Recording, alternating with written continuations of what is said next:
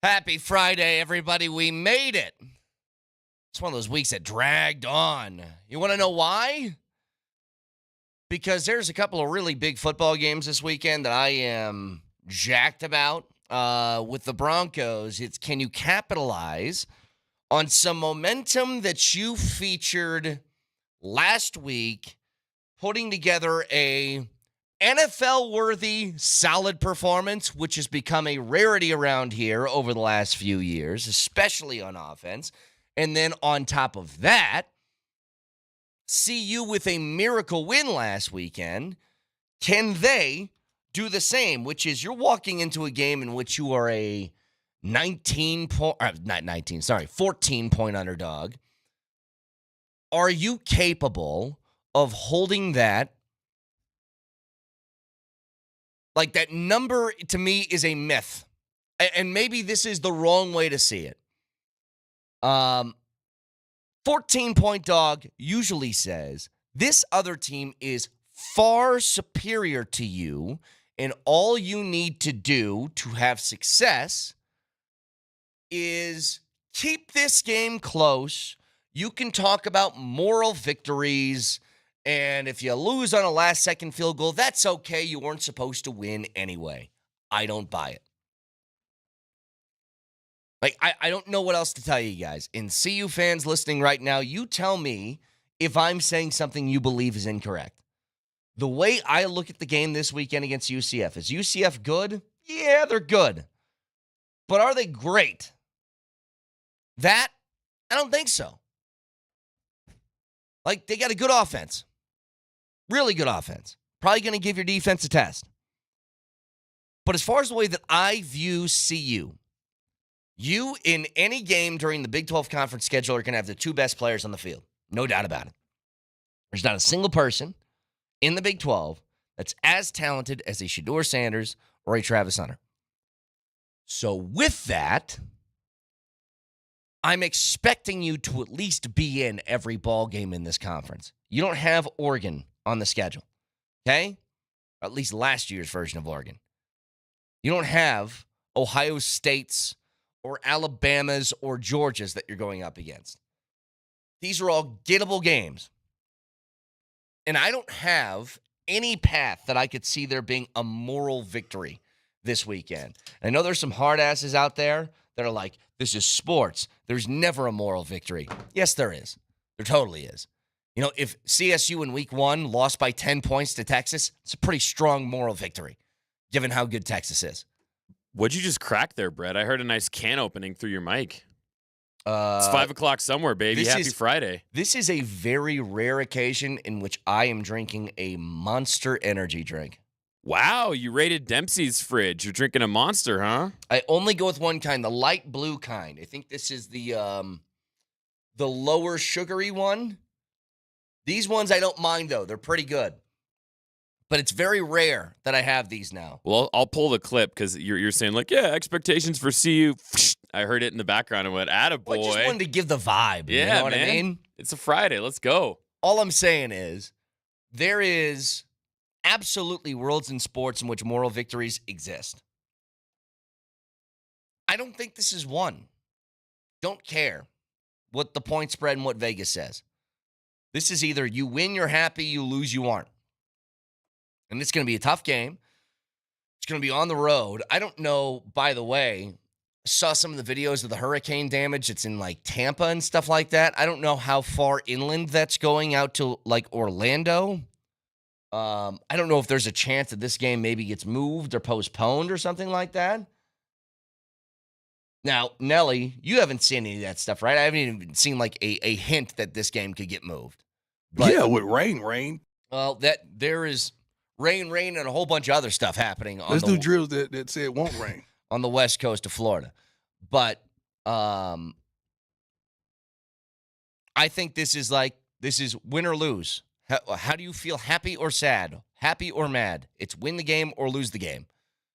I'm definitely with you there for the simple fact that I remember being here last year too. CU got to 3-1 slightly differently last year, obviously, because they had those 3 thrilling wins and then dropped to 3-1 with that gut punch loss at Oregon. I think was that game 4. when they started conference play. Yeah. And for example, remember what you're going to say. That's another one of those where they're 3-0. If they went to Oregon last year and they lost by a touchdown, you're telling me you still wouldn't feel good about CU? The problem was they get their doors blown off. So go ahead. Yeah. Right. And so I'm in that.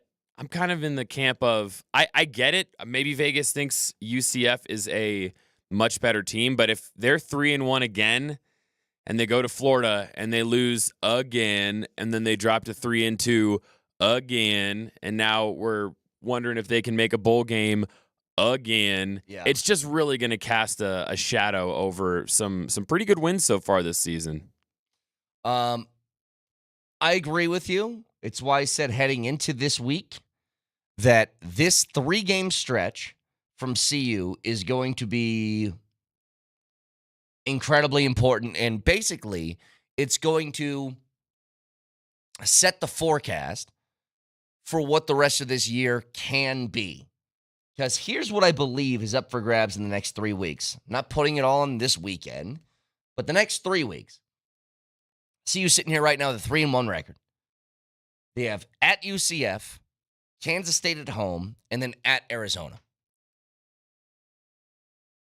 If you go 2-1 in this stretch, puts you to 5-2 on the year, that puts you to 3-1 in conference play. Literally everything is on the table, including a college football playoff still. Because the next couple of games after that are Cincinnati and Texas Tech, 2 very winnable games. And then it's Utah, Kansas, and Oklahoma State.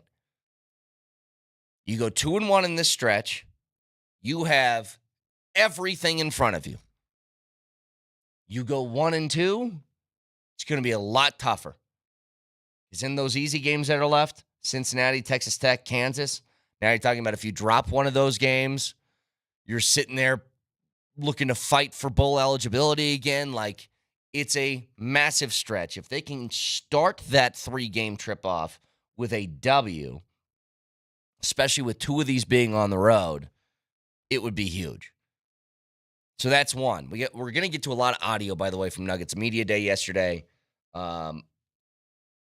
Always nice to see those guys back in the building this time before they take off for Abu Dhabi in a couple of days. But on the Broncos side, I feel like that's going to be, despite the point spreads. So right now, you look at what they're up against, and it's a good Jets team that is essentially in year 1 under Aaron Rodgers because it's the first 3 games that he's played with the franchise. And the point spread in that game is about half of what the CU and UCF score is. You know, the Broncos are 7.5-point dogs on the road there. And I feel like they're a longer shot to win than CU is. The Jets have something that I know is great. Aaron Rodgers can still do the Aaron Rodgers stuff. They're very talented on offense and defense. They have a couple of injuries that maybe you can exploit some things, but, 3 games into the season, the Broncos have 3 guys on the IR. Started with Estime in week 1, Baron Browning in week 2, and now Alex Singleton in week 3. For as good as that defense is, Browning and Singleton are 2 major contributors to their success. As those continue to stockpile, it's going to be more and more difficult for them to keep that consistent level of great play defensively, which is led directly. We all got enamored with the 26 points in the offensive play last week. Holding Tampa Bay to 7 points at home is incredibly impressive. And you did that through getting pressure on the quarterback. And let's make no mistake about this, by the way. One of the things that I'm looking for this weekend, 7 sacks is a giant ask. I would never ask a team to get you that consistently. But I'm just talking about pressure. Can you take the backup right tackle for the Jets, abuse him, get pressure on Rodgers, make him get the ball out quickly. Do not let him sit back in the pocket and wait 3 or 4 seconds to find a receiver. He will pick you apart. Can you get pressure on him? And if you want to be honest about it, Aaron Rodgers has never been fleet of foot, but he's been pretty shifty in the way he's been able to find open space, create more time, take off for that 7 to 8 yard gain that gets you a first down. Like he's done that throughout his career. I don't know if he has that in his back pocket anymore after the Achilles injury and being 40 years old. You know who did have that ability? Baker did, and it didn't matter. You still got after him. Baker's more athletic than Aaron Rodgers is, and it's not even close. So create pressure on Rodgers, and you got a real opportunity to find a way to overcome the Giant deficit. For the record, by the way, I believe last week in the NFL, the 4 biggest underdogs of the week won. I think I have that correct. It was a pretty wild week last week, and I don't know where I can go back and find this with the spreads. But let's see. One of them had to be the Carolina Panthers. Had to. Because Carolina was walking into that game playing awful. So here's one. Cleveland lost at home to the Giants. They were 6.5-point favorites last week. Would it be Texans-Vikings? No, that game was close. But I know the Panthers was another game. There's a couple others on the schedule. The Broncos had to be one of them, for crying out loud. Yeah, they were 5.5-point dogs, and they not just win, cover by a ton against the Bucs last week. Oh, and then Rams over the Niners. Rams were 6.5-point dogs. So you see all these things happen, and like this is what the NFL is. It's why every point spread is basically within 7 points, most of them around 3 or less. Because every game's going to be one possession.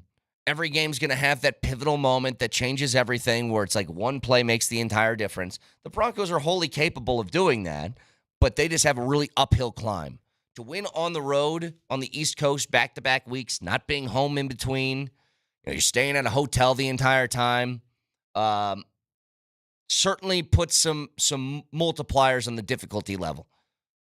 You know, if you play NCAA football, that stadium pulse is high, okay? But doesn't mean this is an impossibility or the Broncos can't be close to the team that the Jets are. They certainly can. But they need to play a pretty mistake-free brand of football to make that happen. What did they do last week? They didn't light up the scoreboard for 38 points and 500 yards of offense. They had 350 yards of offense and 26 points. It's a decent game. But they didn't take a sack. They didn't turn the ball over. They didn't make egregiously stupid mistakes. And they capitalized on opportunities that were presented to them. If you do that in the NFL, you got a really good shot to win. Can you do that again? Can you do that 2 weeks in a row? No, either way, that win last week has bought some goodwill moving forward for some optimism and reasons to believe that this can work. But this is a big one this weekend to kind of prove, okay, are you just going to be a team that occasionally puts up a nice game, or can you be a team that can really surprise some people? Get a win this weekend, you're back to 500, who knows what the hell can happen? Maybe the season can go a lot better than we originally thought.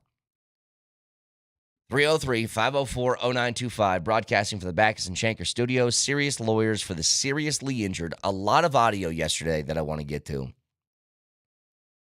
See all your favorite dudes. Nikola Jokic, who hates that entire day yesterday. Jamal, who hates that entire day yesterday. And then you have Aaron Gordon, who loves days like that. Aaron Gordon is, I know he's been coined Mr. Nugget for good reason. That guy rules. And a couple of things that he said yesterday, I love. We'll get to next. A moral victory this weekend. I know there's some hard asses out there.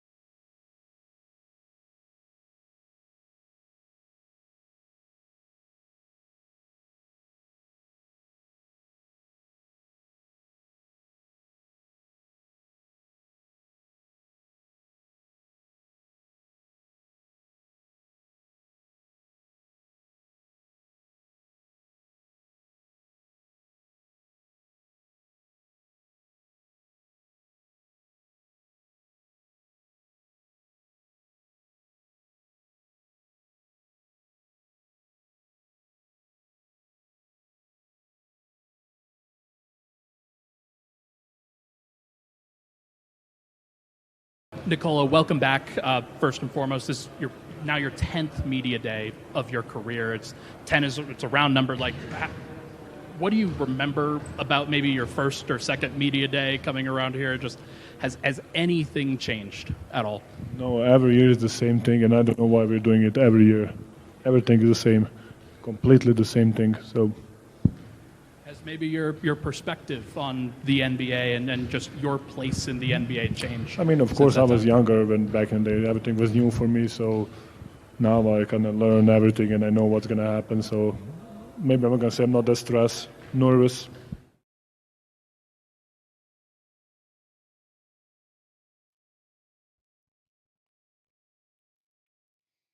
That man hates stuff like this. He really does. I mean, I know people make jokes about it, and it feels kind of true. Like, Jokic just treats his job as a 9 to 5. Just like, I'm going to work, okay? I'm going to work. And he doesn't like to talk about his game. He doesn't like to talk about his team. He likes to just show you. And you know what? I prefer that than somebody who talks too much and doesn't have anything to back it up. Because I don't think there's any question about it.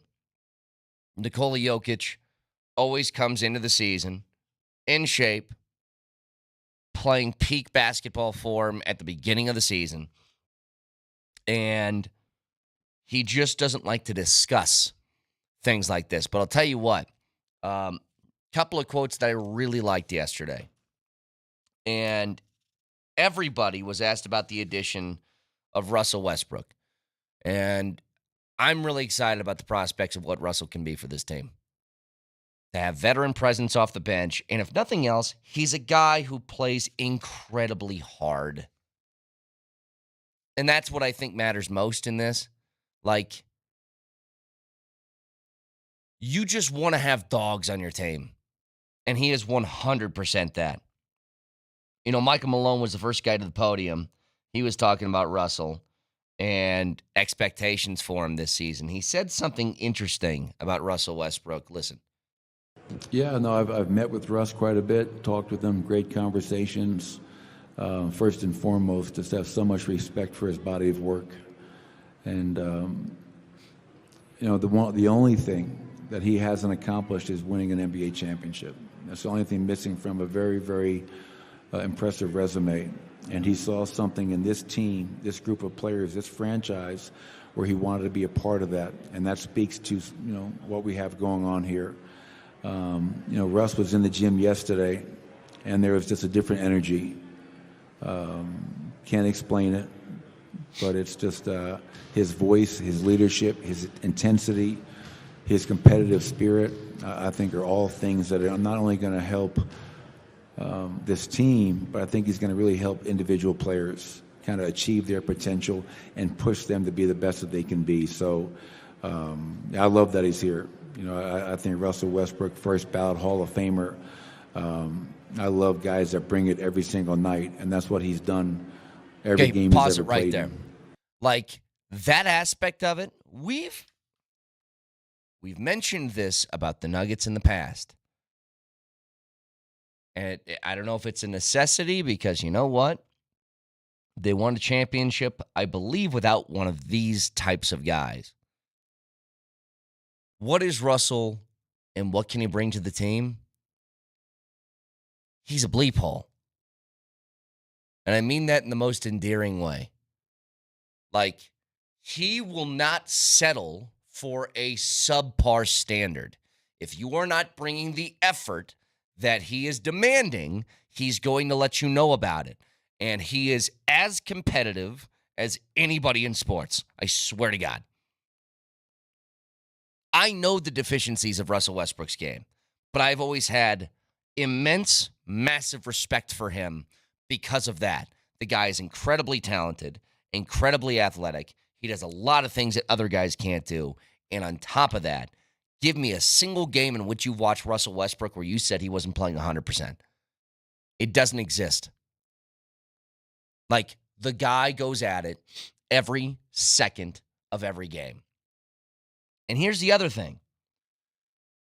As Malone continued to talk, he mentioned this, that Russell Westbrook can be a closer for you because of what he brings defensively. He was tasked last year with guarding some of the other team's best players in the most crunch time of moments because he's still, and I don't know what he is, 35, 36, athletic enough to keep up with them, and he plays with that intensity that matters defensively. Like, other times in Russell Westbrook's career, I don't know if he's a fit here in Denver. With the way that this team is built, I don't know if he's a fit because he's a guy that would need the ball in his hands, and he would have to kind of do that sort of isolation. I take my guy one-on-one, blow by him to the rim, and finish. He's still got that in his bag. But obviously, he can't play that way with Jokic. But you know what? Like, there's going to be a lot of minutes that he plays with Nikola Jokic on the floor this year. He's not going to be strictly in a backup role. I think there's easily times where you could see them go, Russ plays point, Jamal plays the 2, and then you have like a Porter and Gordon and Jokic sort of rotation. You know what he could be really good at? When Joker is, probing that sort of elbow, and he's got his back to the defender, and there's a double team coming, and he's got to make that decision. I got to kick it out to somebody. So you got MPJ waiting at the three-point line, Jamal at the three-point line. You got AG in the dunker spot. Guess what else you can do? With his athleticism and finishing ability, you're not telling me that he could be an elite cutter with Nikola Jokic? Because he totally can. Like, not just him either. Listen to Aaron Gordon as he is asked about Russell Westbrook and what he brings to the team. That picture that famously AG and him got in a little dust up in the game. They didn't talk about this, but just go back in your memory banks. Him and AG got into a dust up, and AG is standing over the top of him, giving him the stank face. Here's what that guy had to say about Russell Westbrook. Yeah, just the energy. He's a hell of a competitor. You want him on your side, and I'm glad we got him. He brings it every single night. His playmaking ability is up there with the greats. I mean, dude's a legend. He's Hall of Famer. It's great having that energy around. And, he just like to take no prisoners, no mercy, us versus them. I love that. I love that mentality. So I'm ready to go to war with them. 100%. And this is a point in Russell's career where he knows what his role is. He's not the feature guy anymore. He hasn't been for a few years. Wasn't that in L.A. on either L.A. team, the Clippers or the Lakers? And he knows he's walking into a situation where the team is built championship ready. They're capable of winning a ring this year. And if he can go and fit into a puzzle for a sorely needed piece, he's going to take that role and he's going to run with it. By the way, Russell himself, a couple of clips here. He was talking about why he chose to come to Denver. Here's Westbrook. Just a culture, looking out, from outside looking in. Team has always been at the top of the Western Conference. Always in the hunt to win a championship, always play the right brand of basketball. I'm always, at this stage of my career looking to play the right way regardless of the wins or losses, understanding that playing the proper brand of basketball allows everyone to kind of get involved, allows the team to grow, and also allows you to be able to win at the highest level. And the Nuggets, has been doing that for years, and I'm grateful to be here. Again, this isn't an accident. You take a vet minimum deal to sign with a team because you know that you can be maybe a missing puzzle piece. But when he was asked what it's going to be like to play with Joker after playing against him for all these years, here's what he said. Honestly, just to be on the floor with him is a grateful honor, and I'm grateful for that. He does so many different things on the floor that allows other people to be great, and I'm just happy to be able to be a part and not playing against him or scouting against him, and I'm able to kind of see his greatness up close and see the things he's able to do, not just on the court, but off the floor as well, and I'm grateful for that. You know what I appreciate about him? He's a guy who gets it. He understands. And maybe it's a byproduct. You know, I've always thought something like this helps. You know, sometimes a dude needs to be put in check.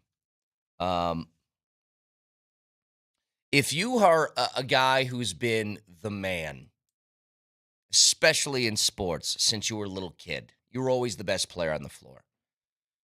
You know, you see examples of this, you know, maybe star quarterbacks in the NFL or great AAU players that do that in the high school ranks. They get to college. They're the number one recruit in the country. They go to Duke. They then one and done at Duke, and they go to the NBA and the number one overall pick. They have success. Like those kind of guys, their egos can start to run wild.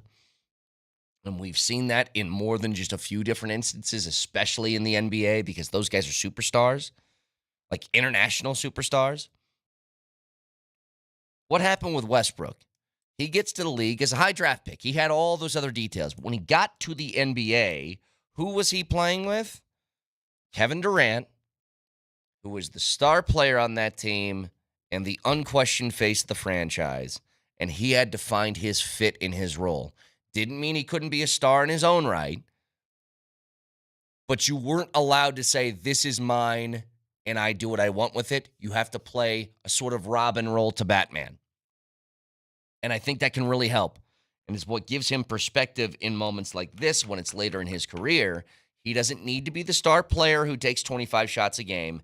He needs to be somebody who fits the best role that the team needs and understands there is a very good player on this team that is the best player in the world. I acquiesce to him, and I play off that guy's talents. He's been doing that for the majority of his career. He only had like a couple of years, I think, in, I don't know how many years he's been in the league, 14, 15 years, in which he's been the man on a basketball team. And it was shortly after Kevin Durant left. He had a couple of years in OKC where he was the dude, and he put up 30 shots a game. Those were the triple-double seasons where he was, you know, changing how we viewed the NBA triple-double stuff. But beyond that, he's played with Durant. He's been alongside Harden in Houston. He's played alongside the guys in LA like Kawhi. He's played alongside guys like LeBron in the Lakers. Like most of his life, he's had to play a secondary role, and he gets it.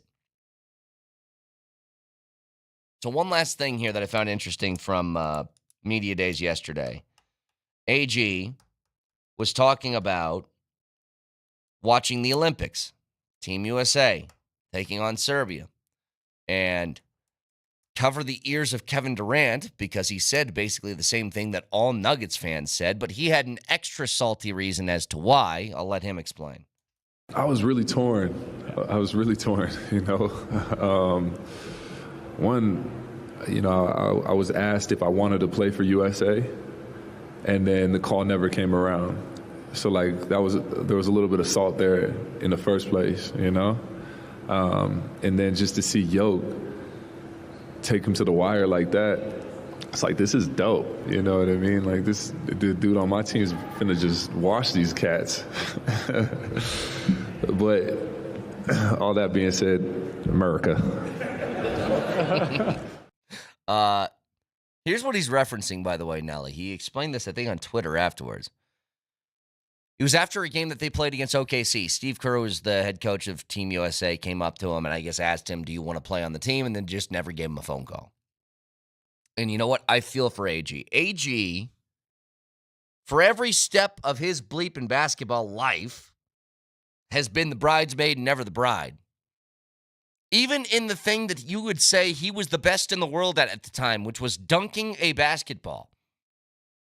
He loses to Zach LaVine because Zach LaVine plays in Chicago and Dwayne Wade is from Chicago and wanted to give his guy a boost. In a dunk contest that was for the ages, one. But number two, I think he clearly won because he did things that no human being I've ever seen do in that competition do. So that, he's never made an all-star game before, despite being, I think, incredibly qualified for one. Not even an NBA all-defensive team, which I don't even know how that's possible for a guy who can literally guard 1 through 5 and do it at a very high level. And then to be snubbed from Team USA when you were specifically asked by the head coach, do you want to do it? Yeah, I would feel some type of way too. I feel for the guy. On the Safeway Twitch feed, Porter should be the 6th man, in my opinion. I highly disagree. If you've watched Michael Porter Jr. play with the Nuggets, there are times that he plays with that second unit, and he is not nearly as effective because I don't think that Porter is much of a creator by himself. He's a catch-and-shoot guy. And that's not some sort of, jab I'm throwing at him. Nelly, is Klay Thompson a pretty good player in the NBA, or was he a pretty good player in the NBA? Hot take alert. Yeah, he was. Did he ever strike you as a creator with the basketball, or was he more catch and shoot? He had that one game where he dribbled, twice the entire game? And he put up 50 points? Yeah. This is what I'm getting at. You can have a very effective role and not be a, quote, creator with the basketball, but for that to really operate at, optimal level, he needs to be a guy playing off Joker who's sucking in a double team and he hits a shot from the outside. He doesn't need to be a guy on a bench unit where you're saying, give him the basketball and let him create a shot for himself. I don't think he's very good at that, and I don't know if he ever will be. I think some of the back injuries have limited the athleticism that he has to get around guys so they can get up in his kitchen and make sure he doesn't get a clean shot off. But if he's playing alongside Joker, that's exactly what you want to see. The dude on my team's finna just wash these cats. Yeah. And he almost did. 303-504-0925, Champ Mazda text line, one price, one person, 1 hour. So tonight, high school football, Ralston Valley against Valor Christian. We got Vic in Sanford on the call. That's going to be on AM 950 at 7 p.m. tonight. Also got PhD going to be out at Joe Willie's on Broadway from noon to 3, so go say hi to them and get your weekend started a little bit early. Tell the boss you got a lunch meeting with a client. And that lunch meeting is you watch PhD say words and then you have a couple of drinks. Sounds good to me. If I were a boss, I'd allow it. So go check them out at Joe Willie's on Broadway, noon to 3 today, Columbus, Hastings, and DMAC. 303-504-0925. Here's what we're going to do. We're going to come back. We're going to do what we do every Friday to close out the appetizer. We're going to force our fine producer, Steve Nelson, to sing. Freddie and his bets next.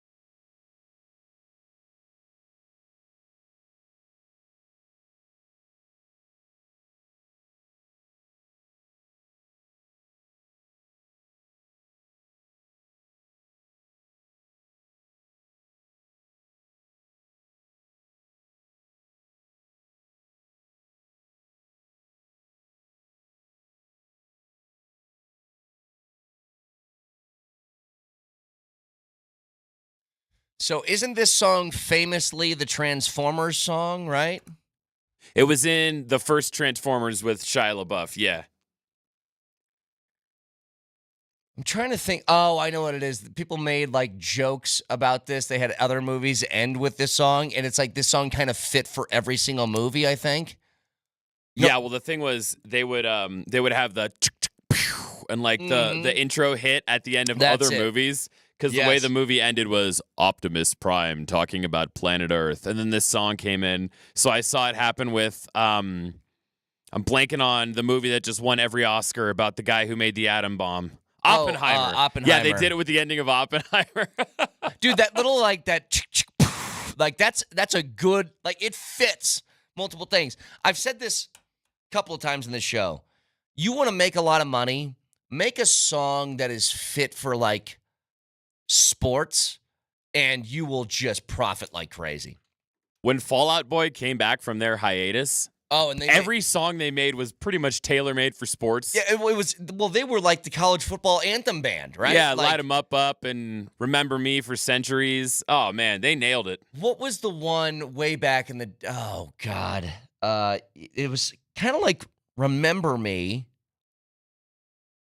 God, what was it? This is back like 2012. Well, I mean, they're 2012. Okay, the Remember Me for centuries. Fort Minor had a song. Oh, no, that was Remember the Name. Remember the Name, that song. Okay, well, hey, pop quiz. Remember the Name. The guy who rapped on that, Mike Shinoda, do you know what his main band is? That was just his side project. Wait, I know Mike Shinoda. I cannot answer your question, no, but I know the name. He's the rapper from Linkin Park. Oh, okay, so that makes total sense. There you go. That, though, like, if you can make a song like Remember Me for Centuries or Remember the Name or Light 'em Up, like, you're going to just rake in cash from sports that want to use that. But, Brett, coming up with a song that's perfect for sports, it's kind of a crapshoot. I'd say it's about 10% luck, 20% skill, 15% concentrated power of will, 5% pleasure, 50% pain, yes, and 100% reason to remember the name. Remember That's this song and pay me. Exactly right. 303-504-0925. So I just got a couple of college football things real quick that I want to get to. Brett McMurphy a couple days ago says Air Force and UNLV expected to remain in the Mountain West. Sources told the Action Network the two schools are expected to each receive a signing bonus between $25 to $30 million, 5 times their media rights value from the pending exit fees the Mountain West will receive, a source said. I don't know. I don't know what you're supposed to do here. If more teams end up leaving and you're scrambling to like make a conference, then this 25 to 30 million sounds great. The issue is going to be, well, what happens if more teams leave? Like, you're banking on the idea because Mountain West, they still need one more school to reach an FBS minimum of 8 members by 2026. So they got to pluck somebody else, which I guess they could. You know, I've said this before. Go and grab all the Dakotas and the Dakotas and the Montanas. Give me all the Dakotas and the Montanas, and then you can make a conference that way. They would be more than happy to make a jump to the FBS level from the FCS level. And they're good football teams. Are you laughing, Nelly, that the texture says you sound pretty salty that you haven't sold out yet? Yeah, I didn't realize I sounded salty. Hey, 720-939. Know anybody on a record label? Yeah. Just trying to get some of that cash. You think Nelly wants to be here in the morning? Please. He wants to be rocking out. Sell out with me. Oh, yeah. It's a Scott Friday. Let's do it. But they're gonna basically, I guess, hang tough. Hope they can find a couple more teams to join the conference and cash in on those payouts of those teams that are leaving. Here's the other thing. I think this is really smart, actually. So is this good to air here, Nelly, this Portnoy audio that I sent you? Because Dave Portnoy obviously the founder of Barstool Sports. He's a big Michigan fan. He said what he's willing to do every single year to make sure that Michigan has a quarterback. Because right now, Michigan is a good football team that does not have a standout QB, and it's probably going to be what keeps them from, I don't know if it's getting to the college football playoff, but certainly being a major factor in the championship discussion. So Dave Portnoy was on one of his podcasts and said, here's what he's willing to do with his own personal money. Michigan, I will be the quarterback guy. You just say, Dave, you go. I'll talk to Sharon. Who do you guys want? Who's in there? Give me a group. I'll go get them. I will sign them $1 million, $2 million, whatever it is. What's the top? $3 million. What if, I mean, are some of them going for more? Wasn't the I don't Nico know. kid like... Fine, but I can get a quarterback. We don't have a quarterback. If I don't get the number one, for 3 though. You can be in the stratosphere. Yeah, but you don't want to. I'm wondering, like, is Dave? How are you running this? I want to get a quarterback, or I'm like George Steinbrenner. I will spend any amount of dollars. No, I'm gonna get us a top 10 quarterback in. A top 10 quarterback in every cycle. And here's the thing, Nelly. I don't think there's anything against the rules about this. I think that's totally allowed. He's a private business. They're willing to do the NIL endorsement fee thing. What he said was the payment would be for appearing on 2 of their podcasts once a week. But he can pay them up to $3 million, and he can get his favorite football team, whatever college quarterback prospect he wants. Whether it's transfer portal, high school, whatever. And God, that if you're a Michigan fan, how nice is that to hear that somebody's just like every year, yeah, I'm willing to do that. And it seems to be totally legal. Like, I think that it's genius. I really do. Like, if you love your college football team that much and you have, unlimited funds, or you just got like a bank account, you're like Scrooge McDuck, and you just really want your football team to win, that's the way you can do it. Can you imagine if you could do that for like a professional team? If the Nuggets a couple years back, they win a championship. By the NBA rules, they are not allowed to pay Bruce Brown the amount of money that the Indiana Pacers were. But a big Nuggets fan who's a celebrity comes out and says, you know what? I'll foot the extra money for it. And it's totally legal. It's crazy. But I don't think there's anything against the rules for him doing this. So you can have just a big-time donor who's like, I want my team to win. Here, I'll spend the money. How's that? And to a certain extent, is this better than just making a fat donation to the school and having them divvy it up? Like, maybe. How many times have you heard people say something like, I'm paying all this money in taxes. Can I at least choose to where my taxes go? Like, no, you can't. But what if you could? What if you say, all right, here's all my tax money. I want this go directly to roads. Like, maybe. This is what the college football world has become. Anyway, we can talk about that in more detail as we go along today. 303-504-0925. Nelly, I got some bets to make, so get singing.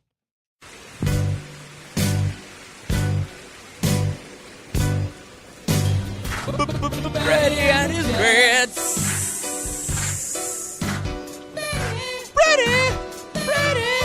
Brady and his bets. Joseph's on a vacation. No, it's Brady and his bets. Oh, wrong song. Whoops.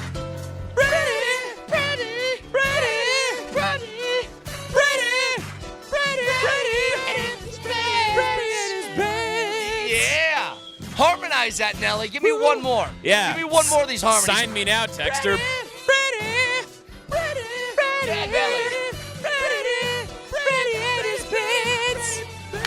I love it. All right. So every single Friday at the end of the appetizer, I give you 2 bets. I give you a lock of the weekend, and I give you an underdog of the weekend, a long shot of the weekend. The lock. Yeah, I'm taking the winless team to win by 4.5. The Cincinnati Bengals on the road at Carolina. Carolina had a nice little game with Andy Dalton. The Bengals desperately need a win. They are not starting the season 0-4 and losing to Carolina in Carolina. Fun story, Andy Dalton, but since they're going to get their first win this week, and I think they'll do it by more than 4.5 points. The long shot. Every once in a while, I'm not saying this team is going to win, but it's worth throwing some bucks down. Illinois is a 17.5-point dog on the road at Penn State at Happy Valley. They're plus 720 on the money line. Luke Altmaier is a really good quarterback for them. Brett Bielema's turning things around. And Penn State wins just over West Virginia, Bowling Green, and Kent State. They only beat Bowling Green by 7, and that game was 27-24 heading into the fourth quarter a couple weeks ago. I think that Illinois has the chance for the upset. Throw down $5 or $10 and just see if that plus 720 can do something for you. So that is Brady and his bets. We do it every Friday heading into Moshe Lombardi and Kane. Speaking of, Moshe Lombardi and Kane next.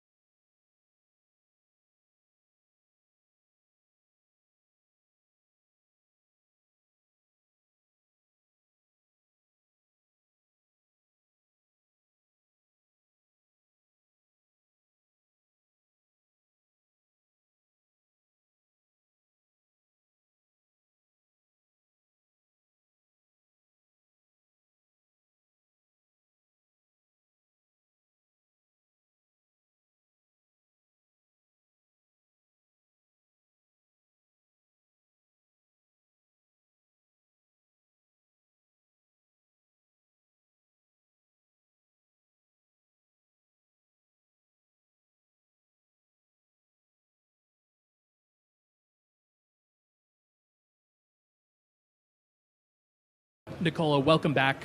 First and foremost, this is now your 10th media day of your career. It's a round number. Like, what do you remember about maybe your first or second media day coming around here? Just has anything changed at all? No, every year is the same thing, and I don't know why we're doing it every year. Everything is the same, completely the same thing. So, has maybe your perspective on the NBA and just your place in the NBA changed? I mean, of course, I was younger when back in the day everything was new for me. So now I kind of learn everything, and I know what's gonna happen. So maybe I'm not gonna say I'm not that stressed, nervous. I'm reliving the same day over and over. Nuggets Media Day yesterday. Got a ton of audio to get to from that. I'm going to say something, and I don't have perspective on this, so I might be wrong, but I would challenge other NBA cities to tell me if this is correct or incorrect. Do the Nuggets have, per capita, the most people that hate this day? Jokic hates that day. Jamal hates that day. Jamal Murray hated Malone yesterday. Hates that day. And I don't think Calvin Booth likes that day all that much either. Like, as far as your top guys in your organization, your two best players, your GM and your coach, they all can't stand that. I think they have the most per capita. Well, I'm going to be perfectly honest. The Denver Nuggets are not the most media-friendly team in the NBA. No. Okay? And this is the centerpiece of what I do. That's an honest assessment. They just don't enjoy this facet of the job. Now, ain't nothing wrong with that when you're winning games and winning championships. Ain't nothing wrong with that at all. You're never going to hear me complain about that. But that's just a fact. They don't like this part of the job. I wasn't saying on the whole. I wasn't saying that bothered me either, Moj. I'm just saying you can. It's very clear that they're like, get this over with. Let's get to the basketball. Joker. I'm going to be fair here. Joker doesn't like it, but he does it. Jamal doesn't like it, and sometimes he doesn't do it. Yeah, there's a big difference there. There's a big difference. A lot of 1, 2, 3 word answers out of Jamal yesterday. A lot of those. I'll tell you two guys who did like it. Russell Westbrook talked for about 20 minutes or so it felt. And Aaron Gordon was great yesterday. I love that guy. Dude, AG. Aaron Gordon, you know what? Again, dude. He's the best. My life goal from this point on is just to be a butler in one of his cologne commercials. Or maybe a driver for him. I mean, he's in the Ferrari with the chick anyway on the Amalfi Coast. Dude, let me mop the warehouse for you. Can I be like can in I the do background? Yeah. Emptying the garbage for you, man. So, I love that guy. And what he had to say, and I heard it on the appetizer hour, but I also watched it all yesterday. Great stuff about Team USA and everything else, and maybe feeling a little bit scorned. Can I give you thwarted, if you will? Can I give you like the unexpected takeaway that I had yesterday that was like on my mind most? And I don't know, maybe this is too over the top or whatever.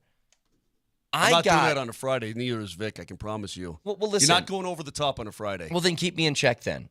Because of all the things I heard yesterday, the thing that I left with from all those different conversations, I am so bleeping pumped about Russell Westbrook. I become so much more excited every single day that I think about him being on this team, and I'll explain why. We'll get to some of the audio in a second, but just off the top. Like, Vic, you say this all the time. All the time. And I don't know if they've ever really had it, like truly had one of these guys. You know what Russell is? He's a bleep hole. And I mean that in the most endearing way possible. 100%. Like, he is, I will bring 1,000% effort every night, and if you do not do the same, I'm going to get in your face. You know what he is? And it was illustrated perfectly yesterday when you heard Michael Malone talk about him, how he brings the energy level up even on the practice court. And when you heard Russell Westbrook talk, and the reason why I love the acquisition, listen, we can get into the weeds about his three-point percentage and all the other stuff he does. Here's what he is to the Denver Nuggets. He is the Rottweiler on Michael Malone's leash. Yep. That's exactly what he is. Coach Malone's walking around. He's got this big bad dog with him. And I tell you what, he's going to hold everybody accountable. You know why? Because he don't give a blank what you think. He's Russell Westbrook. He's Hall of Fame bound. He don't need to prove anything to anybody. You think he cares what some of these players think about him? He's going to hold each and every one of them accountable at practice, in games, on the road, and that's why he's here. He's a Rottweiler on the leash. They need one. They desperately needed one for a couple years now. They've got one. Let's go. We've been sort of pining for that kind of guy for some time. And now it appears that they've got that guy. I want to see it. I want to see it enacted on the floor. I want to see what it looks like, that sort of thing. But you have the opportunity here now to have, again, when Jamal's doing his thing and he's got his scowl going on and Joker. Again, Vic, you were gone yesterday when I said this. I said after the Morris incident at half court some years ago, I can't remember anybody else ever really challenging him at all. Guys have, sort of barked at him and that sort of thing. But whenever two guys get together talking about Joker and whomever else, the guy, his next step is backwards. You see what I'm saying? His next step, Vic, is this way. And Joker's just pushing him, the space. You can feel like there's this air bubble in between, and that guy's backing up through it. So when you have that kind of mentality, that kind of attitude, that, go get him type of stuff, and now Westbrook comes in and he's going to be that Rottweiler, as you say, that sounds pretty cool. It sounds a little intimidating in the Western Conference, if you ask me. Nelly, if you have, please, let's hear some random Westbrook stuff, because I want to warn you guys, the thing about Russell Westbrook, he is all ball, okay? So if you're looking for him to do like fun little feature pieces, and, we had a room set up apart from all the media conferences yesterday where we interviewed and had some fun with the ball players yesterday, and a lot of them showed up. Russell's not one of them. That's not what he does. He's here for one specific reason, and that's to play basketball, okay? He's not here to play our little games. No problem with that whatsoever. I'd like to hear from some Russell Westbrook, if we could, please, because I didn't get a chance to hear his press conference. I was upstairs doing my job. I just want to hear what he had to say. Well, here's one of the first things he said, why he chose to come to Denver. Go ahead. Just a culture, looking out, from outside looking in. Team has always been at the top of the Western Conference.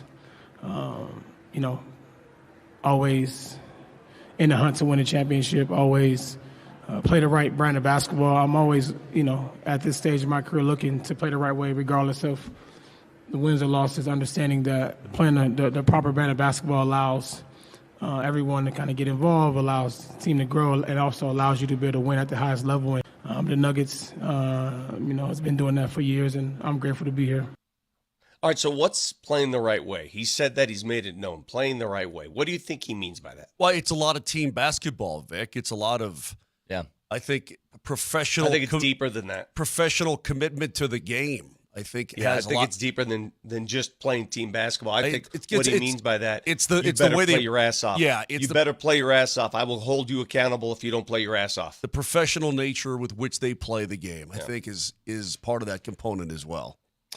Nelly, can you cue up Michael Malone talking about this too? Michael Malone was the first one to the podium yesterday, and he was talking about the acquisition of Russell. And you want to talk about, Vic, you said he's the Rottweiler on the leash for Michael Malone. You tell me, personality-wise, is that not exactly what Michael Malone wants in a player on his basketball team? Well, hear him explain it. Yeah, no, I've met with Russ quite a bit, talked with him, great conversations. First and foremost, just have so much respect for his body of work. And, the only thing that he hasn't accomplished is winning an NBA championship. That's the only thing missing from a very, very impressive resume. And for that, he goes on to talk about a couple of things. One, that he totally sees Russell Westbrook being a guy that can close games for him, because he talks about how he was always on the number one offensive player on the opposite side guarding him. And for his age, I don't know, what is he, Vic? Is he 35? 35 years old. 35? He's 35. He still has a ton of athleticism. But you know what I like about Westbrook in two ways as far as fit? Like, number one, I think for a lot of guys who enter the NBA, especially if you're the caliber of player that Russell Westbrook is, he's a first ballot Hall of Famer, no question about it. You're the man in AAU ball, you're the man in college, and then you're drafted really high, and then you're the man on the NBA team. In his long career, I don't know how long he's been in the league, 14, 15 years, whatever it is, He's been the man on his basketball team for like 3 years. Mm-hmm. He's always had Durant. He's always had a Kawhi. He's always had a LeBron. He's always had a James Harden in Houston. He's always had somebody like that where he had to play a role that wasn't I'm the star player. Now, the years that he did, that's when he had the triple-double seasons and the MVPs and stuff like that. But the point that I'm making is he's going to come in and do whatever's asked of him. Whatever the Nuggets need him to do, whatever role they need him to play, he's going to do that. And in times that he does play with Nikola Jokic, think about this for a second. If you play him maybe at the point, you play Jamal at the 2, then you got Porter, AG, and Joker on the floor. So you have MPJ and Jamal Murray when Jokic gets that elbow or wherever he's at and he's backing down a guy and then maybe a double team gets thrown at him. He can kick the ball out to MPJ or Jamal for a 3, right? You got AG in the dunker spot. Tell me that Russell Westbrook wouldn't be an elite cutter in that offense. Oh, I think he would be. Yeah. Now, he brings one element that the Nuggets really, really desperately need. And I'll ask you this. Who on this team right now is the best guy getting to the rim? Who? Right now. I would say it's Joker. I'm talking about Aaron Gordon's speed to the rim. Aaron Gordon's pretty damn good at it. Speed to the rim. Beating your man off the dribble to the rim. I got to be a little more defined in how I describe that.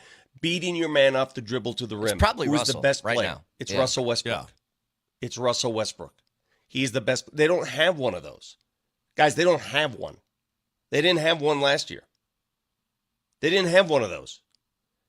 And that's what he does. Now, his weakness is shooting. We all know this. As a team, the weakness is shooting. We all know this. Calvin Booth brought it up yesterday. He said if they don't get that fixed by the trade deadline, they may have to do something. And when I say fixed, they've got to shoot more threes. They've got to make more threes. Just by shooting more doesn't mean you have it fixed. You have to make a few more of those. We'll see. Can Julian Strawther pick that up? Is Christian Brown going to be a better three-point shooter? Can Peyton Watson improve his three-point capacity? Can Joker take a couple more a game? Will Jamal invite himself to shoot more threes? We'll see. But it's the number one area that the Nuggets are going to monitor. Number one, three-point shooting. The Boston Celtics were the best at hoisting and making last year. Number two, the Dallas Mavericks. No coincidence they met in the finals. You got to take more threes. You got to make more threes. You may not like it, but that's what this league has become. I don't like it. I don't like anything about what the league has become. 3-3-3. But that's what it is. And you got to get better at it. I love when players now get to play with Nikola Jokic and to get their thought process on what it's going to be like. And Vic, again, we'll have some Dario stuff, I'm sure, some Saric stuff. I saw your little duality situation with he and Joker. But when Russell Westbrook was asked about now being teammates with Nikola Jokic, it's pretty cool because Russ, as you said, is a future Hall of Famer. Yet he has the opportunity now to go and play with the number one guy on the planet. Honestly, just to be on the floor with him is a grateful honor, and I'm grateful for that. And you know, he does so many different things on the floor that allows other people to be great, and I'm just happy to be able to be a part and not playing against him or scouting against him, and I'm able to kind of see his greatness up close and see the things he's able to do, not just on the court but off the floor as well, and I'm grateful for that. I loved it. The follow-up to that was, well, you know, how did you scout him? We just basically prayed. We just said, okay, and we just hope you hope he misses is kind of the thought, because the guy gets whatever he wants. It's pretty cool, man, and it makes me excited. It makes me very optimistic, Vic, about what's to come. And I know I get that way for Media Day every single year, but I feel like this team is refurbished, if you will, after not being able to defend, you know, deep breath stuff. Okay, they're really going to go about this smart, but I think that they're going to be back. I really do. That's not even my favorite Russell Westbrook quote. There's one quote he had yesterday that defined who he is and what he's going to bring to this team. One quote. That's it. I needed to hear one thing. He didn't have to say another word. I heard this via social media. Nelly, do you have the one I sent you? Play this and tell me what you think of Russell Westbrook. You're known as pretty intense. Have you? Okay, that's So I'll pull it off Twitter. I'll get it Vic, recorded. what did you send him? The internet is failing me. I'll get this ready for you, Vic. Yeah, that's no problem. It was outstanding. We'll get to that in just a little bit. 303-504-0925. A lot to get to this morning as I want to talk about, obviously, the Jets and Broncos coming up. A huge game for CU, by the way. I don't care about the point spread. Like, I think that this is win or lose. There's no moral victory in this game against UCF. It's either you're feeling good with a dub or you're feeling bad with a loss. Keep in mind that tonight, Avs and Stars preseason game number 2, is going to be on 92.5. And then on AM 950 at 7, it's Ralston Valley at Valor Christian with Vic and Sanford on the call. So both of those coming up tonight. You can hear and see PhD live at Joe Willie's on Broadway from noon to 3 today. So cut out of work a little bit early. Get yourself a little, hey, boss, I got to meet a client for lunch sort of thing. Head out to Joe Willie's and see PhD over Joe Willie's on Broadway, noon to 3. A lot more to get to this morning. Stick around.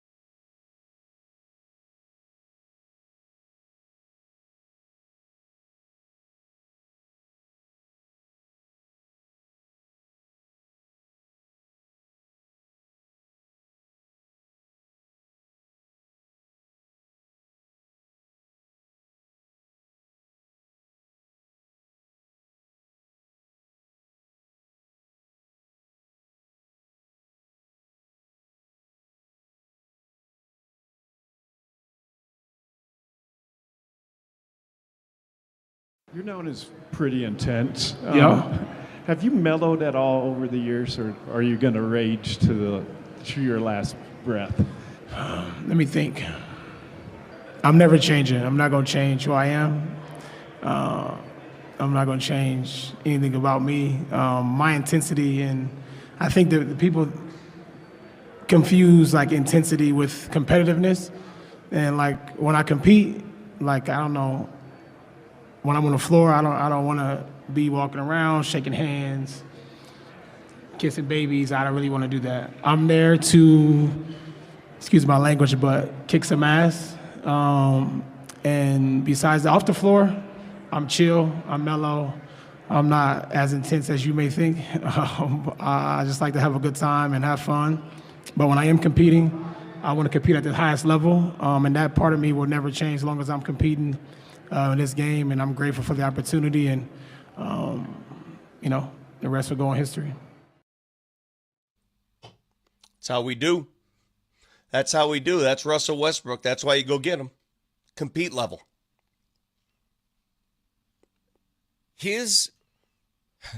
I know he likes to say competitiveness. I'll say intensity. I think it's intense. His level of that has always been off the charts. That's why I've always loved Russell Westbrook. I'm not saying he's like the greatest player who's ever lived. I thought early in his career he shot way more threes than he should have because he just wasn't good at it. But just bottom line is that guy brings an intangible to a team that is, I think, immeasurable. And so many language, but kick some ass. So many textures come through like, oh, yeah, then why hasn't he won a championship? I don't know, guys. There's great players who don't win championships sometimes. Charles Barkley didn't win a championship. It's tough to answer that. I could tell you this. Patrick Ewing did not win a championship. Do you know who the best recruiter is for the Denver Nuggets and a guy who deserves a ton of credit for a lot of these free agent signings? It's a guy they brought back for another year, and I got a chance to sit down with DeAndre Jordan yesterday. DeAndre Jordan's a big reason Russell Westbrook is a Nugget today. DeAndre Jordan's a big reason Bruce Brown became a Nugget. DeAndre Jordan, for what he does, and people say, well, what does he do on this team? He recruits, and he does it well. I mean, he recruits to the culture of the room. There was that story from Harrison Wind that Jokic has been on this Westbrook train for like 2 years too, right? Where he's sort of been going to the front office saying that this is a guy that would work here. But yeah, I can't wait. It's my biggest takeaway from yesterday. It's just I'm pumped about Westbrook. Coming up a little later, I got to unveil some sound I got. Remember, what are the two words that have come out of my mouth for the last 9 months, Moshe? You and Brett both hate me using this guy's name because I've said it Saric. Yeah, coming up a little later, my sit-down interview with Dario Saric and Nikola Jokic. So we'll do that a little bit later. I want to get to the football this weekend. I'll start with the Broncos. So they've been on the road now for over a week, not stopping back home, staying at the Greenbrier, hanging out. There is something about what went down yesterday. We talked a lot about Alex Singleton's injury and how that can affect things defensively, especially going against what I think is going to be the best offense you face so far this year. But I'm not surprised at all if this weekend that Bo Nix game that we saw last week maybe regresses back to closer to what we saw in the first couple of weeks because the Jets' defense is really good. I was looking through the numbers yesterday. The Broncos have an elite pass defense through 3 weeks of this season, giving up 133 passing yards per game, which is almost unfathomable in today's NFL. Well, the Jets are fourth in the league. They're at 150. Mm-hmm. And it's different when you take a defense like that and you face Aaron Rodgers, and you take a defense like that and you face Bo Nix. So what they really, really need to do is, I think, two things, which is please run the football better this week, please. However you have to do that. If that means Bidet gets more carries, if that means that Javonte finally has a breakout game, fine. Please do that. And secondly, they need to find a way to continue to create pressure. I'm not asking for 7 sacks again, Moj, but backup right tackle for the Jets. Let's be honest. As good as Aaron Rodgers is, and Aaron Rodgers has been like sort of sneaky athletic throughout his career, but he's 40 with an Achilles injury now. There's no question Baker Mayfield's more athletic than Aaron Rodgers. Sure. and you got to him 7 times last week, continue to apply the pressure and at least make it difficult to where he can't sit in the pocket for 3 or 4 seconds because he'll pick you apart. But there's also no doubt that Aaron Rodgers delivers the football and gets rid of it better than Baker Mayfield. That's why pressure is going to be a necessity. Well, sure, but I mean, even when he feels the pressure, he'll do something with the ball, and he makes things happen. So you look at it that way. Also, did you realize, and I guess I didn't realize this until I was getting more into the numbers, the Jets are the number 1 team in the National Football League on third down conversions? And I was reading Joe Tippmann, the center, talking about it. He said it's all because of Aaron Rodgers. Yeah. He goes, we get up to the line of scrimmage on third down situations. This guy already has the defense broken down. By the time we even line up, he's already breaking the defense down and got it broken down and knows where to go with it. They are number 1 in the league. So, holding the Jets at bay on third down is going to be a big factor. Big factor. I'm a little worried about how the Broncos defense, which you've given us the numbers, they're number 3 overall total yards given up per game, just under 260. Number 3 in the league, behind Pittsburgh and Seattle, the 2 teams they lost to, ironically enough. They've got a kid who is playing lights out, Jonathan Cooper, who is second in sacks for linebackers in the AFC. They've got all the elements, but they lost Alex Singleton. They lost the green dot. They lost the communicator. They lost the tackling machine. They lost a fundamental piece. Who replaces him? Who calls the defense now? How do they operate? I mean, this is, again, week 4. They're used to a certain method. It's worked, and now you got to change it before this game. I would assume it's Cody Barton, just if I had to guess. I would say it's him. But their rotation and how they're going to use those guys is interesting because I'm assuming we'll see some of Quan Alexander. It's not like you're taking over as a quarterback. It's a little bit closer to plug and play than a QB would be that you signed off the street. But it's still difficult. Like, you have to know where you're supposed to be and what your assignments are. It's a huge factor in this game, and especially with the Jets running game where Breece Hall has had some success against you in the past.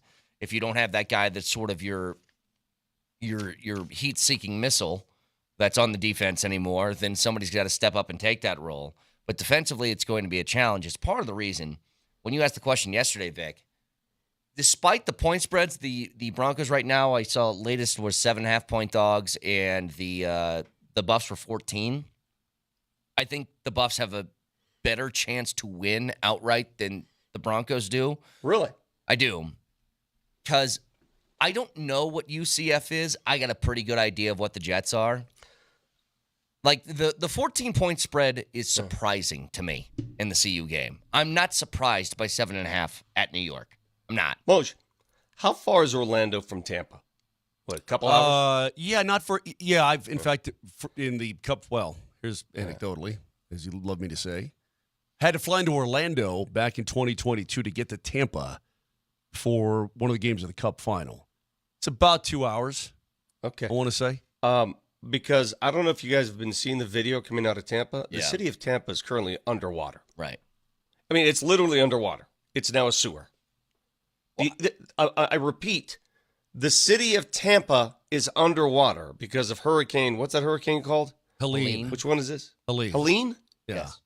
I mean, Helene. I think, Vic, it's probably an hour and a half. It took me 2 hours. We were caught in a big thunderstorm when we were down there, so it took a lot longer, driving at 25 miles per hour. You're going into great detail about your journey from Tampa to Orlando. Well, I didn't you need all asked, that you detail. dirty dog.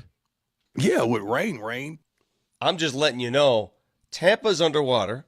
It's 2 hours from Orlando. The game is tomorrow. I know the hurricane is moving out, but I wonder, because the forecasts are all different. Some say dry.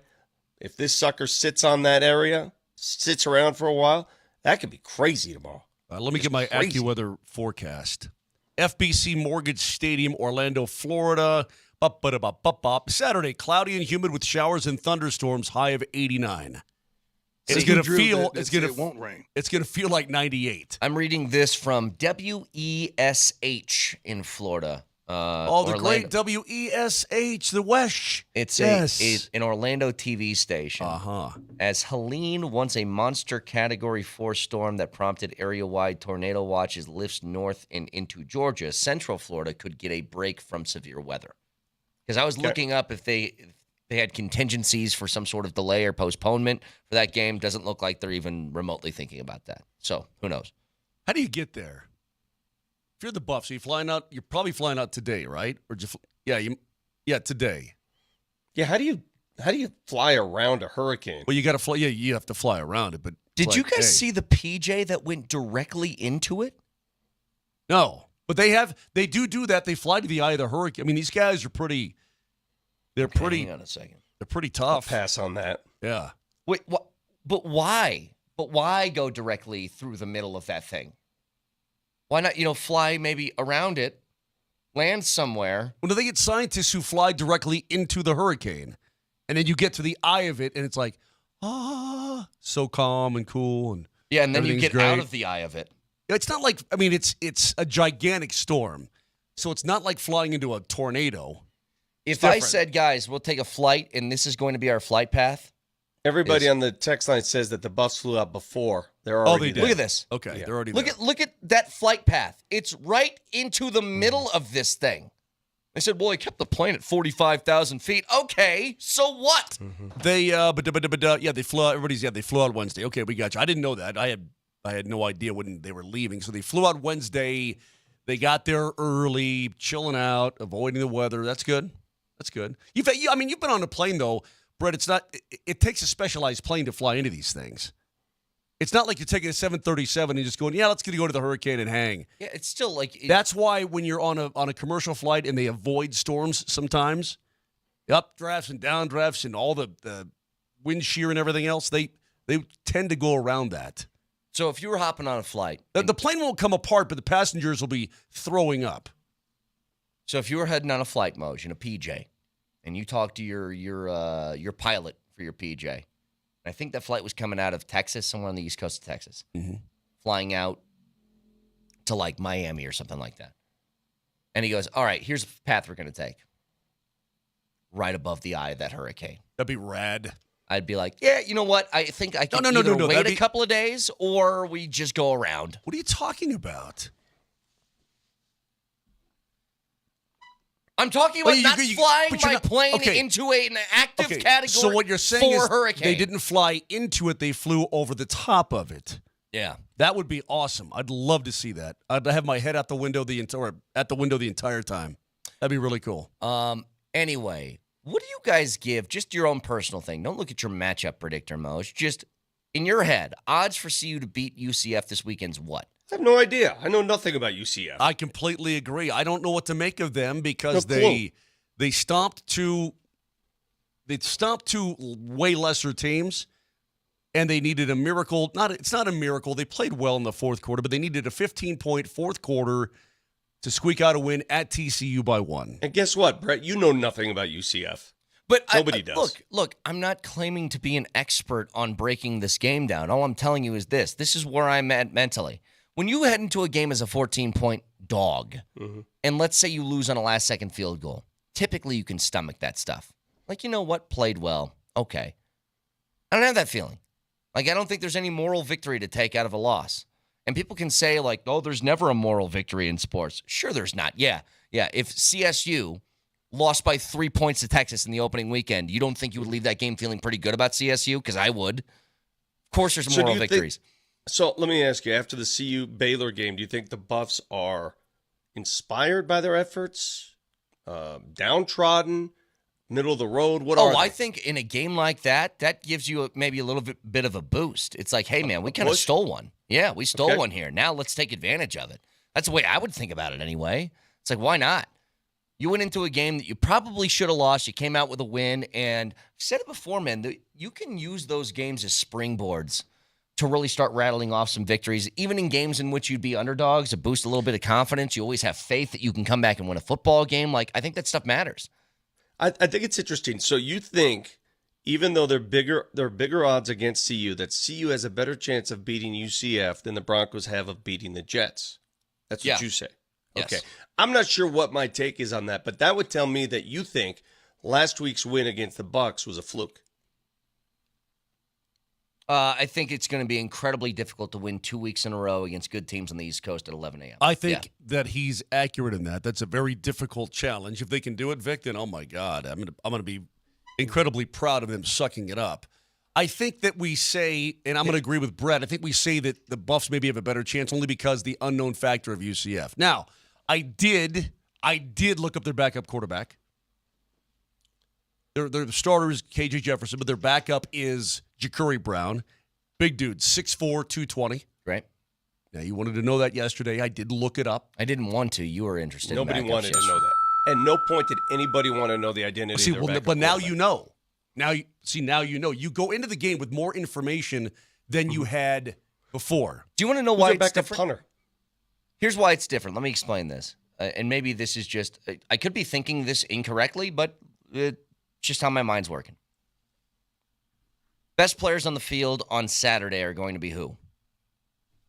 Shedeur Sanders and Travis Hunter. Best players on the field on Sunday are going to be who? Aaron Rodgers and probably a host of Jets before you get to a couple Broncos. Probably. Like Surtain's going to be in the conversation, sure. But Garrett Wilson is better than any wide receiver on the Broncos right now. Breece Hall is better than any one of their running backs. Sauce Gardner is in the same conversation, by the way, as Surtain for best corner in the league. Like, they got dudes on that team. Like, maybe I'm just doing the stupid on-paper talent game, but I do think that stuff matters. You do that a lot, though. It matters. What, having talented players doesn't matter? No, I don't disagree with you. Yeah, but you know what? If that mattered, mattered, if your little policy mattered, then CU would have beaten Nebraska because they had better top-end talent, correct? Oh, but see, it's not just top-end talent. It's how much at the top. Like, what's the percentage? If you were to lay out the top 10 players in a game, what is it? Nebraska had way more of those. Yes, you had the top 2. Rayola's pretty good. Those defensive linemen for Nebraska, pretty good. Like, you start to go through that list, it evens out in a hurry. I don't know if UCF has what you would consider those types of players all over the field. I agree. So we don't know. I guess we'll find out. The game's at what? Is it 1 o'clock our time? Okay, what time is it? Let me ask you a different way. We'll find out at 1 o'clock our time, bro. Would you be more shocked if CU won or if Nebraska, if CU won or if the Broncos won? I said I agree with you. I'd be more surprised if the Broncos won. Yeah. But I also give the Buffaloes about, I don't know, I won't even look at the matchup predictor. I'll say they got about a 35% chance of winning the game. That's what I think. About 35 is what it feels like to me. 303-504-0925. Yeah, go ahead. In the meantime, you can listen to the Altitude Sports Radio app anywhere, anytime, and it's powered by the Will Hite Law Firm. Injury lawyers. Go to WillHiteWins.com. That's WillHiteWins.com. What is it? 82-18. Yeah, don't care. Mosier, by the way, yeah, have you had a chance to sit back and contemplate the hissy fit that you had at the start of the show yesterday? Because I'm still unnerved about that. Are you shook? Yeah, I know. I know, Nelly, you weren't there to see it. Brett and I were. I don't think I've seen a hissy fit like that since one of my kids was 3 years old. Kane, would you agree? Has baby Jamal? It was shocking. Yeah, it was like it's when you ever seen your dad kind of lose it for a second. You're like, whoa, yeah, what's going on here, dude? Whoa, what's happening? Whoa. You think Michael Malone ever walked into the locker room at halftime and thrown something against the wall? Probably. You think so? I don't think Bednar's ever done that. I think he's done that because of the situation that everybody saw unfold. Yeah. You came in with a personal problem and then started throwing things because we were just chilling. Well, here's the problem. Yeah. You to say, I'm not in the mood to get teased today. I was already in that is the most outrageous. Why would you walk into this show and say, I'm not in the mood to get teased? Because let me tell you something. If you're not in the mood to get teased, you better not do the show. All right, let me explain, Brett, and you'll understand this. And it really has less to do with you than it has to do with him. The elevator doors opened, and you're right there in front of me. What's the first thing I see? Me and Vic? Vic's face. Yeah. Exactly right. So that I was already sideways a little bit, and then you see that face, and he had the mismatched hat and shirt on. They didn't go together, and then he goes, "You're a mess." I said, "You know what, mother?" That yeah. And he lost. You kicked your backpack halfway across the room. I wasn't playing. So if you're shook, That's on you, buddy. I showed up. Oh, no, I wasn't. I showed Oh, up to ball later, though. You sound shook. I showed up to ball later to help with the media day festivities, and Jesse, he said, "Hey, you remember what they were telling you about Mosier's freak out this morning?" And he showed me the length that you kicked your backpack. Yeah. Oh my goodness gracious! Well, you're like Sebastian Janikowski. Well, that's the no. problem. The only reason I'm shook, Moj, is because it was an embarrassment for you. You embarrassed yourself publicly. In front of who? There's some people there. There's some people. And they're talking. Well, the lady who rammed me, I couldn't give a rat's crap less. She rammed me. She did what? She rammed me, and you know she rammed me. Number two, that's when I discovered that I didn't have my computer in my backpack. All right. That was a bad moment. By the way, when we come back, I want to tell you one more thing here. I swear to God, this is going to blow your guys' minds when I tell you this player on the Jets and what he has that no one else in the league does. We'll get to it next. I apologize if I got a little foul and said the A word and told him to suck it. But he can't.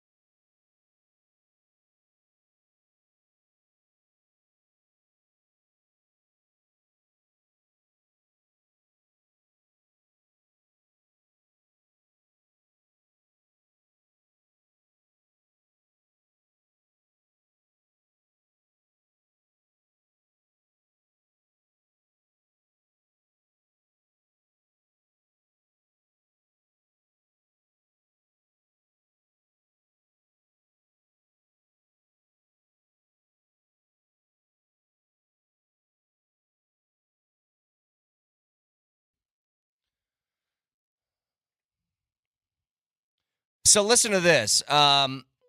Just kind of going through some of the positions for Sunday that the New York Jets, they have the best wide receiver on either team. They have the best running back on either team. They probably have the two best running backs on either teams. Because I don't know if you guys are aware of this guy. His name's Braylon Allen. So Braylon Allen played at Wisconsin, and I remember following him when he first got to college. The reason he was an interesting story, I believe he was 16 when he got on campus. Almost 17, but 16 is when he got on campus. You know how old Braylon Allen is? 20. He was born January 20th of 2004, and he is currently a running back for the Jets right now, and he's huge. He's 240 pounds and 6'2". He's truly a sight to behold, and he's actually playing well for the Jets in his rookie season. So you're telling me you've got a 20-year-old in the National Football League? Yes. So he must be. So when he got to Wisconsin, you said he was almost 17? I believe I have that right. His So is freshman he- year, he was 17 years old, but I think when he got on campus, he was still 16. So is he Well, one of Ryan these? Williams. Is he one of for these the genius Alabama guys? Tide. Yeah. Correct. Ryan Williams, same kind of story. They must be geniuses then, like Doogie Howser type kids, right? Or smart enough to be 6'2" at 16 years old and 220 pounds and ready to play college football. But how are you out of high school? You can't get out of high school. Bryce Harper did that. Bryce Harper went to community college at 16 because he wanted to get in the draft earlier. Okay, there's got to be some sort of mechanism. I thought it was for only kids who are like really smart. Dude, if you take like summer classes, you can roll through a whole bunch of credits and graduate way early in high school if you want to. You're kidding me. Mm-hmm. How come I don't know this? Because you and me weren't smart enough or not athletic enough to even worry about something like this. So if I've got a kid, hold on, theoretically, if I've got a kid, let's say you got a son, he's 6'2", he's 250 pounds, and he's an amazing linebacker. He's a freshman in high school. He's 6'5". He grew early, 6'5". He's Zion. Okay. So you say, hey, listen, summer you're going to take all these classes. I mean, you're going to graduate at the age of 16, and then you're going to Duke. Yeah. You can do that? It's possible. How come I didn't know that? Because you enjoyed high school too much.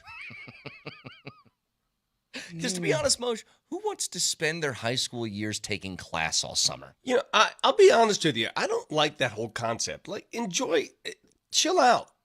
Let's just I agree with you. Ease up a little bit. Who's the guy who works through school? Who's the guy who works for NASA? Josh Dobbs. Okay, Josh Dobbs. And Samari Roll, he's a major, isn't he a surgeon now, Vic? He was a Rhodes Scholar. Remember the former Florida State Seminole? Yeah. Yeah. All right. Are you asking for his name? Samari Roll. I know his name. Yeah. Okay. This kid, that's pretty amazing. I don't know how you do that. By the way, did you guys watch any of that Thursday night football game last night? Giants Yeah, and the entire game stunk. Cowboys. It's a terrible football game. So Cowboys eke out this win over a terrible Giants team. I don't know what the hell they're going to do. Jerry Jones has to be looking at Mike McCarthy like, just, can you please lose? I want to end this now. Speaking of lose, Al Michaels lost it. Excuse me? The amount of flags in that game last night? Yeah. The amount of laundry on the field? June 12th, which was Flag Day or something like that. Go ahead, Nelly. 2-minute warning has not occurred. We got another flag.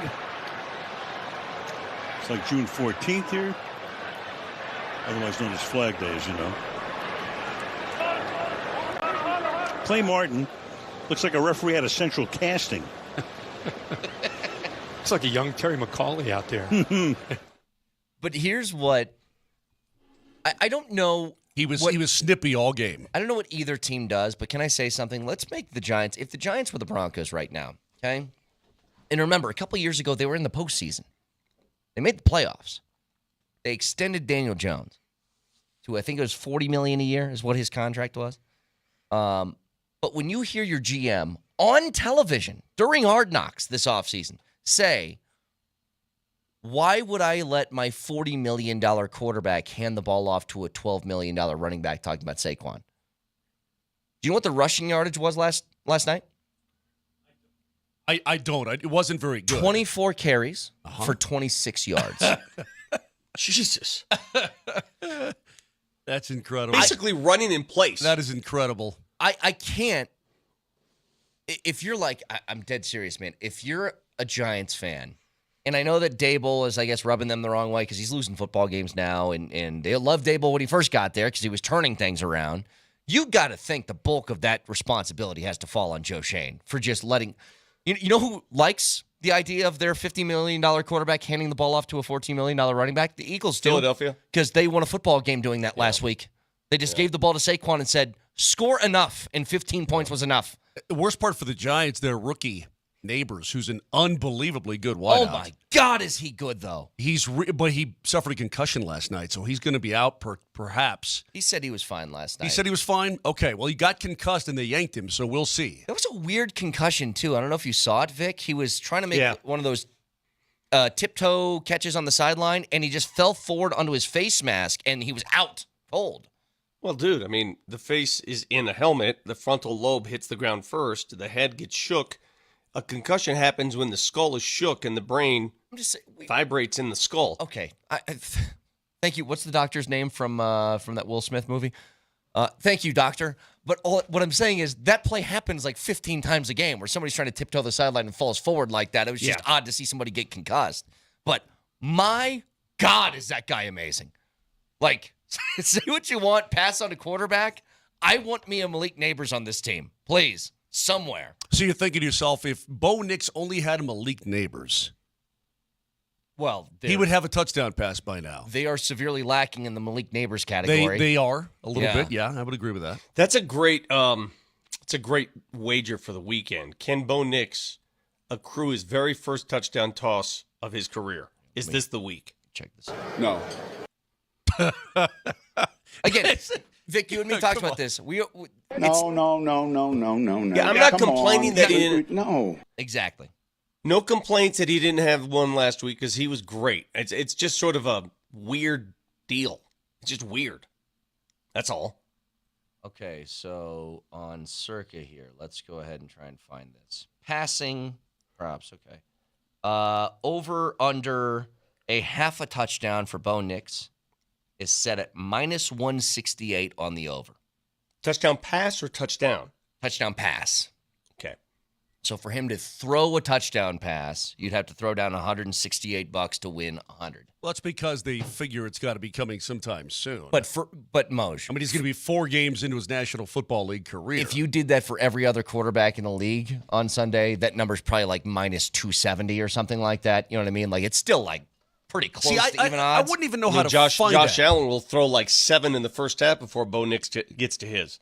How many does Josh Allen have already? Look up Josh Allen. Look up Josh Allen. What his odds though? How do you go to that specific category and find it? Is it on your little appy app thing? Download the Circus Sportsbook. Okay. Right there. Well, I don't do that, so I don't really know how to do it. Best odds in the game, Moshe. I don't doubt you. I don't know how to do it.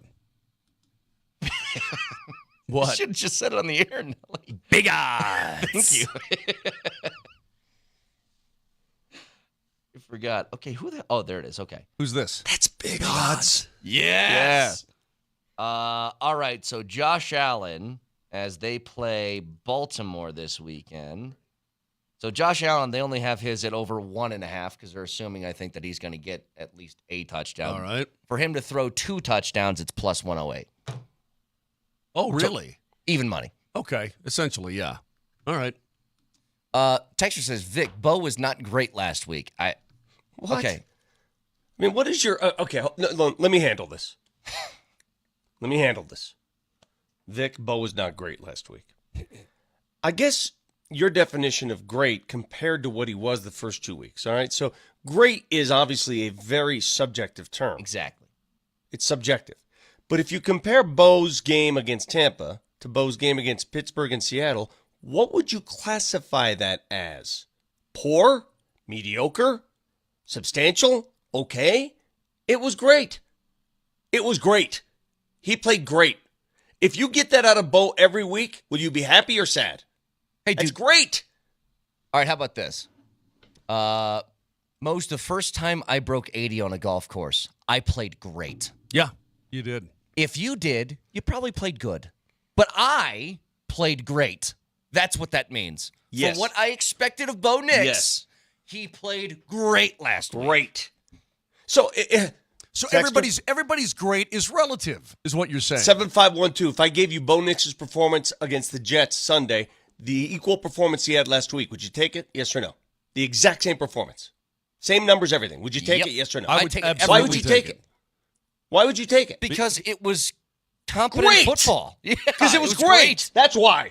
Hey, if Nikola Jokic scores 25 points in a basketball game, he had an all right game.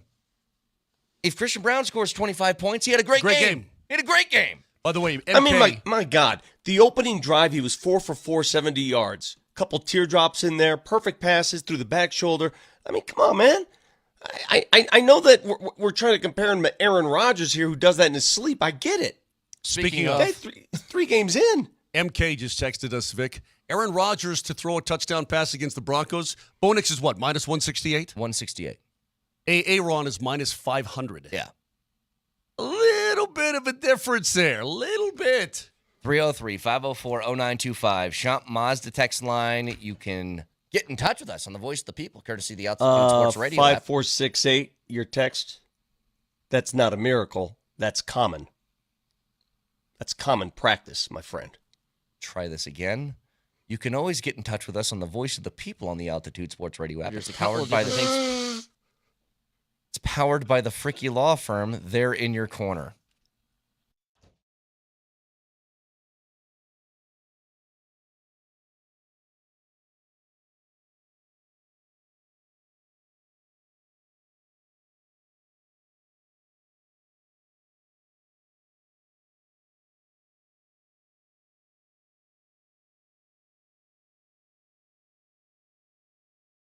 It's going to be a beautiful week. We've seen that. But you know that the cooler temps are on the way, and that means it's going to get cold and snowy this wintertime.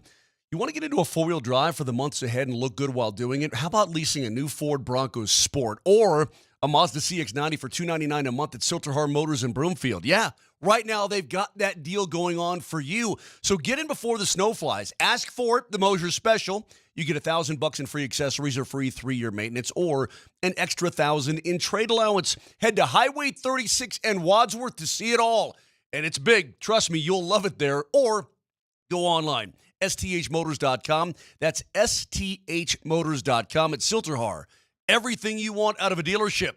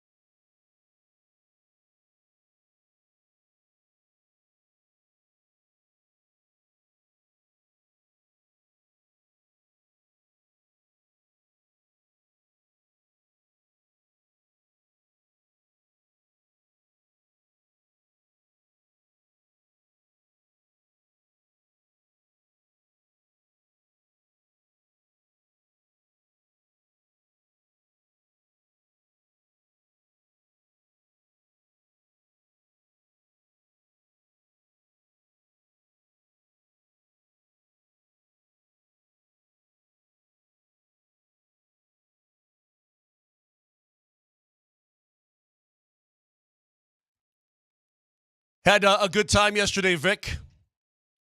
I hung out a little bit with Tom Green and Kim Christensen from 9 News in the 5 o'clock hour over at Ball Arena, talking about the outstanding agreement we have with them, the ability for people to watch 20 Avs games and 20 Nuggets games on 9 News in my 20, back and forth a little bit. It's going to be really fun. Of course, Altitude Television is still producing every single game. We'll have it on Altitude TV, all the good stuff as well, and the Altitude Plus app is coming direct to consumers. Anyway, it was well received and a lot of fun, cool stuff. Happy about it.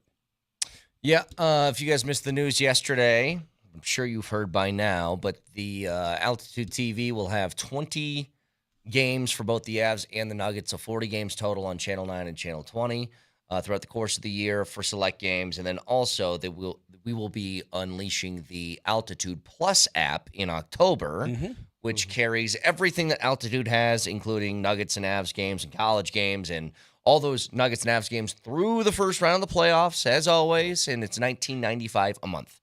And hopefully, at some point, Comcast can come to the table and we can get a deal done with them. I don't know if it's going to happen, but I think it's never looked better. As for Dish Network, people keep asking about Dish. Dish is not interested in the regional sports game. Yeah, they essentially got out of it years ago. So anyway, the point is it's even bigger and better, and that's a really good thing. And it was cool hanging out with Tom and Kim for a little bit, and there you go. So I had a couple foibles that occurred in my room yesterday. We each have rooms where we conduct these interviews. Katie's conducting interviews, and I do it usually with 2 players because I like the exchange between players. It's usually humorous and fun. I wanted to do this smell test with AG's cologne, and I had AG, his cologne, and a couple cheapies. I had Aqua Velva that I bought at the dollar store. By the way, you can get a lot of cologne at the dollar store for good prices. I bought an Old Spice at the dollar store. Can I, Vic, real quick though, on that note, as long as you get something that kind of smells good, what's wrong with Aqua Velva if it smells good? Well, it depends on what your definition of good is. Well, here's what happened. Well, there's something about an Aqua Velva, man. You know that. Yeah, I know. I know that. So I think everybody knows that. I wanted to spray these colognes onto a piece of a napkin so that they could smell them and guess which one is AG. This whole thing went wrong. It was a terrible attempt at an experiment. It didn't work. So I was going to have players, hey, this is AG, that's not it, and laugh if they picked Aqua Velva, whatever. But as you well know, as an old man, Mosier, Aqua Velva, it's not a spray bottle. It's a pour bottle. You correct. Pour it. That is correct. All right? So I'm trying to pour out just a little tinge of Aqua Velva onto the napkin, and half the bottle poured out. So now the entire room smelled like a locker room at the DAC after the olds got to it. An old man. It smelled old. And everybody in the room's like, what? Everybody who walked in was like, what the hell is this? So the entire thing was done already because you could not get the Aqua Velva smell out of the room. It was ruined. And I think I offended AG in the process. So the whole thing backfired tremendously. Yes, it didn't work one bit. However, I did get some good out of yesterday's interviews. I interviewed Saric and Jokic together. And Jokic, man, I found out that Jokic has been talking to Saric off and on for a couple years. They've wanted to get together. They're both, Balkan boys from the former Yugoslavia. You guys know how much I've been pushing Dario Saric on the Nuggets, and it finally happened. I did notice that you glossed yourself a little bit. Is it gloss? I did. Glaze? I had to glossed because of all the pain. I did because of the pain. There was a little self-glazing. I did. Well, you gave me pain and punishment for mentioning Dario Saric too much over the last 9 months. Let's see if people can pick up. You said it's never going to happen, and it happened. Let's see if people can pick up on it. Fine. Good enough. So what did you tell the boys about Dario before? Did you tell your teammates what Dario's all about? I think they know who he is. Yeah. So, Dario, how happy are you to be with Jokic on this team? Of course I'm happy, man. Playing against him. We play against you couldn't guard him, and now I'm playing the same team with him. Mm-hmm. It's easy to breathe. We play against each other, I think, under 19 Did you? Under 19 championship in Prague. Oh my goodness. That was the first time. First time. How'd you do? We won. What do you remember? Yeah, they beat us. He But was- after, he scored like 37 or something. yeah, but like that generation, they like 10 of them are playing like For national high team level now. basketball.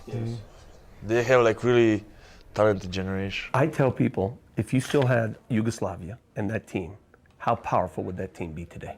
I mean, I don't know. We will never know that, but I think it will going to be interesting. There is a lot of talent over there. I tell people, I do a radio show, Dario, and I've been telling people for a year, go get Dario Saric. Go get Dario Saric. I like to think I'm the reason the Nuggets got Dario Saric. Good job, Vic. You know, we need to hire you. Every He single can be day. assistant G. Assistant I'm G. not joking. I said Something. it every day. I said, perfect fit, Dario Saric. When did you know the Nuggets were a candidate for you? When did that happen? So I know the last year we play against, when I was in Golden State, we play against him. He say like, we tried to get you, but the so and so and so. So this summer I have like some information, you know, like maybe that's gonna happen and that kind of stuff. So once the free agency opened, right away Denver was like offering that kind of things. I was in a situation, what I'm gonna do. Do I want to win? Do I want to go back in Europe? I don't know, it was low in my mind, especially after last couple months, what happened to me in Golden State. So, and I was in the middle of the qualification for the Olympics. So, and I decided, you know, the Denver is like best option, you know, playing with him, kind of like see him, how he's playing basketball and just be part of this. Well, welcome. You're going to love it here. Thank you. Okay, a couple texters that came in. Vic, there's no way you just glazed yourself during that. You're damn right I did, Jacob. You're damn right I did. You know why I did? Because these two have been hounding me. Tell me if I'm wrong, Nelly. For the last 9 months to quit mentioning Dario Saric that wasn't going to happen. Well, guess what? It happened. So I will take credit for that. Who do you think I am? I am. Classic so case. I will glaze myself anytime I please. Classic case of Vic just making up other details to strengthen his position. Never said it wasn't going to happen, Vic. Never said that. Just said shut up. Just said shut up about it. You know, there were days, dude, when you would say Saric, and it felt like I had a boll weevil biting and chewing a hole in my head. Saric. Yeah, well, there he was, right in front of me. It's like next a to Jokic. saw into my skull. Saric. Back and forth. And hey, listen, you know, maybe you did somehow. Maybe, I don't know how the universe No, works. he didn't. Hold on a What are you second. saying? Let me get my universal threads going. The universe weaves interesting threads that intertwine. You don't know that they always do, but they do, right? Maybe somehow Vic saying sorry, it put it out into the universe, went to Dario's head, went to Calvin Booth's head, went to Joker's head, blah, blah, and maybe it weaved it all together and it finally... Okay, so give D-Mac credit then for Bo Nix being the Broncos quarterback. Well, maybe I should. I'll tell you what.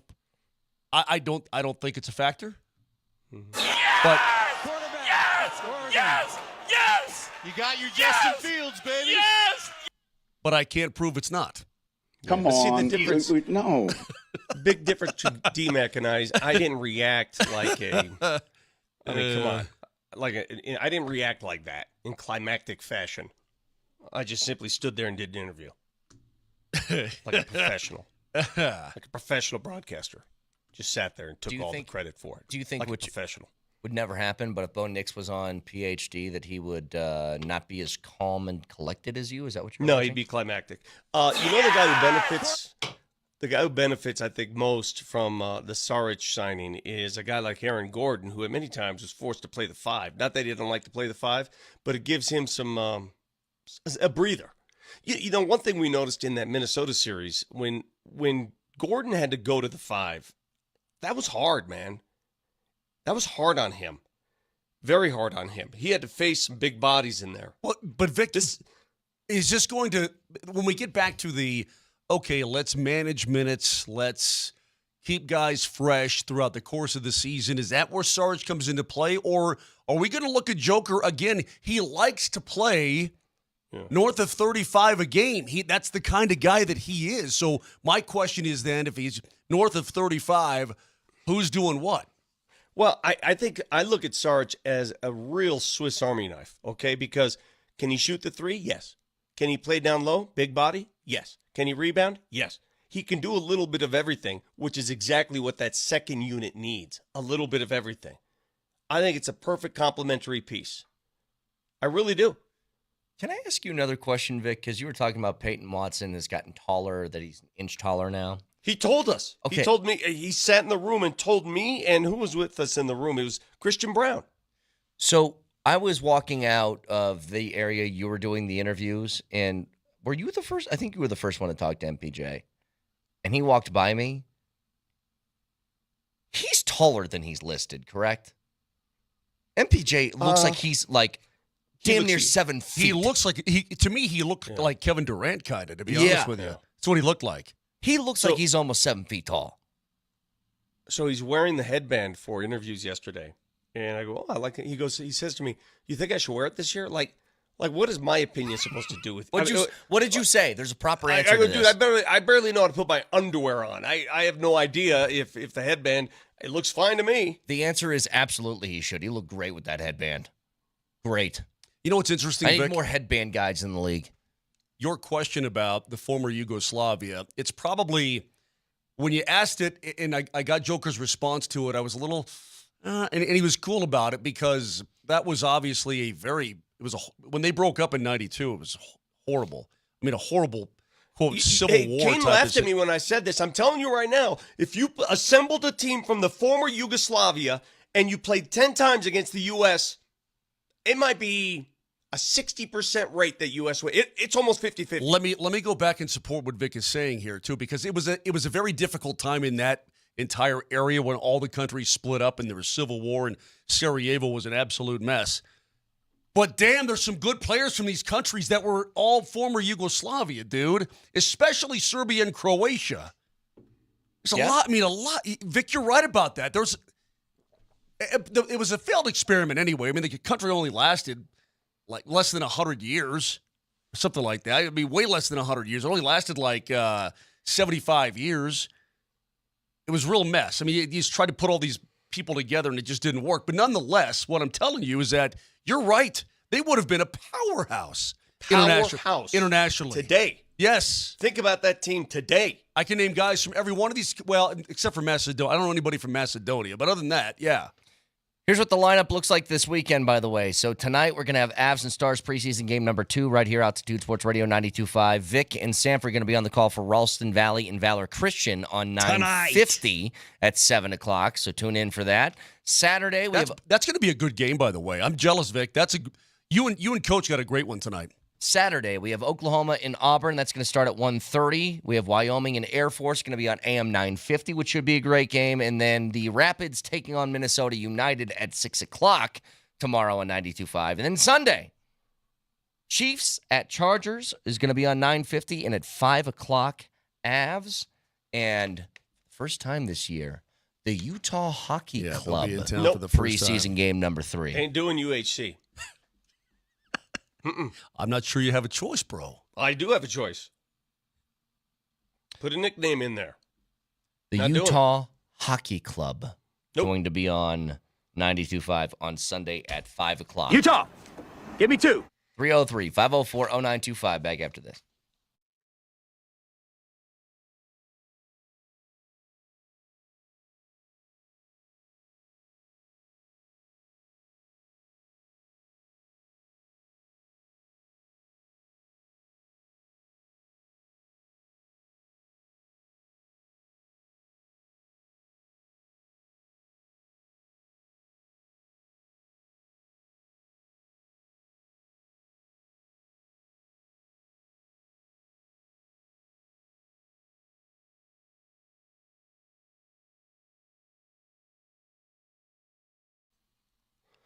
What do we do on this radio show? We talk. And as you well know, talk is cheap. What are you going to do about it? Dan Caplis Law. He's done something about it. His firm wins. The latest example is a trial from a couple weeks ago. Insurance company only offered the client $66,000. Dan's firm rejected the offer, went to trial. Melissa Winters handled it. The trial team proved the truth, and the jury awarded over $1 million, from $66K to $1 million. In his last 14 trials, Dan has won far more than the insurance company's best offer, sometimes 3 times more, other times 100 times more. That doesn't guarantee the outcome of the next case, but it does prove that Dan goes to trial and he wins at trial. Dan Caplis Law, serious firm for serious cases, accepting righteous cases on a percentage fee basis right now. If you need Dan's help, give him a call, 303-770-5551, 303-770-5551, or hit him up at dancapleslaw.com.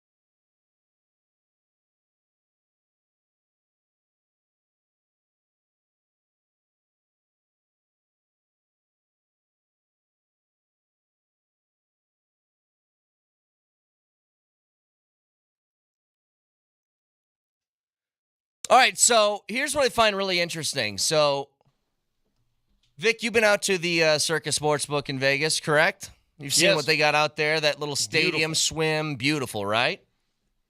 So listen to this. The owner of the Circus Sportsbook, Derek Stevens. I can't. Have we talked to him on the show? He's been on a couple other shows. I interviewed him when I was out there, Detroit guy. Yes. So listen to this. That whole Matt Sluka story.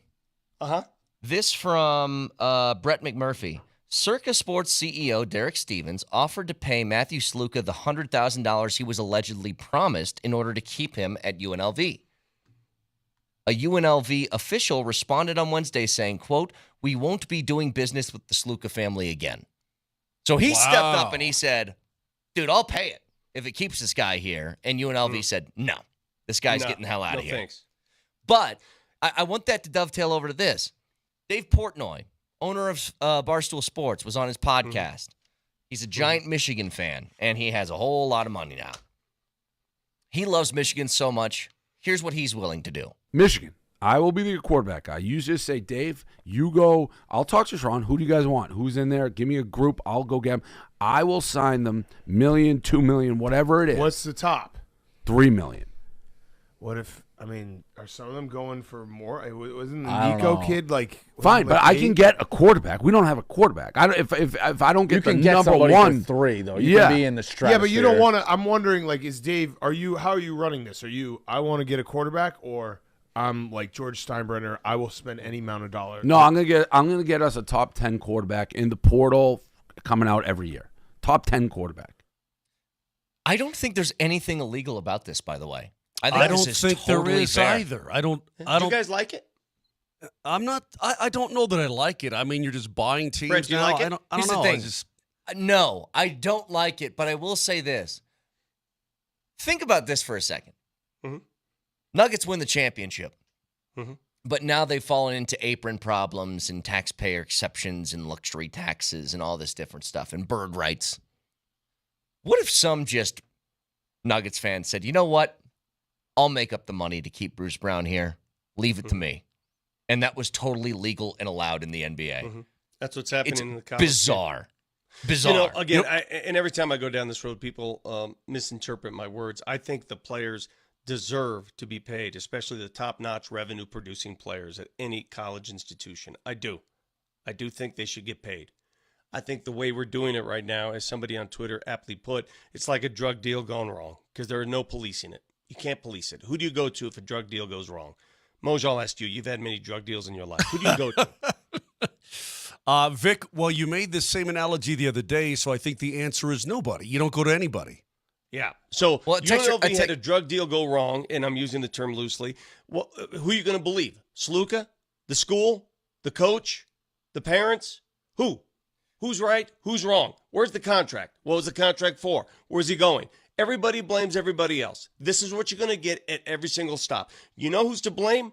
The lack of vision and fortitude by the people running college sports to set things in motion for this point to arrive. It's happened too fast, guys. We've opened the floodgates, and the payment process has happened too fast. It's like giving a 14-year-old your credit card and saying, go. A texter says, why not make an endorsement towards the company? It is what he's doing. So what he's going to do, he said he's going to pay whoever these quarterbacks are that come in every year, the transfer portal, freshmen, whoever. And he said the money that he's going to pay them, the couple, $2-3 million that he's going to pay them, is a fee for a once-a-week appearance on 2 different podcasts is what they have to do. So that's what the payment's going to be for through the NIL stuff is I'm paying you show up on a podcast. You're going to have a show on our podcast network, 2 different ones. And then it's also playing quarterback for Michigan. Yeah. It's easy to do that from a media perspective. They're offering you a service. The player is going to be in the news. What do you think Prime is doing up at CU? What do you think he's doing up at CU? What does he get paid? Does Prime get paid for media services? Oh, yeah. Yes or no? Yes. I mean, hell, he's got a documentary being produced by Amazon Prime. Yep. So it's easy for media companies to do this because you're getting something in exchange. But what I don't understand the value of some other companies just handing money over for what? What's the value? Because they want to win, Vic. That's why, because they have the But money I'm talking and they about want for to win. your company. Yeah, personally, if you're an alum of a certain school, you want them to win. But what value in an NIL endeavor does it bring your company? Here's what I wish. I wish that Jeff Bezos went to Sac State. What are you laughing at? A lot of Tom Hanks went to Sac State. Well, then why not ask him? Bobby McFerrin went to Sac State, and he wrote, "Don't Why worry, aren't they be opening happy." their pocketbooks? Yeah. Well, because Hanks probably isn't even a football fan. You know what I mean? He's only done baseball movie. Anyway, the point is that you could honestly, and I'm being dead serious, Jeff Bezos, you know what he could do? He could take any program in the country that he wanted and get him into whatever conference I'm sure he wanted. He said, look, I'm going to take New Mexico. I'm going to build you a 80,000-seat stadium, and I'm going to have an NIL fund of $10 million per year. We're going to get the best quarterbacks. Oh, and by the way, we want to buy ourselves into the SEC. I mean, he's got the bread to do all that, does he not? Sure. He could these really rich people could be a hero to any of these programs. If I said, hey, at Sac State, even though you're an FCS, but I'll pay a quarterback $2 million a year to go there. Mm-hmm. $2 million a year as a kid coming out of high school. And by the way, the running back, you get $1 million. You get all these different guys get all this. How big? I'm curious. Everything aside, how good of a roster could I build at Sac State if I had enough money?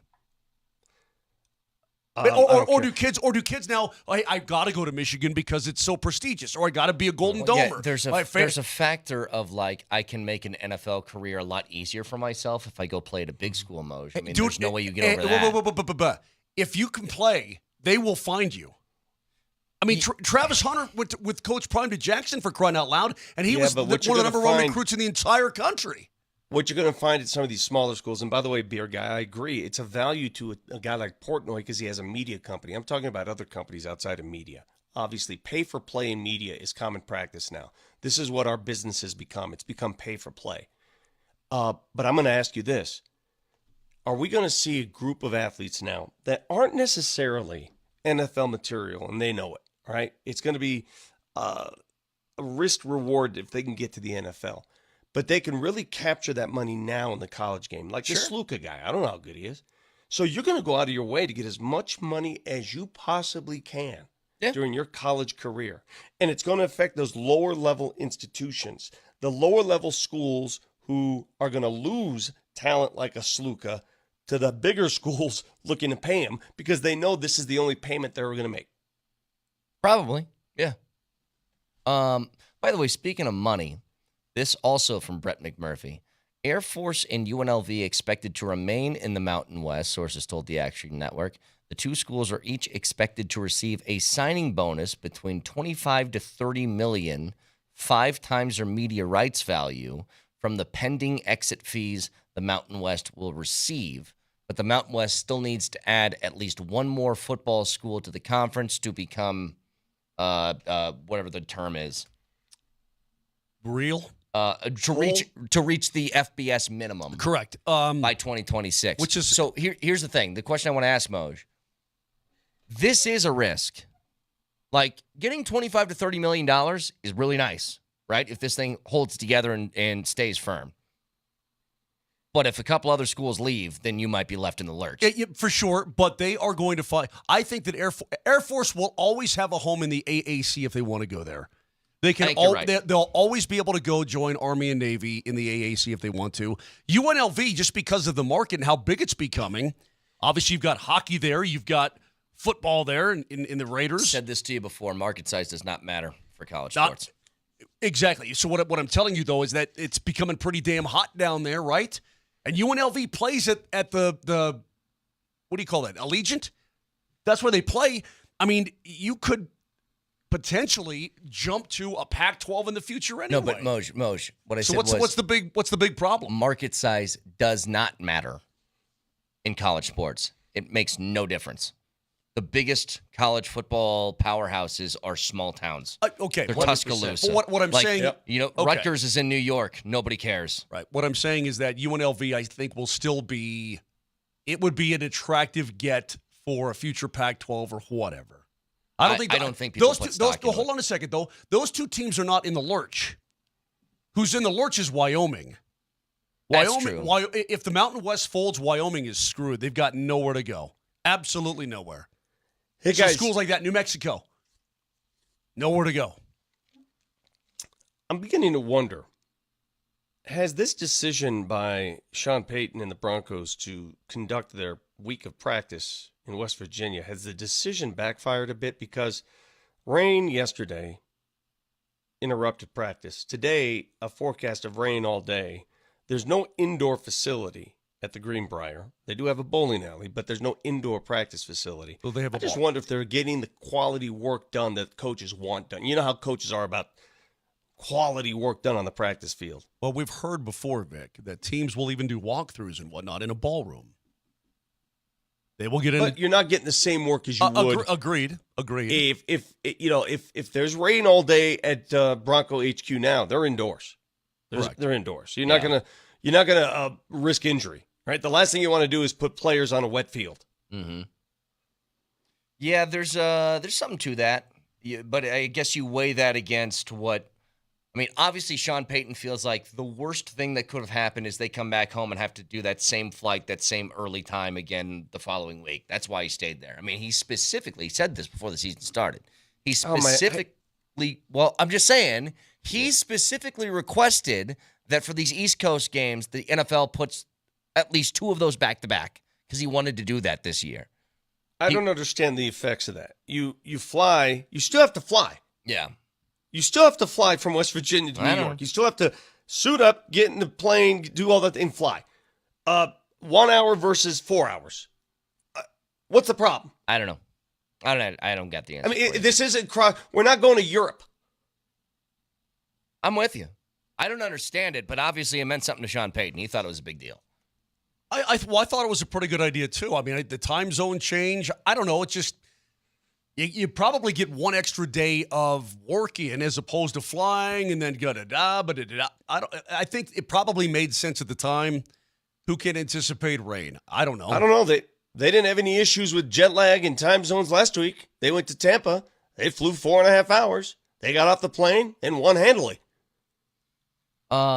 Did you guys also see Christian McCaffrey is going to miss another couple of months after traveling to Germany? The doctor said that this thing still is not in good shape. We can't do much about this, blah, blah, blah.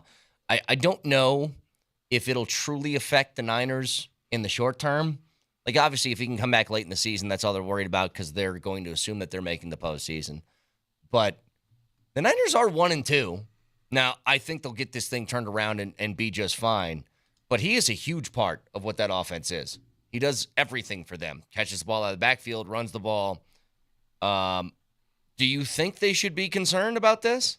You know, one of the things about Christian McCaffrey, and I think one of the reasons Carolina let him go, was exactly this. For the amount of usage that he gets, I mean, how many times does he take hits a game? Probably 40, right? Between his carries and his catches and stuff like that, like probably 40 times. It takes a toll. And I think when you have somebody has that high of a usage rate, I mean, you're looking at a lot of times that guy's going to be on the shelf. You might have to burn the season because you cannot run out there with an Achilles injury, any soreness that we've seen the devastation of that kind of injury. If it's acting up, you better just chill out. Yeah. The problem is this. The problem is very much the same problem that the Nuggets have. You're on let's go. You're on the clock right now. San Francisco's on the clock for the salaries they've doled out 100%. And where they are financially. Let's go. They don't have time to have guys heal up. I guess I wish I knew exactly what it is. It's tendonitis. It's Achilles tendonitis. I mean, it's micro tears in that area that, it's the same stuff that Kevin Durant had before. Remember, he came back, he's like, I got this. Mm-hmm. Boom, that thing snapped. Mm-hmm. Who are you talking to? I'm talking to a man who snapped his Achilles. Okay. By getting out of bed one morning. That fateful morning in August 3 years ago when Mark Mosier said he could not come into the show. We said, why?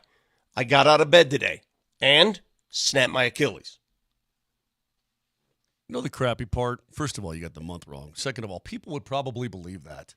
If I didn't say anything... Kane, am I right? Here's the thing, though, Moj. People would probably go, oh, and people would run with that story for the rest of my life. What?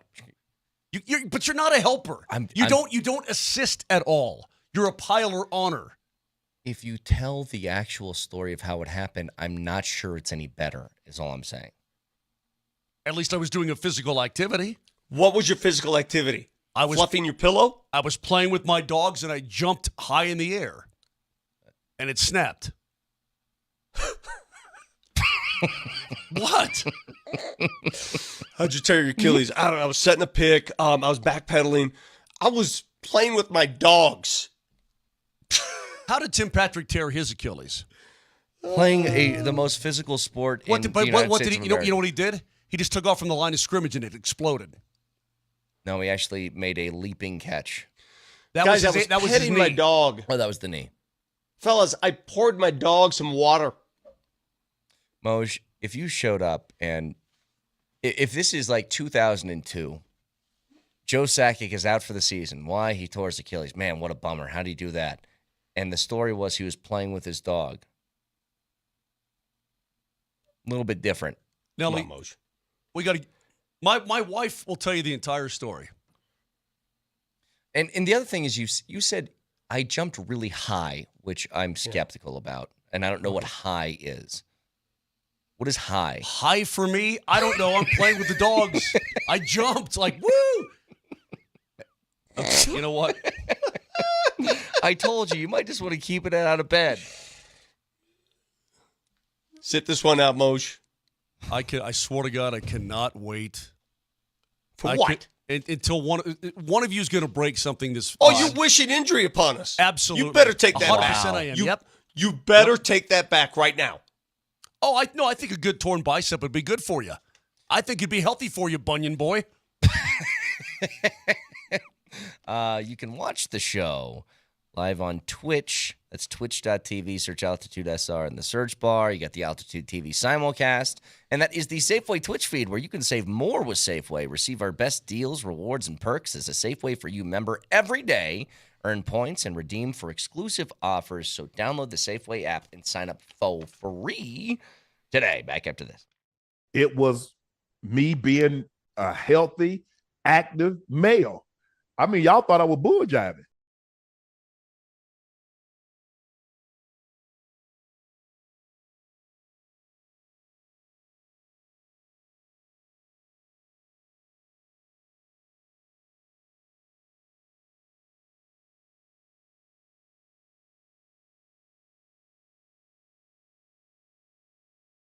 You know, it was a while ago, some years ago, when I found out that my testosterone level was getting a little bit low, and I'm like, golly, what do I do about it? And my regular doctor goes, well, you're just kind of getting older. Well, that's not good enough for me. I think what I needed was to find somebody who could help me with it, and I did at the Rocky Mountain Men's Clinic. Hey, it's Moj, and maybe you're feeling the same way that I did. Maybe you're putting on a little extra weight, you get a little brain fog, you have some poor sleep, you wake up feeling tired. You feel maybe even sad or depressed at times. Well, listen, there's nothing to be ashamed of because once you get to your 30s, your testosterone level starts to decrease, but you can do something about it by going to the Rocky Mountain Men's Clinic. In fact, go to their website. Go to www.rockymountainmensclinic.com. Take a low-T quiz on their website. It's simple, 10-question quiz with yes or no answers, takes 2 minutes, and schedule a consult. You'll find out all about their treatment options. They'll draw your blood. You'll have your results within 30 minutes. I've been doing it for some time, and I feel great. It really, really works. So do yourself a favor. Give them a call today at 720-440-7900. That's 720-440-7900, or go online. They've got 5 locations around Colorado to serve you. RockyMountainMen'sClinic.com.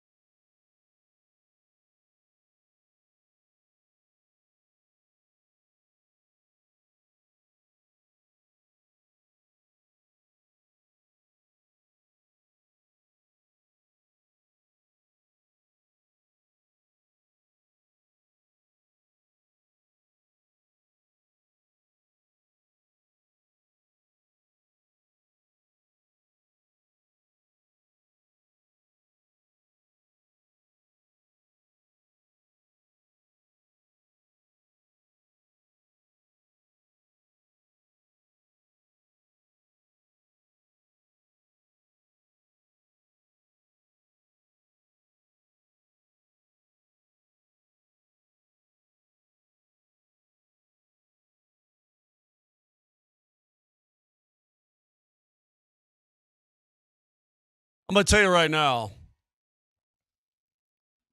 all of you Colorado people, I'm only going to be talking about the Buffs, and I will only participate if they continue to win in some fashion. If they start dropping, they're going right. I'm telling you, they're going right back into the side pocket over here, and I'm done with it because the Avs are starting soon. The Nuggets are starting. I'm going to have a lot more things to occupy my time and my interest than watching the Buffaloes struggle their way through another season. So, just letting all you Buff fans know they better continue to win. That's all there is to it. So what a warning.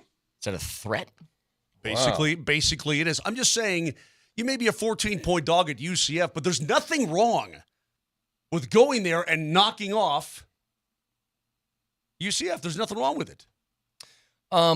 Can I say something else in college football? The Knights. You know, the way you just put that, it sort of hits something. In what world do we live where going on the road to UCF is considered like this? Oh, my God. Oh, Lord UCF. Almighty. Oh, my God. What are you guys talking about? No, I mean, the way you put it that way, it is. You have something there. You're right. Oh, my God. Like, if I had told you a few years ago, dude, CU's going to go play UCF. They're 17-point dogs. Well, actually, they were undefeated about, was it 5 years ago? How many years ago was it Scott Frost leading to a long time ago. 6 years ago? Longer than that. Okay. By the way, it's a pretty hoity-toity attitude for a team that hasn't won a lot of football games over the last decade. Understood. I know. I'm just saying around these parts, dude, Brett, the problem with you is this. If you meet somebody and you remember their name, what happens? Yeah. Somebody else's name leaves. That's exactly right. So with me, I've got my Avs coming up, man. I've got my Nuggets coming up. I'm all over the Broncos. There's only so much in my capacity that I really give my time and effort to, and I have to the Buffs an awful lot because this is a very interesting season to me. But they better continue to win. See, and the other thing too, Brett, I think because you've only been around during the seasons of suck, your only memory of the Buffs is mediocrity and sub-mediocrity. My memory of the Buffs is far different because I've lived through championship seasons, great seasons, and so I look at the whole picture, and I still look at that as a different product. When does that dissipate? It's been a long time time since those days. I'm not saying it's right.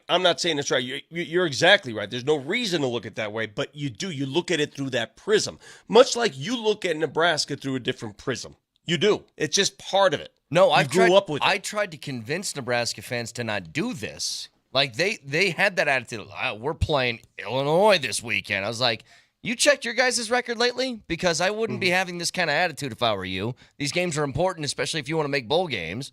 Like, these matter. Big time they matter. Like, this is a big game for CU. I don't have that attitude at all. Like, I'm going to watch the hell out of that game on Saturday. And if they don't, like, they're in the same place they were last year. They're 3-1 record to start the game or start the season through 4 games. And then everything fell apart. They can't let it fall apart. I just don't understand this big. I mean, what the hell has UCF done? Well, I agree with that too. This is why. Look, oh, good. You guys are coming around to my side then, because I'm sitting here this morning and I'm like, yeah, I don't think this game should be 14 points. I expect more of CU than that. More of it. What do they see that we're not seeing? What do they see to place UCF as a 14-point favorite in this game? What? They run the football incredibly effectively.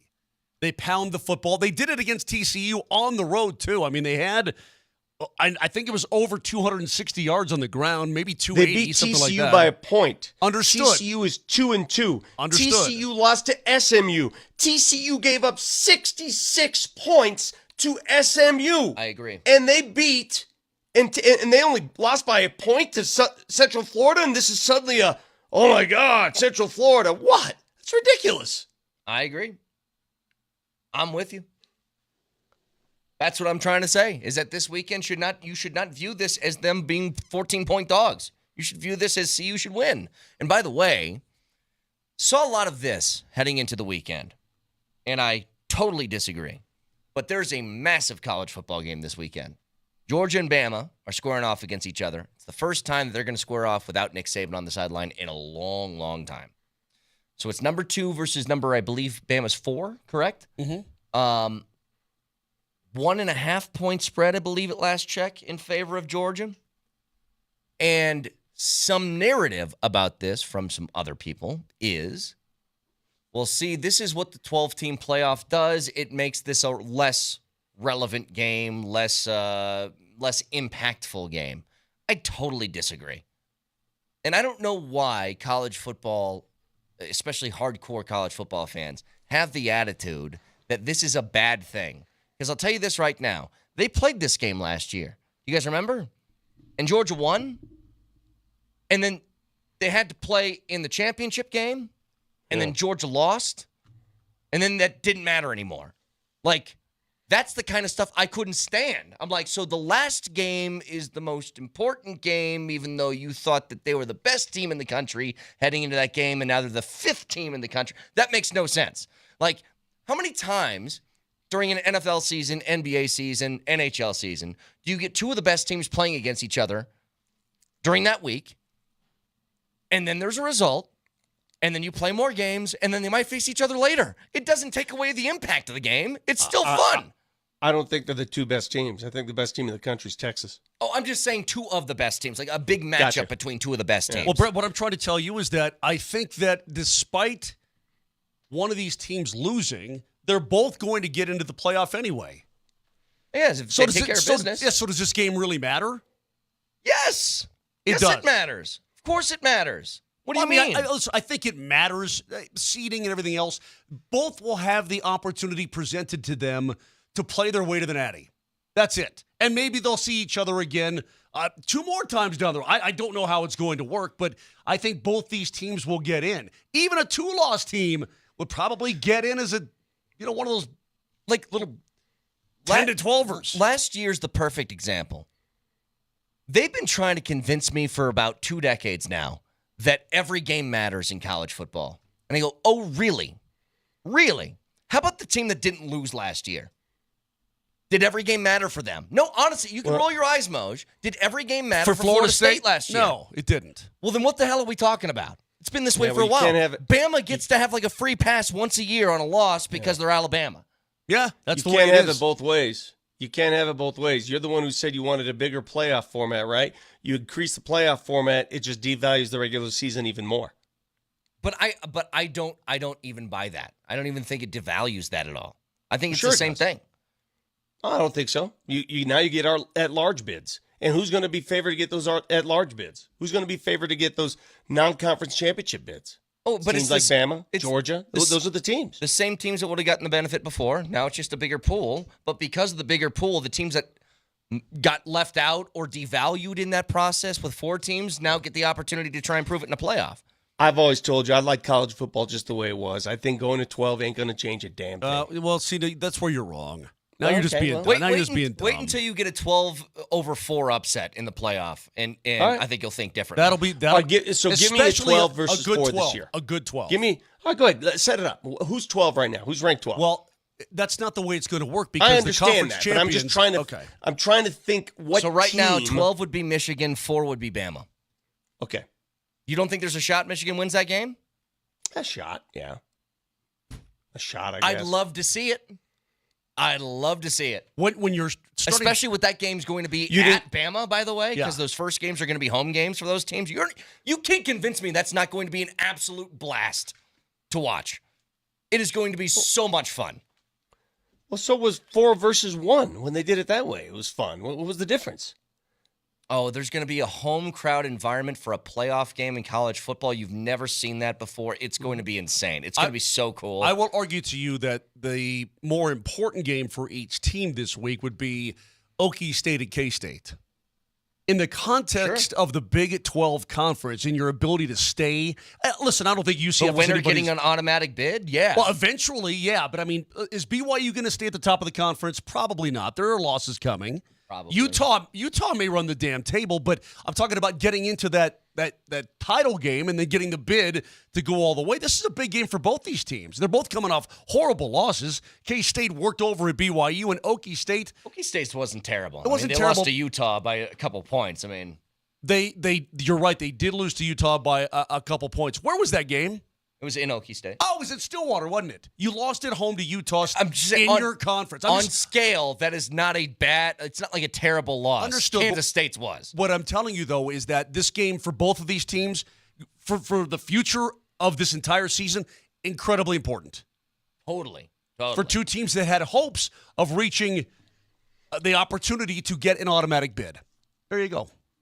303-504-0925. Still got a lot to get to in the last hour of the show. Reminder to you guys, tonight, high school football, Ralston Valley and Valor Christian with Vic and Sanford on the call, 7 o'clock on AM 950. And we got preseason game number 2 for the Avs tonight. That will be on 92.5 at 6.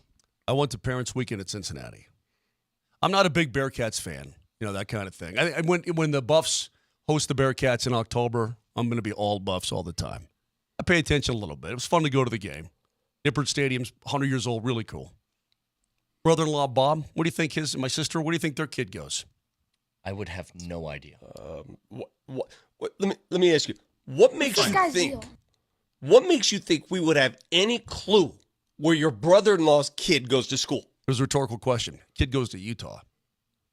Guess what now? Where does my niece go to elementary school? Hey, where do you think my brother's daughter goes to high school? Couldn't care less.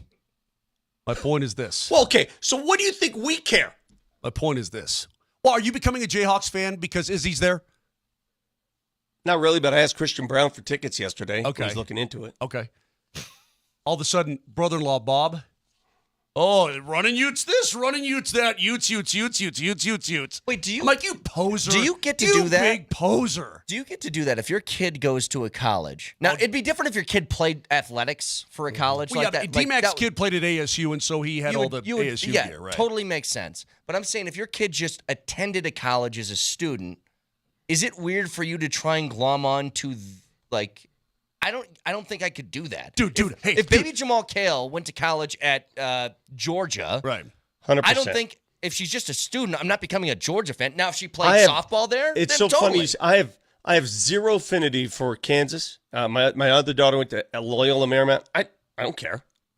I gave them my money. You got my loyalty. You got my money. You got my money. I ain't giving you anything more than my money. Brother-in-law Bob. Hey, the Utes got the Cowboys this weekend, blah, blah, blah. I'm like, don't even pretend, don't even Ute out on, don't do this to me. And I bet when they play CU, I'll bet you he roots for the Utes. What if your daughter Moj got a volleyball scholarship to Nebraska? She's out of the family. Nah, it's like the best volleyball. That's like the best volleyball school in the country. You're right. But, okay, I'll put it this way. If she married a Minnesota Wild fan. Okay. Out. 303-504-0925. Back after this.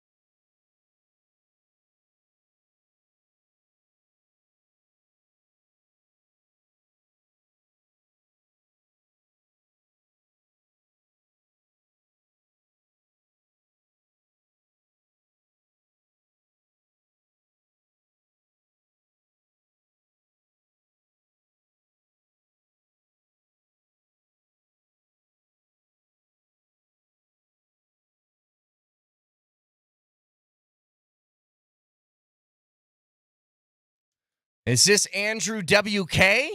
Nailed it. Good job. This show was flying by today. For those who are just joining us, we talked a lot of nuggets today on the program. Yesterday's media day was awesome. I loved what Russell Westbrook had to say. Great. Vic, your stuff is good. I loved the Joker and the Saric stuff. We talked a lot of Broncos already, Buffs, a lot of stuff on this program. I took a lie detector test yesterday. Have you ever done one of those? I did see that. Yeah, you admitted lying. Dude, that was scary. You admitted lying to your wife. Saw that. Yeah. Like the guy who does them, the guy who administers them. I said, so how do you get into this? What do you focus on? He goes, well, I usually deal with couples. I go, why? Wow. It's usually a divorce case. Oh, no, that sounds awful. Yeah. Would you ever willingly do? Hey, honey, let's go do a lie detector test for the hell of it. I don't think I have anything to hide, but that's you could get got on something that you didn't even think about. Here's the thing, Vic. I saw, and Katie's doing it. You got to have a certain, if you're doing it for fun and not because the cops are on you or whatever, then you've got to trust the other person on the other side. No, that's where you got lucky, man, that Katie did it. You knew Katie was going to be nice about this question. Well, that's why she wouldn't let me ask her questions, because she knew I would not have been nice. I wouldn't have liked you either. She said, have you ever lied to your mother? Mm-hmm. And you said yes. And that was it. The lie detector says that was the truth. You have lied to your mom. No, but the thing is, Vic, who hasn't lied to their mother for the right reasons? Let's put it this way. Like mom's watching right now. Mom, when I lie to you, it's for the right reasons. For example, Victor, did you eat today? Yeah, I ate. I'm good. Right. And let's say it's Vic. How is the Capicola? Does it taste good? It's great. Yeah, it's great, Mom. But he would have to say yes. I've lied to my mother because he's lying about that, and the thing would pick it up because in his head it's going to create some sort of attention or something like that. Here's what I would do. Vic, you're on the lie detector thing right now. Get up to the microphone. Is your name Vic Lombardi? Well, see, no. Yes or no? Too. Yes or no? Technically, yes. So, is your name Vic Lombardi? Yes. Have you ever killed a man? Pass. It would just be. I would just be doing all of those the entire time. But yeah, God, that's a dangerous place to be. Have you ever eaten human flesh? Well, okay, now we're getting technical here. Is your family inbred? Oh! Hey, can I ask you a question, Vic? What was a lie detector test doing there in the first place? They were doing a little bit with the Nuggets players. Oh, okay. You got to trust that person on the other side. Have you? Think of all these kind of crazy questions that even if you could, yeah. But even if you're being honest. You're like, well, what if they think that I would imagine in your head, I'm telling the truth, but what if it says I'm lying and they think I'm lying and then your body freaks out? I don't know. I couldn't do it. I've thought about that too. You have to get some false positives just from nerves and stuff, right? You'd think so. Well, you know who passed the lie detector test yesterday? Aaron Gordon, who was asked about not qualifying for the U.S. Olympic team, and he badly wanted to play for the Olympic team. In fact, he said he was asked by Steve Kerr earlier in the season, might you be interested? They never followed up. He didn't make the team. He said some things about the U.S. Olympic team, and it's the truth, and people don't like hearing the truth, but I loved when Aaron Gordon had this to say yesterday. I was really torn. I was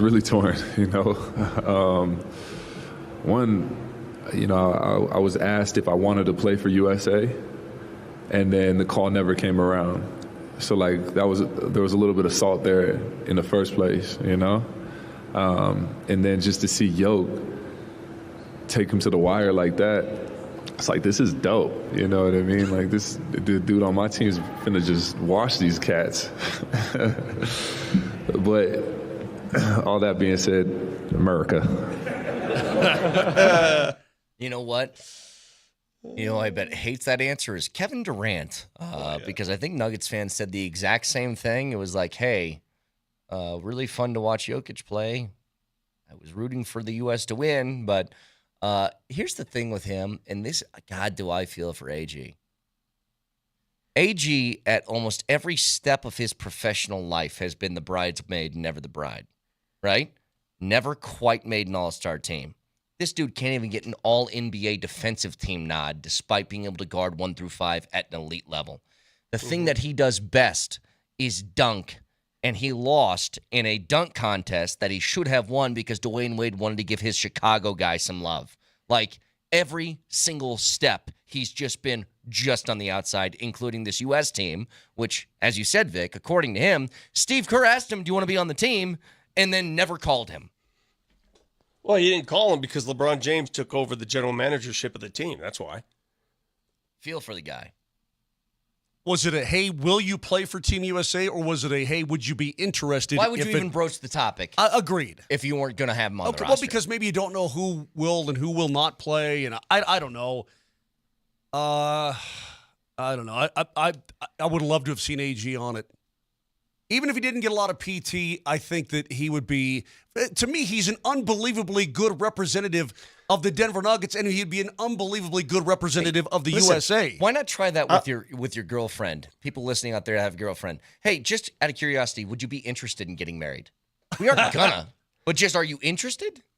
I'm not here to argue whether or not he should have made the team. That's not my argument. My point I'm making, hearing that soundbite, is how honest and real he is. He still had a little bit of saltiness in his body for not being invited, and he expressed that salt by saying, I loved watching my teammate cook these guys. Yeah. A lot of people wouldn't say it. They wouldn't admit cats. it. He did. Cook these cats. He did. I love it.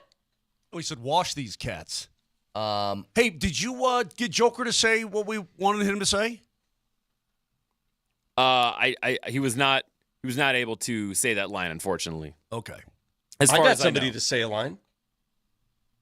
Yeah, I mean this with all due respect. I saw that what you're talking about. Who is that? He was added. He was the last roster spot added. He What's played his name at again? Stanford last year. Stephen Spencer Jones. Oh, Spencer Jones, yeah. Spencer. Yeah. Spencer Jones played at Stanford last year. I'm not going to lie, Vic. I had to look him He's up. a good kid. Yeah, I had to look him up. Is he going to Abu Dhabi? Yeah. So no matter what happens, he's getting a free trip to Abu Dhabi.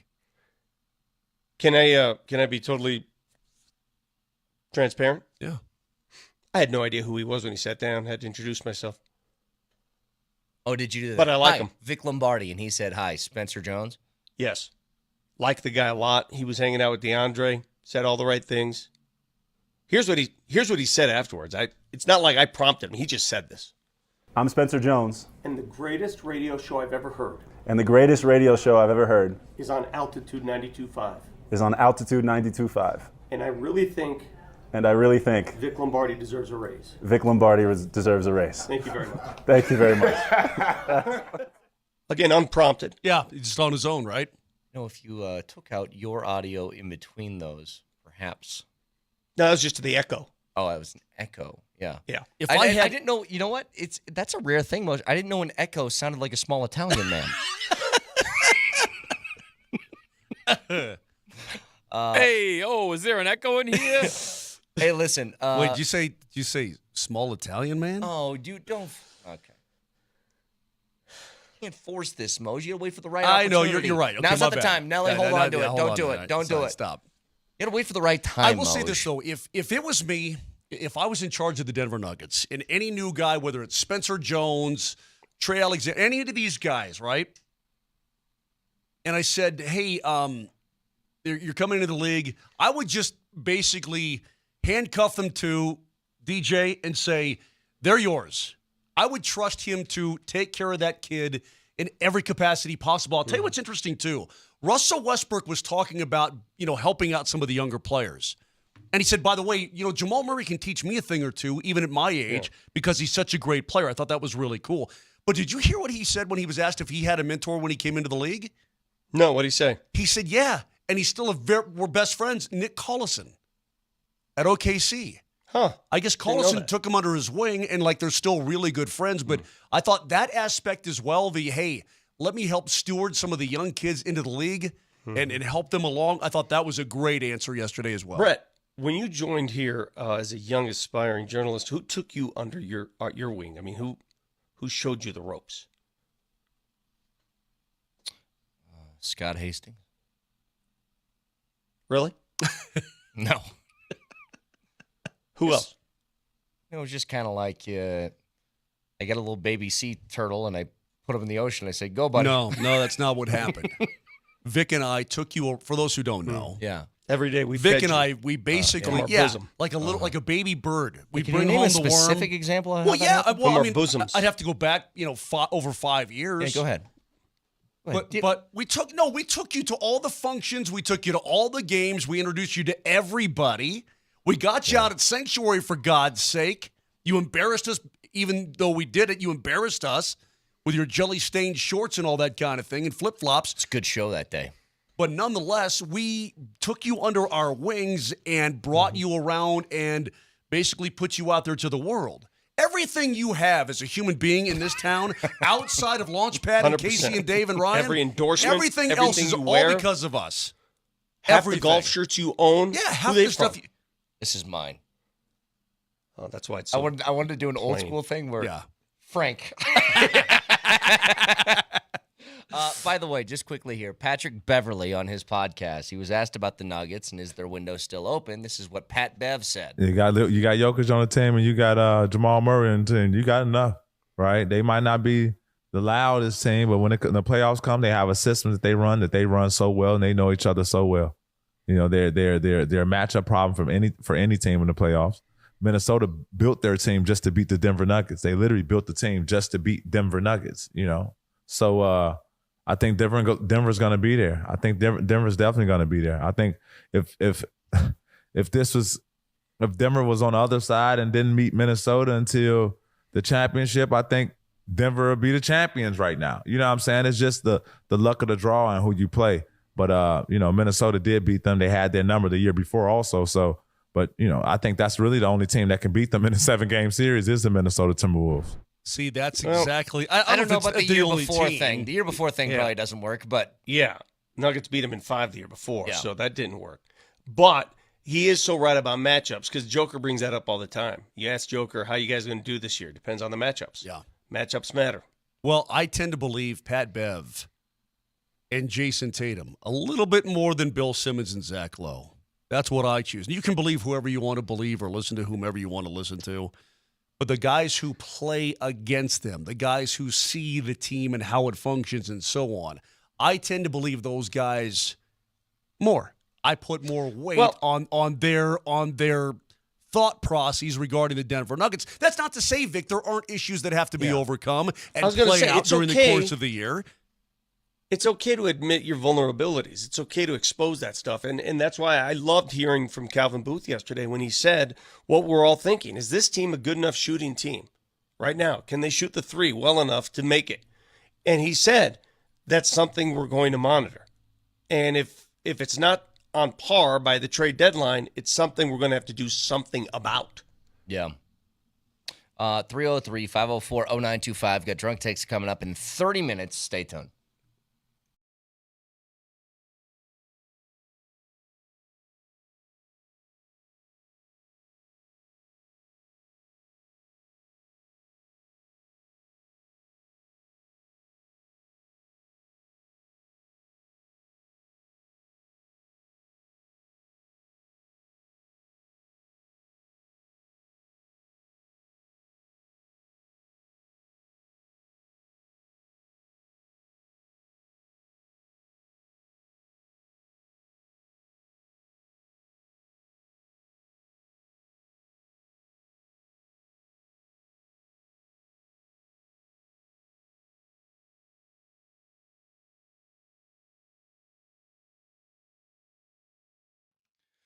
Circa Sports available in Colorado right now. That brand new Circa Sports app. The game this weekend between the Broncos and the Jets. The Broncos 7.5-point dogs. The over under 39.5. And you can find that and so much more. All the college football games on Saturday. Was just taking a look. If you thought that last week was a turning point for the Denver Broncos, that they found something, and you're looking for maybe a longer shot odd, plus 4,500 for them to win the AFC West. Who knows?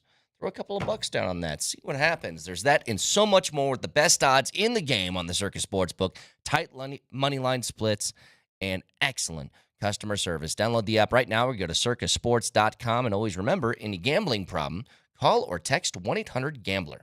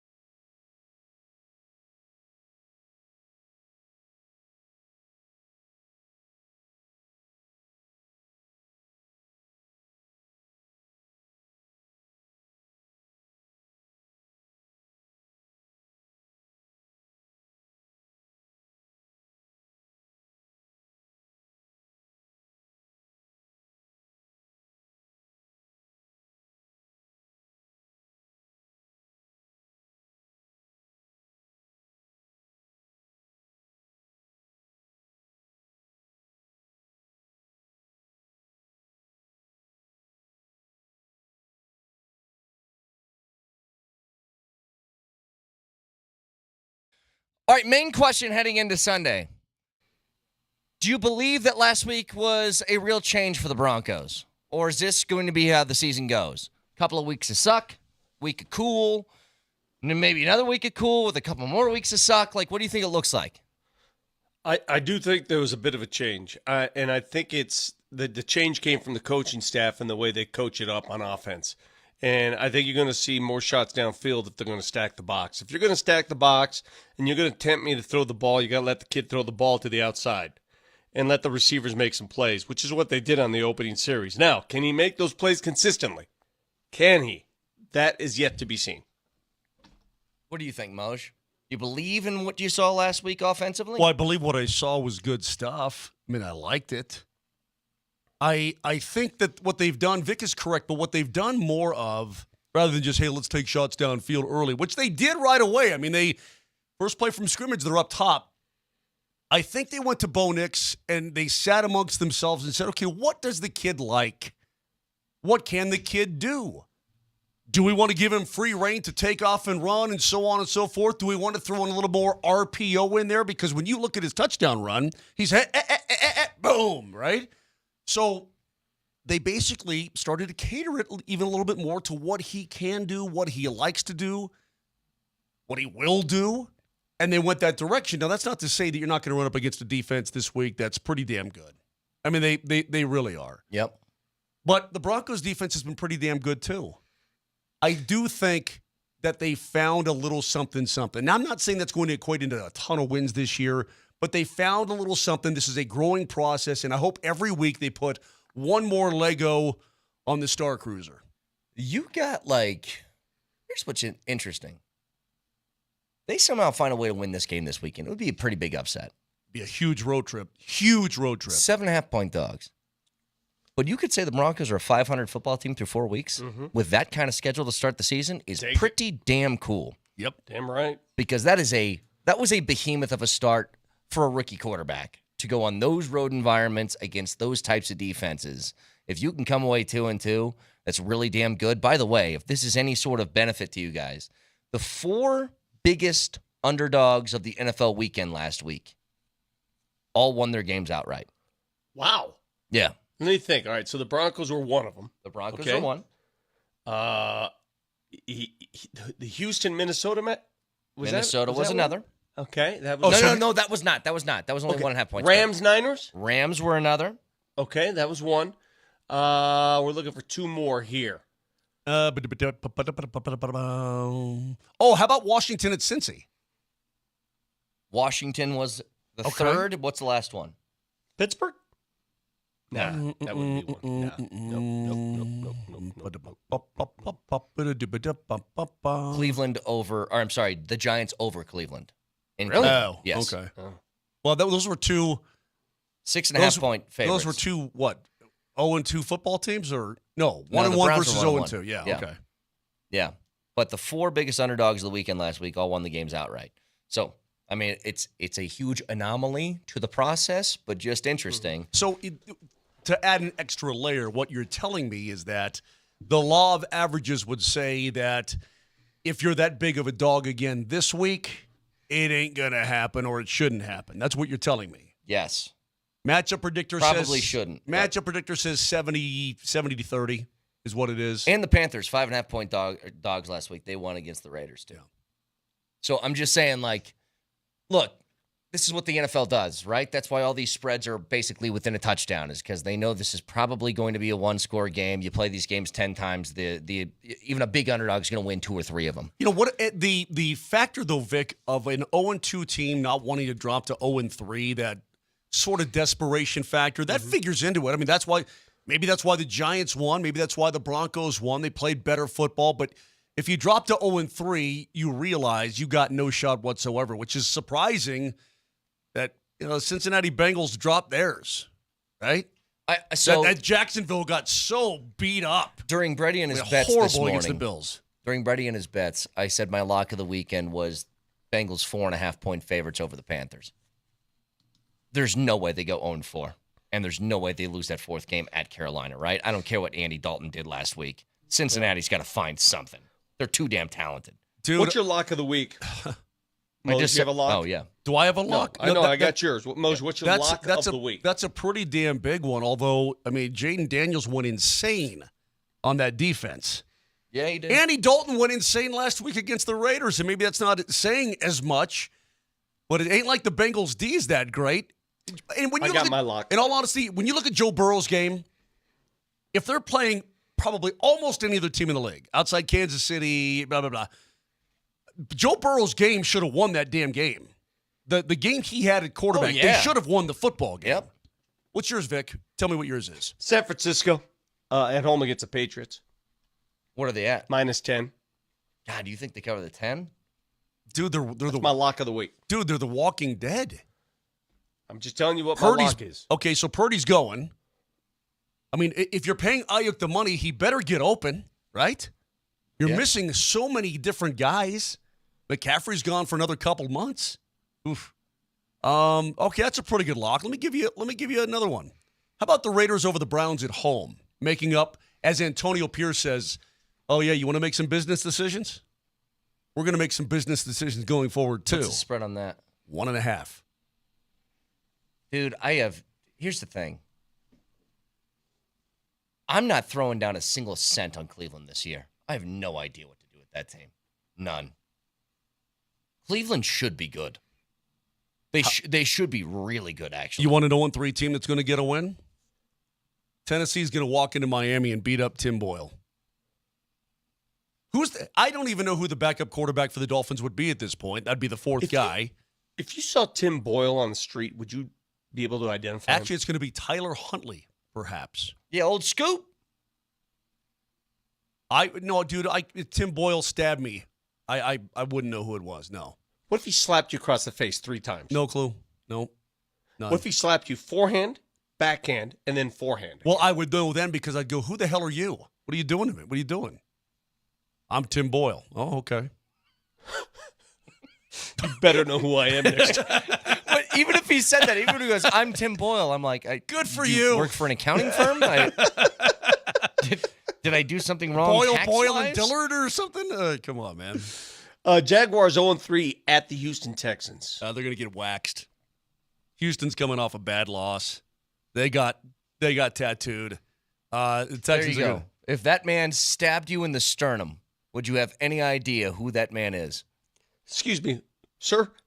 Now that I'm bleeding, who are you? Yeah. He no actually idea. looks like he would be like maybe like a bassist in some sort of like pop rock band.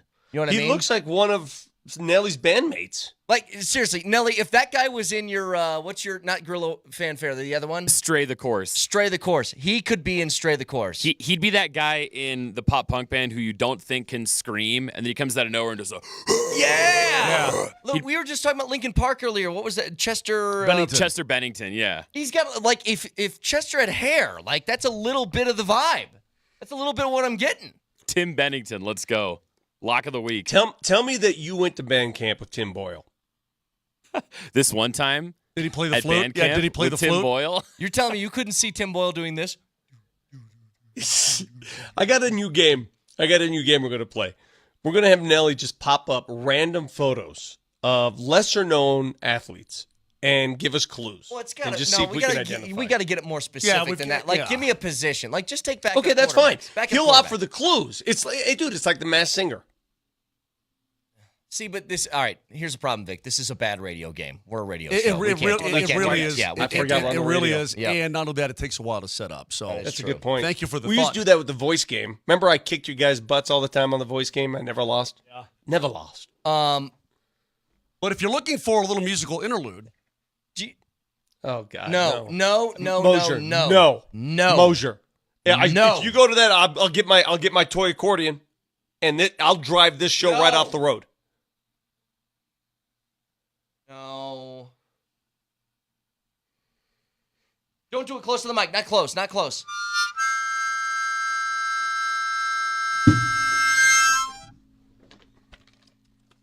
It's for Vic.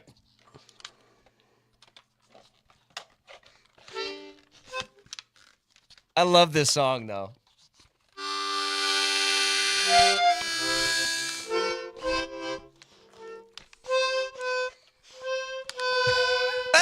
knows that actually he's in key, Nelly. Listen to him. This is so awful. All right. Okay, that's great, guys. Yep, very good. Very good. He started it. Well, this is why I asked him no. Nailed and it. then I'm going to tell you no. All right, so I have a question. Something actually made me, I don't know why this made me mad last What's the night. question? Am I wrong?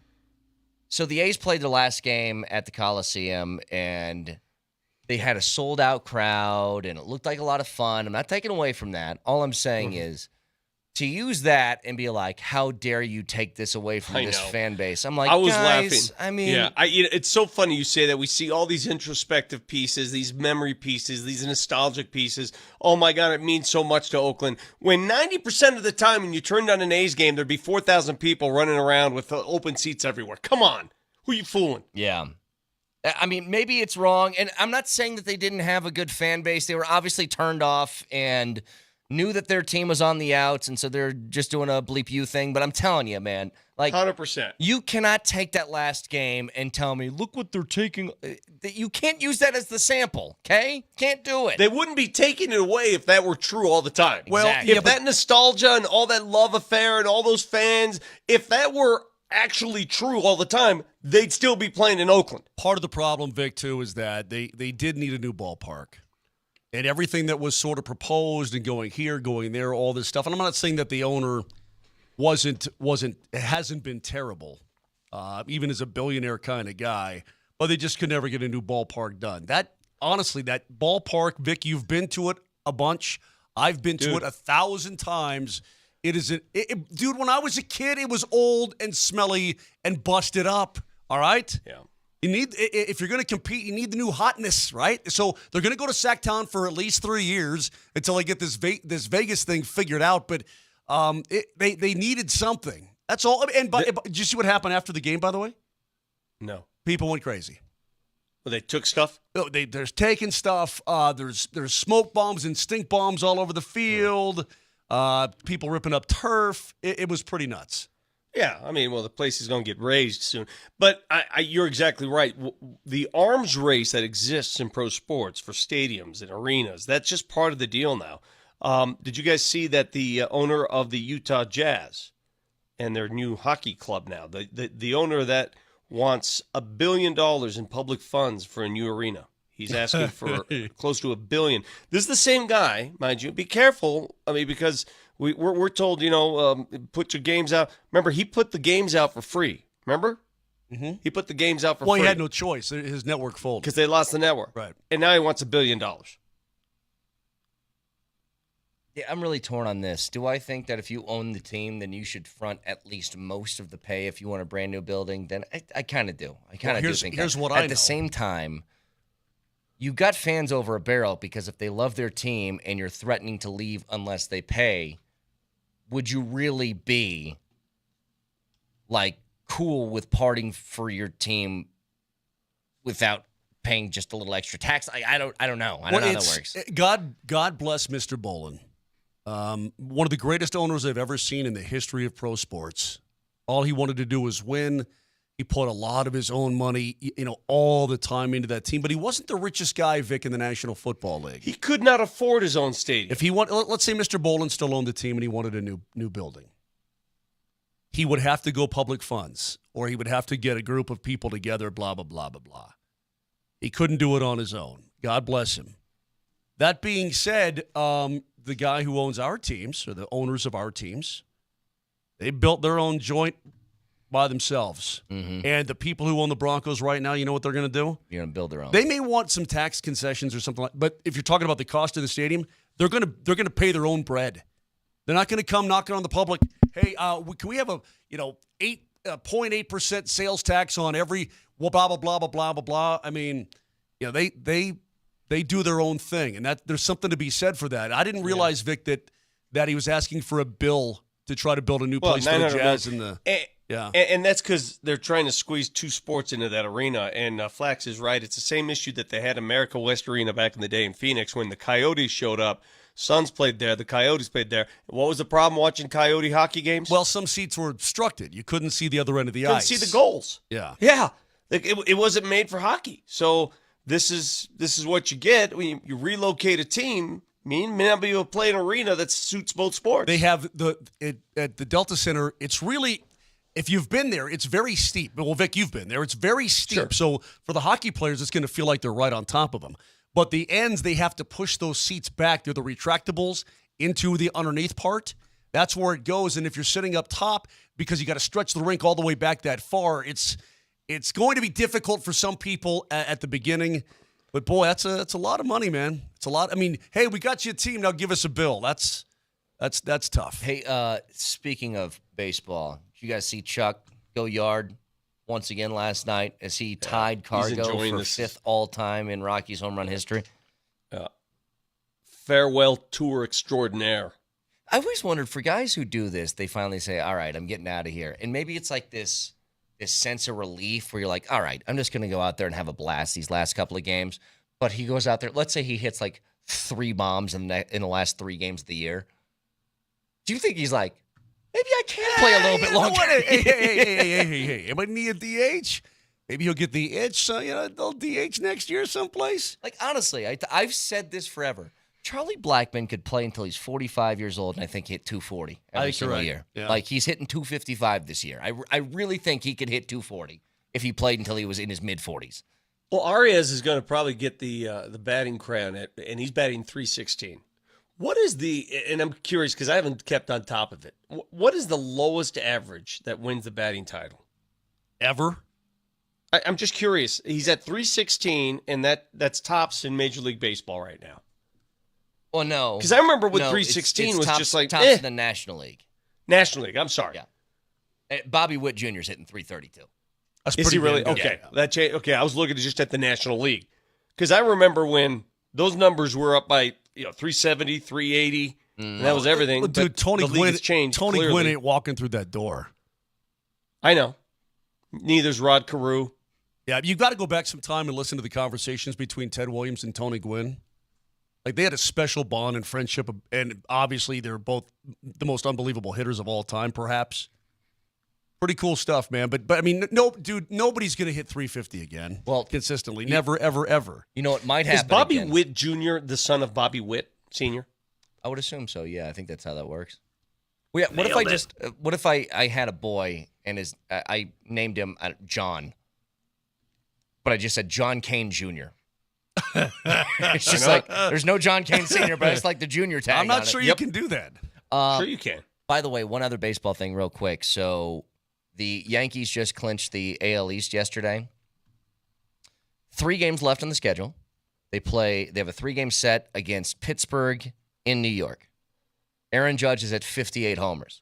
He's 2 away from getting to 60 again, back-to-back seasons. Mm-hmm. I don't think anybody's had 60 in back-to-back seasons before, have they? Bonds. What? You sure? I don't think so. Did McGuire?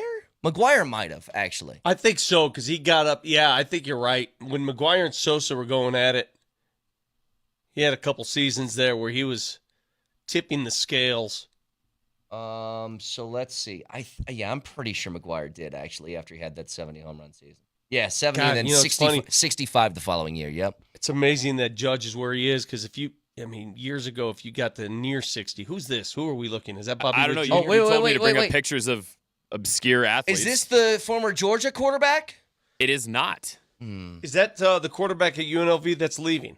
That is not. That's not him. Is this professional Scoopla? quarterback? This is technically his photo from college, but he is in the pros right now. Brandon Allen. That is Brandon Allen, Broncos legend. Whoa, good job. Scruffy Brandon Allen. You know what? If I saw him on campus, I would absolutely burn his truck down.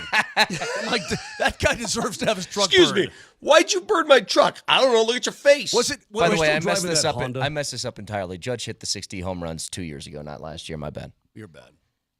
Hey, so what's the story again? Somebody accidentally was trying to burn a When he was playing at Arkansas, they lost, and they thought he played bad. Some students did, and they burned his car. But didn't they also? But I think they accidentally burnt down somebody else's in car, the band, thinking it was in the him. band, right? Yes. Yeah. Okay. I don't know. That was Remember a while when ago.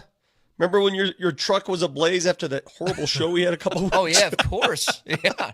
Hey, how do you think your And transmission? Vic did it. Hey, how do you think your transmission got busted out? Huh? No kidding. Hey. All right. Drunk takes next.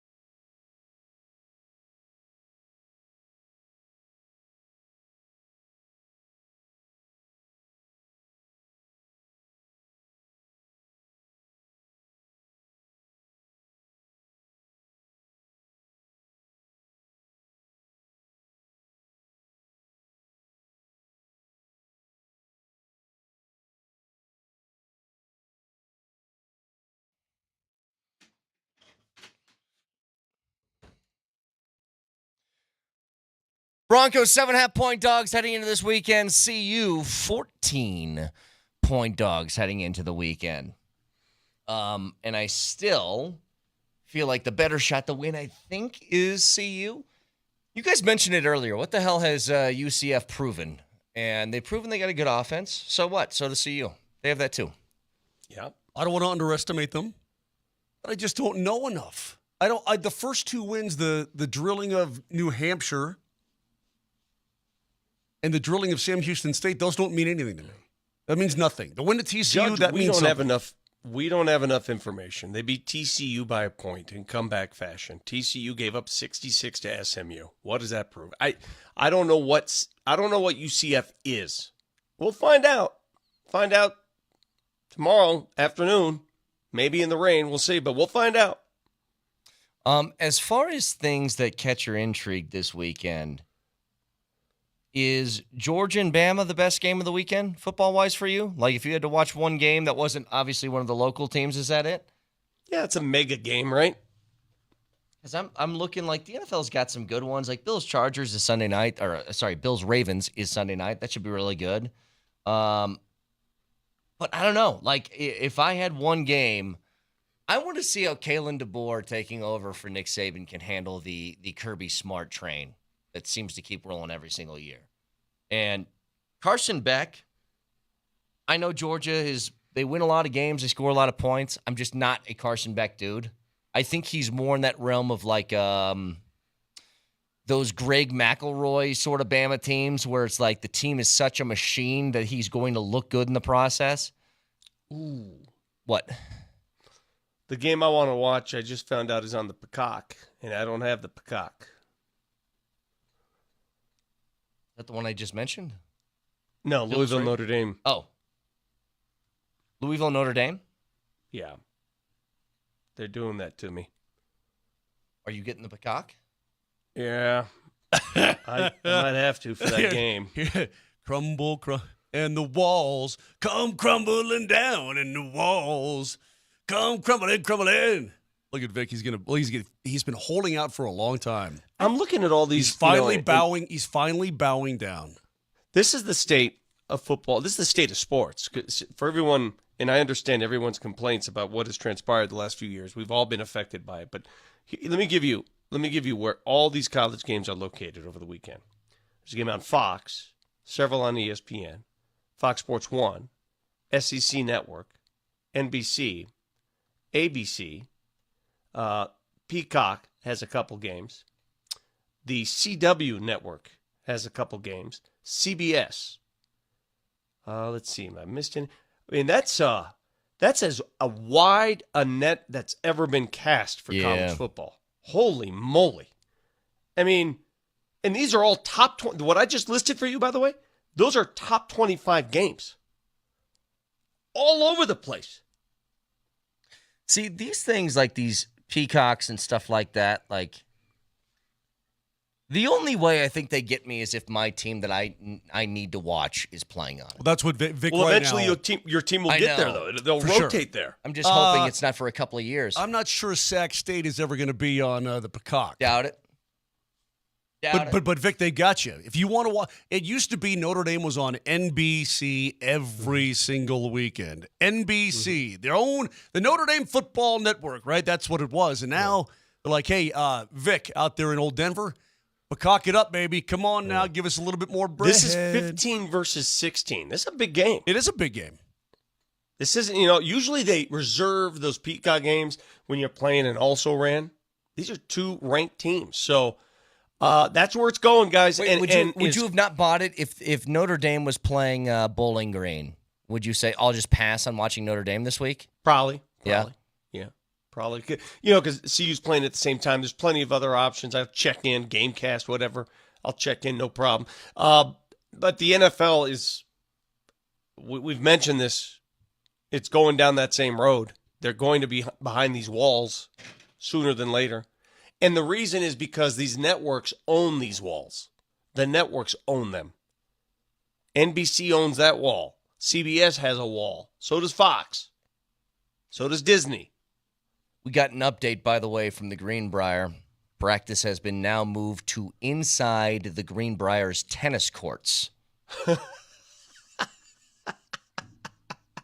That from Zach Stevens of DNVR. I just saw a video. Mike Kliss put it out. In fact, Nelly, can you pull this up before Drunk Takes real quick? Just go to Mike Kliss's Twitter. He has video of the storm that's there right now, so it's kind of like the outskirts of Helene, I guess. I don't know. It looks like the tent that they're in is about to uproot and just start flying. Really? Like, it looks bad there. Really bad. I mean, you can't predict it. You can't say, oh, man, we may get this big old hurricane and whatnot when you've already booked it, months in advance or whatever. Right. But it's not working out for the Broncos right now. It really isn't. It's not being very good. If you're watching the Safeway Twitch feed or Altitude Television, look at it. I mean, this thing looks like it's about to just pull up out of the ground and whoosh, vamoose away. It's pretty intense. Pretty intense. I don't think I'd like being inside that tent, by the way. Also, I got a family problem. Say Bob You Pegg have a one more time. Family problem. Say Bob my Pegg. brother-in-law is now mad at me because he says it's completely fair for me to become a Utes fan because my kid goes there and my money.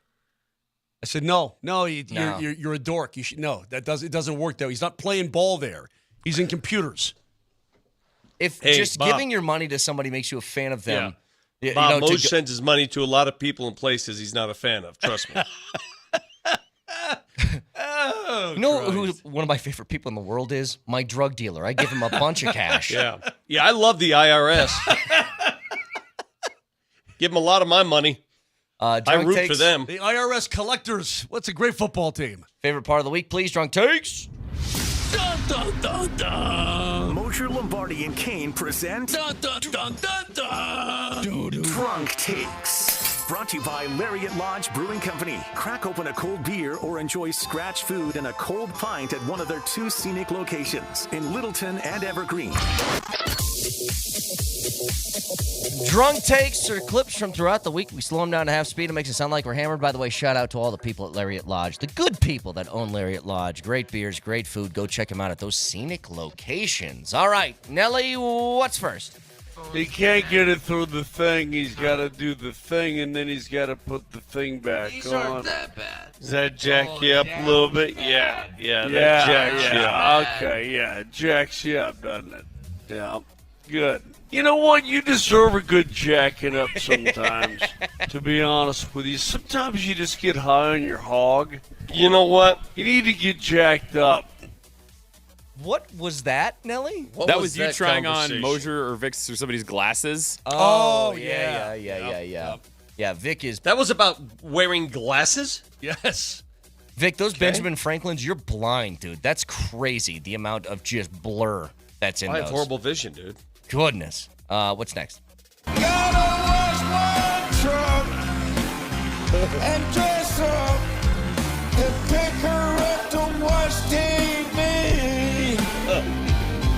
And she sits down on the sofa. She'll move a little closer.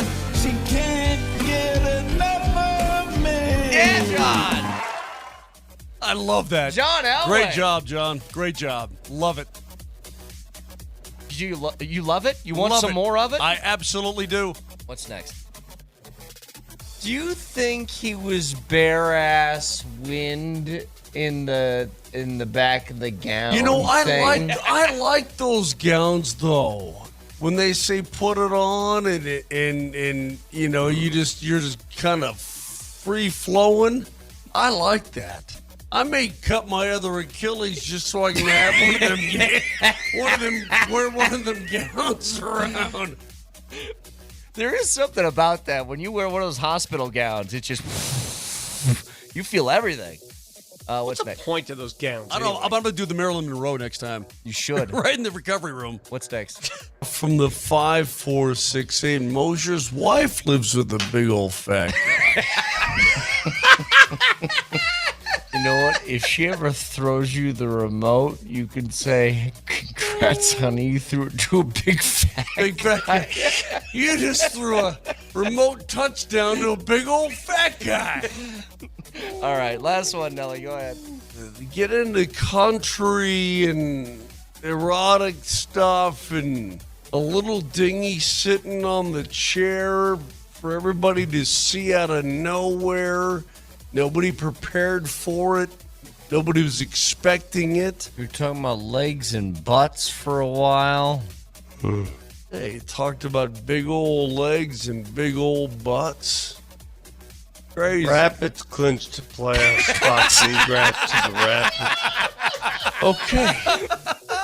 I'm the only guy talking sports on this show. You were having a weird day. That's what it was about. You were having a funky morning. Yeah, big old butts, big old legs. Huh. Rapids clinched a playoff spot. Crazy. Rapids clinched to playoff spot. Congrats to the Rapids. All right, enough. You can find the podcast, iTunes, Spotify, Spreaker. Everybody loves a good harp, but Coach, don't you love a good harp? Love you, Nelly. Good job on those. Harp? Mouth harp. That's a harmonica. Yeah, it's a harmonica. I'll give you a mouth harp. Have a good weekend. We'll talk to you on Monday. Bye.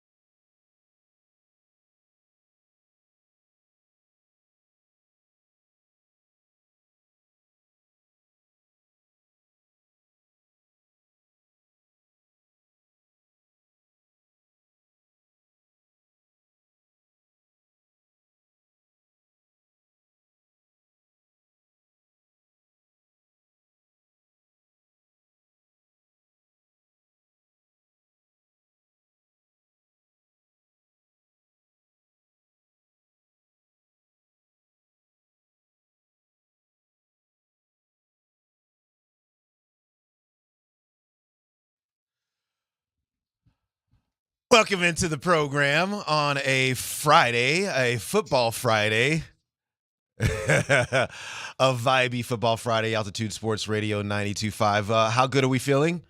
How good are we feeling? It's going to be, what kind of day are we going to have today? We're going to have a football fanatic frenzy type of a Friday because yesterday was a big day. You were in your wheelhouse. That's right. But it's going to be a good day. That's right. It's going to be a good day. I know. Because I woke up this morning and I said, waiting for a good day to happen, waiting around through ups and downs, I just said, look. hey, yeah, it's Friday. It's Friday. You made it. Chris Dempsey, Mike Sanford, KJ, Steve Nelson, and you. We're going to have a great Friday today, a vibey Friday, football Friday. Coach Mike Sanford's going to be at, where's that game? Is that Valor? It is at Valor Stadium, Highlands Ranch, Colorado. Which is an amazing stadium. Ralston Valley at Valor Christian. Vic Lombardi, Mike Sanford out there. It's going to be on AM 950 at 7 p.m. These are two teams in the top 5, right? These teams are ranked 10? 3 and 4 respectively in the state of Colorado. The Valor Christian Eagles? I don't know. We need Josh Grismer. The Fighting Grismers. The Valor Christian Fighting Grismers. Yep. Are facing the Ralston Valley Mustangs. Mm-hmm. They're the Eagles. Valorians? God, how do I not know this? I recruited Christian McCaffrey. I should know this. It's so good. It's so good right now. Anyways, it's going to be a fun game. I think they're the Eagles. I was right. I just didn't have a lot of conviction. So Demps, yesterday I was listening to all you, all the higher ups here at KSE and Altitude Sports Radio. I didn't get an invitation yesterday to Nuggets Media Say Day. what? Why not? Because I'm not, I'm just kind of an intern at these Eagles. in these parts. Yeah, I was right. The Eagles. Eagles. It was an awesome day. I want to get your take on it.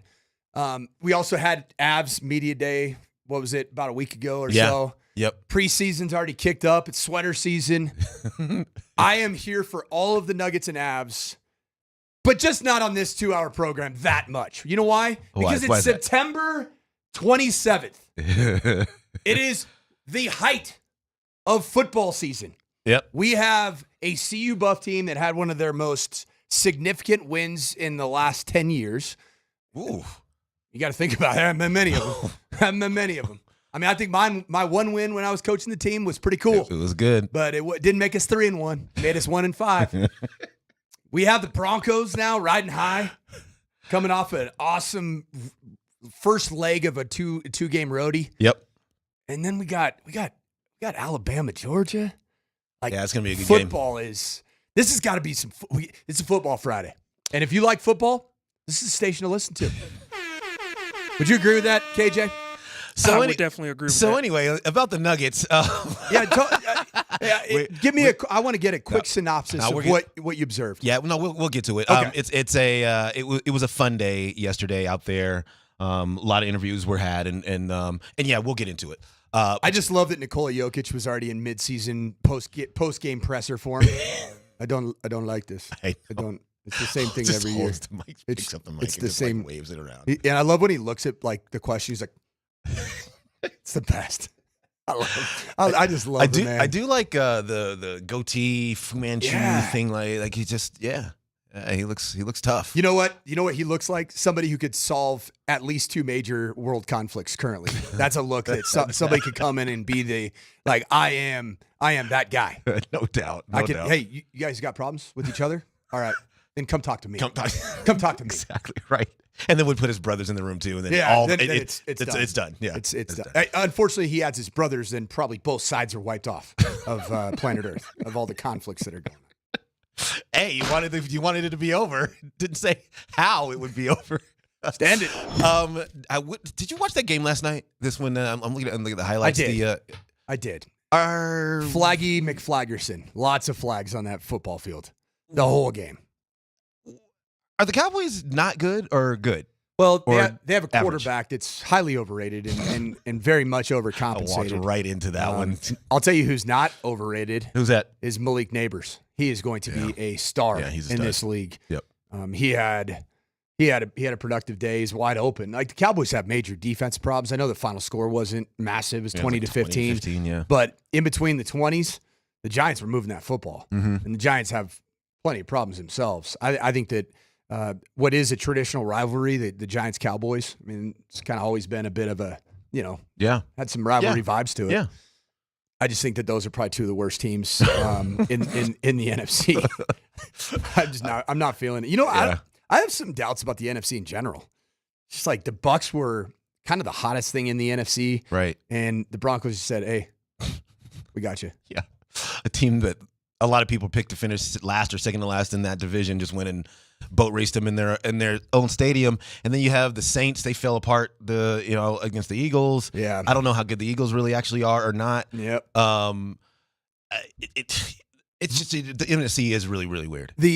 What's going to be an interesting matchup, at least of the currently good teams, the Niners are the class, but they're so banged up. Yeah. And I have my concerns about Christian McCaffrey at all this year. Yeah. Because Achilles tendonitis, yeah, that's not good. Well, you don't want to get back out, and then now you snap the Achilles, Yeah, I right? mean, it's one of those injuries that just stays with an athlete. Like Mhm. if you just have it, you're thinking about it, and the last thing that you want as an athlete is a torn Achilles. Yep. Because you just know it's like it starts kind of wearing down a little bit, and then it's just one explosive movement, boom, gone. Yeah. And then all of a sudden you're dealing with being a running back, which is probably the position you don't want a torn Achilles. Right.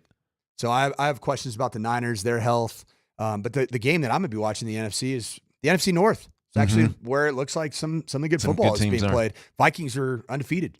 Let's say the best teams are in there, basically. Yeah, I mean, I think the Bears are going to have their time in the sun at some point. Yep. They don't look great yet. They have good defense. They have weapons all over the place, and a rookie quarterback that's had a little bit more success throwing the football. Yeah, 300 yards, right? Yeah, just not there yet. Mhm. And then you look at the other NFC North team. The Lions are a good team. Yep. They got beat by the Bucs, but they're a good team. Yeah. So there's a lot of great football going on this weekend, and it's going to start tonight with some big time high school football. I love that we do this, Demps. I love that we get out in the community. I get to do the high school game of the week tonight. Mhm. I am privileged to be graced with the presence of one Vic Lombardi. That's right. I am going to be – I don't even know if I'm going to be able to spit any words out coherently. You just roll out a red carpet and present him an offering. Okay. Of I don't know. Does he have a theme song? I need to know for like his arrival to Valor Stadium. Is there a theme song? Because I have an oversized boombox from my high school, or actually my softball coaching days. Mhm. Should I have a grandiose entrance for Vic? Or Yeah, you should. Okay. Yeah, we got to figure out what that song is going to be. What It's amore Right now. when your light's in your eye. Da, da, da, da. That's amore. On the Shant Mazda text line, one price, one person, 1 hour. Devin says, I got a hot take. The Commanders will win the NFC East. It's That's a good take. That's a good take. They might. It's hot because I think it's good. Yeah. I like that Commanders team. Cliff Kingsbury, the renaissance of Cliff Kingsbury as the offensive coordinator. Defense is playing fairly well. Yeah. I think that, this is how about Luke McCaffrey? Luke McCaffrey played very well in the Monday Night Football game. Yeah. He's going to continue to get more comfortable. And I think Jaden Daniels is a rookie quarterback. It's great to have another rookie that you kind of went through the process together. You got to know. You went through rookie OTAs and mini camps together. I think this team's going to be very good. They started pushing the ball down the field a little bit more. Remember the talk kind of prior to the game was, well, there's a lot of dink and dunk in their offense And quarterback run game. And quarterback run game, exactly right. But they kind of unveiled, but we still have Terry McLaurin, and we can throw that ball to him downfield. If they are able to do that consistently, I mean, they will be hard to handle for all those teams in the NFC East. I mean, that's just all there is to it. Meanwhile, the Broncos a couple of days ago announced that Alex Singleton will be out for the season. Yeah, exactly right. It was obviously it's a big blow to that defense, which has started off the season as being one of the better defenses in the entire National Football League. I'll lend some stats to that just in a second. But when you think about how they are going to fill the void left by Alex Singleton, just one of the top tacklers in just the entire NFL. How do they begin to do that? I have confidence that they'll be able to do it because there were some questions about filling the void of Justin Simmons. Brandon Jones did that pretty well so far. Yeah. And then there were questions about even Josie Jewell, who was the green dot wearer a year ago, meaning the coach to linebacker communication in the headset and the helmet that they have. Alex Singleton is, to me, more than just a good football player. Mm-hmm. He is a energy spark plug. You felt it at training camp on a daily basis. I think he's the guy that takes the messaging from Sean Payton that sometimes isn't always necessarily received well in a locker room. Yeah. And he calls guys out. Do you want to win or do you want to complain? Right. Like, he just has that effect, and I like him. So that part is going to be missed. I do believe that Cody Barton and a combination of Sternad, I don't know where Lavelle Bailey sits in all of this. I think they'll be fine. And the reason I think that the Broncos are going to be fine is I just saw a stat. And I loved it. My buddy Danny Heifetz, who we've had as a guest of the program, works for the Ringer podcast. If you haven't listened to his podcast, it's fantastic. It's the Ringer Fantasy Football podcast. He does a great draft one during the offseason. But he sent me this really interesting breakdown, and it's from PFF. Okay, this is about how often defensive linemen, pass rushers, are chipped. So the chip mechanism is where a running back or a tight end or even a big slot, they call them power slots, are used at the line of scrimmage or in the backfield to chip a would-be pass rusher. We can all guess who number one is in terms of receiving the most chip work as a pass rusher. TJ Watt. TJ Watt. Yep.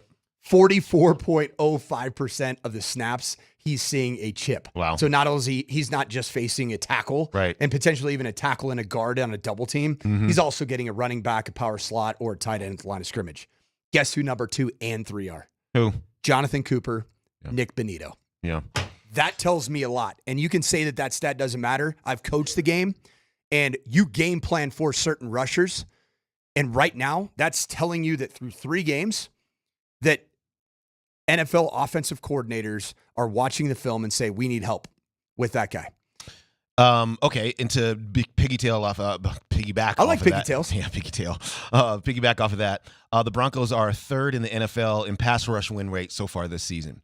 They are also 3rd in pressures without blitzing this season, so they don't have to bring extra guys all the time to be able to get pressure on the quarterback. And that really has begun with like Zach Allen on the interior, who's just been a total beast. And then guys, Cooper, Benito.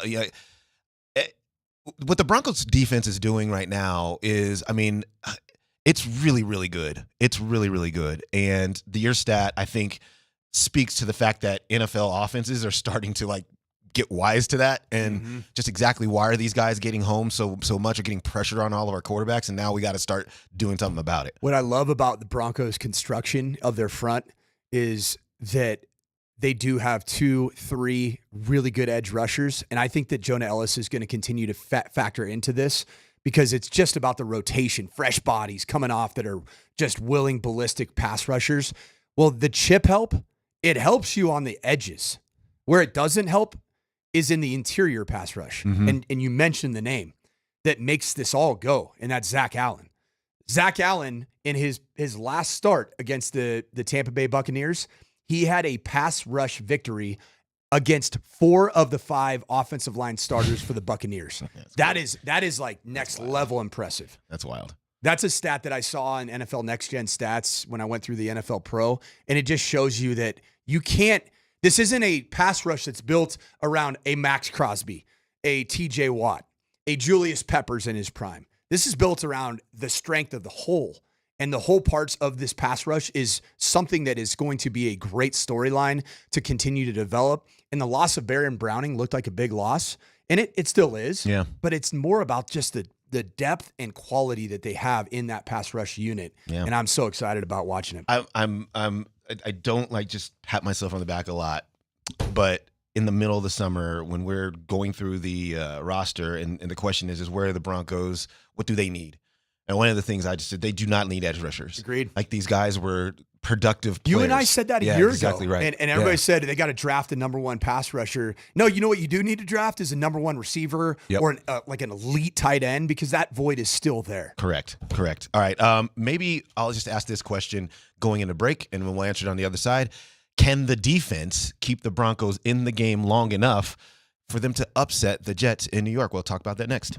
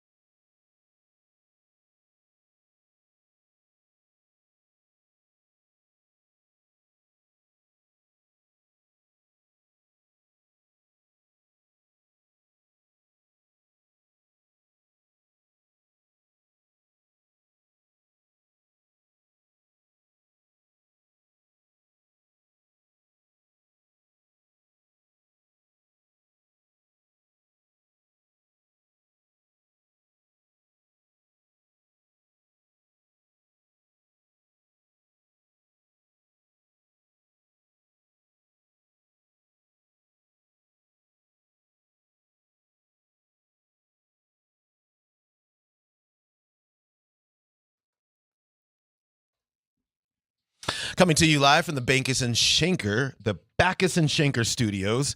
Their passion is justice. Chris Dempsey, Mike Sanford, KJ, and you, Altitude Sports Radio 92.5 on a Football Friday here in the Mile High City. I want to alert you to the fact if you're out and about on Sunday, want to keep tabs on NFL games. On Sunday, we're going to have the Chiefs at the Chargers on 9:50. It's going to be a 2:25 start for that football game. Got a slate of college stuff, too. We'll get to that a little bit later in the show. The Broncos have been on the road forever.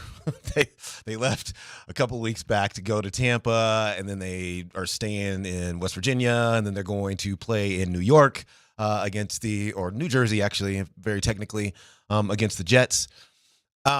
Defensively, they are ranked second overall. They're ranked third overall, second against the pass. How big that's a rhetorical question. How much impact can this defense have on an offense that is headed up by one of the greats to ever play it, Aaron Rodgers?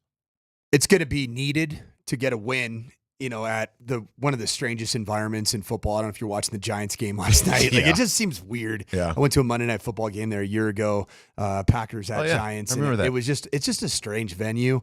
So I don't think there's going to be vibes at that stadium because Aaron Rodgers is the guy that everybody is paying, the big dollars to go see play for their beloved and much maligned New York Jets.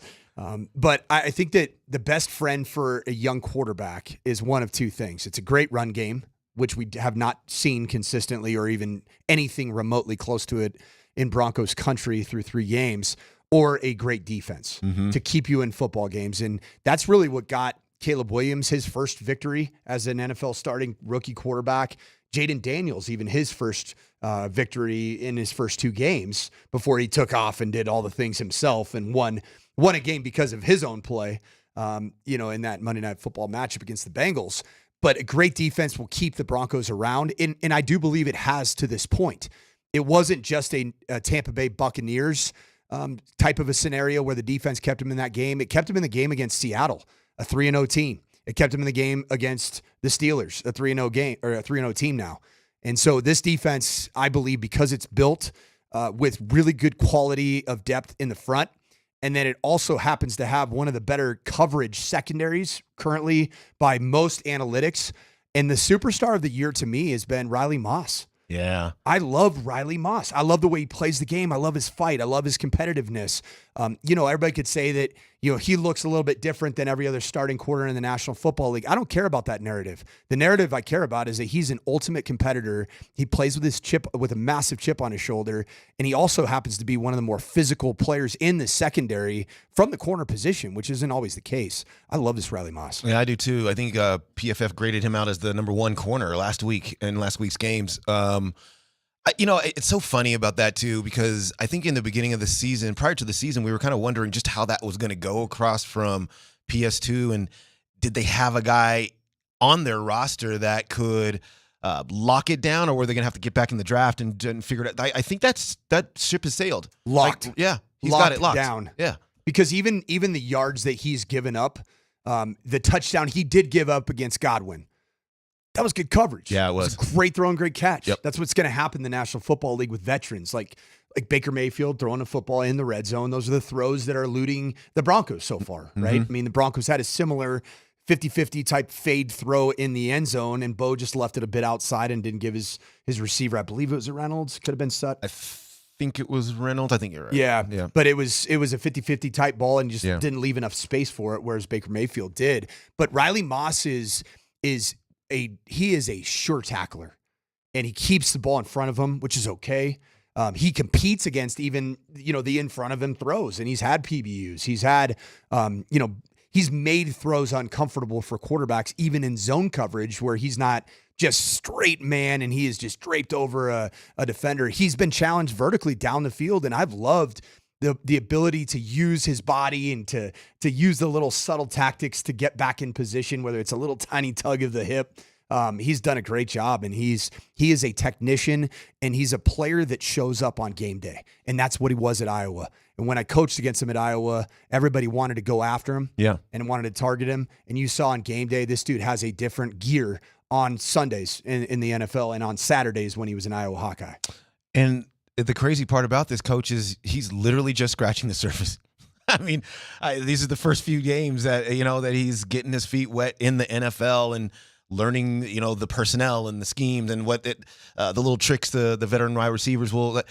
Once he gets all of that down, I don't think it'd be hyperbole to say. I mean, maybe this is exaggeration Friday, but that the Broncos might have the best tandem of corners in the league once he gets it down. Yeah. I thank you for that ding. So it's just been, but this is kind of my original point about this roster in the first place going into the season, which was we know that it was slotting in at last on all the lists, right? The worst roster. And all I've said was, I think we just don't know with some of these players. It's not that we have players that we have plenty of film on and we're looking at them and like, those are bad players. It's like, but we don't know what these players are capable of doing, and I think we're starting to see a couple of them really rise and show that they can be players that you can go forward with in your future. No, I totally agree. And to your point that you said about having the best corner tandem in the National Football League, through 3 weeks, the data would back it up, Demps, because you have at least a top 2 highest paid corner that has had some laundry issues with the yellow flags coming out, but also has given up just about nothing to some of the best receivers in the National Football League in his first 3 weeks. And we're talking about PS2 shutting down DK, PS2 shutting down Pickens, PS2 shutting down Mike Evans. And he's done it in 3 consecutive weeks. Now, guess what? Garrett Wilson, I'm going to shut you down too, because that's just what I do. And then opposite him, you have the type of player that's savvy. He's got a nose for the football. He is a great tackler. He's a competitor. And he hasn't even shown his best characteristic, which is his ball skills. He will get opportunities through 17 games to show off those ball skills, and they are good. And that can change a football game. And you go back to what you said, and I think that the take about the worst roster, you and I talked about this over the summer. And I said at the time, I believe that wholeheartedly, that we don't fully know because there's development in front of Benito. There's health and a clean bill of health in front of Zach Allen, which he didn't have a year ago as a Denver Bronco. He does now. You have Jonathan Franklin Myers coming in. He was a cast-off from the New York Jets. Now he comes to your team. He's been very impactful.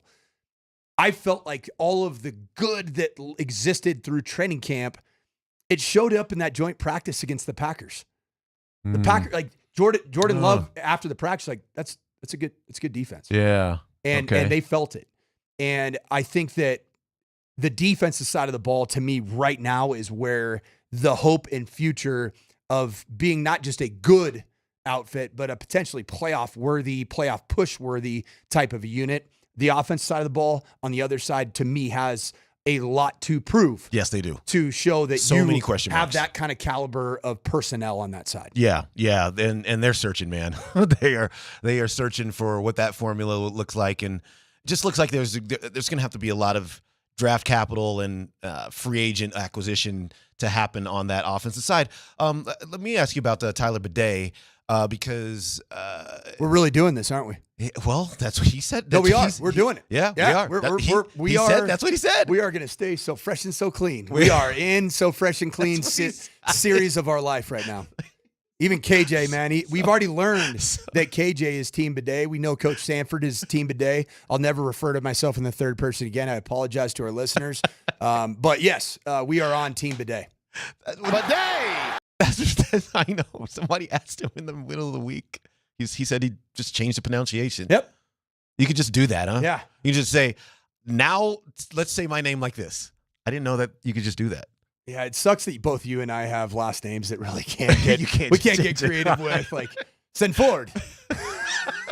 What took so long though? Like, why wait all of these years to finally speak up about what your real name is? Like, dude, he admitted to changing it.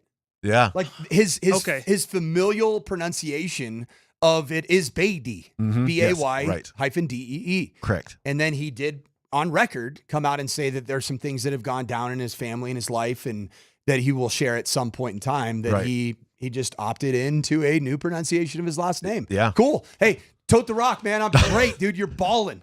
We can call you whatever you want to be called. I love it.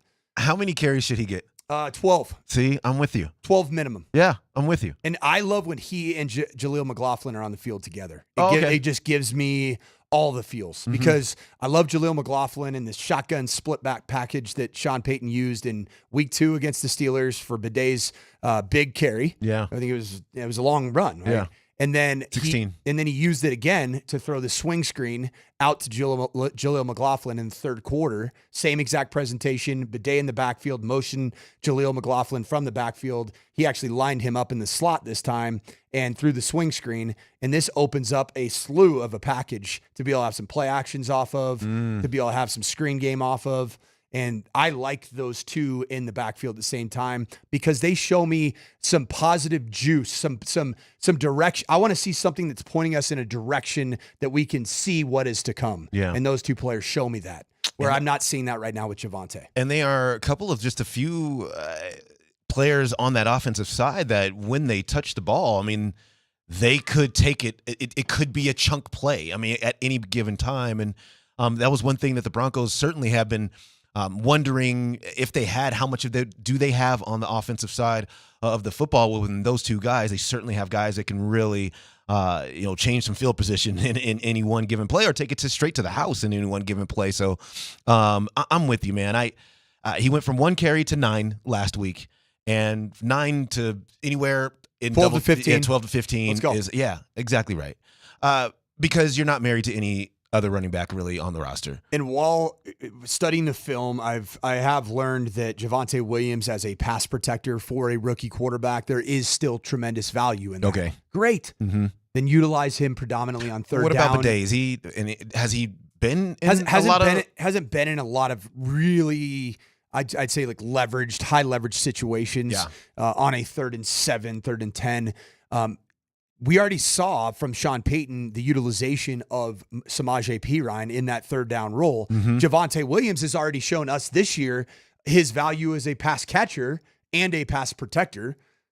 That's okay. Like, he's not on a max contract. He's on a rookie contract. He's on a rookie deal. And it's on his last year of that too. You're still getting great value if he's your 3rd down back. Right. So just run the hot hands. And right now the hot hand is Tyler Bidet 1. And then I would argue Jaleel McLaughlin, even though it hasn't shown up on the stat sheet, it is showing up in some of the pass catching. Yep. It is showing up in his red zone touchdown that should have been dead in its tracks and using his nimbleness. Like, do you think Javonte Williams scores a touchdown on that flip play? No, he gets tackled, man. He does. Yeah. I mean, you have to just, and I know that Sean Payton knows this. I know that they're having these discussions. You just gotta realize, man, your film is your resume. And right now, Javonte's resume as a 1st and 2nd down ball carrier through 3 weeks isn't great. You want to hear a surprising stat? So the Broncos rush offense, not surprisingly, is not one of the better rush offenses in the Is NFL. it what bottom 4, right? It is, I counted it at 21. Oh, okay. That was 99. Because we got Bidet. I know it's probably true. 99.7 yards per game is what they rush for so far this season. Do you know who's 20? It's the Jets. And that's super surprising because of the whole Breece Hall, Braylon Allen thing. I mean, they have guys, and I don't know, I don't know what the state of their offensive line is in terms of injury or whatever, but for that team to be near the Broncos is pretty surprising. And then that just leads me back to some of the defense conversations, which is, okay, if they're not running the ball that well, can you make that team one-dimensional? Can you get after the running back, get them on the ground, make them kind of inefficient in the ground game, and then force Aaron Rodgers to have to throw to beat you? Which is, I mean, I say that with a nervous grin because he can do that. But it feels like there's opportunities there to really reduce them down to a passing team and then unleash your edge rushers on them. Yeah, that is a surprising statistic that the Broncos right now average 99.7 yards per game, where it's at 21, and then the Jets are at 20 at 100.7. Yeah. I think that there have been some trends in a positive direction through 3 weeks for the Broncos rushing offense. Yeah. And it's been a revelation of more Tyler Bidet. Yeah. And you just have to just look at that and realize that there's something to be seen. And I think it's a positive development for a rookie quarterback. Let's take a quick break, come back with Broncos, who have the most to prove in this game, and then transition into some CU because, I think this game can catapult them into a different tier if they are able to win at UCF. We'll talk about that next.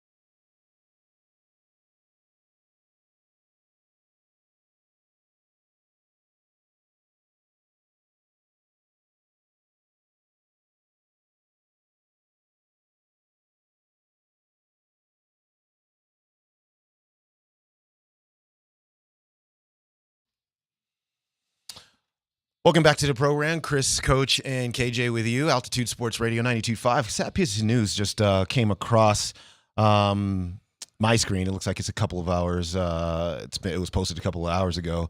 And that is Joe Wolf. Joe Wolf, who had a couple of short stints with the Nuggets, he passed. He passed, and we have a statement from Sharif Abdur-Rahim, who was the G League president at this time. Joe Wolf was the Wisconsin Herd assistant coach, a team in the G League. And just to read the statement in part, it just says, "I'm profoundly sad about Wisconsin Herd assistant coach Joe Wolf's sudden passing. He was a longtime member of the NBA G League family and a mainstay on our sidelines over the last 20 seasons. Not only was he a fantastic coach who developed and mentored a generation of players looking to realize their NBA dreams, but he was a wonderful friend to so many of us." I interviewed him a number of times. He was the G League coach here when the Colorado 14ers existed and played next to at the First Bank Center. And so this is just incredibly sad news. Certainly condolences go to his friend and family. A guy had a couple of stints with the Nuggets and coached everywhere. I mean, he coached everywhere. And at the time, I remember, it was pretty innovative with how he was coaching some of the teams, some of the schemes that he was using, and some of the philosophical way his teams were playing. But so Joe Wolf passed, and condolences to him and to his family. We'd been discussing a little bit about the Broncos and just in terms of their defense versus the Jets offense, but I do want to get to this what we try to do here every single Friday, which is kind of highlight a player or two or maybe even three that have the most to prove for the Broncos as they're going into any one game. And now this is obviously against the Jets. Give me a player that you are thinking about in that light. Well, I think this pass rush narrative that's starting to grow nationally. I just saw Mina Kimes and Benjamin Solak on the Omaha podcast. It's kind of biting the style of Peyton Manning a bit on that. But I think that there is something to be said right now for Nick Bonito, Jonathan Cooper, and Zach Allen, namely. Those three players to show that they are the three best combination rushers, interior and double exterior edge rushers in pro football. And they got the best spotlight to do it against Demps. Mm-hmm. They've got Aaron Rodgers, where you have Adam Schefter on our airwaves here on 92.5 come and say that this is the best that the New York Jets offensively have looked maybe ever. Wow. Yeah. And so you have the opportunity to come in and put good on good. Yep. It's Aaron Rodgers is one of the most creative passers of the football of all time. I still enjoy watching him throw it, man. Mm-hmm. I love the way he changes arm slots. The amount of quarterbacks that I've coached that talk about their hero of throwing the football that they studied as children was Aaron Rodgers. Yeah. And there's so many different players in the National Football League that are like that. Even Drake May waiting around to talk to Aaron Rodgers after the game just to acknowledge one of his mentors, heroes, Mm-hmm. right? And so I think that you're putting good on good with this pass rush that isn't just one person. It's more of the totality of the pass rush versus Aaron Rodgers. And my key to this game for the Broncos, it's the number 12, Aaron Rodgers. Okay. And I think that 3 sacks or more plus 9 pressures, statistical pressures or more, the Broncos will neutralize Rodgers enough to give their young offense a chance to win this football game. Yeah. Yeah. It's interesting. I'm very interested to see if they can get him to the ground. So they were able to kind of flush Baker Mayfield out and get him to the ground on a number of occasions. The thing that has always been really impressive to me about Aaron Rodgers is when he is in these situations where maybe the pocket's collapsing, he's got to get out. He still is so effective throwing on the run, making the right decision. And can the Broncos neutralize that? I mean, there's just a lot to think about when you're trying to corral Aaron Rodgers, who looks like he's rounding back into the form that we saw when he last was playing. To your point, Demps, there's a a training methodology that I've always used for quarterbacks, and it's pretty simple. And Aaron Rodgers is the master of this. And it comes down to this phrase: you always have an escape. You got to know your escape, right? And that's the biggest thing that Aaron Rodgers has known. He knows himself. Yeah. He knows his own physical limitations, but he also knows that with particular looks that he can do a little tiny audible and get the ball out of his hands quickly. And understanding the complexity of a coverage and where the deficiency might lie for a blitz. And then he also knows just that subtlety that Tom Brady made so famous in the pocket, right? Tom Brady, we all know, wasn't a tremendous athlete as it relates to a combine performance, but he was unbelievable with the subtleties of pocket mechanics. And Aaron Rodgers has that same type of understanding of who he is as a quarterback, what his deficiencies are, but it's that little 2 to 6 inch step that gets you just out of harm's way, allows you to climb the pocket and throw an absolute beautiful strike down the field. Those are the things that are going to be different than facing Baker Mayfield. And you got to believe the ball's going to come out quick here for the most part in that game as well, knowing that the Broncos pass rush is a really good one. Okay, here's what I want to see. I am going to put Courtland Sutton back on the list of – actually, I'm going to put the combination of Bo Nix and Courtland Sutton on the board. And what I just kind of want to know is, was that real last week? Was it real? 11 targets, 7 catches for Courtland Sutton, 68 yards, 9.7 per, a long of 22. So if we are asking asking Courtland Sutton to be the number one for Bo Nix, the guy that you can always go to, did we start to see that really form? And can they build upon that this week? So I definitely am keeping my eye on that combination. You don't want is the super high number of targets with a super low number of catches. Like, that's not what we want. And I thought I gave Courtland Sutton a lot of credit for really fighting for 50-50 balls, really not allowing the corner to just drape all over him and to impact the catch. And that's Courtland Sutton that we have come to know and love.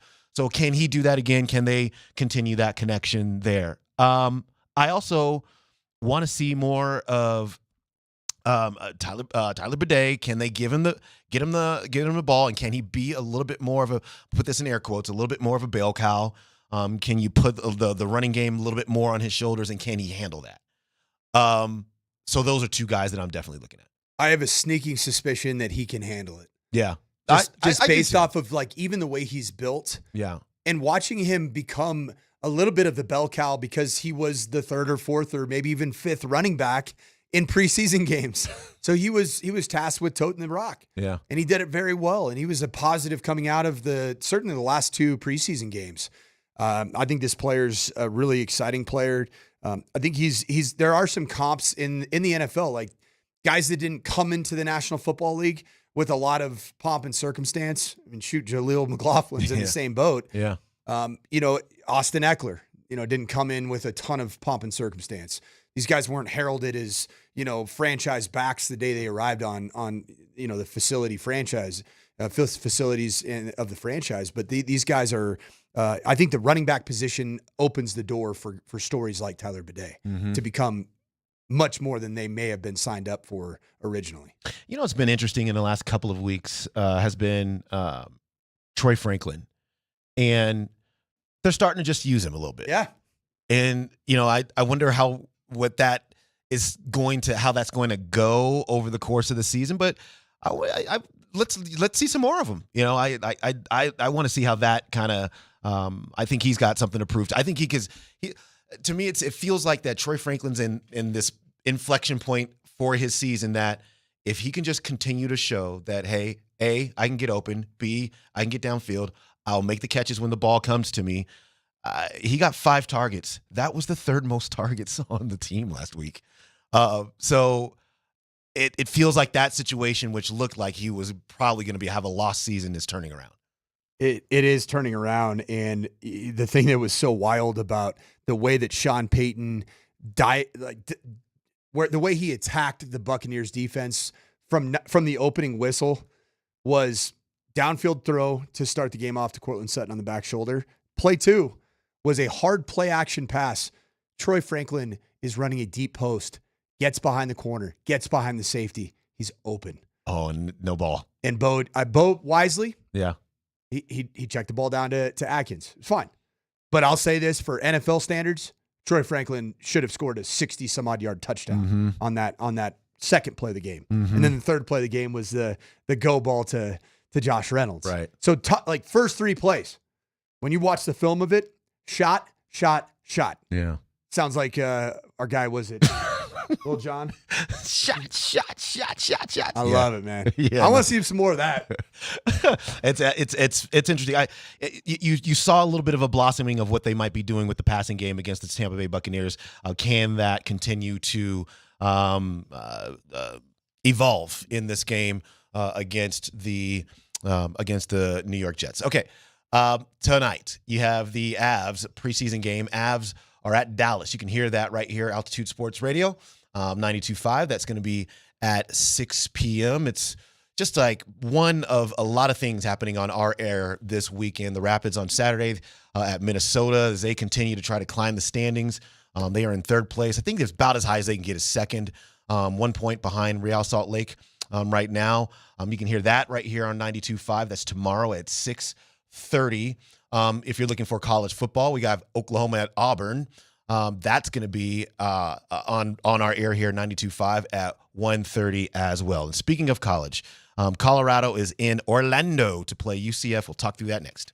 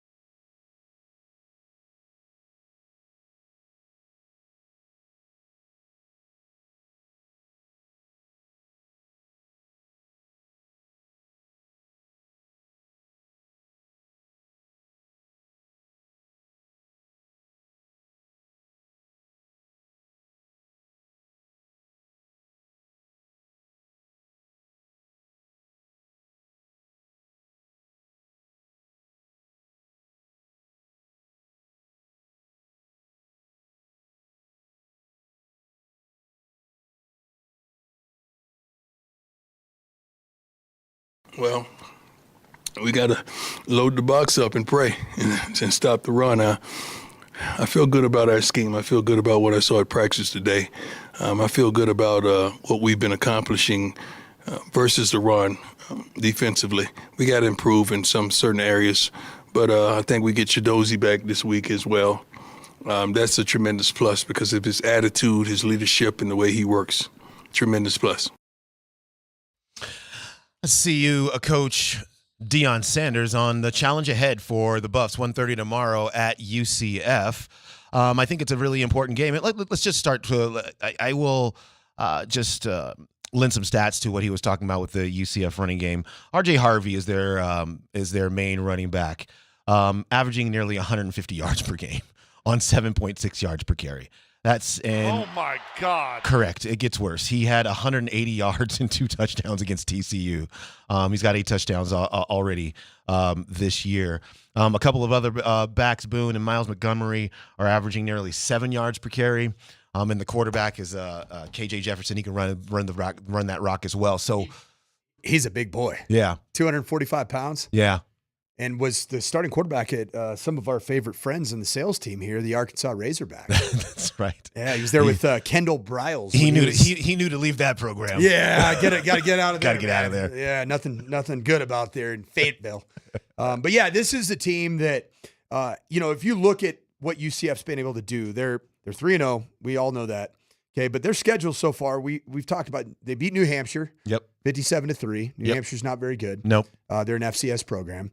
They beat Sam Houston, who's a good FCS program. Mm-hmm. But 45-14. Yep. But they're an FCS team. Probably that score comp would be in the ballpark of a win for CU over NDSU. Okay. And I think NDSU historically is a better program than Sam Houston. Mm-hmm. But maybe right now, I think Sam Houston might be in the conversation being a better program, than where NDSU and the Bison are right now.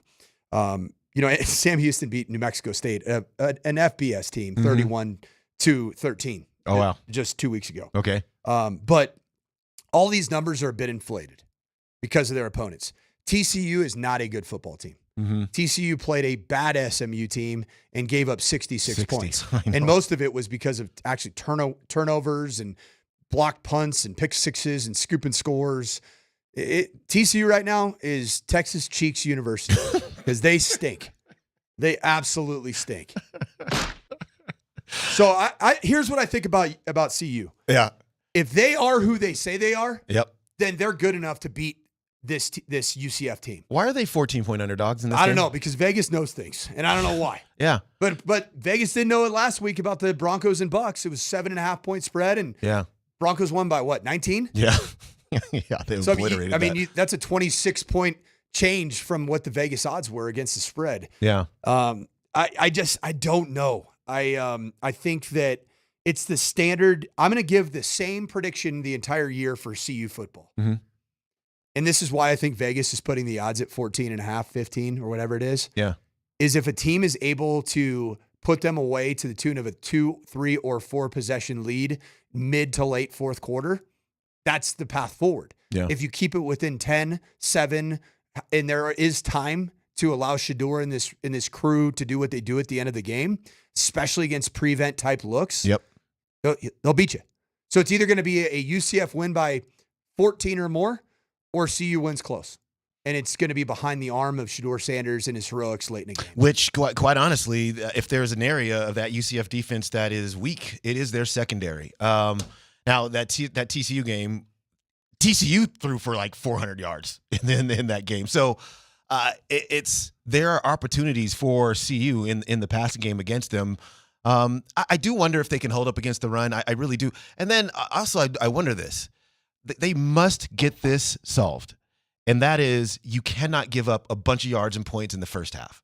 Like the difference in their defense between the first half and the second half is night and day. I think they've only given up 19 points the entirety of the season in the second half, but a whole slew of that stuff in the first half. And sooner or later, that just, you can't survive that way, especially against better teams and especially on the road. Robert Livingston's done a great job. The new defensive coordinator came over from the Bengals, was kind of like a lifetime quality control guy at the Bengals. Then he became the safeties coach. came and got his first opportunity to come and be a play caller on the defense side of the ball. He's done a great job. Schematically, they're like fine. Yeah, they're sound, and I think he's done a really good job of playing to the strengths of their personnel, which is they play good man coverage. But there are teams that are going to find a way to exploit that man coverage. And the other thing that they do is they bring an additional safety body to the box in the run game. Play cover one with a single high safety. The other safety comes around at or near the box, hovers around the box, and makes it very challenging to run the football. You know how you get your numbers back against that type of population in a box? How much? You run, how? You run your quarterback. And that's exactly what UCF is going to do. KJ Jefferson, last game, 9 carries for 46 against TCU. Has a lot of production, in the ground game. He's built to do it. He's 6'3", 247. So he is a load. And, on the season, has been a big part of this rushing attack. 135 yards for him on the season. And so what he's going to ultimately end up seeing is that extra safety down in the box is going to have to account for Jefferson. You are going to see some vertical shots down the field. And last week against TCU, Jefferson didn't throw the ball all that many times. If you look at the numbers, just 13 completions. Yeah. But those 13 completions, 230 yards for 3 touchdowns. Yeah. Yeah. And so that's going to be the question. Can CU, with that structure of defense, will their coverage players, not named Travis Hunter, right? Will they hold up and not give away the explosive pass plays down the field? Because there's going to be you have to devote more. You have to because of the quarterback run game. Yeah, it's interesting. It really is an interesting challenge down there. I think in the game overall, I just think that for Colorado, there's still an unknown quantity about this football team. It's talented. They can put some points on the board. They can pretty much score at any time. Maybe not all the time, but at any time. A lot of explosive plays in the pass game. I'm still trying to get a handle of just exactly how good they are in regards to everybody else in the Big 12. I do think this. If they win this game, you can start to take them and put them in the upper tier of the Big 12. 100%. Yeah. This is a big game for CU. I thought that the Baylor game was the biggest game of the season to be, are you relevant or are you not? Yeah. Now you're relevant, right? You're 3-1. We know they're relevant in terms of the eyes of college football. The ears of media are going to be listening and watching everything. But I'm talking about relevant competitively, and they passed that test. Somehow, some way, they passed that test against Baylor. Now are you for real? Right. And I think you beat UCF on the road, a team that is 3-0, that did have some success against TCU on the road, have already proven to be a team that can win on the road. Can CU go on the road and win a game? And I don't count Fort Collins just because it's right up the road. It's a little different. It's not a conference game. You are better at most positions than CSU is.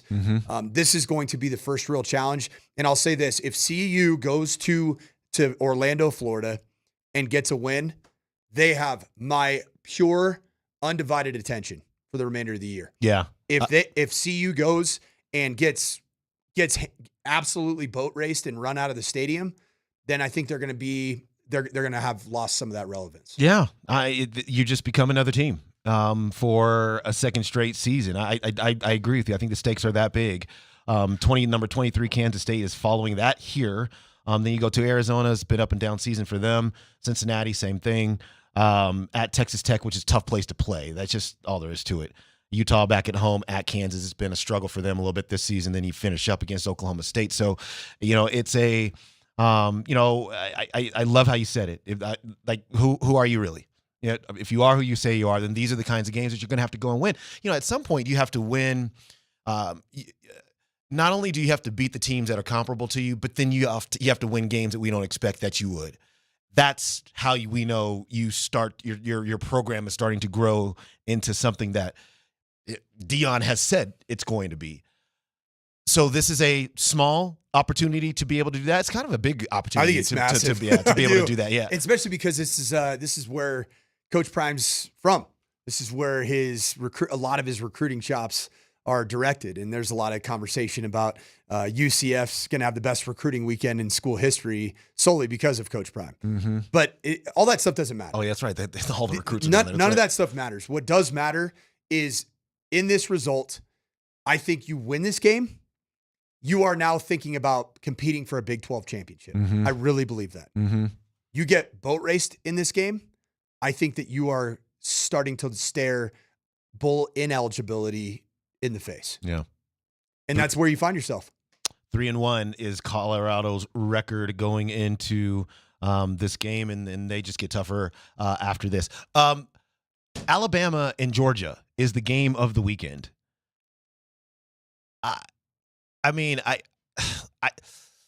Georgia just never beats Alabama. I mean that's. Have you seen Kirby Smart's career record against Alabama? It's so bad, right? It's like mind blowing for how good they've been. How the entire National Football League is populated with players that have come from Georgia in the last 7 years. It's like 1-6. And that was with Nick Saban. If this continues with Kalen DeBoer, it's going to be an issue for Georgia. It's going to be a real issue. And this game is in Tuscaloosa. So in Georgia's like a 2-point favorite or something like that. This is the rubber meets the road game for an outsider to the Southeast Conference, Kalen DeBoer. Because if you win this game, we don't miss Saban one bit. Right. You lose this game, it's going to be, I don't know about that coach. He's a Yankee. That young man from up north. Where'd he grow up? Like in North Dakota, South Dakota, something like that. He don't fit in down here with us. He don't know SEC football. Alabama looks good to start off the season. They do. I mean, that's strength of schedule questionable. I think that Wisconsin win was not as impressive. Wisconsin, really? I think Wisconsin looks bad, and I think the Luke. I really liked that win. Yeah, I did too. Yeah, but it's not. This is not going up and beating Barry Alvarez, right. Wisconsin. Okay, it's a completely different deal. And they controlled the game. They dominated that football game. Yeah, Wisconsin's not Wisconsin. They've lost their identity as a real physical downhill ground game attack. Like they're not even really one of the top rushing offenses in college football anymore. Wisconsin's just not what it was. And, it's almost like Iowa as a program has out Wisconsin and have become the team that can win ugly and just win in the trenches. Is that Luke Fickell? Yeah, Luke Fickell came from Cincinnati. I just don't know if that's a fit. Yeah. I really don't. He's an Ohio State guy. Wisconsin's been, even Paul Christ was really successful up there, had so many double-digit win seasons. It wasn't always the most attractive football to watch on TV, but you just won games, got to Rose Bowls every once in a while. Right now, the Wisconsin program's not what it was. Do you think that they wanted to, for lack of a better word, evolve from that? I do. Yeah. But sometimes when you do evolve, you lose your ethos. You lose what made you you. And in the process, everybody kind of looks around and say, wait, are we even Wisconsin football anymore? Right. Are we known for offensive line play? Are we known for, big time running backs and running power and counter and ISO and fullbacks? Right now, they're not. No. And so, that's an interesting program right now. The Big Ten's kind of going through a little bit of a bit of a shift. Yeah. There's a lot of new, I have no idea how the Big Ten's going to play out. I don't know how good Ohio State is. I don't know. I mean, I know they're good, but I'm talking about like top flight competitive. I really don't know how good Oregon is. I don't. I mean, I think they're really good, but I don't think that they're dominant, and they will get knocked off. SC goes and they laid an egg. Yeah. And they did it because they weren't physical enough against Michigan, who looked terrible. Yeah. 2 weeks prior, a week prior. Their offense is, they threw the ball for 48 yards, 52 yards, 60 yards. It was terrible. Yeah. But you got to be able to be physical in that league. Right now, the Big Ten is I think it's wide open. I do too. I'll be interested to see if Illinois can beat Penn State. And then I will just let you know something about both of those teams. And then, I tend to think that just Ohio State's the best team in that. I was kind of leaning toward Oregon in the offseason, but having seen them play, they're going to have to earn that back. I think Ohio State's the team to beat in the Big Ten. But you're right, man. It's a conference that is looking a little Big 12-ish, to be honest with you. It's just in terms of a lot of teams that are good, but maybe not great. We'll see. We got one right here from our Shop Mazda text line, one price, one person, 1 hour. And it got me a little heated, a little fired up because I read just the first line. And all it said is KJ is overrated. inconsistent. The reason he left, and I thought they were talking about my guy KJ Granderson, our producer. Bro, so Nelly literally just brought that up. Dude, and I was like, who is this? 4261, I'm coming for you, man. That's my guy. Don't talk about KJ that way.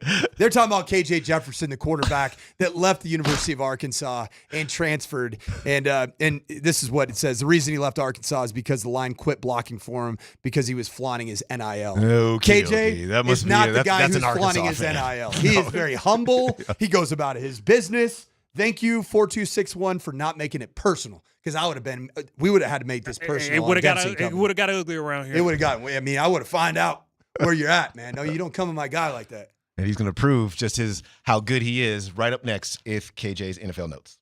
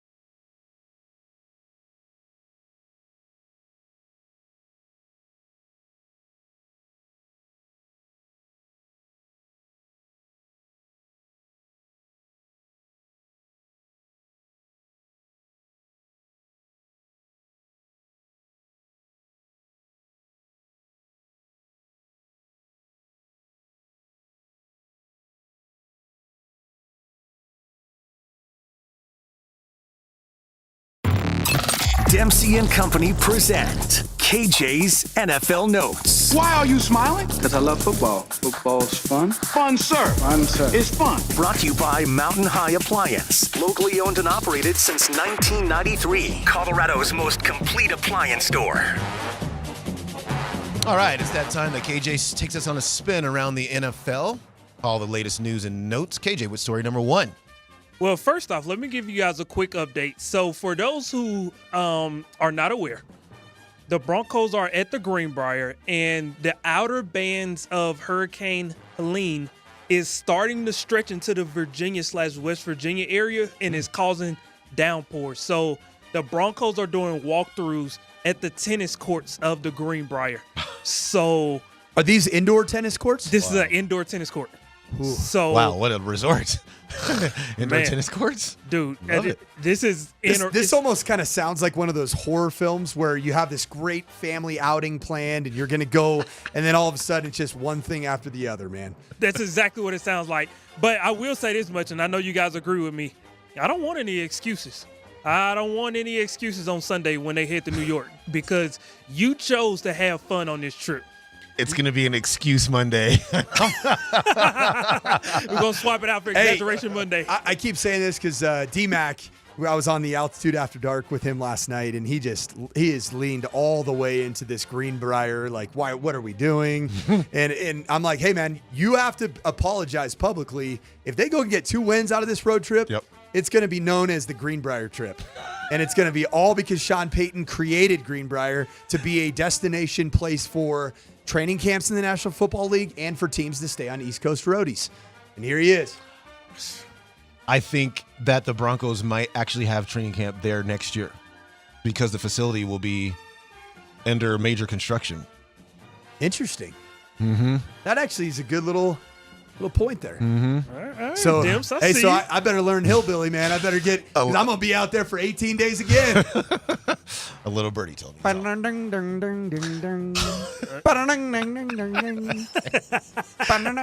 sorry, KJ. No, you're good. You're good. You're good. Dude, Coach, you are something else, bro. Got a little deliverance in me, man. Hey, I've lived in the Appalachian Mountains before. I've coached in Kentucky. In Kentucky. Kentucky. What about Montana? Love Montana. I've been watching Yellowstone, so it's. Is it the new one's not back yet, right? The No, new I'm one. a lot of seasons behind. We're Yeah.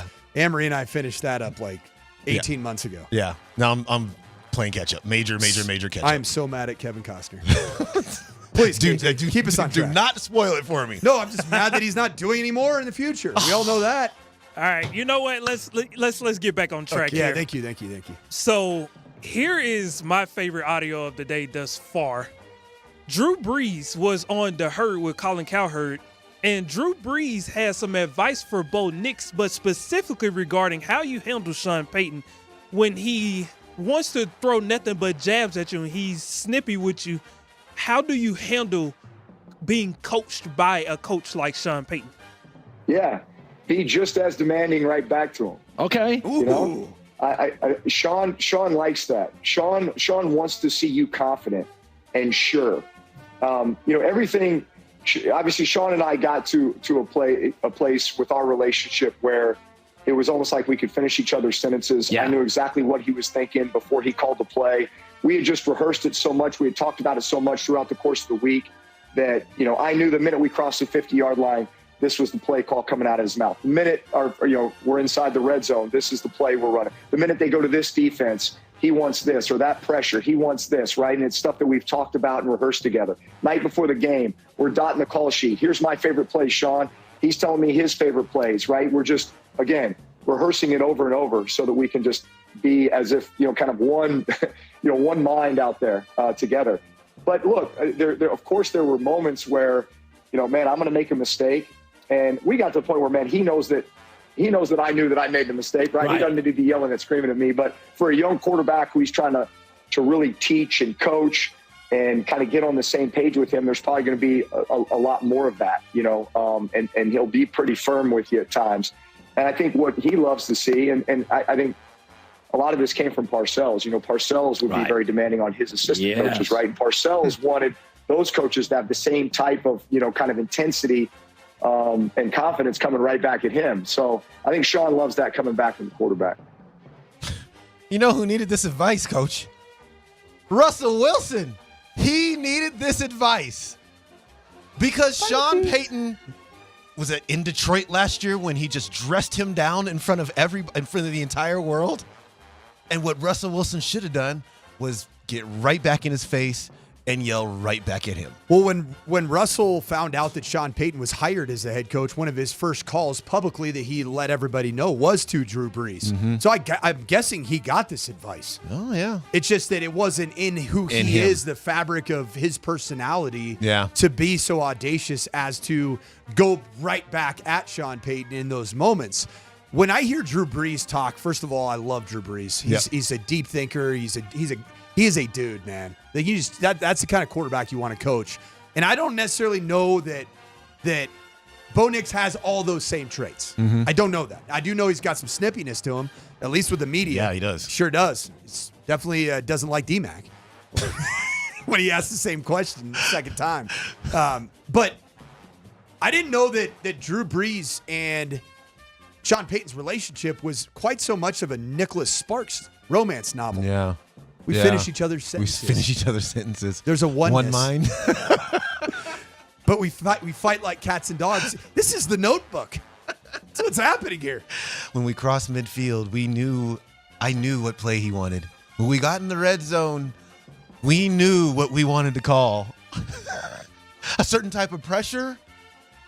We were on the same page. Oh, yes. We were one.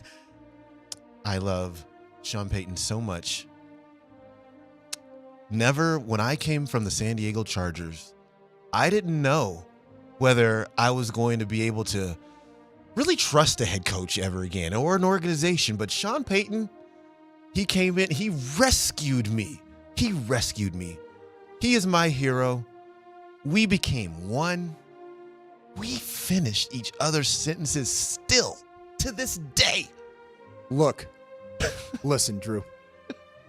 Relative to the oneness of you and me, it all traces back to that scene at the Greenbrier. Pouring rain.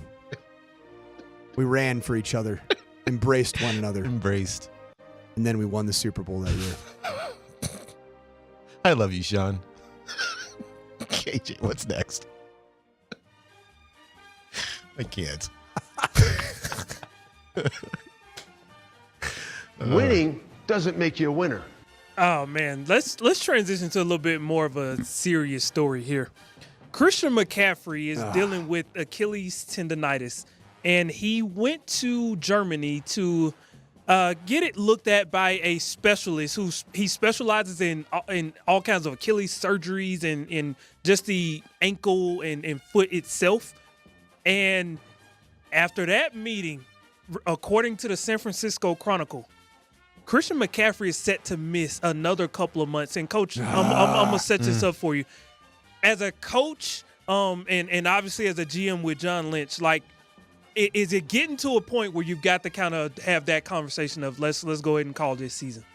It is getting to that point, and it's unfortunate because I think the National Football League and the game of football is better when there is a Christian McCaffrey playing the game, because he's a great ambassador for the game. He does everything so well. He does it with incredible competitiveness, detail-oriented. Guy's a phenomenal football player. But the reality is, if you're going to Germany, for some form of treatment, and you're going and you're saying, Das Boot! That means that there is no remedy here in the States. And last time I checked, we had pretty good medicine here in very similar to any other part of the country. It's really unfortunate. I didn't like it when I heard it was a tendonitis situation. Early on, it was just a calf. It was a Russell Wilson calf. Right. It was a Jamal Murray calf. Right. And I asked that question. I'm like, okay, when people say calf, is it the actual Achilles or is Right. it the calf? Because that's a general area. And the fact that it is an Achilles tendonitis situation in such a violent cutting position like running back, I just don't think that he should risk it at all. I agree. He should just sit this one out, be healthy for next season. And for the 49ers, lucky for them, apparently Jordan Mason has been he's been adequate. Let's put it that way. I mean, he's averaging over 100 yards per game.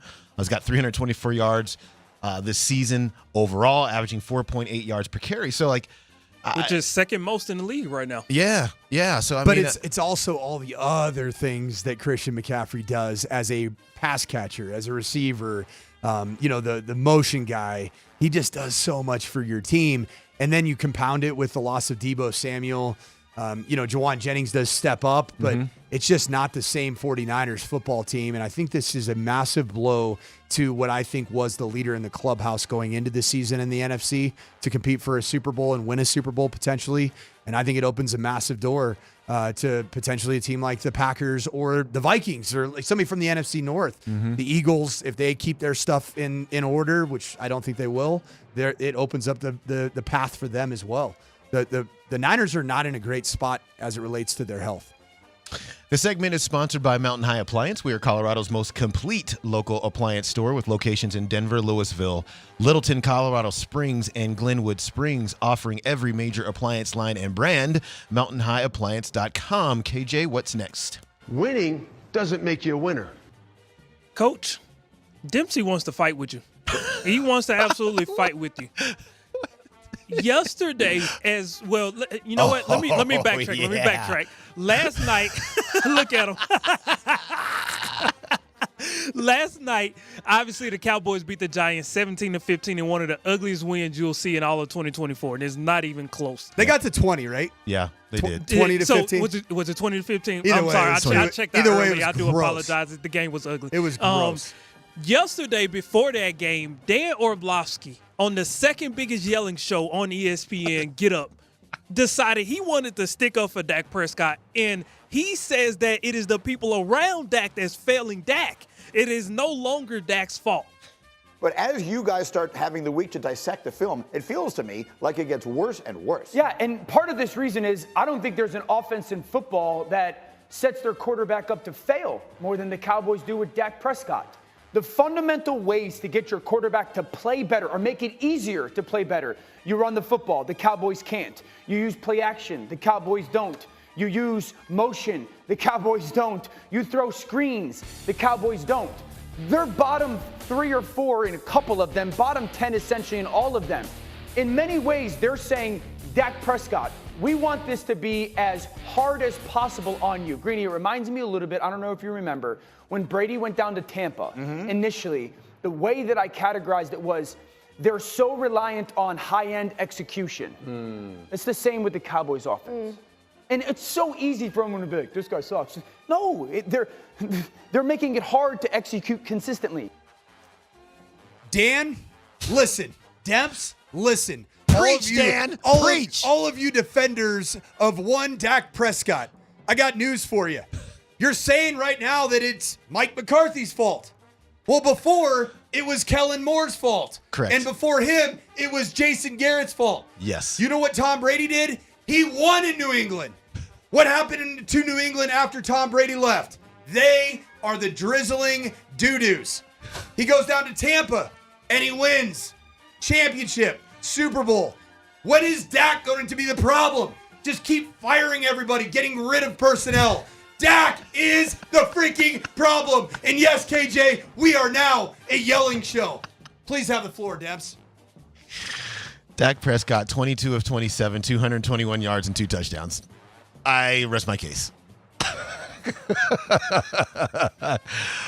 It's rested. It's all rested. right, so the Cowboys are just rolling, man. They get a win over the Giants that are an absolute dumpster fire of an organization. No, the Cowboys are bad. The roster is not good. It's just not good. I mean, can we agree on the Cowboys roster not being good? You wouldn't want CeeDee Lamb, Mike Parsons here in Denver. Those are the only 2 players. They can't get the ball to CeeDee Lamb. How come they can't get the ball to CeeDee Lamb? You don't want how is that? Like an aging, way beyond his prime, overweight Zeke Elliott? No, nobody wants that. I'd take me a CD though. Yeah, he's the only player worth having. Dalton Schultz? Who? Is that their tight end? No, their new tight end is Jake Ferguson. Yeah, he's good. The Ferg, man. It's my guy. How many of those play? Okay, let's just play this game really quickly. How many of those players would you take on the Broncos team? We'll take CeeDee Lamb out of it. We just assume, obviously, we want CeeDee Lamb on your team and Micah Parsons on your team. Okay, those two are pretty obvious, right? Let's just call it anybody else. Boy, that's tough. I know. And before the year, I'd have been like, "Yep, give me all 22 starters. Yep, I'll take them, please." I mean, which is good. That means the Broncos are trending in a good direction as a franchise, which we haven't been able to say in quite some time around these parts. These are the guys who caught passes yesterday: CeeDee Lamb, Jake Ferguson, Jalen Tolbert. I would definitely take Jake Ferguson over the tight end. Who's the tight end of the Broncos? That's true. Okay. Are we ever going to see anything from our guy Dulcich? Are we ever? He's disappointed me, Coach. Dude, he did not get a target last week. Understandably so. You keep Bo's like, hey, I throw to that guy right there with the cool mustache. He drops the football. Next. Moving on. Brandon Cooks? Yes, I would take Brandon Cooks. Brandon Cooks got juice. Still? He's a bet. Rico Dowdle? South Carolina Gamecock, baby. Give me some Rico Dowdle. Hunter Lupke? No, thank you.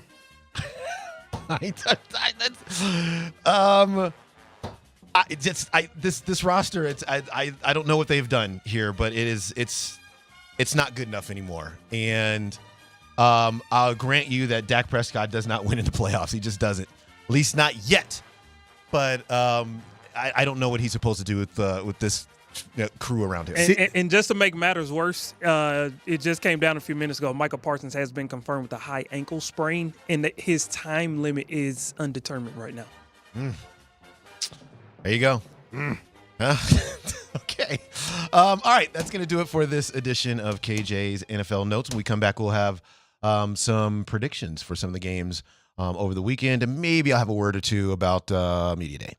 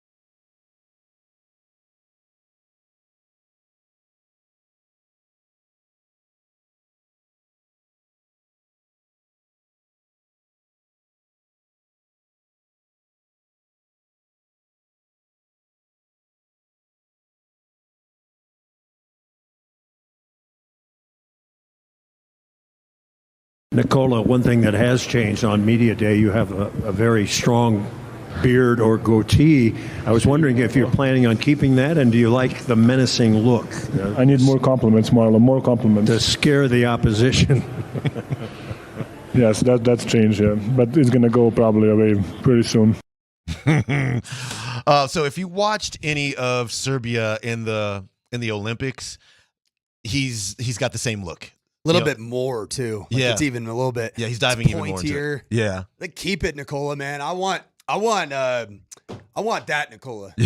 Yeah. Which, not just that, Nicola, because he always gives us that Nicola on the floor. Mhm. I want that intimidation. Like, I'm coming for blood this year, man. I think he's going to. I actually kind of do. Dims, did you see the reporter trying to press him about why he's gotten so serious as his career is going along? Yeah. I was like, dude, that's kind of weird, man. What are you doing? Like, did you follow him early in his career? I know. Right? Like, you followed him early in his career, Demps? Yeah. Was he just like Chuckles the Clown up there all the time? What the hell, man? People just do your homework. You know, I think with Nikola Jokic too, it's we've gotten to this point where he's so great, and we've asked him every question already. They're just making him up on the fly. You just got to ask him about goatees. That's all that's left. Yeah, really. that was our own Chris Marlowe at Altitude TV with that with the goatee question. It's a great question. Yeah, so it's the only question, really. Yeah, Chris Marlowe actually asked Russell Westbrook about being public enemy number 1 here. I was like, ooh. Marlo. Marlo. That's what we're doing now today. That's part of your squad, man. That Altitude TV Nugget squad is coming out firing. Taking no prisoners. None of these D-Max softballs, you know, like asking Bo Nix a second time, please walk me through your interception in the red zone. Not exactly a softball. Hey, Bo. Hey, Bo, why did you suck on that play? Because I threw it to the other team. Really, really quickly, I just wanted some observations and some things that really resonated with me. Our show was out there yesterday. We had got a chance to interview a number of players, and then I walked back in to the podium area. Got to see MPJ and Aaron Gordon as well do their media availability, and just a few things that I thought were interesting from yesterday. One.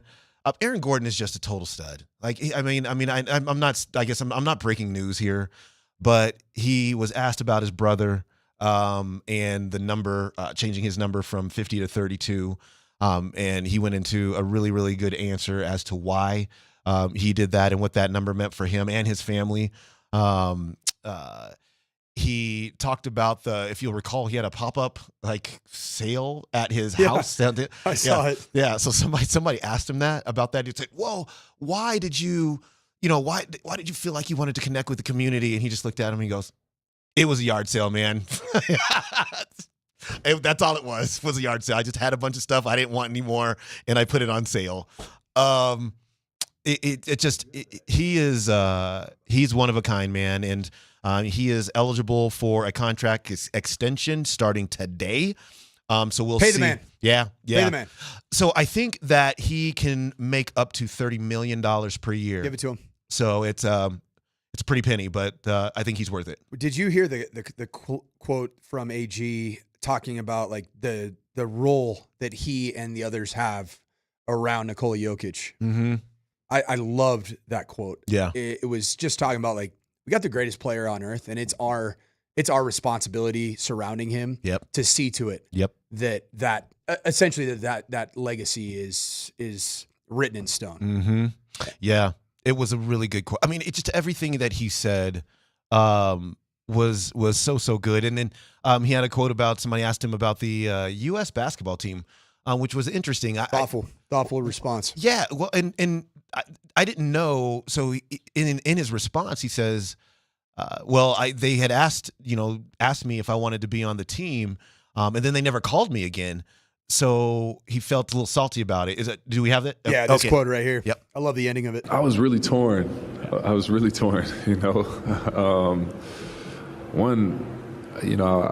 asked if I wanted to play for USA, and then the call never came around.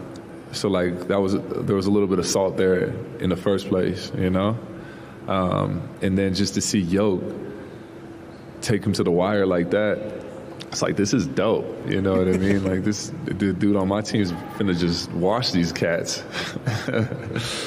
But all that being said, America. Correct. That's Mr. correct. Nugget, man. Yeah. Mr. Nugget. He's Mr. Nugget and he's Captain America. Yeah. All in one. He is. Hey, MPJ looked a little dieseled up, didn't he? Okay, so that was going to say, I'd put this out on Twitter yesterday. He's in the best shape of his career. It is. You can see it. I looked at him and I was like, okay, this guy put in the work.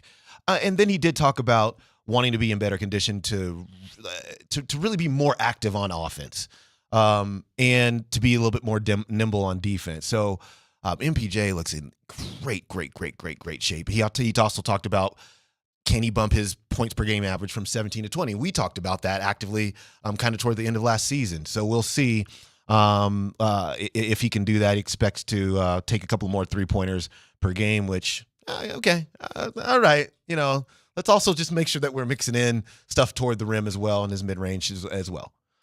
Also, just listening to the pressers and watching what I watched from my home, because I wasn't invited, but it's okay. I'm not sensitive. I'm invited. I am not insecure. I am very secure in my status of unemployment. I'm good. But it seems like there's a ton of good vibes with Dario Saric and Nikola Jokic. Yeah. Just like it's almost like Dario Saric, it's going to potentially feel like he's a Jokic light in terms of the style of play with that bench unit. Yeah, that's how it's being described. And, you know, and we sat down, we actually were able to interview him. And, you know, one of the things that he was saying was that, look, he can pass, he can play make a little bit. So if you want to approximate the offense that they're running with the starters, he gives you every opportunity to be able to do that. And I asked him to kind of compare and contrast the Golden State offense with this one. Both a lot of motion, both a lot of passing. And he acknowledged their similarities, and then the differences here, obviously, once you get into that fourth quarter, it becomes the Joker Jamal show. In a way that it was like the Steph Curry, let's get him open show in Golden State. So that was very interesting as well. Julian Strawther added some weight so that he can be better to hold up on the defensive end.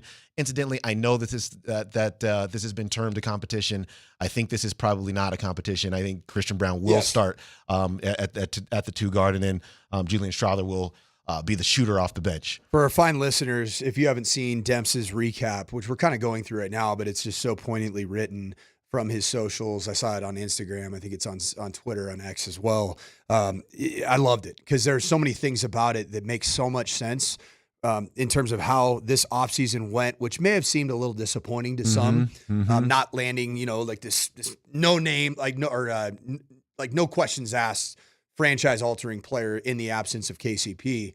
But one of the things that I do like is, you know, some of the understanding of young players getting the data of going through an NBA season. Julian Strawther being one of them. I think even MPJ being one of them in terms of like what he needs to do to build his body up to be as effective in, you know, game 70 and beyond as he is in games 1 through 30. Yeah. But I think the big one is the identity of that second unit of being just pesky, energetic. And that's going to be spearheaded by Russell Westbrook. Yeah. And he brought a whole hell of a lot of energy and presence into that media room. He means business. He really did. There was a ton of energy. That's like really, really, I'm glad you said that. Media day can slog a little bit.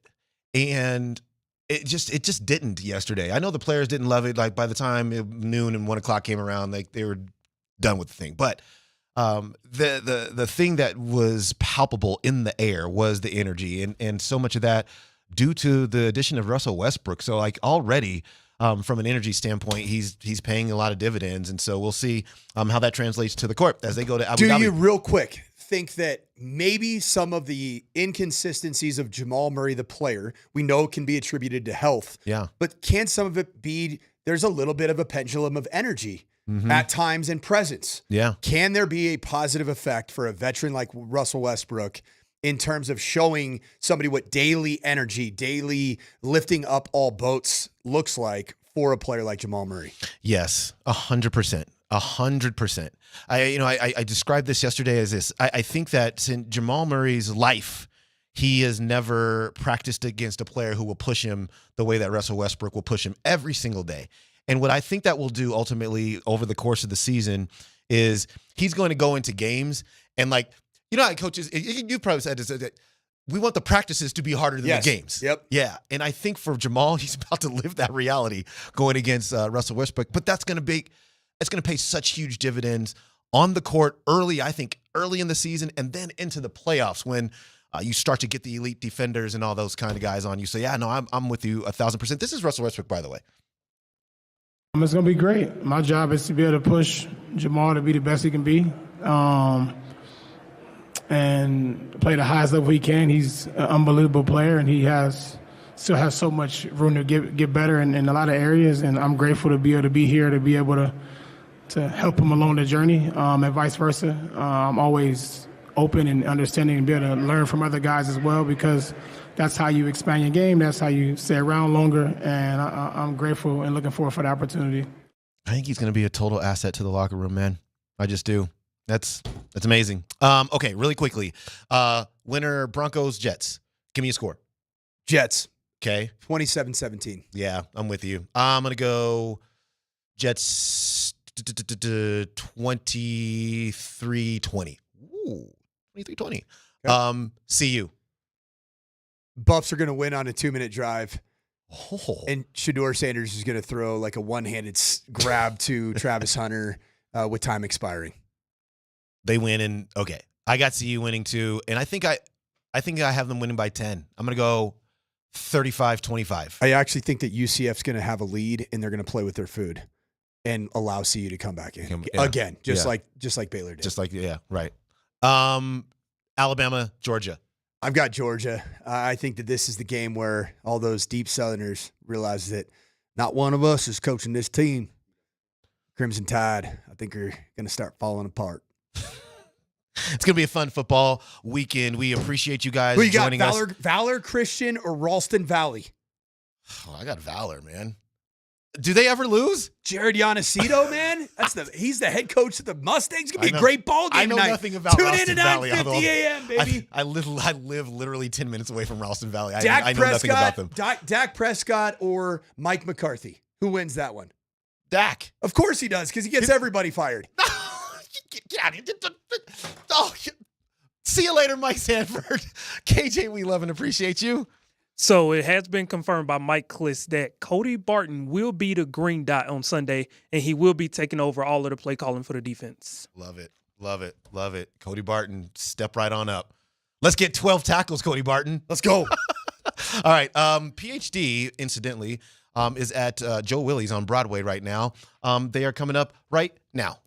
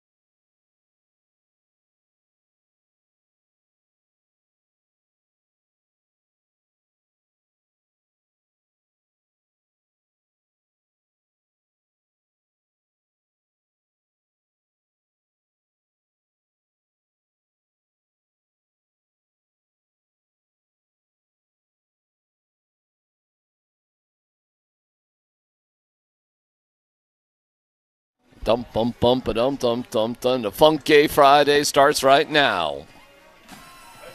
Live from Joe Willis on Broadway. Right around Broadway in Arkansas. On this spectacular Friday here in the Mile High City. Gorgeous fall temperatures, weather, just really awesome with fireworks happening in downtown Denver tonight after the Rockies and against Shohei Ohtani and Charlie Blackmon's final weekend, with loads of college football action, including the Buffs dodging rain pellets. They're good. They're fine. But the team that's got to worry about stuff and had some great idea, Sean. Great idea, Sean. Interesting adjustments was the Broncos. We'll get to that in a second. But just let me tell you about Joe Willie's on Broadway. All college and football games Thursday through Monday night. $14.95 buckets of beer, $16.95 buckets of high noons, and $4 off wings. Best happy hour in town. Upstairs available for private parties. We're thrilled to be here every Friday during the football season, and we're back at Joe Willie's on Broadway, so we'd love to see you. Yeah, if you missed the news, Hurricane Helen? Sure. All right. She sounds like a witch. Well, is it Helen or Helene? Yeah, no, I sort of put it out there. Yeah, we got to go Scotty a little hotter. There you go. I got to be able to hear that. We'll get in balance. There you go. Are you there? I can hear myself. We cannot hear you. They can't hear him. He needs to be up. You're turning my headphones up, but not my volume. There it is. There it is. There you go. There you go. Heart. Yeah. I thought it might be Helene. I thought it was Helene. Helene. Yeah, I heard it pronounced. That's how it's spelled, so why don't we go with it? But that is how it's spelled, right? That is how it's. You know what this is? This is everybody knows what KISS is, right? Keep it simple, stupid. Oh, right? We're not doing that. Yeah, why don't we just keep things simple, stupid? I told you I didn't like the Greenbrier from the get-go. I didn't foresee a hurricane coming through. This is not why I did not like the Greenbrier move. But keep things simple, stupid. Why overcomplicate things in the middle of the season? Now you got a hurricane coming through West Virginia. So what do you got to do? Well, we got to go practice on a pickleball court. That's what we got to do, getting ready for a They're not NFL tennis courts. game. They've just officially moved to pickleball. I heard it was a pickleball court. What? Were they tennis courts? I mean, it kind of look. I mean, they look like tennis courts. Do you know how many? Have you been in the bowels of Madison Square Garden? I have been, actually. I've done a walkthrough in the bowels of Madison Square Garden as a trash can, as a basket. It still smelled like elephant dung from when the circus had been in there like the week before. I've done banquet rooms where coaches put tape around, didn't have a ball because they'd already sent it to the arena or packed it away, and were throwing a pillow around as practice. So I've done all that stuff. Well, let me tell you. I've been there too. Listen, when I was playing in Washington, we didn't at the beginning, my first year there, we didn't have an indoor facility. When we had snow or rain, we had to go to Lifetime Fitness and practice on the basketball court at Lifetime Fitness. All right, I'm going to show you I mean, that looks like tennis courts to me. That's where they're at right now. It's I think those are pickleball courts. 100% pickleball courts. Really? You can tell by the lines. Okay. Absolutely pickleball. All right. Pickleball's bigger than I thought, obviously. But that's where the Broncos – well, there's a lot of them at least. No, that's not – because the pickleball's got – well, yeah, it is. That's the service line. That's the pickleball line, the one that's in the middle there. Because it's usually painted where the pickleball is. There's a net that goes in the middle, but that second line is the drop zone in the pickleball game. Anyways, whatever. Who cares? It might be, actually. I know I'm right. Don't worry about it. I'm being blown away by your pickleball knowledge right now. I know my pickleball. Apparently. I'm not going to argue. They got doubles lines on pickleball courts? Yeah, you can. I don't know. Whatever it is. That's where they're at. That's where they are. Practicing on the we'll call it the pickleball tennis courts. No, I see what you're saying. I think you're right. I am right. I don't need you to verify it for me. I know I'm right. Okay. Anyways, that's where the Broncos are practicing. Parker Gabriel has written a remarkable article about what it took to get there. Listen, I get it that it's a rigmarole. Were you guys aware? Oh, are these not on campus at the Greenbrier? No. Just the trip to the Greenbrier. Oh, okay. How much do you guys think it costs for the Broncos to be there? Well, you've got What do you think? You got 53 guys plus probably, another 40 staffers? I don't know. I'm going to guess for how many nights total? 4 nights? Something like that, yeah. I'm going to go $500,000. Scott, what do you think? $1 million. $1 million? Okay, Scott, what do you think? Do every guy have a solo room? Yep. Wow. Or at least traditionally, I don't know. 90 people times 400 at least a night, 550. Yeah. Probably in there. They probably give them a discount to stay there. $2 million. $2 million bucks. $2 million Hey, to Greg, do this. oh my God. I love the Greenbrier. I really do, guys. This is a great idea for us. It's just $2 million of your money. Don't worry about it. I can't exactly explain how this is going to make us better as a football team. If you get back from the Tampa game, what time are you getting back from the Tampa game when you get home? Maybe 12:30, 1 o'clock at night. You played 1, you gained 2 hours. So probably, oh, you gained the hours. That's right. So it's not even that bad. Yeah. Yeah, you probably get home at But you know what you did? You paid $2 million to save 45 minutes on a plane. I am blown away. So here's Chip Conway, who we've known forever. I gotta sneeze here. Bless you. Sorry You can about do it. that, guys. Chip, in my 31-year career. Oh my God, annoying. Are you a 2 or 3 guy? I'm 2. I'm always a 2. In my 31 career, this is the biggest movement I've ever done. Vice President of Operations, Chip Conway. Who's been there forever. Been there 31 years. Yeah. 31 years. He was there when I was calling games. Biggest movement I've ever done. Arapahoe High School graduate, by the way. Well, go Warriors. There you go. We had 7 different team plane movements, 15 different team bus movements, 11 equipment truck movements. I think we had 39 planned meals from the time we left Tampa to the time we get back from New York. What the freak is going on here? This is wild. This is dumb. Well, what is the benefit here, guys? Didn't somebody say yesterday on our show that Sean Payton's girlfriend was from West Virginia? Yeah, Schefter said that. Schefter did say that. What is the benefit is of team this? bonding worth $2 million? No. You can bond. Listen, Quinn Miners bought bowling shoes. I got a solution for everything.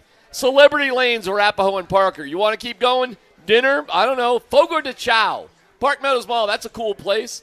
Go there. It'll run you a couple bucks. I don't know. Hooters is right down. That's cheaper. I mean, you can go. Joe Willie's is a great place. Come on down here. You can bond here and watch your college games. Falconry? I don't know. Somebody text us. Where can we go falconrying in Colorado? There's got to be some sort of place. You know what I was picturing? I was picturing like Drew Lock. Goodness gracious, what's our quarterback? Bo Nix. Bo Nix. I just went with Drew Lock. I apologize about that, folks.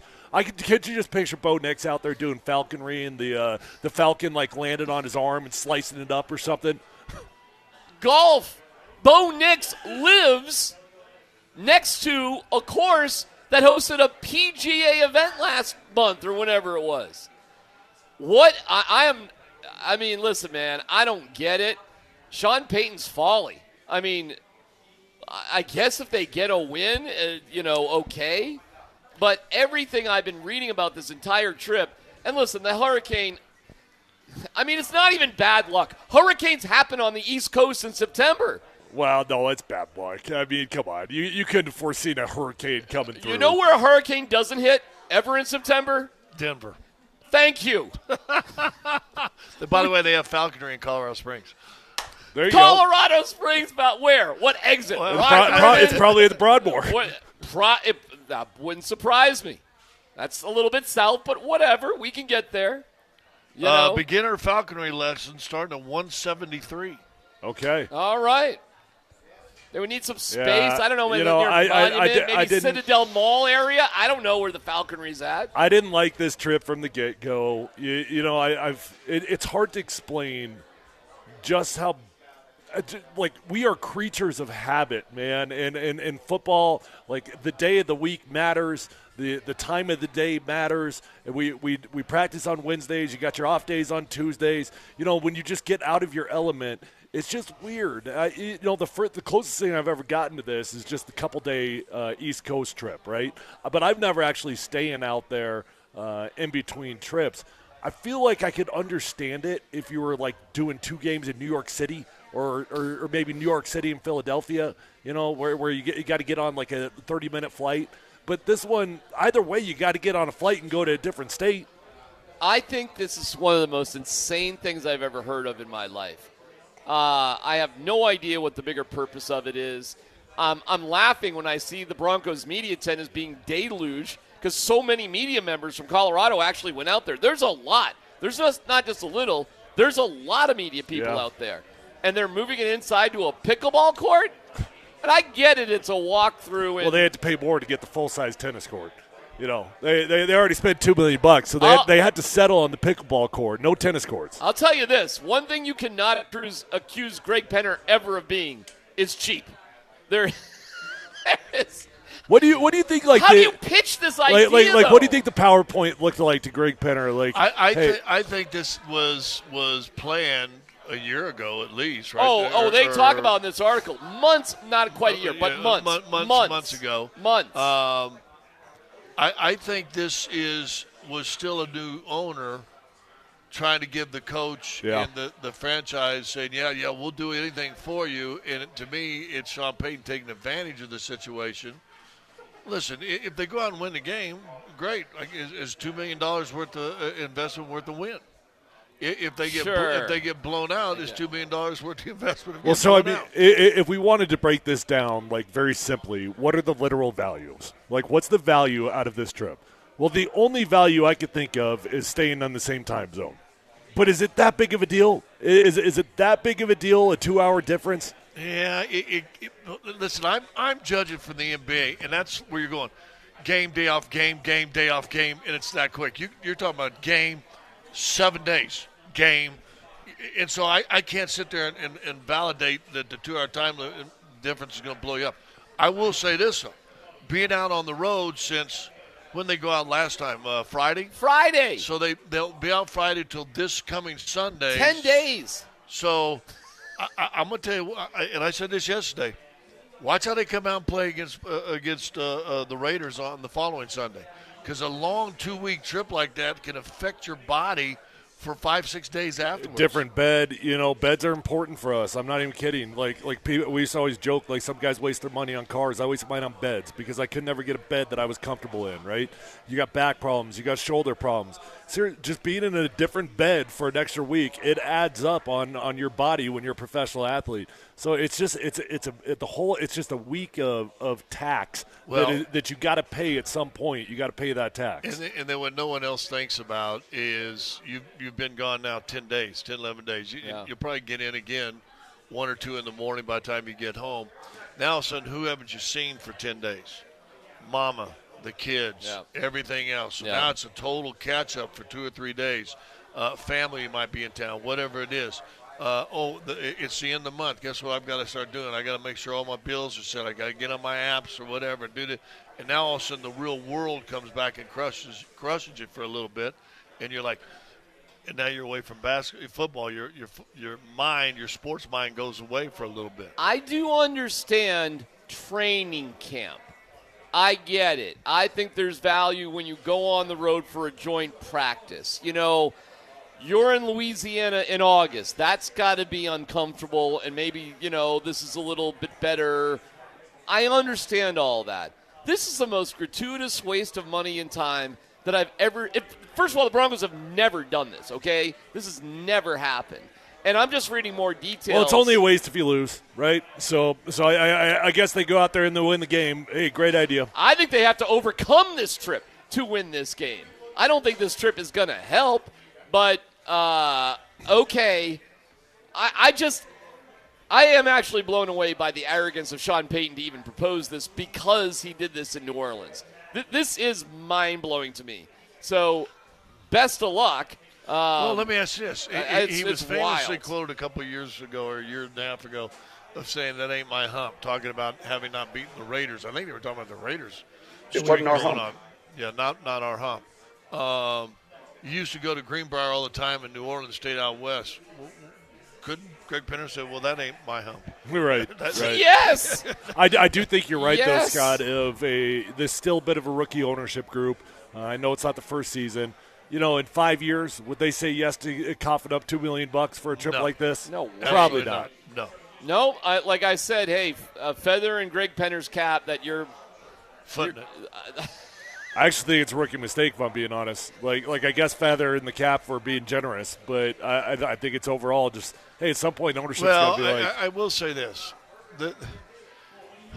It's a dual-edged sword in the sense that also you've now just sent a message. This group right here, we do stuff first class. Okay. We ain't going to wear you out and fly you back here. We'll make also all the peons that are doing, all the muggles that are doing extra work, they're going to have to work harder. We're going to take care of it. We're going to put you up in nice places. We do this stuff first. By the way, did you see that $250,000 or whatever it was, 250? How much is that new facility they're building? Oh, the Broncos? Yeah. It's 25 million, something like that. Yeah, No, I think it's 50. More than that. Yeah, I think it's along that line. All right, 50 million. Maybe more. I don't know. It's ridiculous. You see what we did for you? See what? Yeah. So I think there's a little of that in play also of a new ownership group saying, we're going to show you that we can be shiny. All right, we got a lot to touch on here today. Thank you to AAA Home Improvements. Thank you to Joe Willie's on Broadway. All sorts of crap is going on. Richard Sherman talking smack, apologizing to Travis Hunter. Just talk a little bit about the Nuggets. Now we were there while it was happening. We can reflect upon that a little bit. I thought Aaron Gordon had some really interesting things to say. And Buffs against UCF. Okay, what is this all about? Charles Johnson will join us at 1 o'clock to talk about the game and ghost stories. There you go. Okay? It's PhD live from Joe Willie's on Broadway on Altitude Sports Radio 92.5.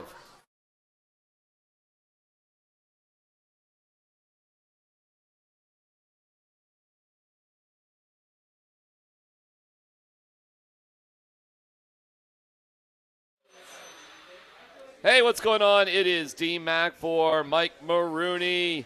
Mike Marooney is the best Mike Marooney in Boulder. And let me tell you, Mike Marooney Auto Group is cooking up something you won't want to miss. They're rolling out the Great Percent event. Oh, this is awesome. All right, check this out. Mike Marooney is offering 0% financing. Zero, zip, nada, nothing. Mike Marooney means more, and don't snooze on this.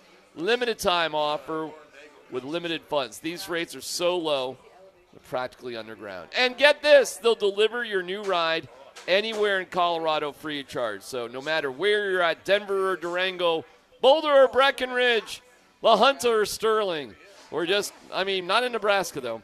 They'll bring your new car right to your doorstep with a 3-day money-back guarantee. It's like test driving for a whole weekend. Curious? Just cruise over to MikeMarooneyColorado.com. MikeMarooneyColorado.com. You're going to love it. What are you waiting for? Go over to Mike Marooney Auto Group's Great Percent event and drive home happy with 0% and tell them D-Mac sent you.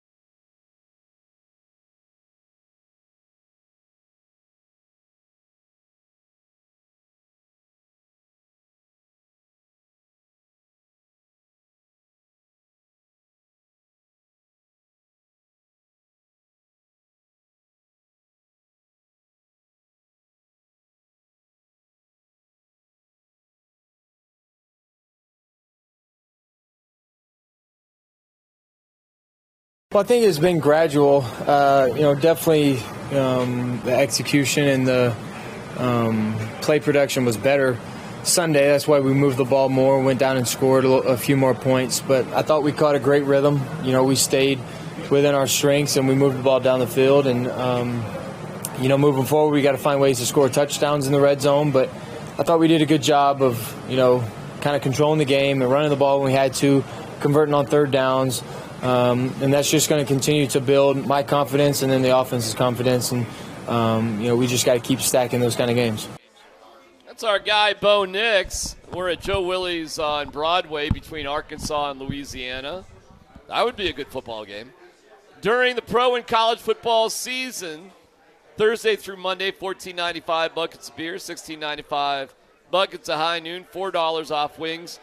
TVs are spectacular. Is this the President's Cup? Is that what's going on? Oh, damn. All right. That's kind of cool. What are you showing me?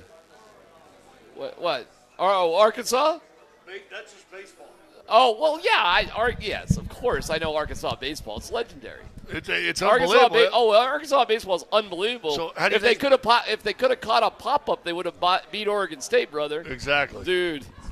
I was rooting for Oregon State on that one, but my man, that's a national championship. That's a national championship. If you catch a foul ball. Sorry. That one kind of stings. Yeah. That being said, happy to be here at Joe Willie's. We'll get into the Nuggets situation here.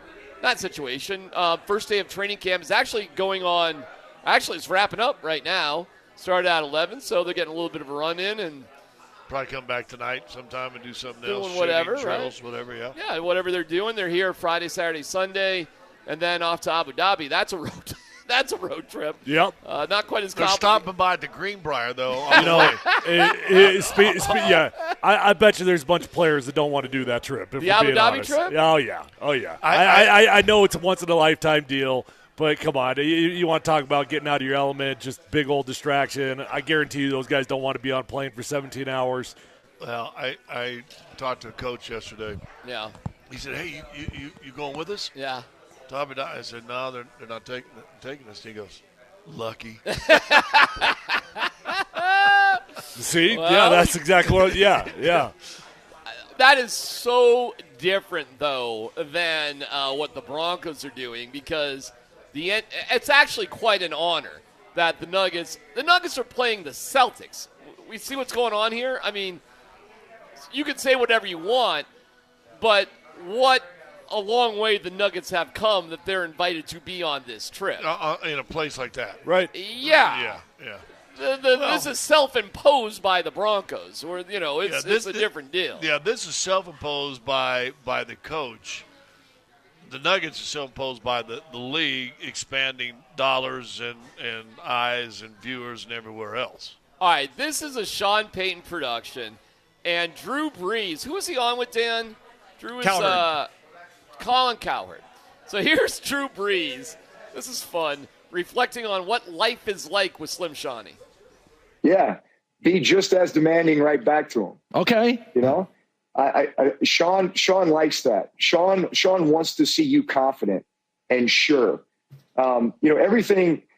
Obviously, Sean and I got to a place with our relationship where it was almost like we could finish each other's sentences. Yeah. I knew exactly what he was thinking before he called the play. We had just rehearsed it so much. We had talked about it so much throughout the course of the week that, I knew the minute we crossed the 50-yard line, this was the play call coming out of his mouth. The minute we're inside the red zone, this is the play we're running. The minute they go to this defense, he wants this, or that pressure, he wants this, right? And it's stuff that we've talked about and rehearsed together. Night before the game, we're dotting the call sheet. Here's my favorite play, Sean. He's telling me his favorite plays, right? We're just, again, rehearsing it over and over so that we can just be as if, kind of one, one mind out there together. But look, there, of course, there were moments where, man, I'm going to make a mistake. And we got to the point where, man, he knows that I knew that I made the mistake, right? He doesn't need to be yelling and screaming at me. But for a young quarterback who he's trying to really teach and coach and kind of get on the same page with him, there's probably going to be a lot more of that. You think Sean Payton's a good coach, too demanding, the right coach? How do you think he fits in with Bo Nix? Well, I personally think that Sean Payton walks the line very, very well. Gone are the days that you can be 100% a Bill Parcells guy, right? And I think to the other extreme, I think there's some coaches nowadays that are going the Nathaniel Hackett approach of just being the best buddy to everybody, right? So I do think that there's a fine line you got to walk of accountability, of being demanding, of being challenging, of calling dudes out. Yet you got to have a certain element of fun, a pat on the back when the guys need it, that I do think Sean Payton navigates relatively well. I want to answer that question, but I want to see if you noticed anything in that comment by Drew Brees. And I pointed this out a year or so ago when it happened. He started the saying out with he'll come at you and he wants you to come back at him. You thought about Russ? He wants that. And the first thing I thought about, it almost sounded like Drew was saying, he might have even said, like he tests you like that. He wants you to come back and be confident. And I immediately thought about it, and I said it at this time when Russ just sit there and took the yelling on the sideline a year ago, that would have things been better and could have it worked out if Russ would have came back, got back up in his face, said something back to him, which Sean Payton might have gone, all right, here we go. Yeah. We can grow from this now. Yeah. Was that as Sean Payton tested Russell Wilson on the sidelines early in the season? I think it was like 6th game of the year last year. It was early. And Russ backed down. Now, we were saying, come on, you can't do that. Okay, whatever. I said it then. I agree. He was testing his ass, and he failed the test. He was done. From that moment on, it wasn't the hollering at Russ that ended that relationship. It was the lack of fight coming back to him that I think sold Sean completely out. You want to know when a relationship between a coach and a player truly reaches its peak? Like this is as deep, this is as it could ever be, is when a player is able to, I guess I'm going to use the words talk back, but that's not what I imply. When a player is able to stand his ground, and he's right, okay, that will take a relationship to the next level. I am not sitting here advising kids out there to talk back to your coaches, but what I am saying is I know this happened to me twice in my career where I'm just getting beat on. I'm getting beat on by the same coach over and over and over. And finally I stood up and I stood my ground, and, whether it's I did what you told me to do or whether I told them, hey, you can't see what's going on out there, I adjusted to the safety that rolled, whatever it might be. Well, both times in my career that I stood up for myself, and you better be right when you do it. Because if you're not right, it's going to be different. But both times when I stood up for myself and I was right, my relationship with that coach was altered forever in a better way. Well, they did go to Russ a couple games before the bye week with the whole hey, let's get this contract different or we won't play you again. We're going to sit you. That timing seems to be pretty consistent. It's right in there. Is this a guy I can go to battle with or not? It was an amazingly. Now, listen, you could say, really, is that a test you needed to have? Do you need to do that? Whatever, yeah. That's sort of a different conversation. I think but if that's who he is. But every player's got to understand their coach. And if you want to earn the respect of your coach and if you want to be on the field, you better understand what makes your coach tick. Okay? And if that's what makes your coach tick, well, you better play ball. That's pretty old school stuff right there, man. That really is Parcellian. That goes back. Goes back. I had the same thing happen to me with Mike Fratello. I was Mike Fratello's whipping boy in Atlanta, to the point where one time I get in a game with a minute and a half to go. We're down 21. 30 seconds ago, I get a rebound. I try to throw a long outlet, cross court, get stole. Bibby Bing, 2-on-1 at me. Layup, boom, boom, buzz goes off. We lose 23. We're down 21. I'm walking to the court, Tree Rod's coming. You're going to get yelled at. Because everybody knew. Listen, I didn't play but the last minute and a half, 2 minutes of the game. We got beat by 20. Come on now. I didn't get them other 21. Sure enough, first thing out of his mouth, he just starts dogging me. Fast forward a couple weeks, I'm playing pretty good. We're playing Sacramento. I did something. I'm guarding Mark Oberdink, and he's got a hold of my leg, and then I deflect the ball bound. And Mike goes, get in front of him. We're in front of him. I go, he's holding me. And I'm saying it because the ref's right there. He's holding my leg. Next dead ball, whistle comes out, takes me out. I played good. Pulls me over the sideline and goes, "Hey, did you say Oberdink was holding your leg?" Mm-hmm. I go, "Yeah." And he bends down. He ain't real tall anyway.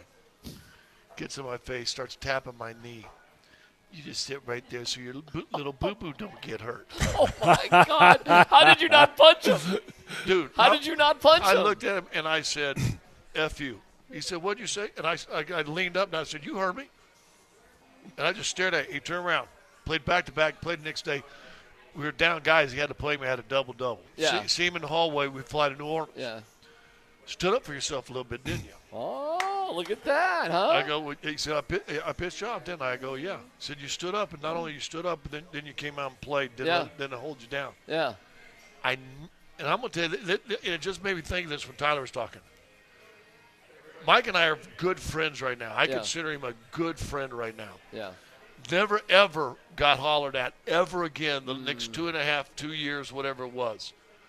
I never got hollered at again the rest of my career. This was like year 5. I had 6 more years I played with different coaches because I think it triggered something in me that, you know what, yes, I can stand up for myself, especially when I know I'm right. Yep. Right? And so he challenged me. I rose to the challenge. I didn't turtle. Listen, Russell Wilson, Claude Lemieux it. Yeah. Right? Yeah, and it's not like Sean Payton knew when that was going to happen. It organically happened. Yeah. But then the result of it was, and we all talked about it, it was all over the place. That's that. There's probably not a lot coming back from it, especially because he was probably bothered by a lot of the other Russ stuff that he had nothing to do with that sort of was, not his hump sort of deal. In high school, sophomore in high school, 15, I had a kid, Mike Gagnon, just gave me hell for 9 straight months. We played all the same sports. And it took a moment of summer baseball where I just was basically like, I'm not going to throw the first punch, but let's go. And it's not like he and I became friends. We didn't, ever. But you know who saw that? The rest of the team. All of his friends who were the older players and I was the younger guy. Yeah. So it's not just the coach. It's everybody else. Yeah. So. And look, as a coach, a lot of times you don't go into these things intentionally knowing that you're doing it. This is a passionate sport, man. Right. and things happen. So, do I think that Russ or that Sean Payton intentionally went up to Russ at that moment and in his mind was thinking, "I'm challenging you"? Not right. No. No. Not right. No. I don't think that he did. But weeks of frustration, practice, whatever. Not good feelings going into the relationship to start with, maybe. Right. But when it happens as a player, you got to have confidence in yourself.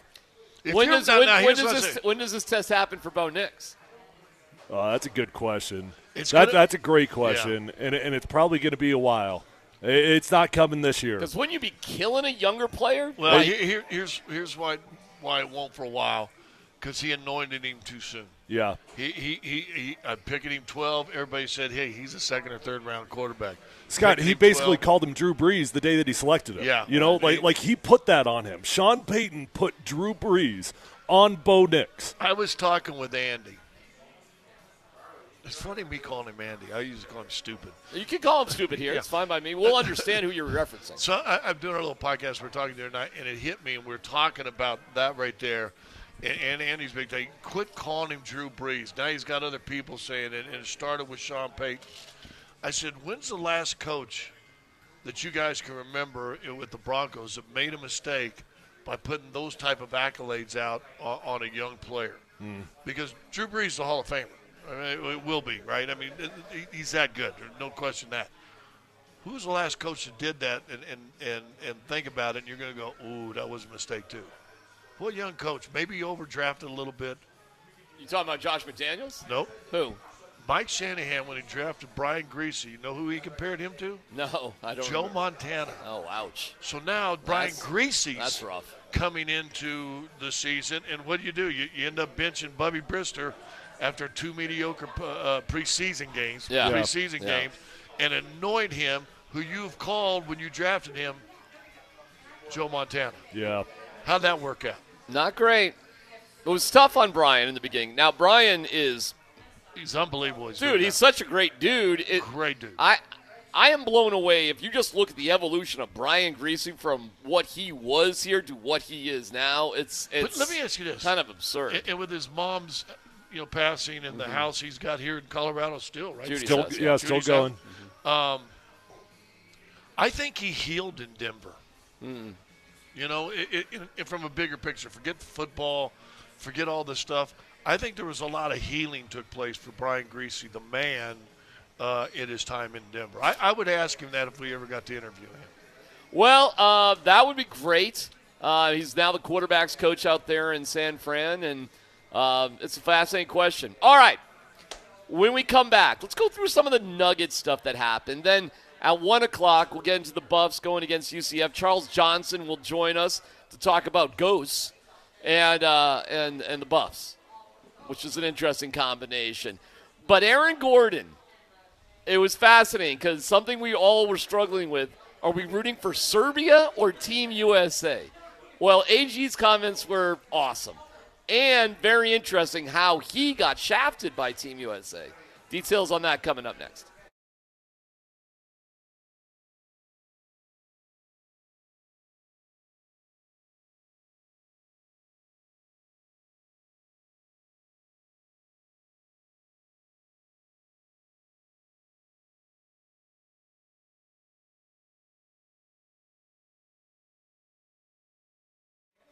All right, check it out, guys and gals. You deserve to feel your best out there, so stop settling. Don't think that your workouts can't go very far anymore. Don't think you got to settle with low energy. Do something about it. Call my friends at Revitalized Health. Tyler here, and I've been going over there for 7 years because they made me feel better. They're going to do the same thing for you.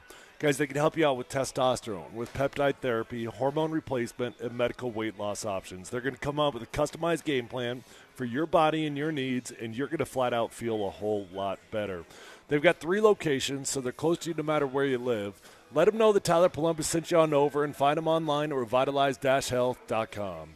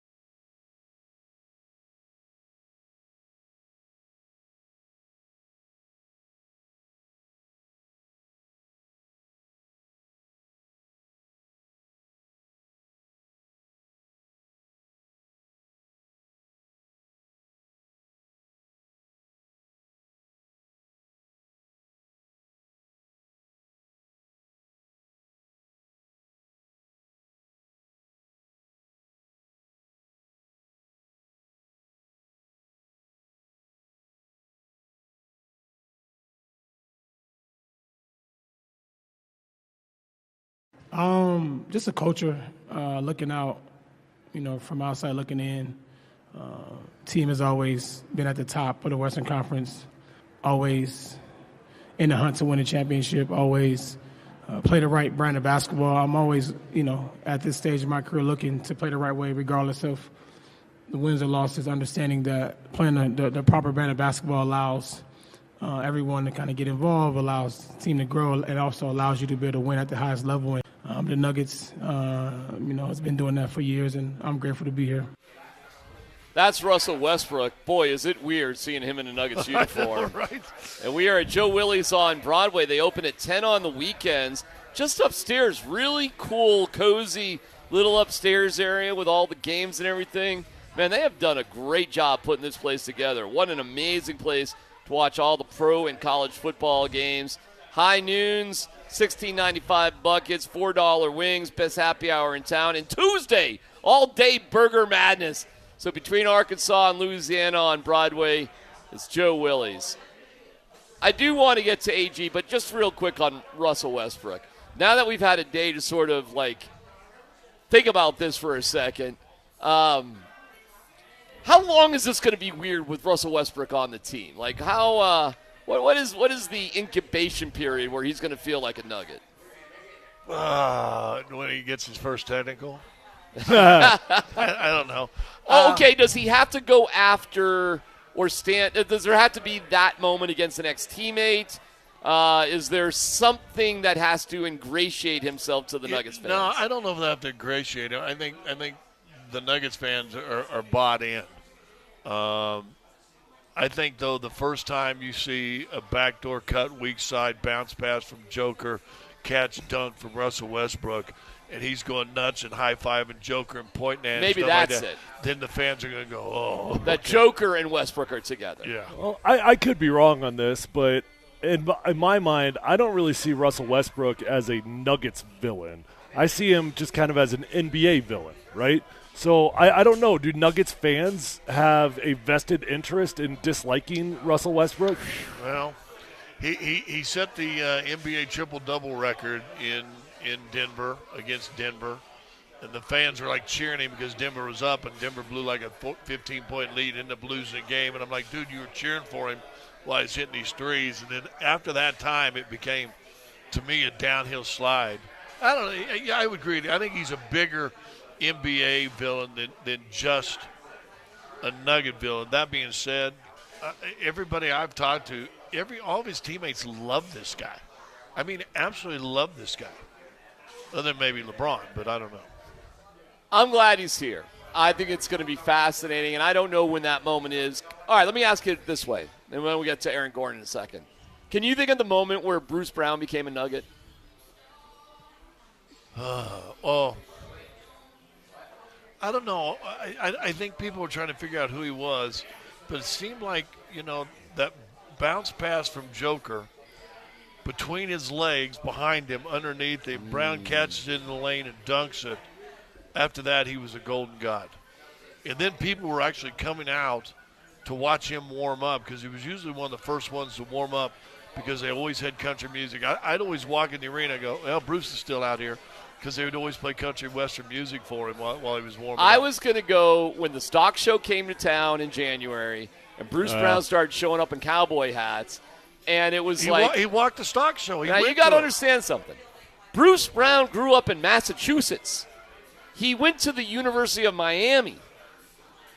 He just sort of leaned into being here. That with fantastic play, to me, was wow, this can be one of our guys here. Yeah, he loves the seems community. to love it here. Went to Rockies games by himself. He ingratiated himself in the community. Somebody's got a Russ memory that I don't have. I'm sure you've got it, Scotty.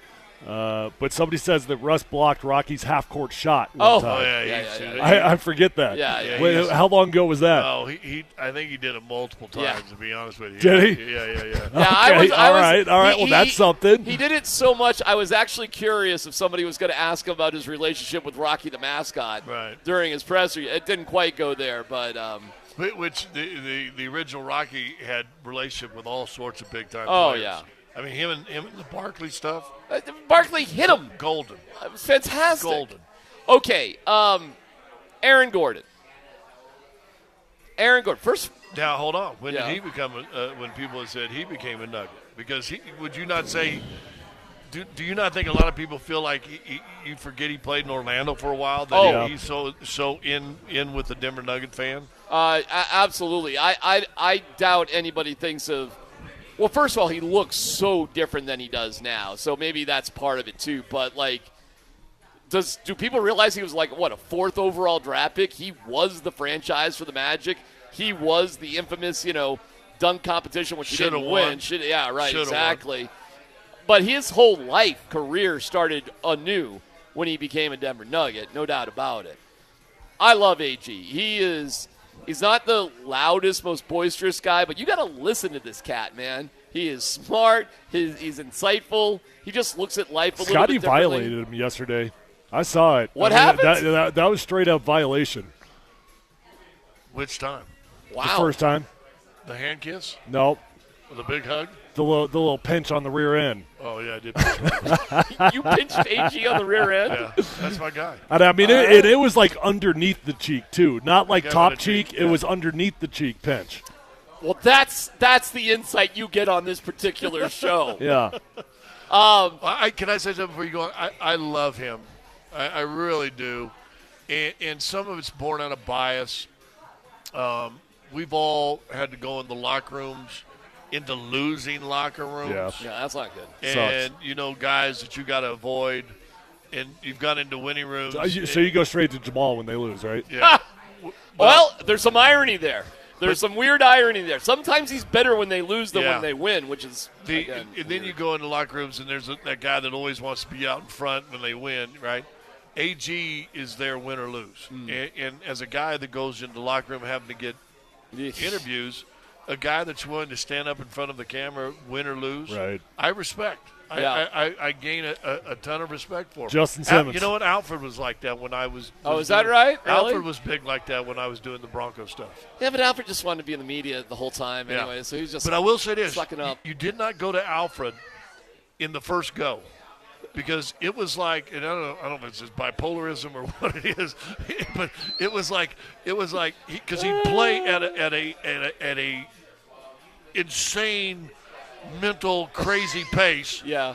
And about the first 5 minutes in the locker room, dude, you thought he was a zombie. He was like, he was like, you could see the whole game, and then you let him kind of get it together. Yeah. And then all of a sudden Alfred came back. He's the best. He is the best. Okay, here is Aaron Gordon about his should have been invite to Team USA. Go ahead, Dan. I was really torn. I was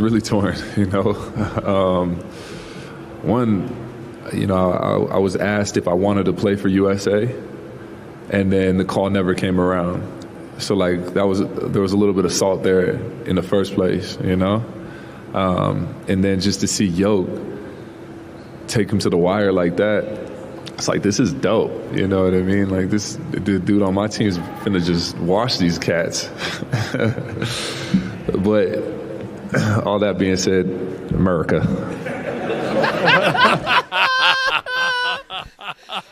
That is so awesome. That's AG. So clearly he was rooting for Serbia over Team USA, as a lot of us were. Yeah, but he said America. America. How about that, man? He should have been on Team USA. Damn. Well, it had been good because I used to do the role stuff. Who was on Team USA ahead of him? That's what I was just about to ask. I mean, would he start? No, probably not. He probably wouldn't have started, but he would have been a valuable player for them. Unbelievably valuable. I'm just trying to think of the lineup that would he have started? I don't know, man. He'd be a rebounder. He'd play defense. He can play 3-4-5 for you on small ball 5. We know that. I'll tell you this, internationally, he'd been better for Team USA than Joel Embiid. I'll tell you that. Probably. And he would be better with the kid, I just lost his name, that's in Indiana, that's an all-star, who's a great didn't scorer. play, right. Didn't play at all. Been better on the team than Tyrese? that guy. Halliburton, yeah. Yeah, he'd have been better than – well, Halliburton didn't even play. Dude, I told you, I talked to USA when they were going through who they were picking, and they were worried because, I mean, Trae Young's one of the young, scoring, hot guards, and he goes, he can't play international style. It's too physical. This was a USA committee guy saying, Trae Young's you're not physical enough to play international basketball. 4 years. Is Christian Braun good enough to play for Team USA? No. Sure, maybe. He's a role player on this team, right? Well, theoretically, Christian Braun would be a 4-year starter for a great team with championship experience. It's an interesting question specifically for Christian because he's literally won on every single level. And theoretically, he would have a Derek White sort of role on an international team. He plays with toughness. You wouldn't be looking to him to be a big scorer. Just fulfill his role.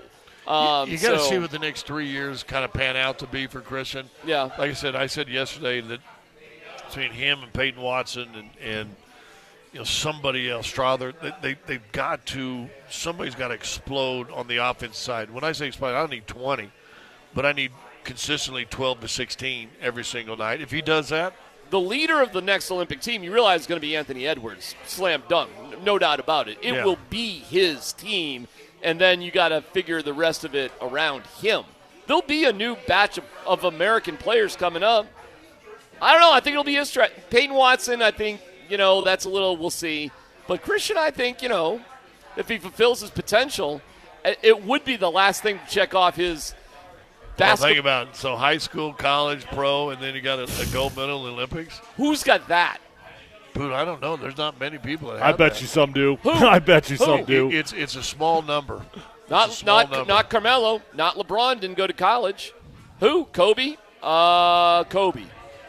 Nope, didn't go to college.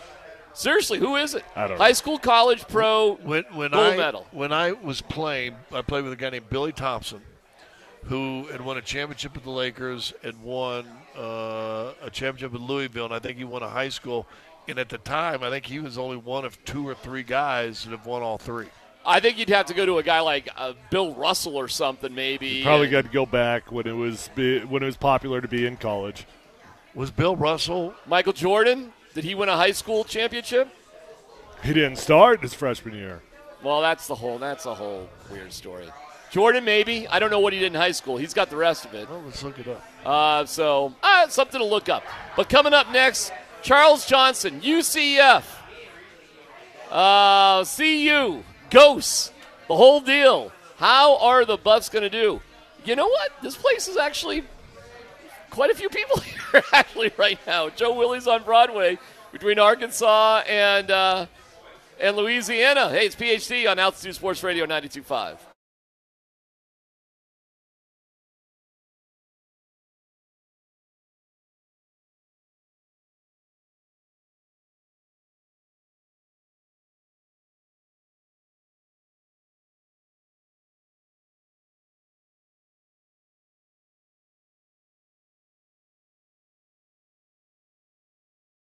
What is up? It's DMAC for Premier Heating and Air. Tomorrow at 7:30, it's the Premier Heating and Air Show, hosted by yours truly. Powered by American Standard Heating and Air Conditioning. 7:30 a.m. every Saturday. Podcasts are available at altitudesportsradio.com or wherever you get your podcasts. So if you're in need of a heating and air expert, this is the team. 720-547-8009. They've got some great deals going on. A $49 furnace tune-up is on. They're also offering a $1,000 trade-in credit and 0% financing for 60 months and even a gift card up to $500 if you sign up for a free estimate today. Again, call 720-547-8009 or visit premieraircolorado.com and mention my name for exclusive offers. PremierAirColorado.com. Premier is an independent American Standard heating and air conditioning dealer.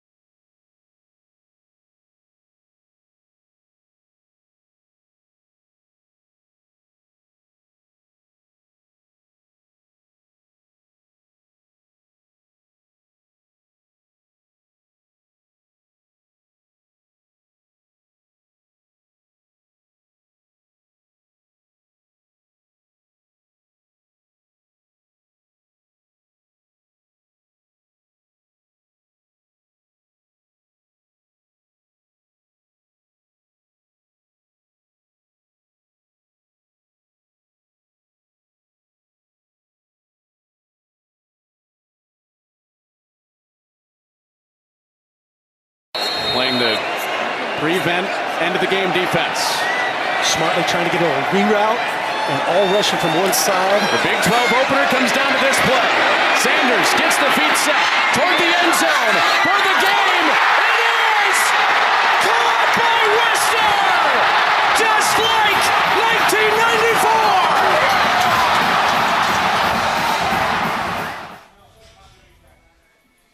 Joining us on a Funky Friday, Charles Johnson, CU legend, our man, and not or maybe afraid of ghosts. CJ, thanks for being on with us to talk about CU UCF.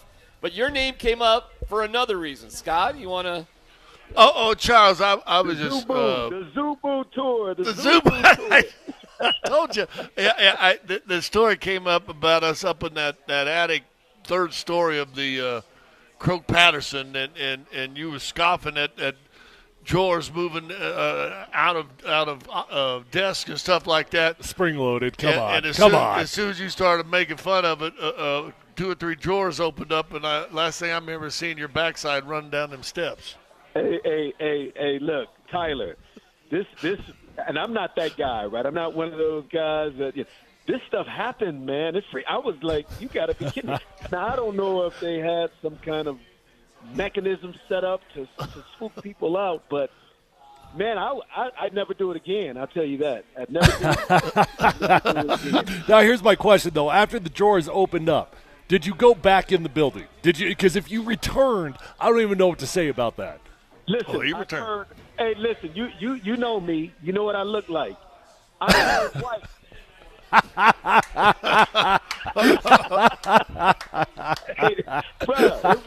was traumatizing, man. It was. Well, we need you backed up there because back to time in the 70s, 80s horror film, it was always a black guy that got killed first. Sure. You know what, man? Y'all did us dirty, man. Y'all did us dirty because in reality, the brother wasn't going back to listen. To Tyler's point, the brother wasn't going back in the house. I don't know. And I've obviously assimilated because I stuck around to answer your question, Tyler. But I had school with me. I had the fellas with me, so I felt protected. Yeah. But I told him when you went to the restroom, you made me stand outside the door. That's right. It was rough, man. I'd never do it again. But you guys should experience it. All right, CJ, UCF. Okay, give us some room for optimism here because I think a lot of us are surprised by a 14-point favorite for UCF over CU. What's going on here? Well, I think CU is still a bit of a mystery to most people from a football perspective. The noise around CU, and you guys in the media have done an amazing job of creating a narrative around the program. Oh, here we go. Here we go. Wait a minute. And you asked me a question, D-Mac. I gotcha. Okay. And so I think most people are looking at this, and from a football perspective, it's all based on the narrative, right? Because I saw the 14, and I was a little bit miffed by it, but, whatever. It is what it is. The beauty of it is they have to play the game. I thought that was crazy that it was a 14-point spread. Having said that, I went and did some research. UCF's a good football team. I love how they pound the ball, they run the ball. They were down big at TCU last week and maintained their personality and ran the ball and got themselves in a position to win a 35-34 game. So that's a good team, but 14 points, I think, ridiculous.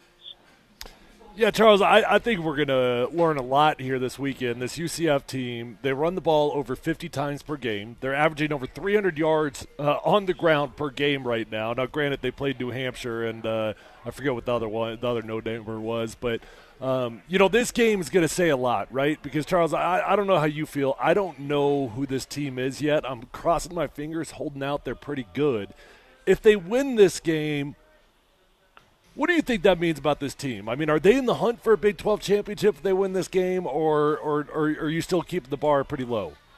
I'm just, I think this is really a 1 week at a time season. I honestly believe CU is capable of beating anyone on their schedule.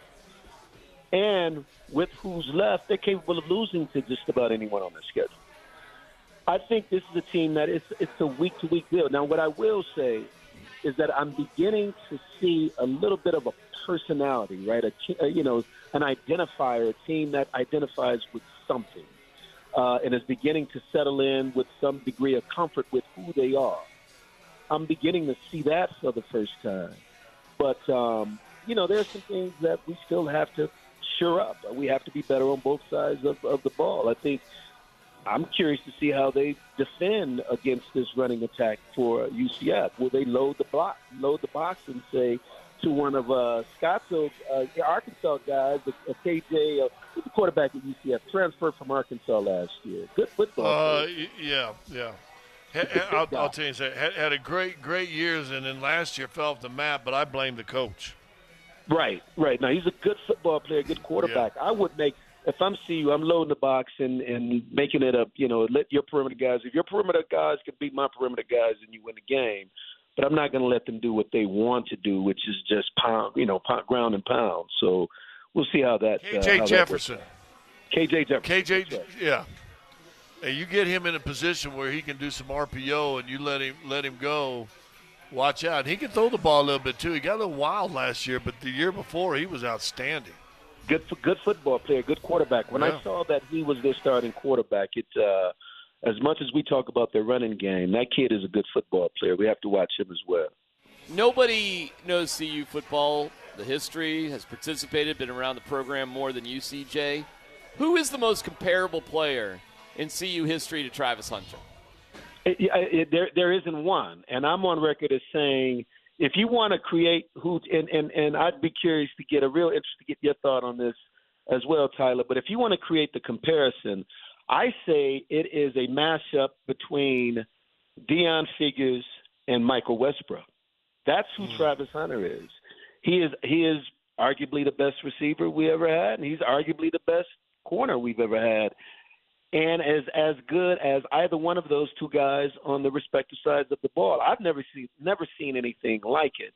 What's CJ, your if he's thoughts, like that, hold on. If he's like that, if that's true, and we'll just go with you, is he the greatest CU football player ever? He can make the claim is being made. The case is being made. Yep. The case is being made. Now here is the question, because that people will evaluate that in a number of different ways. What impact does his play have on actually winning games? Did they win any championships? Those kinds of things. I think a bit unfair because the depth from which they're climbing is a completely different situation than the guys I just mentioned. But he is making the case. There's no one in the history of CU football that has done or could do what Travis Hunter is doing this year. Yeah, and along those lines, I'm not quite sure what else we could see from Shedeur Sanders other than what he's already shown us. But I am curious, in your opinion, where do you put Shedeur up with the top quarterbacks in the country this year? I think he's right there. What I was most impressed with Shedeur this past week, not because statistically he had a great game. I thought he was off his game. And he admitted as much in the post-game press conference, where he pre-snap reads he wasn't comfortable with. It looked like the game was muddy to him from a read perspective and understanding exactly what he was looking at, and it showed. I'm watching him as a quarterback, and I'm thinking he's unsure. A lot of those sacks were attributed to him being cloudy and muddy in terms of his reads, as opposed. I didn't think the offensive line was terrible. But you get 8 sacks, everyone's going to come down on you for not protecting. I thought a lot of that was on Shedeur. But to watch this guy continually just get up and press forward, his resilience, what it was what I was most impressed with Saturday. The guy and he has this knack of making the play when he needs to play, regardless of what took place previously. So I think from a quarterback perspective, he is as impressive as any quarterback in the country. I know the kid in Georgia is a good one. There's a couple of others, but he's as impressive. Now, here's what I also think. I think Travis Hunter is really benefiting from the fact that from a brand perspective or from a campaign perspective, there isn't anyone else in the country that's really popping off the page the way we have seen in previous years. Like, there's no Caleb Williams. There's not that guy. And so as a result, there's this space that's being occupied by this phenom named Travis Hunter, who's going both ways, playing over 115 plays a game.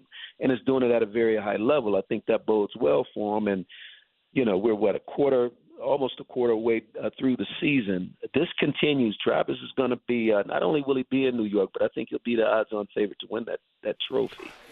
Hey, CJ, haven't been a player. You've worked with staffs. You've been around the kids and everything else.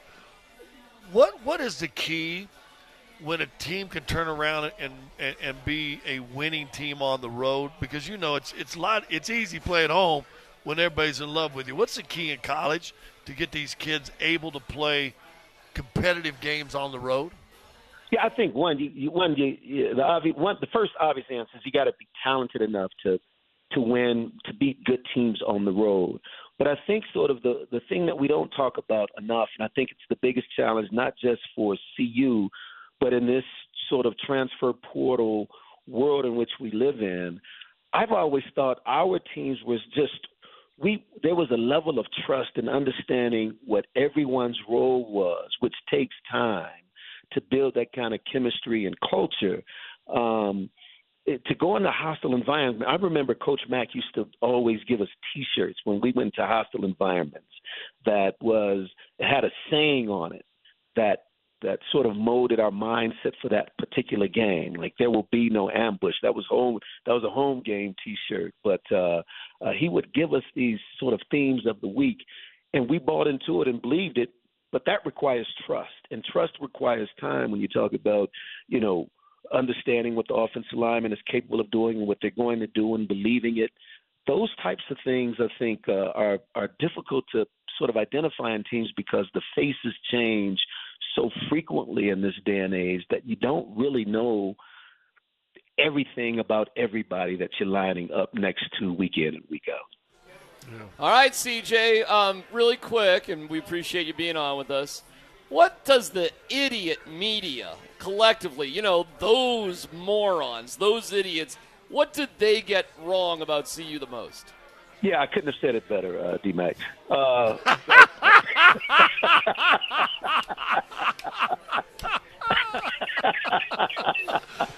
And when I say they, you know I mean me when I say they. But all right, straighten everybody out. What? Here's what I think. Here's what I dislike most about sort of the conversation that's being had. We're missing out on and not talking enough about some really, like, some amazing things that's happening around that program. I mean, if you think about the football stuff, and I get it, Coach could be polarizing, but behind all of the smoke, behind all of the what you guys may call antics, I think he's actually building. He's done something that no other person, I think, in the country could have done after, 16, 17 games, given where this program was. From an economic perspective, it's revolutionary. We've never seen anything like this. And even from a football perspective, I'm looking at and listening to the conversations around the 25 recruiting class. CU is on the tongues and minds of every one of the top recruits in the country. And I'm thinking, just a year and a half, 2 years ago, a 3-star was the coveted recruit in a recruiting class. And I'm thinking, how are we missing? We're missing all of this. Travis Hunter, Shador. We're missing all of this because we're preoccupied with whether or not we like or dislike, whether, a guy, is he preparing his team with wet balls for a game and all this ridiculous stuff when some amazing things are happening. We're not talking enough about it. We're not celebrating it enough. And I think at some point I have complete confidence in the media. Many of you guys I know and have worked with over the course of the past 20 years, you'll eventually get it right. I'm not going to confirm or deny if CJ's ever texted me in the middle of an argument and said, hey, keep giving it to D-Mac. I'm not going to confirm or deny that. Maybe once or twice I've gotten a text from CJ say, keep rolling, All right, it's all right. CJ's out there. He gets his voice out there. We know. Hey, there's a lot of CJ imposters, Tyler. I don't know if that's me or not, but. All right, CJ. If you're giving it to D-Mac, then you're doing something right, brother. All right, keep giving it. All right, CJ. We'll watch you. We'll hear you. We'll Love everything that you're doing, and we'll talk to you later. Thank you, CJ. Hey, Thanks, Zubu tour, fellas. Zubu tour. Zubu tour. Hey, Zubu tour and the chicken dance coming up, all right? That's right. We got one coming up, brother. All right, guys. Have a good one, man. Love the show. The amazing Charles Johnson. We are live at Joe Willie's on Broadway between Arkansas and Louisiana. Love to see you out here. Come on down. They have all sorts of great drink specials. Incredible place to watch sports. Are we just cleaning up the President's Cup? No, we're getting killed right now. We're getting killed? Yeah, day one we're up 5-0. We're down 4. Right now. Yeah, second time around we're down. Gotcha. So they could tie this whole thing up today. Well, I'll make it interesting. Well, tomorrow. we're down all 5 now. All right, no dumb questions on the way, too. It's PhD on Altitude Sports Radio 92.5.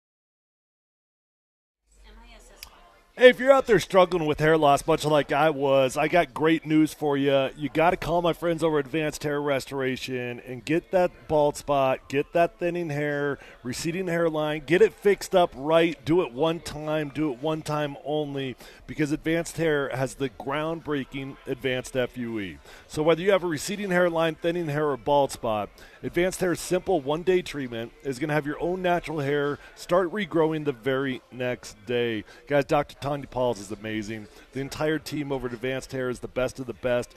Matter of fact, they're the winner of Westward's Best of Denver.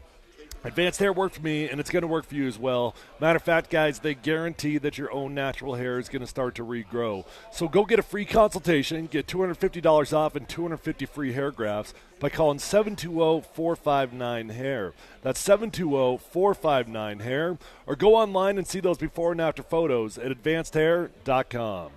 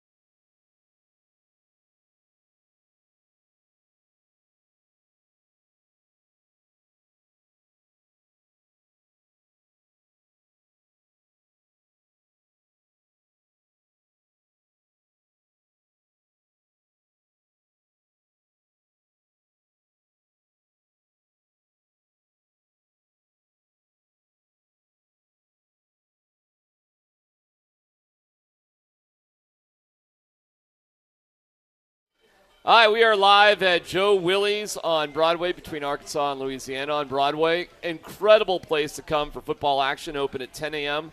on the weekends, whatever game that you want to watch. We're watching the President's Cup action. They just put it on all the TVs, which is pretty cool.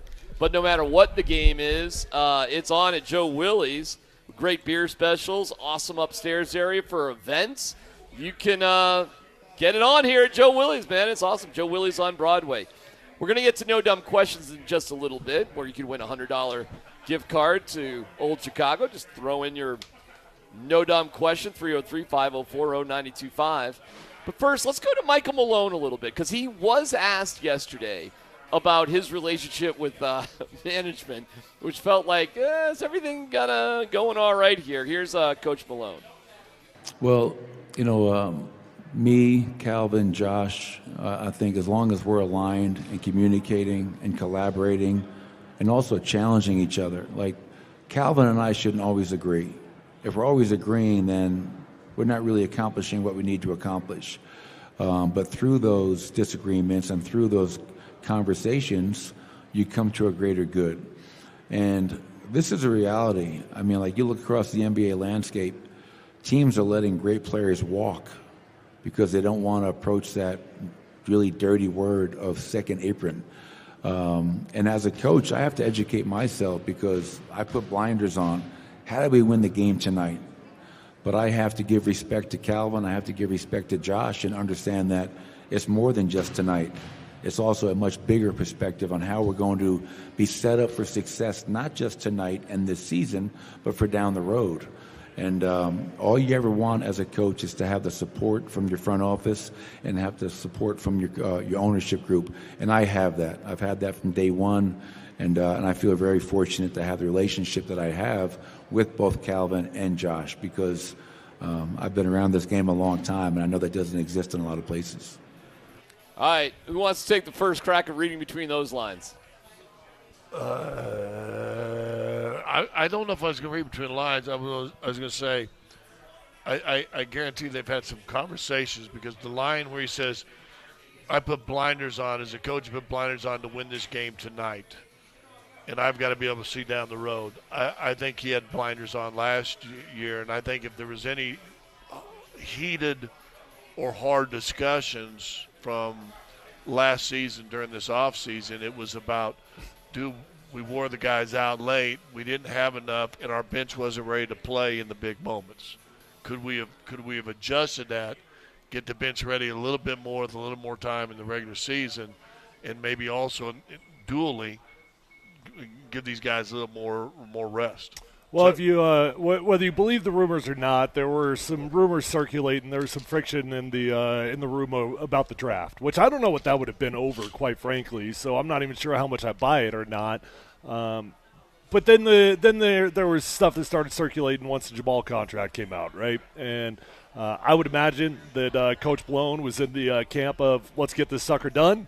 I don't really care if we got to cave on something here and there. Go ahead and cave on it. And Calvin Booth is looking at it financially like, hey, it's my job to control the books here. So maybe there's some protections we got to put in this contract. And to this day, I don't know if we ever will find out if the Nuggets got any protections put into that contract that they were looking for.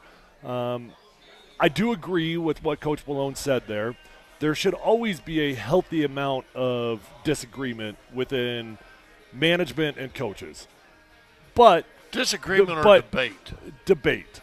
Better word. Yeah. Better word. But there should, in a landslide, be more understanding of being on the same page. So you got to always hope that the debate never outweighs, the communication. We're angling for the same things here. Well, it tells me when you hear there should be moments we can disagree, there were moments they disagreed. Yeah. I mean, that's pretty clear. He kind of just said it. When you hear him say we have to develop for the future as well as win games here, clearly there was an issue between those two things. When I hear the tone and how he put things, that indicates to me there was a rift in the offseason about a variety of things that they have come together on as the season's begun. I'm curious how that happened, but at least they're together enough where Michael Malone can vocalize what is pretty obvious must have been happening for him to say the things that he said. And a no dumb question I have for you. It's not really a dumb question, but I think a fair question that you will probably won't hear from anybody else. And it has to be a pass-fail. Calvin Booth had 3 drafts. His drafting, is it passed or failed? Woo! Go through them. Just on the drafts, not in free agency. No, just okay. Just drafting because in the year of in the era of salary caps like they have it, you've got to hit on drafts. Deron Holmes is tough because it was looking good and he got hurt in summer league play. So you won't know. Can I ask something though? I mean, if you believe the reports about there being disagreement during the draft, did somebody not like Holmes? No, I don't know that's the issue. I don't think that was the issue. I think Holmes is probably checking a lot of boxes. What you got to go back to is Jalen Pickett, Hunter Tyson, and Strother. Okay. That's more of like what's going on here. Tyson had a great summer league 2 years ago, not so much this year. It was okay. Did you know, and I just saw this yesterday, I didn't know, do you know what Hunter Tyson did in the G League last year? He was it was no Colin Gillespie. He averaged over 26 points a game and led the league in made threes. Well, that's pretty impressive. Pretty good. I mean, he can only play the games in front of him. Yeah. So we'll see. Jalen Pickett seems to be the biggest wash. There doesn't seem to be a role for him. It doesn't, but he's a second-round guy anyway. So you kind of like, yeah, all right. And Strother, of course, we need to see something. And you saw a little bit in the beginning, then we put it on hold. But he also drafted Peyton Watson. And Christian Brown. Yeah. Well, that's a home run as far as I can tell. Well, I think it's a home run. Christian Brown won you an NBA championship game. What game was that in Miami, right? What was that, game 5 or 3 or 4, right? something like that? Like that dude won a game for you. Game 3, yeah. NBA Finals, that dude won a game for you. Okay? Whatever happens, but that happened.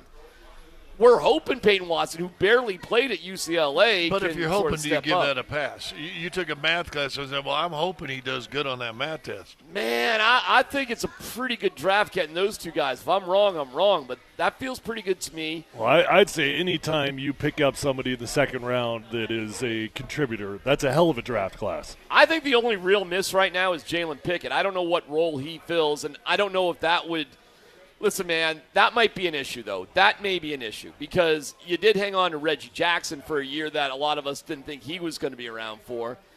If we're going to free agency, I don't know. How hard did Michael Malone want KCP here? You know what I'm saying? Like, that feels to me like a point of contention. Like, let's keep this guy. I need this guy. He's an important guy, and we just can't do it financially. Calvin Booth yesterday said, our starters take up 98% of the roster. Had we signed KCP, it would have been 99.9% of the roster. We wouldn't have had room for, like, seriously anything. So that indicated to me that KCP was never even close to coming back here whatsoever. So I could see where that's an issue. I mean, I can see where there's a lot of issues that potentially are going on. I know KCP and Bruce Brown both being gone probably ruffles Malone's feathers because they play the way Malone wants the team to play, right? Unselfish and hard-nosed. Yeah, but what could he really be mad about with Bruce? You know, like no, from a coach's standpoint, he's mad because he lost 2 of his guys. And he just said in that quote, "I'm focused on winning the games. Yeah. I'm not thinking about." He said it. I'm not thinking about all that other stuff. Yeah, right. But I mean, if you're being realistic about it, there's no way to retain him. There was no way. What can I tell you? I'm just reflecting on what he's saying. I think we understand it as fans, but sometimes when you're on the inside, maybe it's hard to see it as clearly. And frankly, you can't have another moment during the Jokic-Murray tenure like you did in Game 7 at home. You just can't have it. Right. And that's a tough one. That was your last game, guys. You know, the great thing about basketball or baseball, you get another game.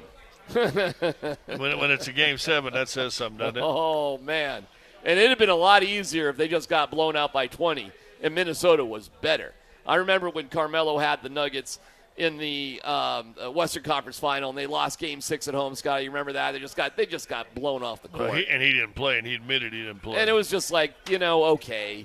But that wasn't the case. I mean, everybody knows the Nuggets clearly should have won that series. And then it doesn't help when the Celtics are out there saying, yeah, we were actually scared of the Nuggets. That would have been our toughest test. Well, in case you forget, the Nuggets bench contributed 5 points in that Game 7. Yeah, clearly not good enough. And 1 for 4.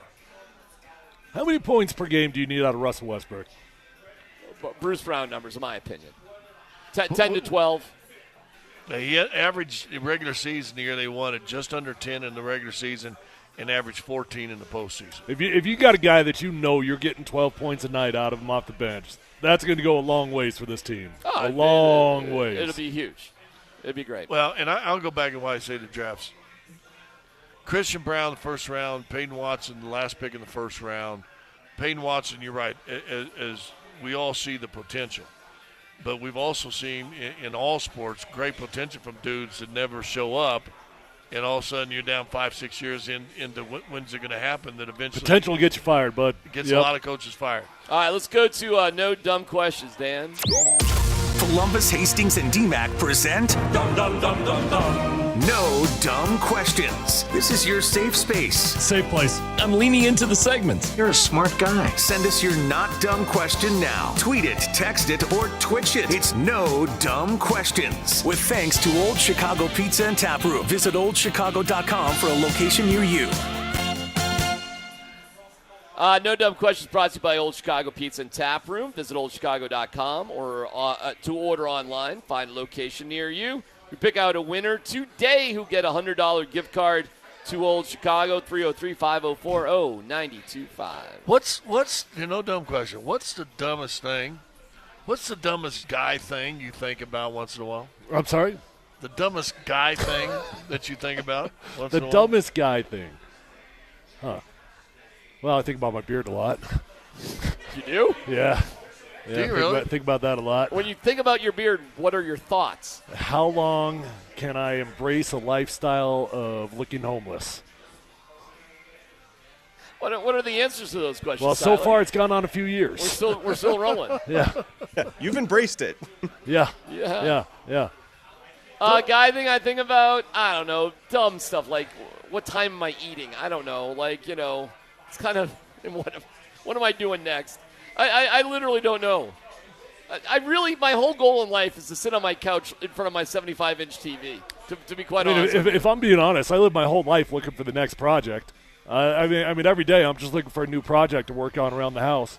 Really? Oh, yeah. Oh, my God. That's the last thing I want to do. I love YouTube learning, baby. Really? I do not hire somebody unless I've tried it at least 3 or 4 times. What's the project you're working on right now, then? Right now I am beard. His beard. I'm working on myself right now. Okay. Yeah. What house project are you working on right now? Well, currently I have lived in a rental house for about a year now, and I haven't had anything on the walls. So working on making my house feel like an actual home right now is what I'm currently working on. What was the last picture painting you hung up on a wall? A Super Bowl jersey that is going behind an office window so I can have a nice little viewpoint for doing hits. Oh, yeah. Oh, okay. I just put Muhammad behind me and Muhammad Ali up behind me. Dumbest guy thing I think about, and you guys kind of went on different era. I had my initiation here for the Joe Willie's on Broadway. What do you mean your initiation? Have Rumbly and the Tumbly in that first break. Okay. All right. Kind of initiated. Uh-huh. So I started thinking about how many diarrhea. How many? Dude, you are something else. I have never met anybody so obsessed in that department than Scott Hayes. It's a I number swear 2. To God. Well, but then I started thinking. God, you really do think about that. No, and I started thinking about how many weird places have I had to do that. Unbelievable. And then I started thinking, well, how many different states have I done that in? And then I was starting wow. how about multiple countries? Oh, how many countries have you pooped in? That's the question. Yeah, I've thought Well, I would imagine every country you've ever been to. Right? Yeah. Have you ever gone to a country without pooping? Because that sounds painful. Some people do. How is that possible? I know people go on vacation and can't poop on the road. Well, that does happen. When you're flying, that does happen. I'm sorry. How long are they staying there? Hey, what's the longest you ever gone without pooping? Couple hours. Right. All right, no. I don't know. I surgery before opioids. Those things will clog you up now. That'll get you. Yep. Like I had a painful week experience. A week. Without. Yep. It was a painful week. Yeah. I got a no dumb question for Scott. What do you this guy right here. Yeah. Looks like D-Mac's big brother. Well, he is D-Mac's friend. Oh, he is my guy, Mark. What do you think this guy does for a living? Describe what he looks like. He's the CEO of Waste Management. Waste Management. Okay. But Yeah. CEO. Yeah. Does he famous? Do you think he looks borderline famous? Anything? He looks like a character actor that you might see in some movies. This guy right here wrote the movie Garfield. Well, I almost watched it last night. Was it Garfield or Garfield 2? The one that just came out. I watched it. He wrote Garfield. Yeah. How about that? Yeah. And you dress like that? and he's D-Mac's friend. Yeah. He helped me out a little bit with Pedal Columbus back in the day. Mark's the best. Mark's a great guy, but talk about a nondescript looking dude that is writing Hollywood movies. So how many countries have you pooped in? Oh, anyway. How many countries, Mark, have you pooped in? Have you pooped in? This show is going down the toilet right Toilets! now. Three. He's got three. Yeah, three poops. Canada, U.S. gets Canada, U.S. right? Well, California, that'll be a new country soon. That'll be there's one. Yeah. So Canada, USA, Mexico. Yeah, Mark's a Hollywood screenwriter and producer. Mexico, Spain, Australia, Italy, England. Okay, I got it. You poop a lot. No, just a big Cherry Hills guy, by the way, right here. Oh yeah. Last time I played there, I stunk. You grew up on what hole? What? 13. Grew up on right behind 13. Yep. Kent. So, and it just shows, right? Kent shows you. Went to school with my cousins. So it shows you intelligence at Cherry Hills. Yeah. Cherry Creek. All right, it's great to recognize my buddy Mark. I love Mark. All right, we are live at Joe Willie's on Broadway's PHC on 92.5. Fill in the blank with the Broncos coming up next.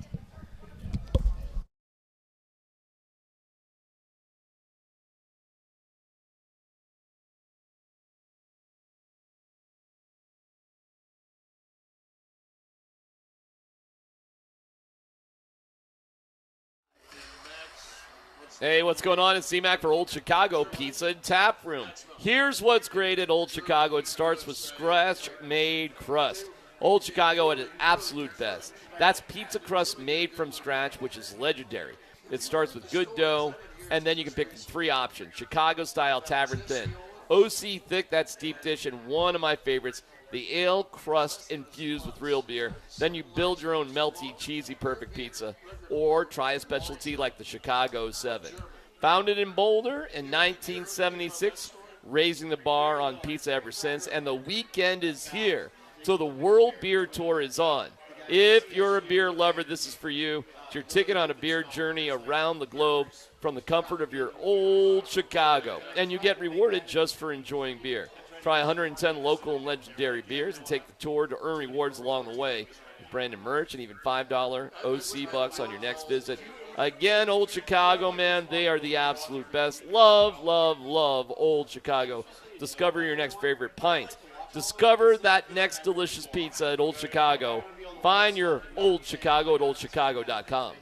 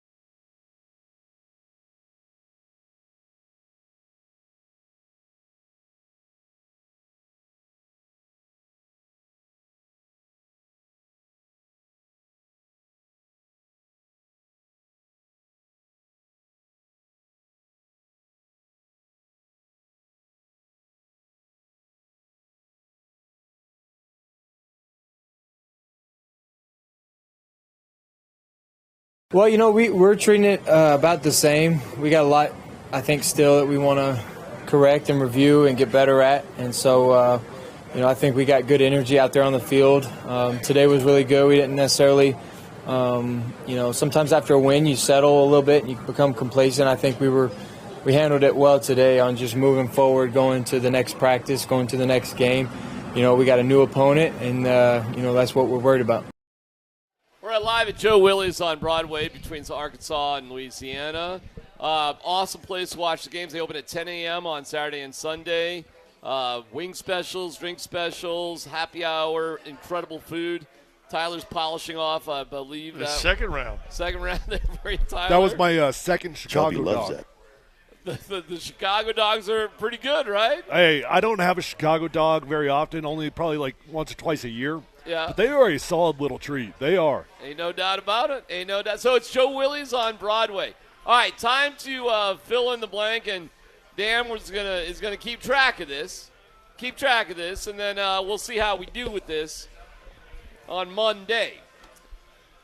Guess the stat line. Bo Nix will have how many passing yards and how many passing touchdowns? Go ahead, Scott. 173. I think he breaks the seal. 1.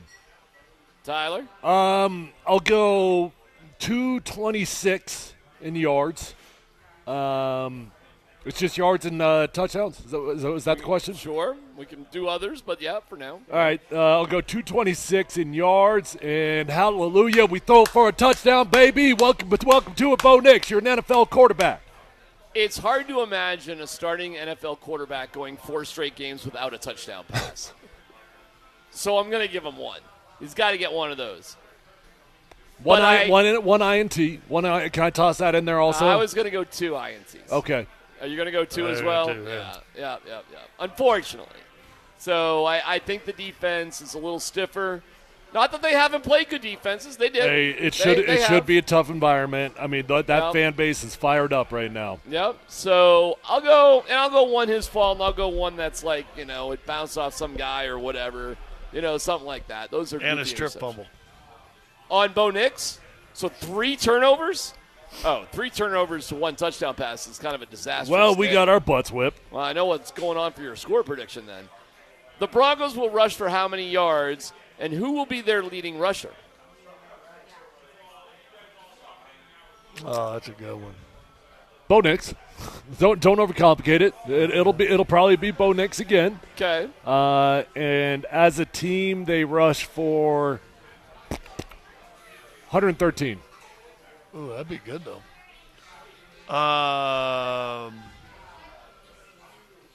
Bidet is the leading rusher. How many? With 91. Wow. Okay. Total yards? Total rushing yards for the team. Bo Nix will have another 35. They'll have like 147. I'll go 110 rushing yards. I'll say Bidet leads, but not with that much because I think Bo Nix is going to run for maybe 30, 35. But I'll put Bidet at about 55, 60. I think Javonte Williams, his role is going to be coming as like a pass protector sort of dude, and they're probably working their way out of Javonte Williams. Let me toss. They're not done with him, but he's kind of working his way out. Let me toss one more in there along these lines. The first carry of the game will go to who? First carry of the game will go to Javonte Williams. Official carry? Yeah.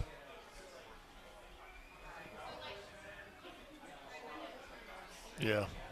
Yeah. I'm going to go Jaleel. I'm going to go Jaleel. I know that everybody thinks thinks. Javonte's not starting. That doesn't mean that. Doesn't mean that. You think they're not going to run one of the first 3 plays of the game? Maybe. I just think. Well, let me put it this way. Maybe Javonte does get the first carry. That's fine.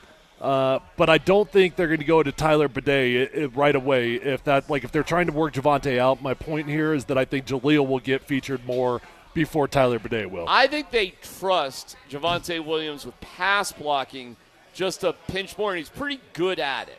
So that when we're just who's going to get the first carry, I just think Javonte's going to be in there, and I think they're going to throw the ball a little bit too. But eventually you're going to have to try to run it. And I think Bidet is just a more dynamic runner, period, right now. And how long you get. But then again, if you're down, how long are you going to stick with the run? True. Passing attempts for Bo Nix. Fill in the blank. Passing attempts for Bo Nix. Gosh. Well, it was over 40 in the first game. How many was it in the second game? It's 45 in the first game, wasn't it? Yeah. Do you remember how many it was in the second game? 38. I can look it up. I'm not sure. Oh, yeah, I think that sounds about right. I think it was about 38. Well, they're probably going to be trailing. Man, I bet he throws 40-plus times again. Yeah, 40-plus. Scott? 34. I'll go 45 passing attempts. Hey, 34 is manageable. If he only throws it 34 times, that probably means the Broncos are in the game. Well, you didn't ask me how many times Stidham was going to pass it. Oh! 36 passing attempts. 36 against the Bucs. Jarrett Stidham will take how many snaps in the game on Sunday? 20. Wow. You're being silly. You're so silly, I'm going to go Scott. 0. You're such a cute goofball. You want to give me a reason why he gets 20 snaps? I think it's going to be hard on Bo. I think that strip sack is going to go into somewhere something doesn't look good, and you may see Stidham in the fourth quarter. You think they're going to bench Bo for some reason aside from injury? Yeah, No way. No way. Well, there's a way. There- I don't think it's very likely, but sure, man. I mean, you toss 3 interceptions. You have another 1 or 2 that will look bad. You could get benched. I find it unlikely. I find it very unlikely. So you think Bo's going to have just a terrible day? No, I'm playing your stupid game. I don't appreciate it. Yeah. Thanks for hanging in there. Yeah, so I'm just trying to play. Has it not made it more interesting? Yeah, it makes it really interesting. Thank you. I'm just playing your game. No. Listen, I want Denver to win. I hope they can win this game. I'm not as sold on the Jets being as great as everybody is, and if Bo is who you say he is, they should win this game. I think he's going to come back to earth a little bit. And I think we can just go right there with the score. Why don't we just start there? We probably should start there and go 27-17. Well, that actually makes a hell of a lot of sense. Do you really want to stick with that? I don't know. That's kind of right up the alley. Do you think the Broncos win? I do not know. So I don't think they can score 17 in a loss. Okay. I think it's worse than that if they lose. 27-12? 27-13. You said they'd throw 1 touchdown, so that's 7. 31-13. 31-13. Tyler? Oh, man. No, I said both those 1 touchdown. I got you. It's dang good defense. They gave a bunch of points in week 1, but then week 2 and week 3 they got tight. Week 3 against the Patriots, they only gave up 3 points. I think they're second in the NFL in pressures. That wouldn't surprise me. And they're healthy. Or sacks. Their defense is healthy, where Tampa was kind of beat up a little bit. Scott, you know what they've scored in 2 out of their 3 games? 24. That's what they scored. Okay, so I will. And then what's in the other one? 19. Yeah. I'll go Jets 24. There you go. Broncos 18. I don't know how, but they're getting to 18 just to one-up you. I'll give it a 1-score game. I'll put it 24-20, something like that. But I'll go along the same lines. All these NFL games are close. So listen, you making these predictions, like if you had your last $5. Yeah, okay. I mean, you got, and I know you never carry cash. Oh, I do today, and I got it for a funny reason. Well, it's Friday, and you're going to go to the hotel looking for a hooker. Really? I don't know. You have to give away the whole game plan? No, I have a funny reason why I have cash. You're going to tip cash today. I am going to tip cash today. I should order something if I'm going to do that, but I am going to tip cash today. I won a bet against Raj. Good Raj or bad Raj? Good Raj. Okay. And he paid it off yesterday. It was 5-1 bet. Hey, D-Mac, what was the bet you won against Raj? It was on our conference call, our company conference call. It was whether or not on our company conference call, Vic Lombardi would make his shot on 18. Because Vic was taking the conference call so seriously, he was playing golf during it. Yeah. And I'll go 5-1 that Vic misses it. Anybody out there? And Raj took it. So he paid me $10, so I got $10. That's why I've got cash. Anyways, who cares? Go ahead. What's your point? I don't even know what I asked you now. If you had to put your last $5. So your last $5. Last $5. Here's my last. I know. That took a long time and to you're gonna think that Denver goes into New York and plays a 4-point game. Yes. Yeah. Do you want to put $5 on it? No, I don't. I mean, this literally is my last $5. I mean, I really don't gamble. Well, all right, so no, but I'll say it's a one-score game. All right, fill in the blank. Will it be a one-score game? No. Well, you said yes. No, you did say yes.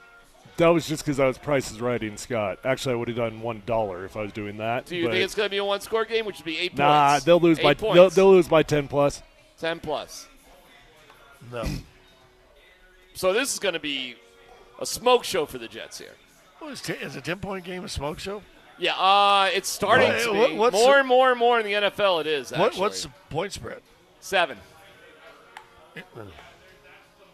Dude, did you guys watch the game last night? You know what? Let's get to that coming up next. Part of it, yeah. Yeah, let's get to that. And we'll 7.5 on this one. Throw in how you're thinking. I don't mean to be a downer here on a Friday. If there's ways to win, fine. I'm open for the conversation. We're live at Joe Willie's on Broadway. It's PhD on 92.5.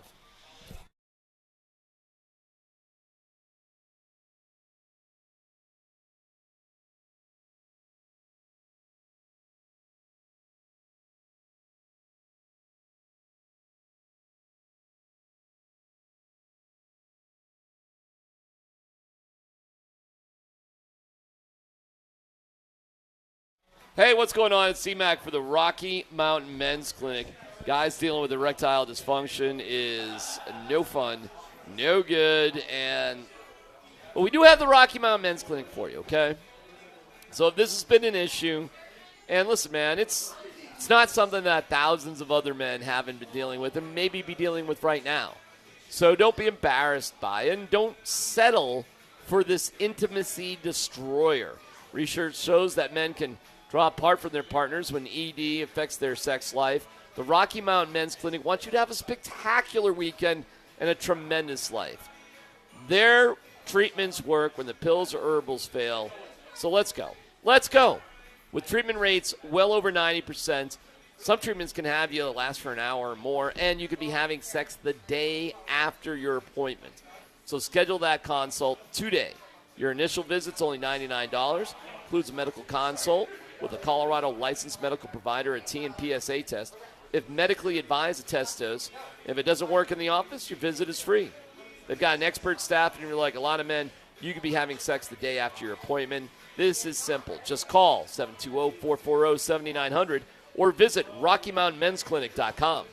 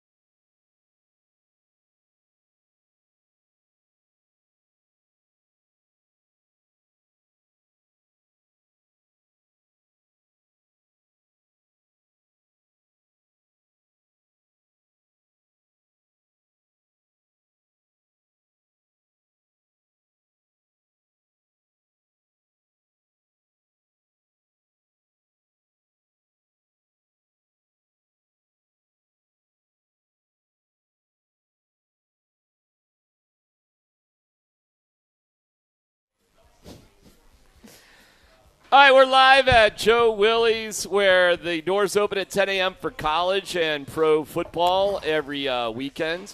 And they've got great deals on all sorts of drink specials. The food, digging into the chili right there, Sky.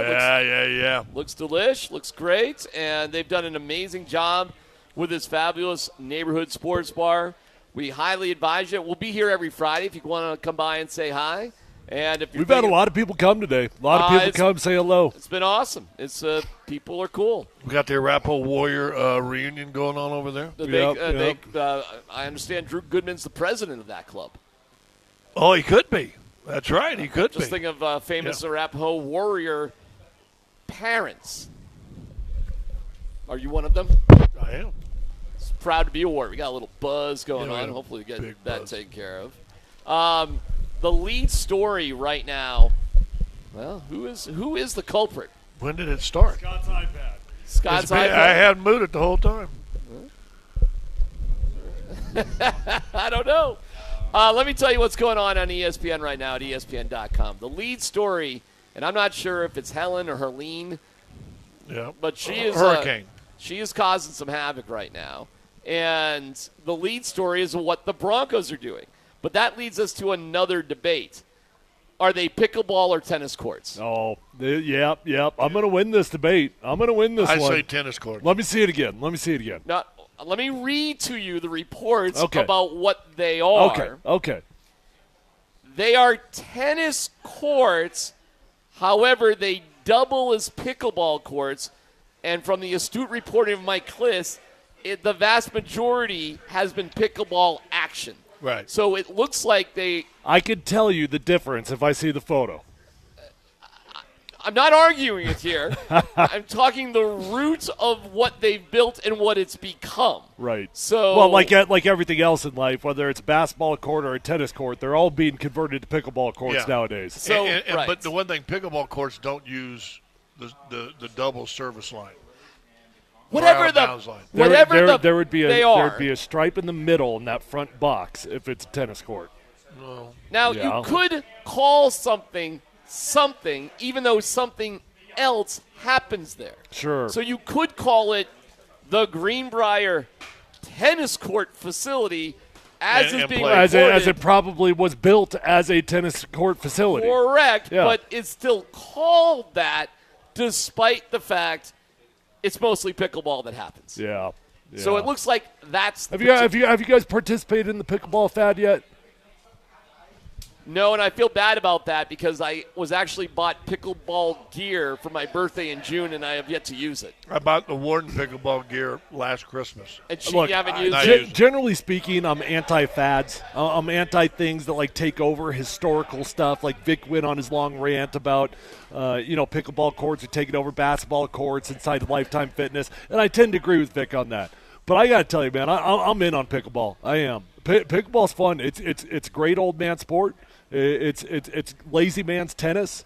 It's fun, dude. It's a lot of fun. Well, maybe it was fun for the Broncos because they spent $2 million to walk around pickleball courts today.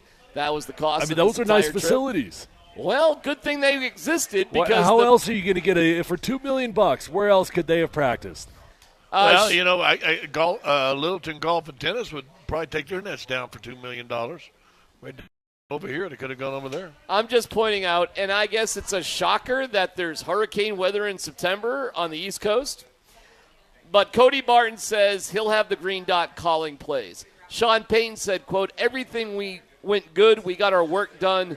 The change was made relative to the lightning forecast. Relative to, can't you just hear it? The change was made relative to the lightning forecast. Cody Barton, this is a first for me. They've got some pickleball courts down there, too. This is a first for me. But Josh Reynolds says maybe a basketball court, a ballroom, but this is the first time on a tennis court in terms of where they've been practicing. So you can see there's confusion even amongst the teammates as to what exactly this is that they spent $2 million to make sure they could get work done today. Hey, I'll say this as we're sitting here roasting the Broncos for all this. It is Friday, okay? So it is a Friday practice that they had to do indoors. It's not the end of the world. Fridays are are at a jog-through pace. You're not wearing pads and all that stuff.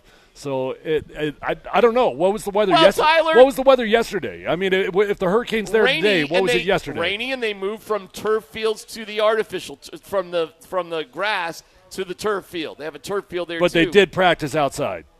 They did, but they had to adjust their practice plan. So they didn't even have to practice wet ball drills. They just got wet ball drills. But that's not all for the Broncos, fellas.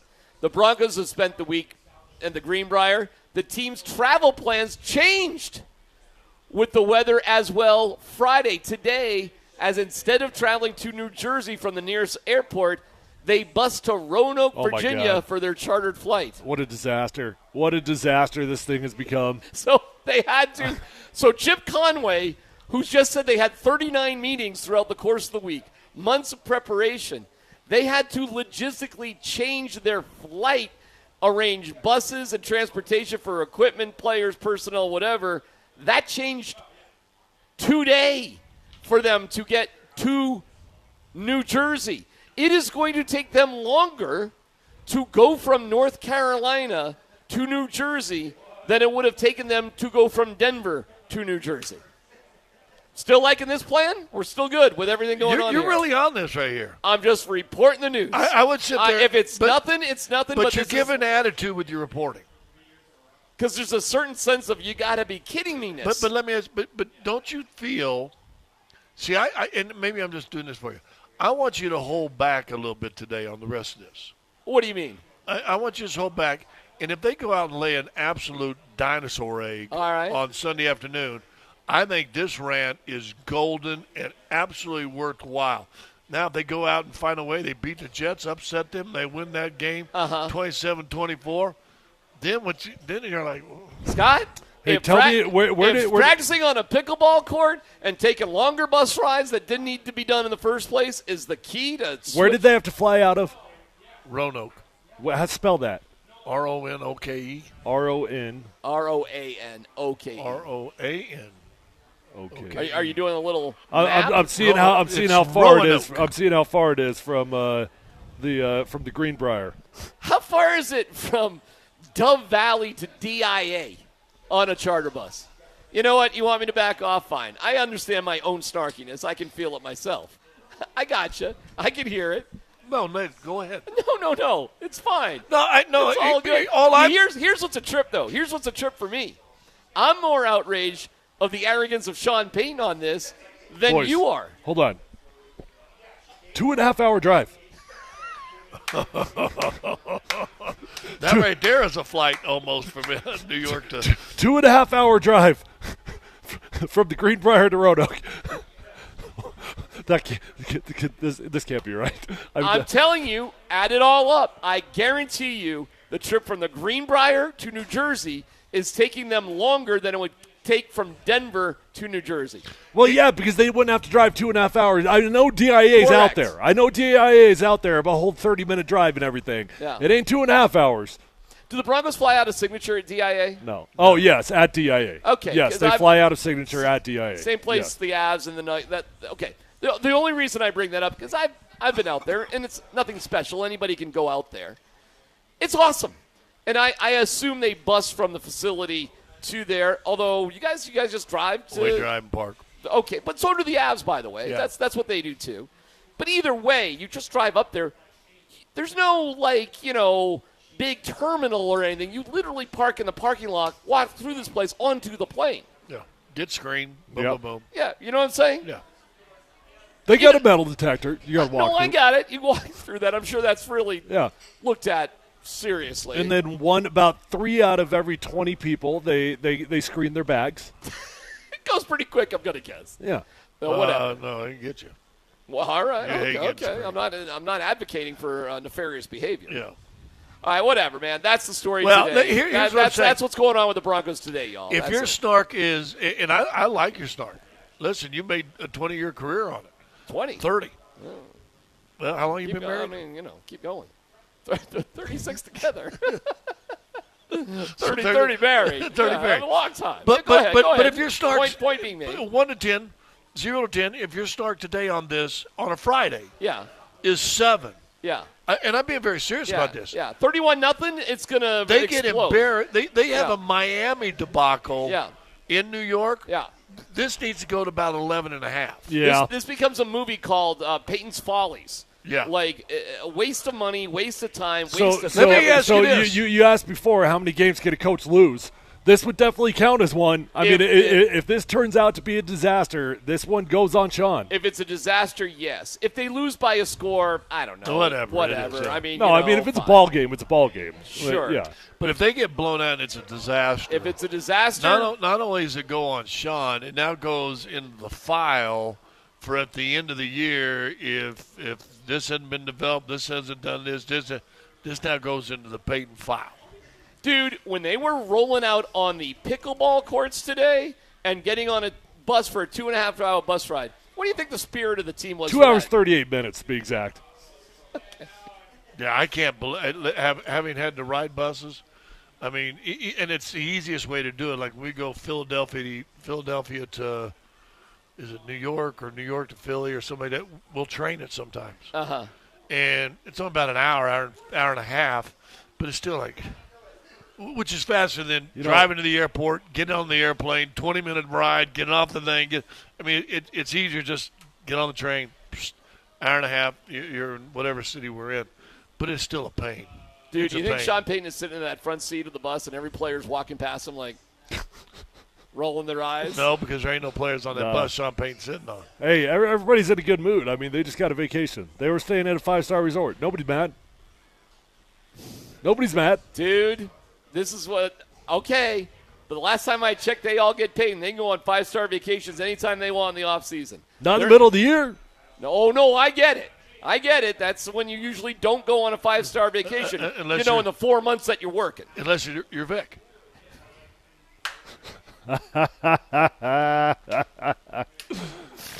Anyways, y'all, that's how the Broncos spent that's how they wrapped up the Greenbrier, getting on a bus trip for 2 hours. 2 hours and 13 minutes. 38. Double check, 2 sources. That's not good. All 2, by the way, go to a hotel 2 days ahead of time that you don't have to do, because you're doing that too. Because most teams just fly out Saturday morning. Well, but no, we're going to go with. I mean, all right. Look, hey. It's all good. Come on. I mean, look, I never liked the idea, so I'm not going to sit here and back off that. I didn't like the idea before all the hurricane stuff happened. But you couldn't foresee a hurricane. I know you're sitting here acting like, hey, it's hurricane season. Come on. I mean, you couldn't plan on a hurricane coming and all this happening. Yeah, you're hoping New Orleans gets crushed again. This is flat out bad luck, dude. This is bad luck. What? Stop. Jerk.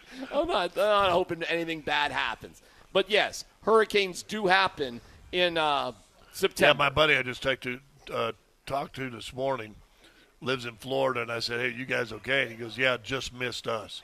But he showed the wind and the rain and all that stuff they got. By the way, this is causing all sorts of other little things in the world of sports this weekend, more in the college sort of realm, and certain games being postponed or canceled, frankly, because you just can't do it.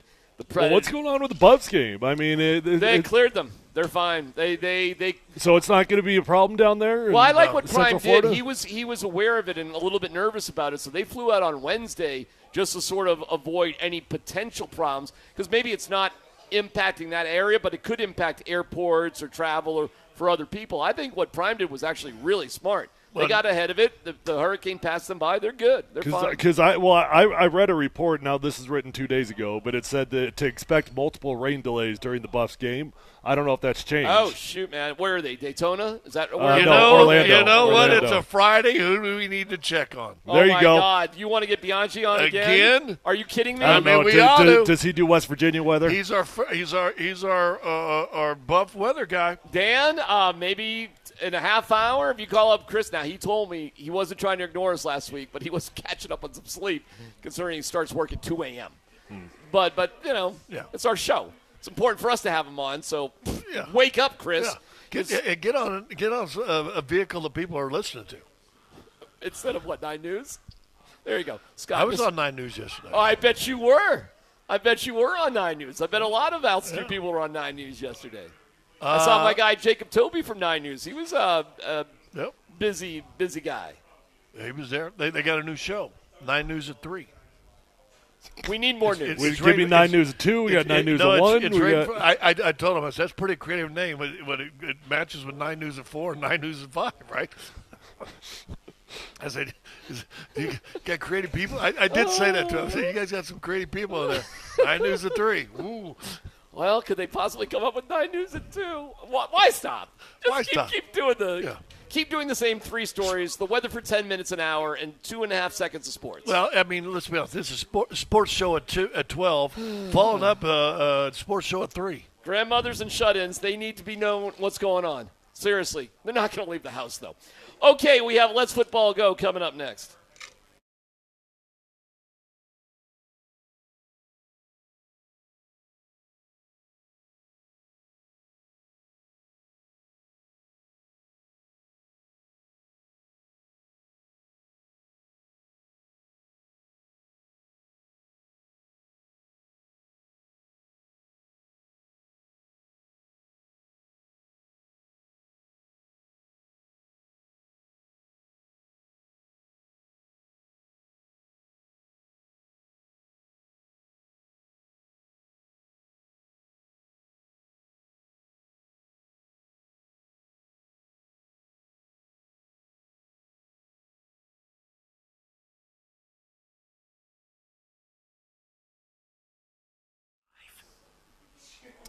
Hey, if you're in the market for a new vehicle, go check out my friends at Phil Long Ford. I know a lot of us look forward to getting a new vehicle, but you dread the experience of buying the vehicle because sometimes going to a car dealership can suck. Well, not at Phil Long Ford. Guys, they're going to respect your time. They'll get you in. They'll get you out. You're going to get the best price, and you will find the vehicle of your dreams because the inventory is incredibly strong as it has ever been.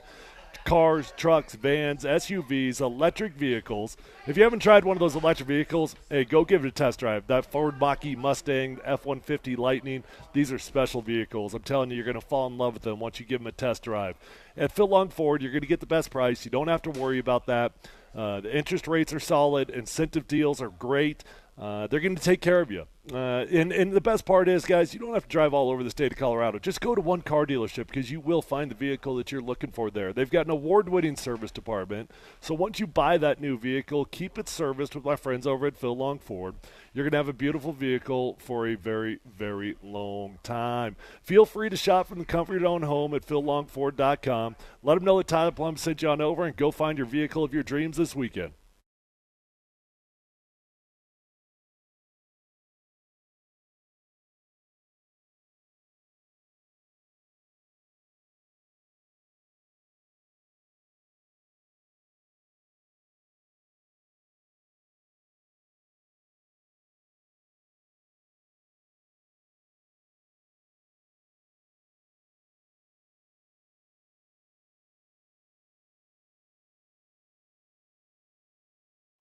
Hey, it's C-Mac for Old Chicago Pizza and Tap Room. Thinking about a great meal this weekend? Well, Old Chicago, they've got it all set for you.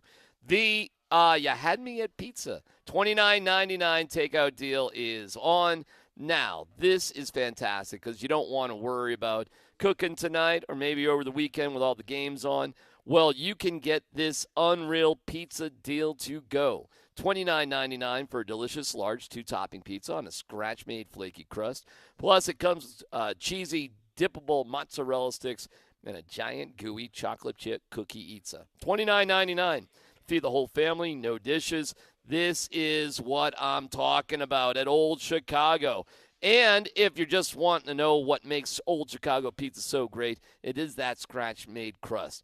3 options right there for you. Chicago-style tavern thin, OC thick, that's deep dish, ale crust fused with real beer, and the World Beer Tour, that's on as well. 110 local and legendary beers at your disposal. You can't go wrong this weekend with Old Chicago Pizza and Tap Room. Founded in Boulder in 1976, perfecting pizza ever since. Find your local Old Chicago at oldchicago.com.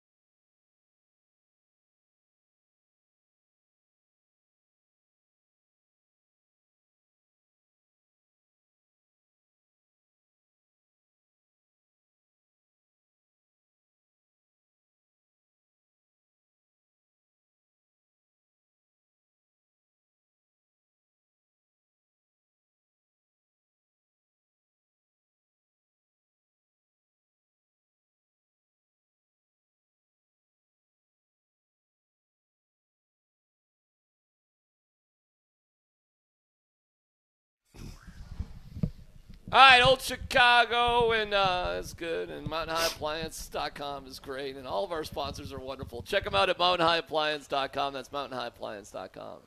What's up, Dan? All right, fellas. So to add to the conversation you guys were just having about the Broncos road trips, staying on the East Coast, Sean Payton spoke to the media today and sort of got into his reasoning as to why he decided for the team to stay on the East Coast as opposed to coming back to Denver.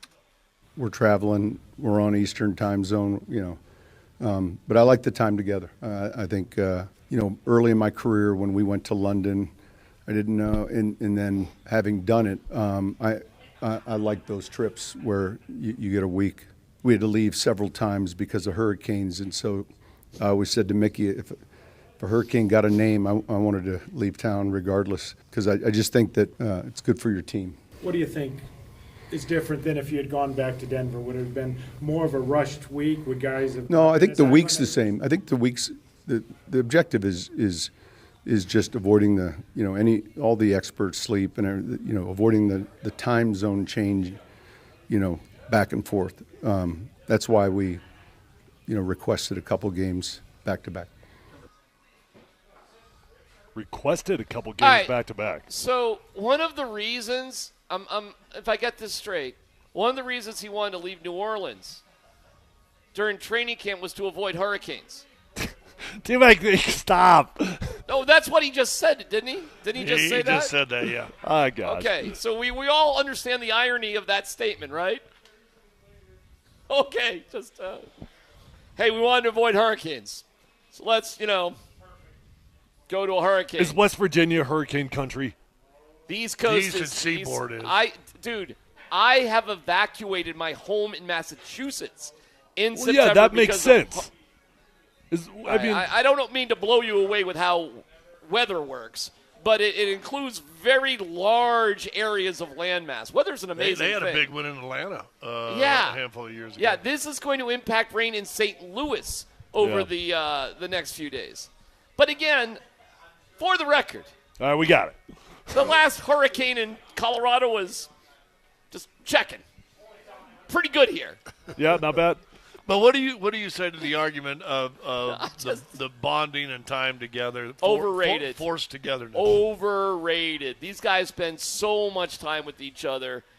But I didn't play. I'm going to back up. I didn't play the game. You guys tell me.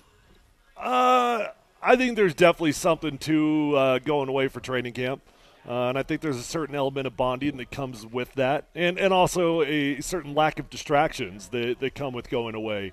To me, this whole trip was just one gigantic distraction because I just don't know how you avoid feeling like you're on vacation. I'm not blaming Sean for not foreseeing a hurricane coming right now personally. I understand the logic of wanting to stay on the time zone. And if you look at the records, of West Coast teams, which I don't know what you include Denver in that category, but you look at the records of West Coast teams that go to the East Coast, it's terrible. I mean, it is flat out terrible. So trying to improve whatever odds you have, I get that.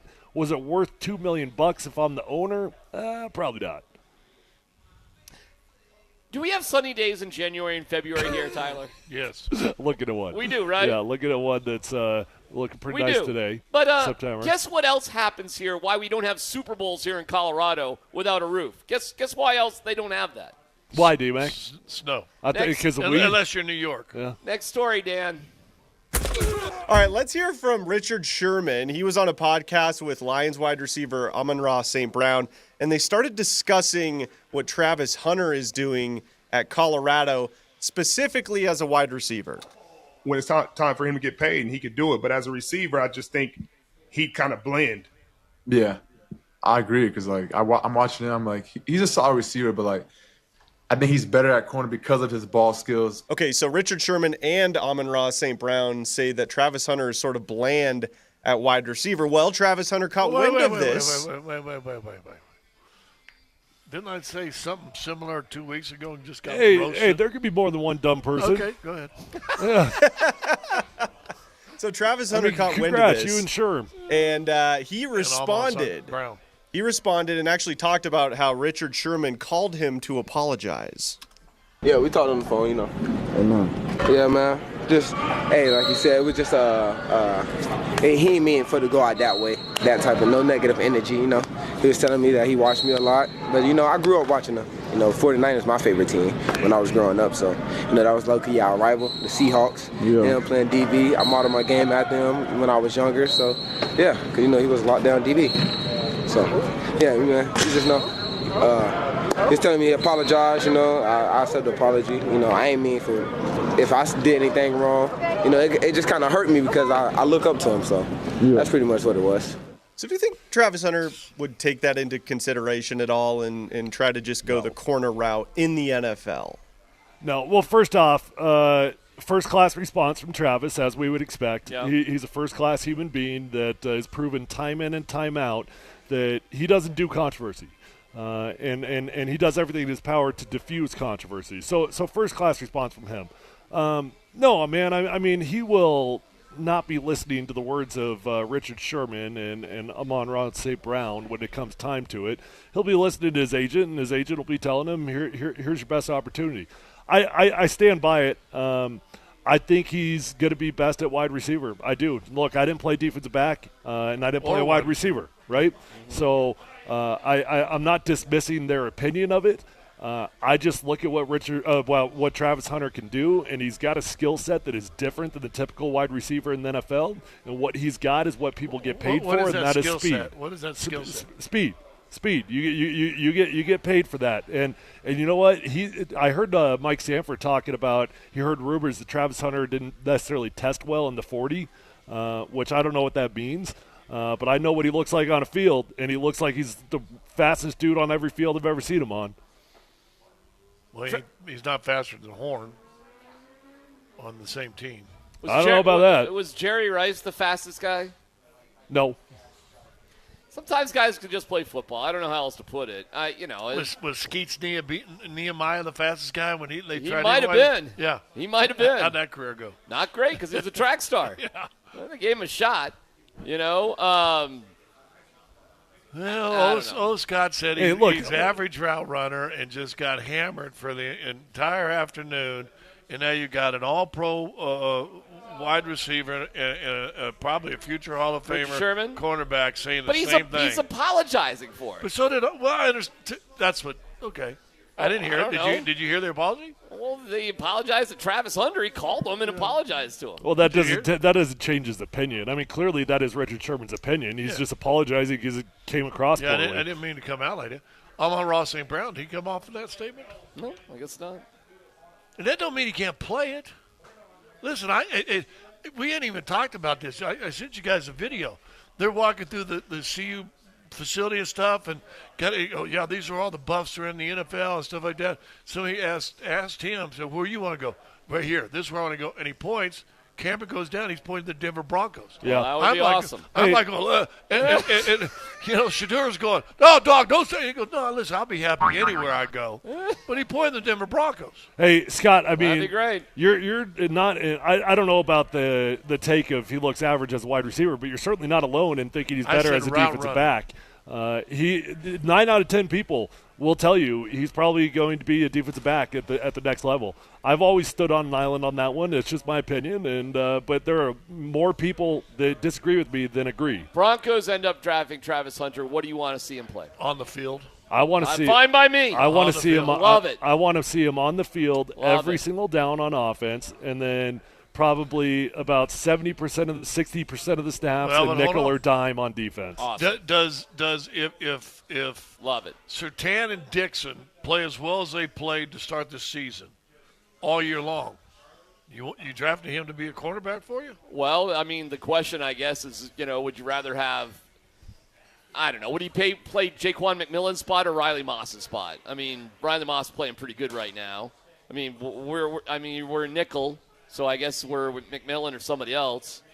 Moss. Well, you definitely put him in all dime packages. Hey, you draft him and you figure it out. Yeah, fine. Yeah, fine. More than look, the celebrity. Hey, there they are. Hello there, stars of the show. All right, next story, Dan. All right, let's hear from TJ Hushmanzada. He says, fellas, that the Ravens would trade Lamar Jackson for Joe Burrow. But elite quarterback, absolutely. I believe every team in the National Football League, with the exception of probably the Kansas City Chiefs and the Buffalo Bills, would trade their quarterback for Joe Burrow.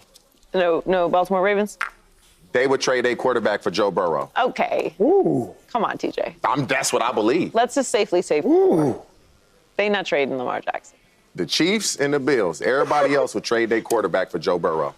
Are there any other quarterbacks in the NFL besides Mahomes and Josh Allen that you wouldn't trade for Joe Burrow? Do you agree? Would you trade Lamar for Joe Burrow? Well, none of those teams are going to trade their guy, but I understand his point. I mean, if you have Lamar Jackson, you're not trading him. If you have Josh Allen, you're not trading him. You got Joe Burrow, you're not trading him. You got Pat Mahomes, you're not trading him. You got Justin Herbert, you're not trading him. Right? I mean, if you got your guy, you got your guy, and you're not moving off him. But I'm not going to disagree with them because you guys have been hearing me loud and clear on my opinion of Lamar Jackson. And pocket quarterbacks will always win Super Bowls, and it's going to be very, very challenging for Lamar Jackson to ever win a Super Bowl. I think if you're breaking it down and trying to decipher what he's saying other than maybe Josh Allen and Patrick Mahomes, Joe Burrow's the next best quarterback. Correct. Okay, I can give you that right there. I can give you that right there. But I also could agree with exactly what Tyler said. I keep saying San Diego. Chargers got too much invested to get rid of Herbert now. Yes. Yeah. Yes. C.J. Stroud, Houston's got too much invested or going to have to start over and do that. So no one's going to do that. Is he better than those guys? Yeah. No that's all he's really saying is that he's the third best quarterback in the NFL. That's all he's saying. Yeah. All right, you got one more? Well, I was going to mention that the Tua said he does want to focus his NFL career. In fact, he's working on maybe coming back this season. Both he and the Dolphins appear to remain in lockstep about him being their long-term answer at quarterback, as Miami is looking for a trade, apparently, according to this report, for another quarterback that can come in and take his place until he returns. He won't be eligible, fellas, to return until week 7 at the earliest, as he was placed on the IR. So Tua sounds like he wants to come back, and the Dolphins sound like they're supportive of him coming back. Yeah, of course. I mean, listen, there's big money here. If the player's healthy and he can come back, he plays. I don't think there's any debate about it. I think we're all just, concerned about him as an individual, but you don't sit around all day worrying about decisions pro athletes make about their health and their lives. It's just not what you do. The Dolphins. You may have called that cow Betty, but when you put a bull in his head and ate it for hamburgers the next day, that's all you can. They're all cattle. NFL players are cattle. If he wants to allow himself to be, yeah. What are we supposed to do? Well, the Dolphins. What are you supposed to do? The Dolphins are going to be terrified of the day that he gets medically cleared, because they're going to be in a tough spot, man. Because they can't tell him not to play. No. And if he gets medically cleared, he's going to be out there in the field, and the whole world's going to be looking at the Dolphins. And they're going to be acting like, hey, you're a terrible organization for letting him back out there on the field. And why they ought to trade for Russ or whomever right now. That they can get a couple games in, you bring him back, now you get a guy learning the system, boom, boom, boom, and then if it happens again, boom, we're ready to go. Listen, Miami still thinks they can be a playoff team and do some damage. If you're being honest, though, why the heck did Miami ever give him a new deal? Why did they do that? I get it. He was good enough that it's scary to move on from. It's really scary to move on from him. Man, what did you think was it? Did you not think he was ever going to get another one? Did you really think it was never going to happen again? But let's be honest, would Miami trade Tua for Joe Burrow? Yeah. All right, it's PhD on Altitude Sports Radio 92.5.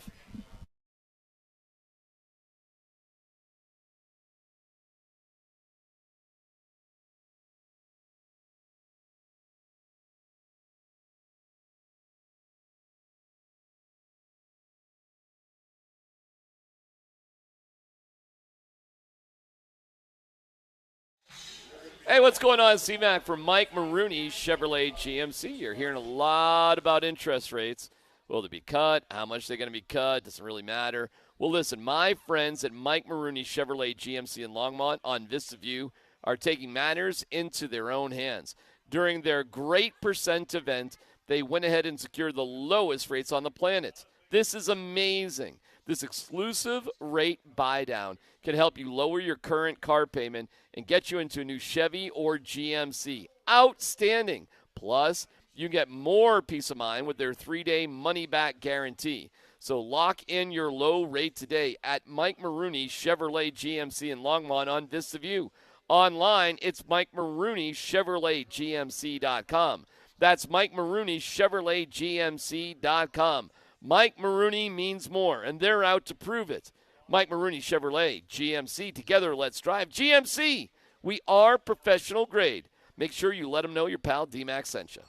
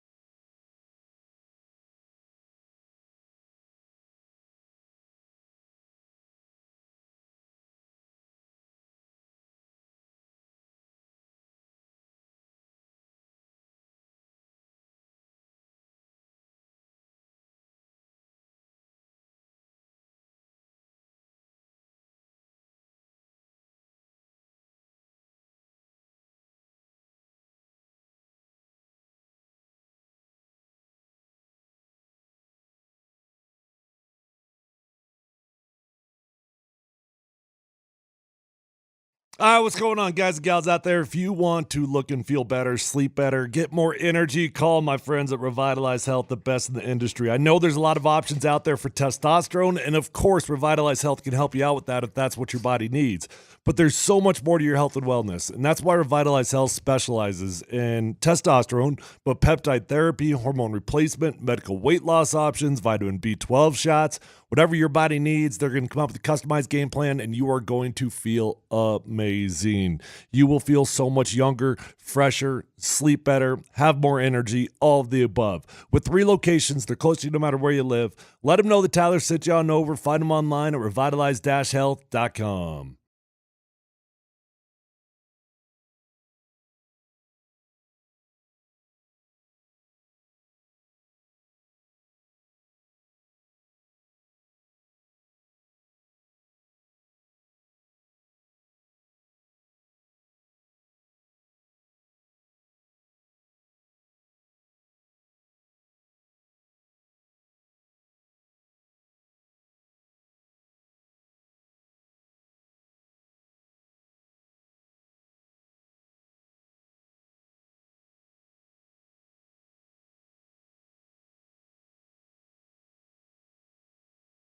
I think the speed of the game has slowed down a lot for me. I think that's the biggest thing, and there's still things to improve on, and that's it's a long season, and there's ups and downs, and there's no one on our team has arrived and never will arrive. We had a saying in Iowa, the hay's never in the barn. So you're always working and trying to be the best you can be.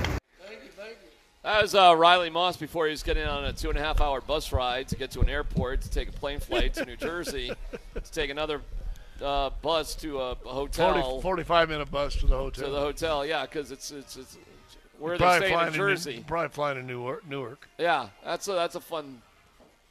Maybe you can stay in Jersey City, that crap hotel that they stayed in for the Super Bowl. Just round it off, little deja. Maybe have a little success filing. Yeah, it's nothing like spending extra time in Jersey City.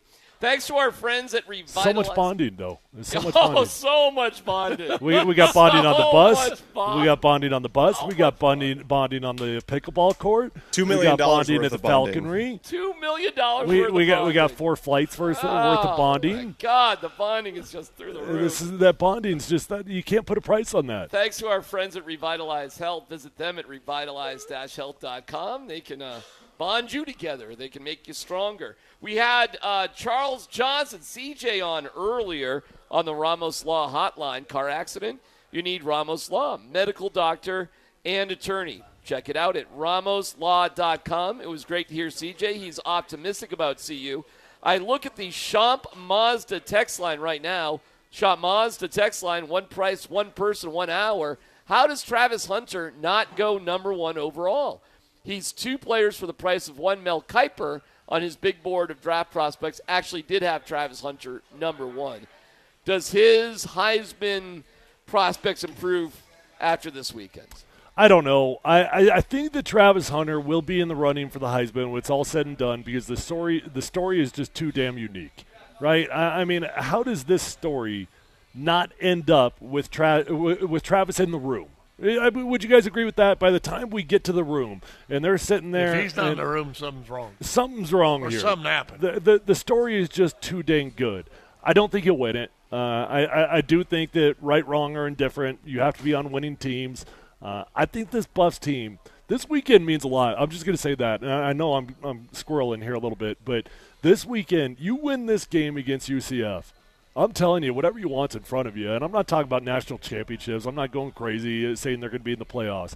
But you win this game, you look at the rest of the schedule, and you're going to look at reasons why you think you could win the remaining games. So big-time moment for Travis and his Heisman hopes this weekend. Well, I agree. I do agree that you win this game, and then when you got K-State at home, it's a good team. But guess what? You get them. You get them at home.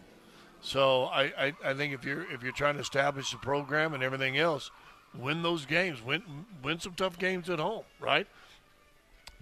So it is in front of you in that. He's the best player in college football. I don't remember who we talked to yesterday said it. Maybe it was Adam also. Maybe there's nobody that's just jumping out right now. There's not a C.J. Stroud or somebody out there that you. Cam Moore's probably the closest one right now out of Miami. Yeah. But again, every year quarterbacks in college football have good years. I mean, that always happens. But this is such a unique story why I put him up there for the Heisman. Listen, we're 4 games in, right? They still got another 8 games. But right now he's the forefront because he's doing stuff no one's ever done. Yeah. He's played 133 snaps in a game. Yeah, but he's got to stay healthy, which that's going to be the biggest challenge in front of him when you're playing every snap of the game. Did you guys hear that this is the for UCF, this is the biggest recruiting weekend in the history of their program? Oh. Because of Dion. Of course. They're saying that there are actually recruits that are coming to watch Colorado, but they're attending under UCF's dime. Because they could get there, right? Well, it's Florida. Man, it's close. The things that Prime brings in terms of attention and all that it's inarguable. It is absolutely inarguable.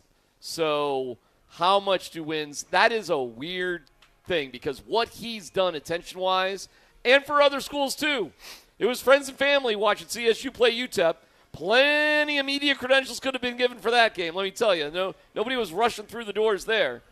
And he's going to have that impact wherever he goes, no matter what. How important then are wins? Well, wins actually matter. I've said this before. I don't think there's anything that could happen that could get Dion Sanders fired. I agree. Outside of like recruiting violations, outside of whatever that is unrelated to performance on the field. Nothing that happens on the field could get Dion Sanders fired because the impact of the university has just been insane.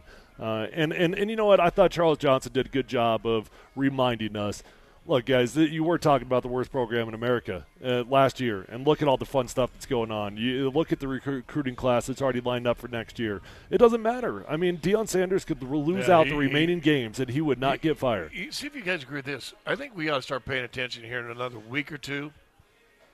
Not the quarterback from Miami or the quarterback from Alabama or this guy here, but that second-tier guy that's lining it up at San Jose State or pick a place. UNLV. No longer. but are lighting it up, and it may be a second-tier thing because you're going to lose a quarterback at the end of the year. They ain't got nothing in the pipe they're recruiting or anything like that that's going to take over a program. Well, they do. I mean, they're working on the number one quarterback in the country. For USC guy. Yeah, the Juju guy that's been committed to USC. He's come up to Boulder, I think, twice now. And they're going to start a true freshman? Oh, they'd start him. He's number one recruit in the country. I don't care. Oh, no, if they get him, yes. I mean, Jaden Daniels started day one at Arizona State. Other guys do start day one as 18 Where did Jaden Daniels finish? He finished at LSU. So that's who I'm saying. Start following college football, looking for the Jaden Daniels. But here's the thing. That's what I'm saying. If that's who you are. Are you saying for CU? Yes. Yeah, I agree. And I said this earlier this week. I think of all the positions that hit the portal, there are going to be more quality quarterbacks than any other position because you're looking at guys that went to these lower schools that made $20,000 to go there. They outperformed it. Now they can go get $1 million to go somewhere else. You look across the country, man. I mean, Oregon's got to transfer. Arkansas's got to transfer. I mean, all these schools, Cam Ward is a transfer down there at Miami. UCF is a transfer. I mean, we're talking the top schools in the country have got transfer quarterbacks at the helm right now. Let me point something out, a very positive thing for Dion on that. If you because Shadur and Travis are only here for 2 years, okay? So why don't we just think about it like that? 2-year guys for the rest. This is the 5th straight week CU's going to be on national TV, focused on national TV. As long as you are going to be on TV like that, and you are, because Prime is coaching your team, I think you're right. I think you can get those top guys. You can get 18-year-olds too, but that is really appealing for that kid at Ole Miss. I don't know. Yeah. The kid from Syracuse, Kyle McCord, was 11-1 at Ohio State and came to Syracuse. You are going to be able to get kids like that. Bo Nix had a winning record in Auburn. That's right. And played pretty good. But That's right. Guess what he got to do by going to Oregon? Open it up and throw the ball, And you know what three times more. You know what well, you're certainly going to get to throw the ball at CU. That ain't going to change. And here's what the most appealing thing is. You're going to be on TV because of your coach. Yep. That's really – and that might be bigger than winning. And that might matter more than actually winning. And you're looking at a school that I don't know how they figured it out, but you've got the highest paid player in college football at Colorado. Shedeur Sanders is the highest paid player in college football. So you're looking at a school that apparently has figured out how to get players paid also. Well, and some of that, though, let's be honest, is his dad also. Because how many national commercials is he on now All of them. with his dad? Yeah. A lot. That's pretty good. So really, do wins matter? We could sit here and say they do, but you know what really matters? Attention. Yep. And as long as you got Prime, you got attention. So we probably shouldn't even pick if CU's going to win or lose because, frankly, dudes, I don't know if it matters. Hey, they lose this week, and Shedeur throws for 360 yards and another 3 touchdowns, and Hunter goes off, and Money in the bank. Horn goes off. Sure. All them cats watch it. They ain't looking at that scoreboard. They don't care. They're looking at the dudes walking in with the $150,000 wristwatch and the $150,000 necklace. They are big dogs in this game, and I'm not quite sure how Vegas always figured this out. And I know that they're always right. I mean, they're right on the button almost every single time. But you look at this game. What happens to UCF if they fall behind? They rush 53 times per game. 53 times per game. That's not a team that wants to play from behind. It'll be a fun game to watch, and you can come watch it here at Joe Willie's on Broadway during all college and pro football games. $14.95 buckets of beer, $16.95 buckets of high noons, and $4 off wings. I'll be out at a pumpkin patch tomorrow at Anderson Farms from noon to 2. So if you got something that you want to figure out how to watch a game. Hold on. The guy here that hates children is going to the pumpkin patch. Well, no, the guy here that hates children and families. The only guy asked to go to the pumpkin patch. I got asked. But. I got time because I don't have to worry about my children. Yeah. I don't have a soccer game to go to or a football game to coach. I can just go to a pumpkin patch. And What time's your game open? Actually, I got a late game tomorrow. We don't start till 5. It'll be fun. We'll be under the lights. I'm over at 10. Oh, well, it's at 2. Yeah. Well, it's up in Boulder. No, it's not. Or Erie or whatever. Oh, Erie, it's or whatever. Mm-hmm. Scotty, we thank everybody here at Joe Willie's, Dan, and everybody else. But sometimes this weekend, I'm wearing my Rocky shirt. I'm going to a baseball game I just tonight. got tickets offered. And? Nah. Got a soccer game 9 a.m. I paid like $200 for tickets. You just got free tickets offered to you? Oh, yeah. Dugout. Do you know, rooftop tickets were going for like $60 tonight? Yeah. Because there's fireworks. Why didn't you offer those to D-Mac? Dugout. Because he said he wanted. You got offered free tickets to the dugout. I just spent $200 on Rockies tickets. Yeah. Okay. My friends are richer than yours. No kidding. All right, I'm going to give my little thing. Just a shout out to a friend of the program, friend of mine. Joe Wolf passed away. Oh, I'm so sorry to hear that. So sorry to hear real that. surprise, which led me today, and I just do this advice for everybody else. Kyle Shanahan said, no one's promised tomorrow, right? If there's somebody that's meant something to you in your life and you haven't talked to him for a while, reach out to him this weekend. Throw a call, throw a text, say hello to him, see how they're doing. Nate and Andy coming up next on Altitude Sports Radio 92.5.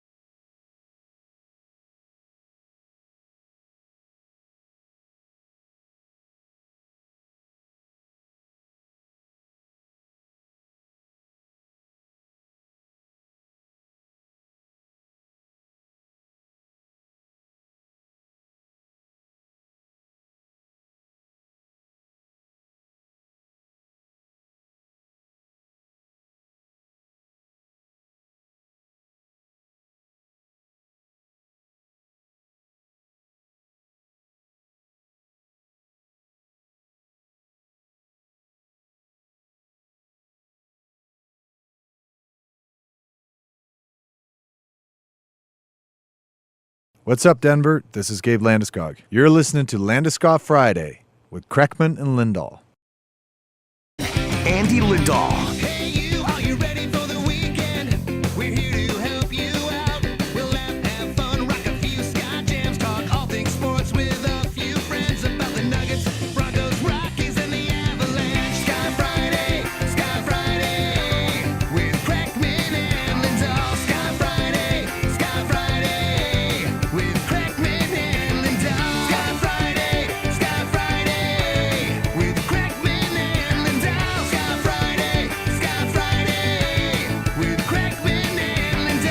It's a Ska Friday edition of the Kreckman and Lindahl Show.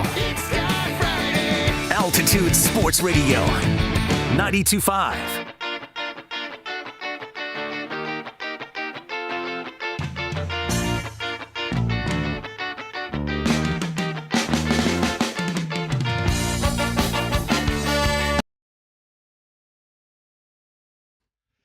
Oh, it is Kreckman and Lindahl. Welcome into the show, everybody. It's a Ska Friday. It's a Landeskog Friday. Did you catch that? I did. I heard that. Can we hear it one more time, Spring? That was fun. You got that isolated for us, Spring? What's up, Denver? This is Gabe Landeskog. You're listening to Landeskog Friday with Kreckman and Lindahl. That's actually him. Right, he did it. He agreed to do it. So our guy Kevin went out and got that. Big Kev. And I had to laugh because did he tell you the story behind it? He went up, he goes up to, I now wish I would have been there. Okay. Because he goes up to Gabe and he's like, hey, do you mind doing a liner? And of course, Gabe's Gabe. Gabe, he's the captain. Gabe is not afraid of media availability. Gabe is Gabe. Gabe is game. Gabe is game. He's down. And in his glorious flowing hair and everything, he's like, yeah, let me have the liner. And he did it. And then he wanted to know what the hell is ska. So now, so then Kevin tries to describe it to him, and I'd say Kevin gave him about a B- C+.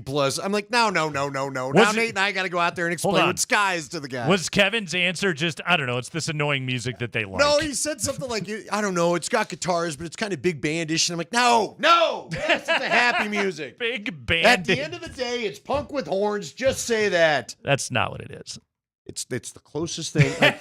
Look, we're not going to go out there and teach him the upstroke and but just give him something. Yes. It's not big band either.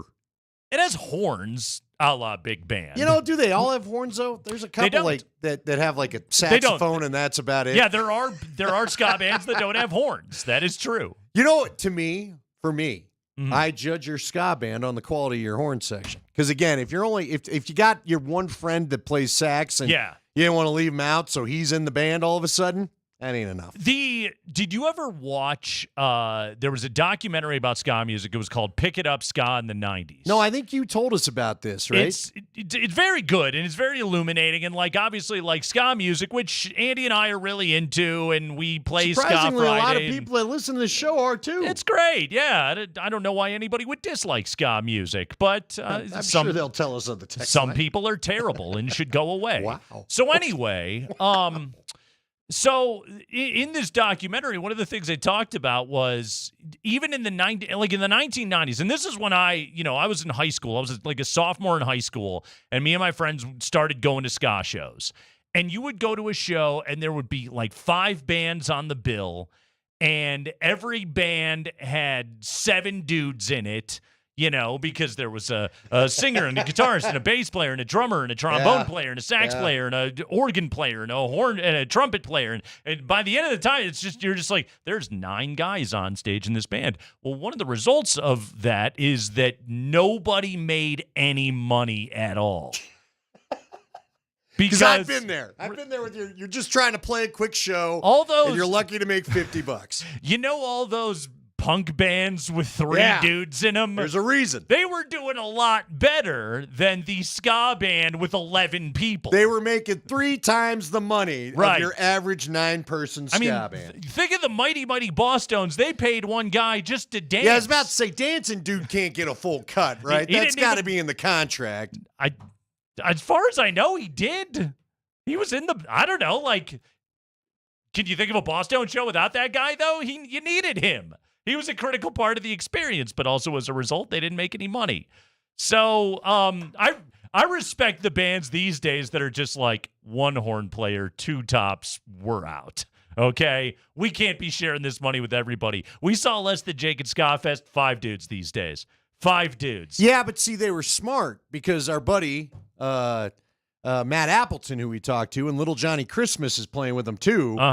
They're kind of they're on the Goldfinger bill because John Feldman, who produces 1,000 records, is all sorts of rich. What do you? So they just borrowed a couple of those guys for some songs. That's the way you do it. If you're a part-time horn player, is that just like a per gig basis? Yeah, I follow Matt a little closer on Instagram since we talked, and he's like in 9 bands. You can play trombone.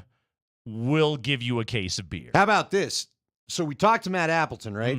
He gets done at Denver Ska Fest, which a lot of us saw in June. He then went and joined a band called Ice Nine Kills that did a very, we could play it, very heavy version of Walk It on Sunshine. Okay. And they were opening for Metallica on the back half of this tour. So for like 3 straight weeks, Appleton's story is full of James Hetfield as he watches from behind the stage, which seemed pretty cool. Do you want some factoids? What, about anything or what? Yeah. Well, specifically, these have to do with the Broncos and the Jets. What's for example, do you have the all-time series? I've seen a lot of Bronco Jet games, and I feel like it might be fairly even, but the Jets, I think, for the balance, have the Jets been the better team? Maybe not. I don't have it, however. You're very good at Google. I'm very good at using Pro Football Reference, and so I can tell you the Broncos and the Jets have played 40 times all-time. Denver 21-18-1. Well, there you go. Over the Jets. Although the Jets have are they on a 2-game streak? Because our guy Brett Rippon beat him when it was Sam Darnold on that quick Thursday turnaround. Currently, it is a Jets 2-game win streak over the Broncos. 2022, beating the Broncos 16-9. 2023, this being last year, a 31-21 victory. Last time the Broncos beat those guys would have been September 26th of 2021. That was a 26-0 Broncos victory. Do you remember who the starting quarterback was that day for the New York Jets? Give it to me again. What day? Now I have to scroll back. September 26th, 2021. Wasn't that Sam Darnold? It was Zach Wilson. 19-35 for $160, no tutties, 2 picks. He was sacked 5 times by the Broncos that day, outdueled by the great Teddy Bridgewater, who threw for 235. Oh, my God. I don't even remember that game existing. Broncos getting touchdowns from Melvin Gordon and rookie Javonte Williams that day. Hold on. Was the Rippon over Darnold game, was that was that 2019 or was that 2020? Rippon over Darnold, I believe, would have been October the 1st of 2020. So this would have been COVID football. And yes, Brett Rippon threw for 2 touchdowns along with 3 interceptions that day. Remember he threw a pick trying to throw the ball away because he didn't throw it far enough out of bounds. I didn't remember until you brought it up, but yeah. He had a pretty good game, though, all things considered. He won. He didn't get a practice, remember? Yeah, he won. He was like the 3rd guy. It was a Thursday. I know Block got hurt. Anyway, Rippon just all of a sudden, Rippon's the guy, and it was a Thursday, so they didn't really practice. Sam Darnold did quarterback the Jets that night. Well, remember, he had like lost. one good drive, and then everything else, it was Sam Darnold with the Jets. Particularly he was seeing them go, good. so he talked about Mm-hmm. Nate, I don't even remember just a little bit the 2021 game. Now, the game that I was trying to think of in my head, again, and I've confessed this so many times here on this show, the last decade of Broncos football is just a blur of losing, frustration, it's all the same and game. Crap. Okay, it all fairly looks the same. But here we go. This was the game that I was trying to think of in my head. 2017, Broncos shut out the Jets, 23-0. I remember being at this game. Josh McCown quarterbacking the Jets that day. I believe he was later replaced was he replaced by Bryce Petty, or did Bryce Petty start and then was replaced by McCown? No. You know how I remember this? I told you the story, but there's no reason for you to remember the game. This is why Tyler Columbus won't let me near any of his jerseys. Because I told him the Broncos were on a long losing streak because that was when the Philly killed him in the Carson Wentz MVP year. The Patriots, like they were not only were they losing, they were getting crushed. And so I said at our little Bronco only station, I said, somebody get me a Jets jersey. And so our producer happened to have a Tebow 15, but McCown was wearing 15. So I wore it an entire show Friday, and McCown got hurt in the first quarter of that game. Your producer had a Tebow Jets jersey? He did. Yes, he did. Did he lose a bet? No, I think he bought it on purpose. It was like actually a nice jersey. Yeah, I think I've now worn this as much as he did in any game. But no, I showed power. I showed Tyler my power to hex you once I have the jersey on. And Tyler, from that point, he half jokingly, half seriously does not want me anywhere near any of his jerseys. Because McCown, I want to say, made it through one quarter, screwed up his thumb. Petty came in. Broncos get a win. Remember, then I believe they turned around and beat the Colts on a Thursday, I think. And then those were the last wins of the year. 2017? Yeah. So that would have been Brock Osweiler? Brock Osweiler. Winning in Indianapolis? Because then Trevor got hurt. Trevor Siemian was playing in the Jets game. Yes. He got hurt against the Colts early. Remember when... That's the famous good for you Brock Osweiler game. Yes, but remember, was it not Devin Booker? Who was our running back? Booker?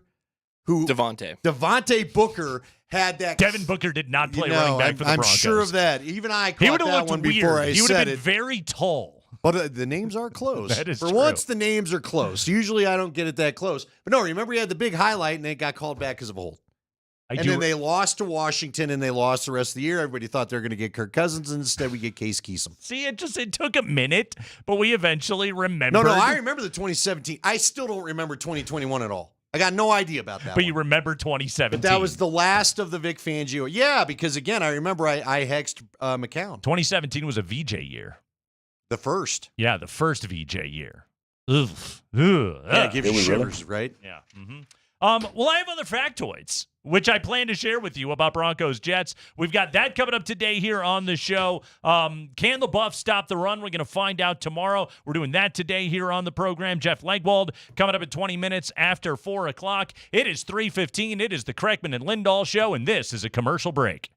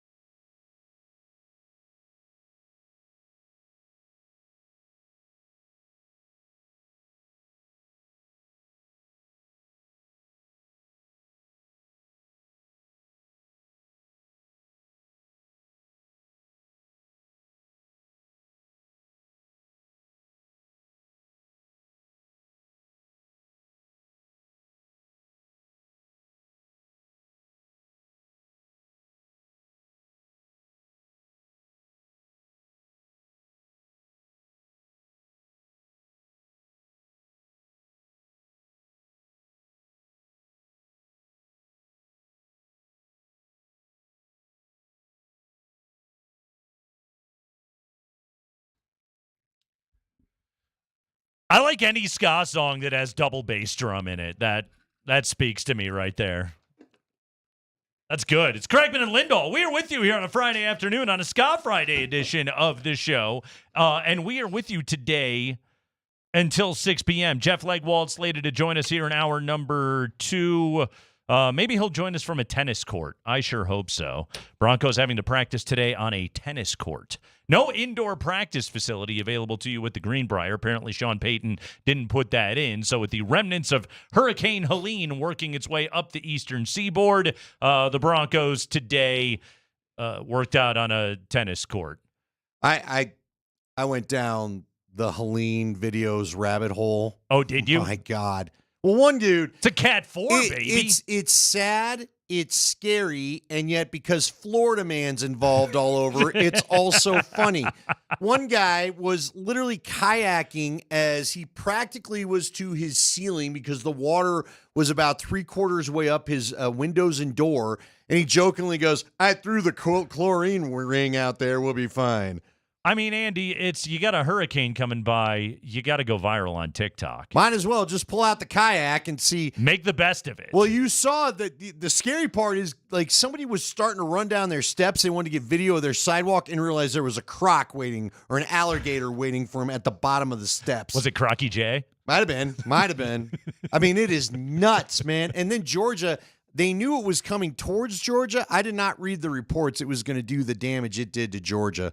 Oh, my gosh. App State had to cancel the game. Yeah. Oh, yeah. Carolina's getting it too? Yeah. It's crazy, man. Broncos are practicing on a tennis court. If that's the biggest inconvenience you have to deal with from Hurricane Helene, probably okay. Consider yourself lucky. All right. I was listening to our sister station, Altitude Sports Radio 950, a little bit yesterday. Forgot we had one. We have a sister station. You said that. I was like, what? We have an AM signal, which carries the VEASAN programming. And it was mentioned that the prop on Allen Lazard receiving yards. Okay. Was it 25? Was it 25 yards? This was as of yesterday. Okay. Did they list one for Garrett Wilson? They did. But follow me on this. Because we think Surtain's going to take away Wilson, right? Stay with me. I got you, pal. I'm gonna lead you. No, I don't. Tell me the end of the story. I don't want to hear the rest of the book. I'm gonna lead you away from the croc at the bottom of the stairs. He's dead the whole time. Anyway, go ahead. Okay, so yesterday, Lazard's number is at 25. Yes. Today, 33.5. Really? The prop is moved by 8 yards in a day. Why is that? Because typically player props start to see more action later in the week. You get a better sense of injury reports and everything else like that. The books start to settle on these numbers. And generally, Thursday, Friday is really when the player props start to take a lot of action. Why did Allen Lazard's number go up so much? Because the betting public caught wind of, DK Metcalf, week 1, 3 receptions, 29 yards. George Pickens, week 2, 2 catches, 29 yards. Mike Evans, week 3, 2 receptions, 17 yards. Garrett Wilson's number, which is typically substantially higher, is at 54.5 for tomorrow, but with the conversation about this game generally being that Surtain will spend a lot of time on Garrett Wilson and he'll have safety help over the top, Allen Lazard saw his number, which was getting pounded on the over at 25, all the way up to 33.5 as of right now. This is what Patrick Surtain can do to a betting market. But isn't that kind of low? Educate me here. That feels low. He's Allen Lazard, dude. He might drop a big one. He's Allen Lazard. But Rodgers got to throw to somebody. He had a long touchdown last Thursday, a couple Thursdays ago to Lazard. Yeah. Again, you're betting on what a guy is going to be typically. No, I get you, but would you say 50? That doesn't feel low to you for Lazard? I would say it would be around 50 if he's the primary because Wilson's off the board. You should be hammering. Based on what you're telling me, you should be hammering the over on Allen Lazard right now. Based on your tone of voice, you don't agree. Typically, when a line moves 8 yards, that's when I'm like, I'm good. You don't like I'm the set. public at all, do you? No, I don't. You don't. Yeah. Okay. All right. I'm getting a feel for you now. I'm good. I'm gonna back away from that. Once I see that kind of movement, I'm all set there. So, but yeah, Alan Lazard, we've seen his number move again by 8 yards, which is substantial. Just for fun, who would you then go to as the guy you would hit for the play? Because Rodgers going to be throwing to somebody. I would say Ty Conklin is probably the guy. Is that the tight end? That is the tight end. That's who I would say would get it. Also, I mean, if you're Aaron Rodgers and Nathaniel Hackett, well, you're trying to scheme any way humanly possible to get Garrett Wilson away from Patrick Surtain. So any time that you can find yourself in any kind of zone coverage situation, it's going to be, okay, you motion to the other side of the field now. Here's maybe some more a little more wood for the fire that you built against hitting the Lazard over. Did you see? Now, I don't always to me, it's not the Bible, because I've had a million people tell me that the PFF guys don't go off of what the assignment was or this, that, the other, so the grades can get skewed. Yeah. But I believe I saw a tweet earlier in the week that PFF did have Riley Moss as the best corner graded last week for his efforts. So maybe... Really? Yeah. That's fantastic. Hey, Riley Moss has done a good job of getting targeted. Yes. And it was another reason why they said Baker Mayfield. Right. They got to throw at somebody. Yeah. Now, is Godwin the same guy that he was? Probably not, but... Moss getting some early praise, so maybe Moss on Lazard's a pretty good matchup. Thus, you go for your tight end there. There you Conklin. go. There you go. Conklin is who you start looking at right there. Here's another fun little Broncos Jets note. I heard this one, courtesy of our pal Nick Kosmiter. The Broncos have 6 assistant coaches. 6 of their 16 assistant coaches that have played against Aaron Rodgers. Okay. 6 of their 16. Jim Leonard, Zach Strief, etc. There's a number of guys on this staff that in their career played games against them. In fact, I believe it was Jim Leonard as a member of the Jets played a game against Green Bay where they did a good job against Rodgers, yet lost 9-0. Someone go keep to leave in the locker room and tell someone on offense to shut up. Don't talk. 9. No speech from you. 2-0. Yeah. Boy, that's got to anger you a bit. What year was this? Do you remember?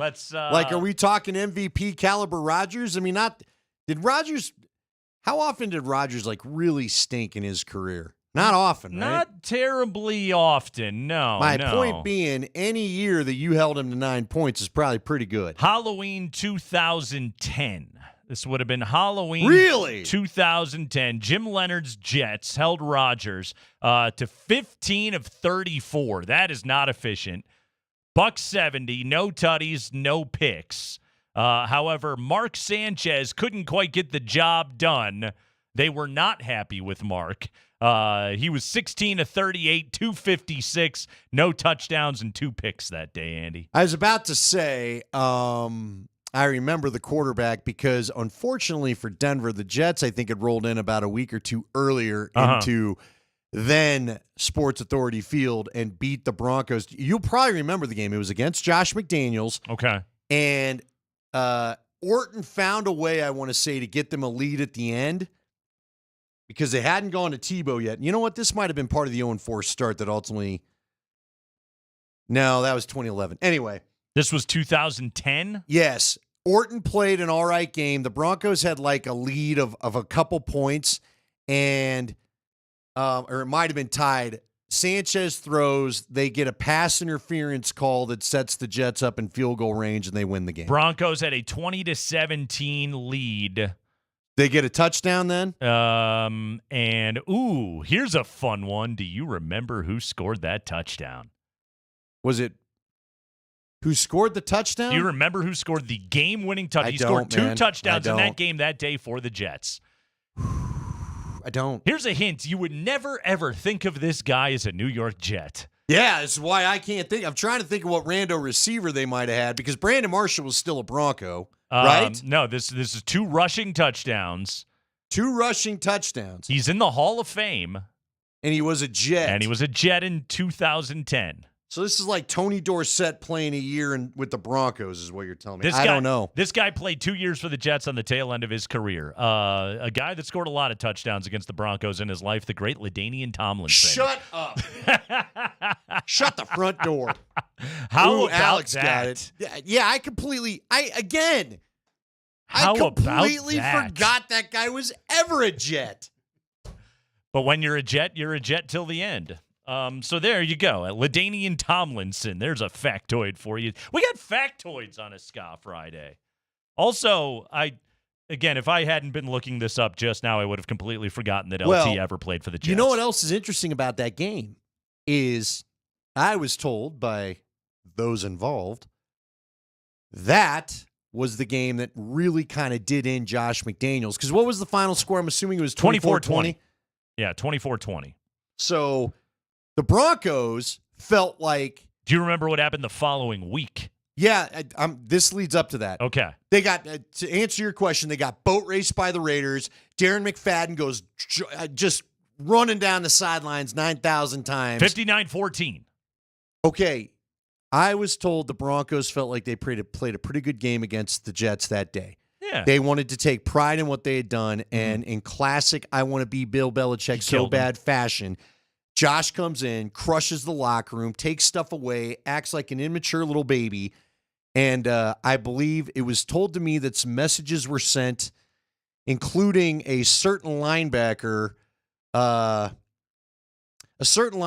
maybe deciding once things are out of hand, not giving his all, trying to hunt down McFadden on one of those long runs. Was that a certain linebacker that wore number 55? Yeah. I know who that certain linebacker is. I was told the certain linebacker, after basically seeing McFadden goes by, went to the sideline and literally made sure he walked by Josh to see if any comments wanted to be made. Which is how everybody knew it's over. It's done. You've lost because the again, locker the guys felt so good about and for those who don't remember, that I believe was that the Jets team, because Sanchez, as we know, won very good, but he still took that team to 2 AFC championships. Yeah, on the backs of Rex Ryan's unbelievable There's defenses. no doubt, but I mean, they were a good team. Yeah, so for the without a Broncos doubt. with Josh McDaniels and Kyle Orton to compete with that team, they felt like they had reason to feel good and try to build on it. Instead, you're going to be a big jerk to everybody, so the players showed you that we're done with you. That's also the I'm a New England fraud Right, thing of exactly. like, I have to beat the Jets, and it's like, that doesn't carry the same water in this place, dude. Can I ask you a quick question? You may.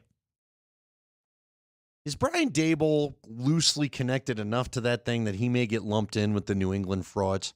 Because he had such a good year the first. Now, as an OC, did great things with Josh Allen, right? I am truly Josh Allen. Thank you. I'm out on Brian Dable. Well, you're not the only one. The whole media conglomerate is. After last night, when you kick the cardinal sin for me is when you kick a field goal inside the 5-yard line to make a one-score game a one-score game. I will hate you forever after that. Guess who went off That's on terrible that coaching. Today was Chris Canty, the Dallas Cowboy. Just blasted him like, what are you doing? How are you helping your team? You're going to go for it later on from much farther away, but kick a field goal at that point? Yeah. You know who else is a bad coach? Mike McCarthy. There's no doubt about it. How ugly was that game? So here's where McCarthy lost me last night. What are you doing kicking that 51-yard field goal at the end of the game? What are you doing? Why would you pooch punt the thing and put him down inside the 5 and make him go the length of the field? What are you thinking on that play? Even with that kicker, and did you see Aubrey? And he even said after the game, he's like, well, I was looking at the play clock because we were about to get a delay of game, and I didn't want that thing to get pushed back another 5 yards. Call a timeout if you're dying to kick that field goal. So Aubrey's got to rush it, and he pushes the thing right, and he misses it. And to his credit, Al Michaels, who may not get excited all that much anymore, but at least he's sharp and he's all over it on the game, was just like, you just handed them good field position. Now, Daniel Jones, on a Hail Mary throws an interception, so it turns out to be immaterial, but still, that's just bad football coaching. Look, you're touching on so many things I want to react to because these are the little list of things I had to bring up about that game. But first and foremost, Al, everyone's got an app. You don't have to be cheeky with your comments about how was it to hit the over or were they going to cover the spread? It was 5.5. Is that what it is? Was the number? Okay, because again, he's playing. This is important to some. Just say it. Just say it. It's all right, Al. You don't have to be cute about it anymore. I know, like going back to the 80s, you always like to sprinkle that in. You don't have to anymore. Right. You could have just gone, hey, the number is 5.5, and if Aubrey makes this kick, they're going to cover the spread, and anybody that bet the Dallas Cowboys will then be happy. Which is the reason why a lot of you are still watching this crap fest. What is the NFL? You know what got me so mad about that game? We're hanging out last night. You were there, number 38. Really cool place to watch a football game if you're in Rhino. Place is awesome. It is. We had a lot of fun. But, dude, all the penalties. And again, there's a part of me like, do they have to go back to not calling holding? And then I go back and watch the game part that I missed while I was driving. I'm like, these are such obvious holding calls. You can't let those go. That had to be one of the that was worse than a preseason game. Why was that game so bad, dude? They just kept stopping and moving back. Every big play had a penalty. God, that game sucked. If you had bet, by the way, the Daniel Jones under half an interception prop, that's a remote through the TV. That is, you've got to be bleeping kidding me. That's how I take the beat on that thing. Oof. Yeah. Bad beat if you had the Cowboys minus 5.5. Someone asked a good question real quick. They're saying, is it Jones or Dable first? You're just getting rid of both of them, right? Boy, Joe Shane, nobody's front office is going to want to do that again, right? Shane looks like an idiot right now. I mean, yeah, but also, like, you did draft Neighbors. Well, good for you. And he is awesome. No, he is. I'm not worried about you forcing the quarterback pick. I'm more talking about the fact that you went off on Saquon not being worth it, and you, what was it, rush for a yard, a carry or something? Yeah. Are you kidding me? Terrible. That offensive line that whole team is bad. Their defensive front's okay. They got some talent up there. You know, they paid to get Brian Burns in the door, but still, like that, offensively, that team is just a mess. Also, like, Daniel Jones was fine last night. He was fine. He's not the reason they lost. I get it, but isn't he like $40 million a year? Yeah. Come on, man. Come on, you got a little bit more than fine. He's not $55 million a year. That right there. I'm just gonna say this real quick. Yeah. I get why the Broncos aren't national TV worthy, especially after the first two games. The Giants are in the same damn category. I understand it's New York. Get it the hell off my TV. Everyone's got to play on Thursday night. No, please don't me. I mean, even the Broncos have to play on Thursday night. Nate, I want to see the bald head, but I don't want to watch it. It's Craigman and Lindahl. We're rolling with you here on a Ska Friday edition of the show. We'll take a quick break, and when we come back, let's talk a little bit about this CU-UCF matchup. Can Colorado, as a 2-touchdown dog, possibly go on the road and maybe make a statement? Well, there's a big thing they have to do if they're going to do that. We'll tell you what it is next.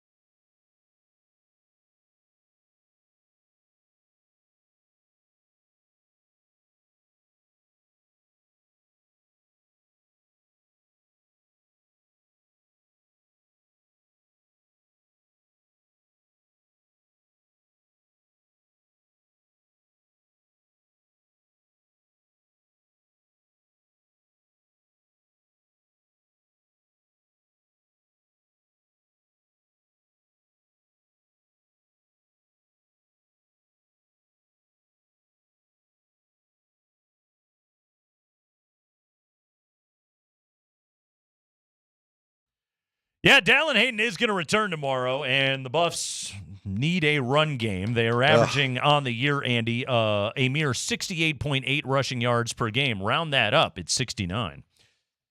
Meanwhile, nice. You're going up against UCF, who currently lead the nation in rushing, 376 yards a game. Wow. 376. Like, take that, Air Force. Take that, Navy. 376 out of UCF. And yet, passing yards, 195 a game. It's not like the passing game is completely non-existent for them. Of course, the Buffs, top 5 in the country in passing offense, 335 yards per. The three leading rushers, Andy, for UCF, R.J. Harvey, Penny Boone, and Miles Montgomery. The three have combined 103 carries, 748 yards, a mere 7.3 yards per carry. Woo! And 12 touchdowns so far on the year. Now, we know that UCF hasn't exactly been playing Georgia every single week, but still, those are substantial numbers for you right there out of that run game. Can the Colorado defense, which will have Chidozie Nwankwo returning, can they stop the run on the road at UCF? Well, the last run-heavy team they faced on the road, it didn't go quite as well. Nah, it didn't. That would be Nebraska, for those of you that maybe don't remember, although I'm sure most of you do. Yeah, man, it's going to be a challenge. Look, both Colorado's offensive and defensive lines, quite honestly, they've had their moments, but they've also had a whole lot of getting Coach Barnett frustrated up in the booth. So I have a quote here for you on the CU offensive line. Adam Rittenberg and Heather Dinich, they write a column every week on ESPN. It's sort of the college football version of the the Graziano Fowler NFL column, where it's just and it's great stuff. It's really worth reading because it's just like we're connected reporters that hear all this stuff. Here we are emptying out our notebook. Like these are just things that we are hearing right now. Check out this quote that Adam Rittenberg got here. An opposing coach said about the CU offense, they don't want to run the ball. The three interior guys couldn't block a soul. Close quote. Wow. Yeah. Uh-huh. Interesting. Buffs have allowed 16 sacks, as we know, tied for the most in the nation. And their defense has only recorded 5 sacks so far this year. That is 108th nationally. So now here's the good news. The Buffs have played a cleaner game over the last couple of weeks. Shedeur has played very well. Travis Hunter is trying to keep his streak alive of going for at least 100 receiving yards every single game so far this year. But, you really worry about a game like this, like if UCF can run the ball with their backs, especially Harvey, the way that they have all year long, then it's like, okay, can your defense hold up in 88-degree, 77% humidity Orlando weather, which I believe is the forecast, with a 50% chance of rain? Can your defense hold up against those kind of long drives in those conditions? And then should you have one of those bad CU offensive drives where you take a sack and then have to, fling it on 3rd and 17 or whatever it is that you're facing, then your defense is right back out on the field. That's what I worry about in this game. Well, they've done it a lot to them this year, so you have every reason to be worried. Yeah.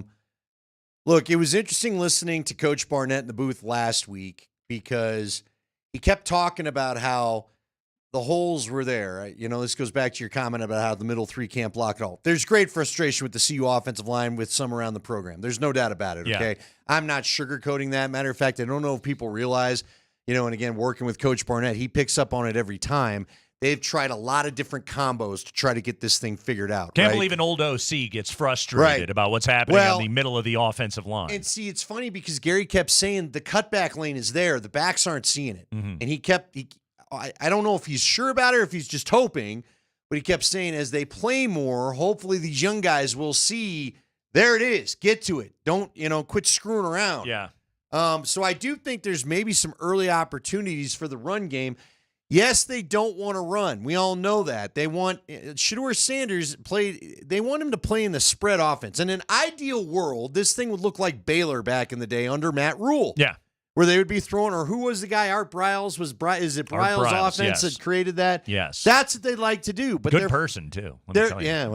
They're finding out that Baylor thing's got a lot of weird stuff going on. They're finding out, though, that the basketball team had a thing, too. We're just going to keep doing this. I remember that. Is this like subliminal conversation keep under it the going. other point? Yeah. No, but my point being no kind of dirty laundry in the women's basketball program. the whole thing. None at all. No. But look, they don't have the personnel to do it this year. It's just not realistic. Shedeur took 8 sacks last week, and who knows how much more he got hit. Right. I'm very worried about this game. I don't think it's going to be like an Oregon game, but I mean, again, those conditions, and this is an offense that can control the ball on you. And if you leave the defense out there to cook like they did in Nebraska, like they did, frankly, it was pretty warm the first game of the year too. Yeah. They're going to run out of steam. And this is the thing that I come back to when I think about a game like this, okay? Because honestly, man, I'm looking at that 14, and I'm just like, I don't know if CU can hang in a tough environment like this against a team that plays that style of football that Colorado is not well equipped to go up against. And then it's like, okay, I got to play the game in my head of like, how do they keep this thing close?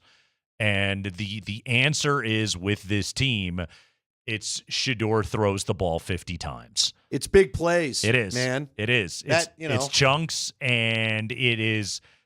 Quite honestly, him throwing 3 times in a row, a hell of a lot of time, and making big plays downfield and creating and getting time and getting Travis Hunter over 100 yards. He's got 6 straight coming into this game, and him doing it once again. And then it's like, okay, between LeJohntay or Jimmy Horn, who's the other guy that then steps up and can you put together? Honestly, I think if the Buffs have any chance of pulling this game out and actually winning it, they need a minimum 4 touchdown drives. You touched on it right there, though, Nate. The ultimate problem that the Buffs face is they cannot really play the style of football because there are going to be more teams on the schedule where you need to take the air out of the ball, eat the clock, and they just don't have a ball control offense. Like the best thing that happened to them, one of the reasons why they're able to come back against Baylor, they knew they had to have big plays, so they just went out there and found a way to do it. Right. Too often they try to, and it's the Pat Shurmur influence, which is funny. I think Pat Shurmur's the one that's actually trying to influence, run the ball a little bit more. We have to be able to run a little bit.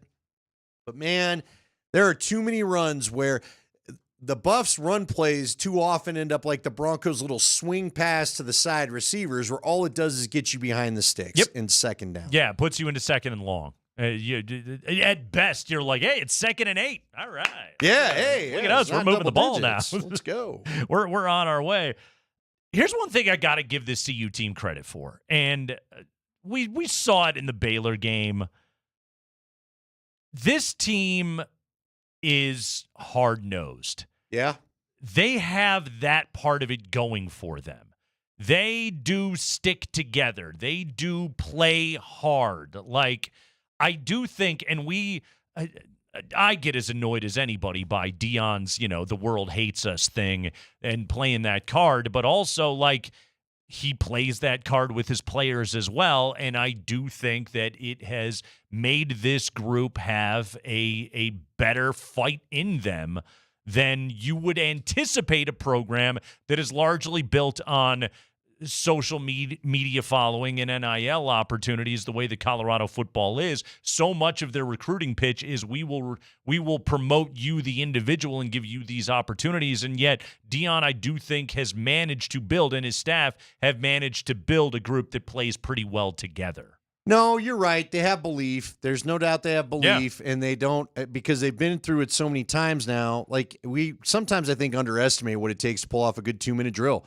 That team knows 2 minutes, 1 minute, they got the guys to get it done, and they believe. Again, that's why they're able to pull some of this off. The problem is they really are a boom or bust team. If CU's offense was a batter, they'd either hit home runs or strike out. Yes. That just seems to be what it is. They're a real Rob and Deere. Somehow they need to mix in some singles and doubles to what they're doing. Real Dave Kingman. Real And Adam John Dunn. Kruk that way? When John Kruk a little feast or famine? Or No, John Kruk was a very good contact hitter. Didn't hit for a lot of power. I'm just going to say that's still John Kruk. Okay. They need to lose some weight. Michael Tolia, kind of a modern version Tolia, of it. Yeah. It's kind of walking into that a little bit. By the way, Rocks in the Dodgers' final series of the year starts tonight over there at Coors Field.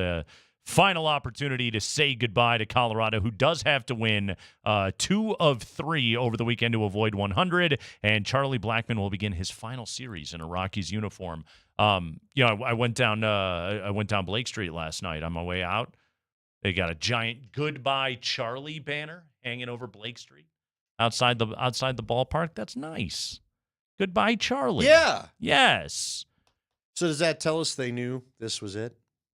They were prepared. They had it printed up and ready to go. You don't think that thing just got sent to the printer just this swing week? by Kinko's. Hey, you know what we need? They may have had an idea. Do you think Dick Modford went to Charlie and was like, "If you wouldn't have mind announcing it before this last homestand, Let's get that done early in the week. I got some quotas I got to hit for. We got to sell some. We got to move some tickets here. Come on, Chuck. It's Kreckman and Lindahl. Jeff Legwold coming up at 4:20 to talk Broncos and Jets. We'll take a break when we come back.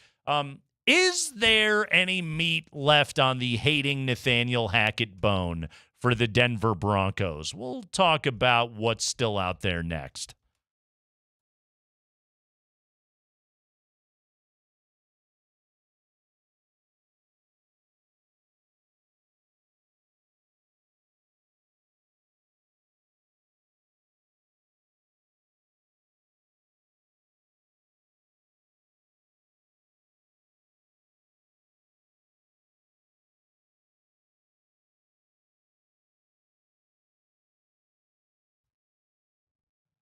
Oh, did you have the Giants in 5.5 last night on Sport Trade? Thank you, Brandon Aubrey, for missing that kick. That's right, folks. The NFL is back, and there is nothing like betting football on Sport Trade. Why? Best prices in the industry. Minus 106 main lines, fair cash outs, and a massive menu of prop bets are available to you right there at Sport Trade. Plus, they have instant in-play betting. Their live wagering experience is the best in the industry. No spinny wheels. They're not going to change the odds. They're not going to reject your bet. We're talking about your in-play live bets going through immediately. Plus, they got this great feature on Sport Trade. It's called the tape, okay?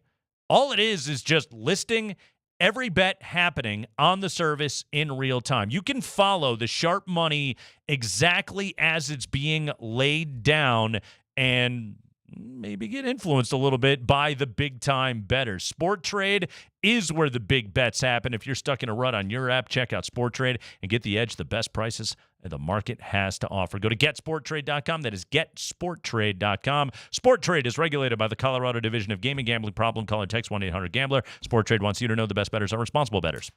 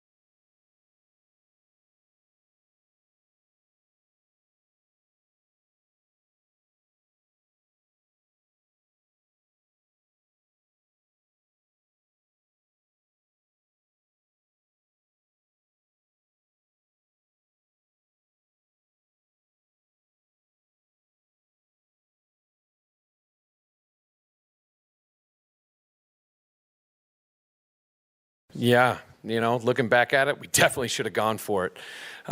Just not one of those things. You look back at it and you say, of course we should go for it. We missed the field goal. But in that situation, we had a plan. We had a plan. We knew that 46 was the mark. We were 3rd and 15, I think, 3rd and 13. I'm more upset about that play before it, to lose yards, to be able to, getting that there would have definitely been better to be able to call that same play and get extra yards. But he dumps it out to Javonte. Javonte makes a move, goes a lot farther than I think we had anticipated. We were expecting to go for it on 4th down. And then you hit the mark. The mark that we had all set before we started. We said 46 yards. 46-yard line was where we wanted to be, and we got there. So we had to make the decision if we wanted to give it to, Brandon, and we did. And it didn't work. It sucks, but hey, that's part of it. Something I don't know if I ever gave enough credit to listening to that right there.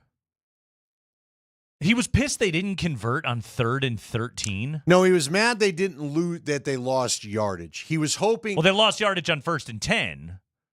Right, but on 3rd and 14, they picked up 9 yards. It was a 4th down and 5. Well, that was the decision then to kick the 64-yard field goal. I don't know. I don't know why they didn't go for 4th and 5. Because he Didn't he just say they lost yardage on the 3rd down play, the one before it that he was mad about? They lost yardage on 1st down. Like it was a screen to Javonte where they lost 4 yards. Maybe that's what he means, just that they were in a 3rd and 14 situation. Yeah, again, it all sucked. Nobody knows why you did it. It doesn't change the part where you're dumb for trying a 64-yard field you're goal. right. It doesn't change the part where that was the plan, was to kick a stadium record field goal of 64 yards. We've had some good back and forths on this show. The one you were most right about that we all thought you were crazy about was we learned all we needed to after that first game. Terrible coach. Terrible football coach. The decision, oh, God, if we only knew what we had ahead. I hate to say it. Well, Russ had some better games after that, but frankly, for that year under Hackett, that might have been his best game. Following week was the count the clock down against Houston. Was the countdown, yeah. This guy couldn't coach football one lick. And he showed us right away. On a 4th down and 5, you got Russell Wilson, and we know what it turned out to be. But still, at that time, it's like, hey, you got Russell Wilson. You go for it on 4th and 5. What are you doing? Nathaniel Hackett, worst coach in Broncos history. Fired after 15 games. He will now be coordinating the offense for the Jets on Sunday. What do you mean, air quotes? What could you possibly mean? Yeah, well, it's effective when Rodgers is running it and doing what he wants. Yes, when it's not Zach Wilson who they're just ignoring as he attempts to run the offense for the Jets. No, the Jets come in here with Nathaniel Hackett now. If you recall last year, Sean Payton had a few lattes, as he claims, pops off to USA Today. Tells him it's the worst coaching job in the history of football. Everyone's hands are dirty. Trashes the GM, trashes the team president, goes nuclear on everybody.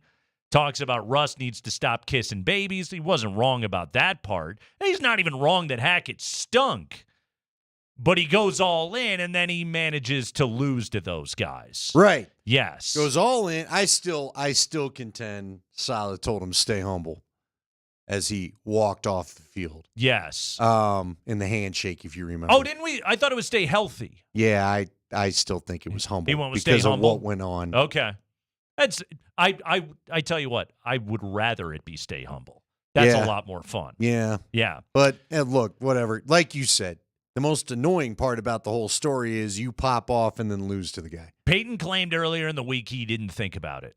That he hasn't thought about it since he was asked about it. I believe that part because I do think for Sean Payton, that game passed, it was done, and he's got this offense he's got to get on track a little bit.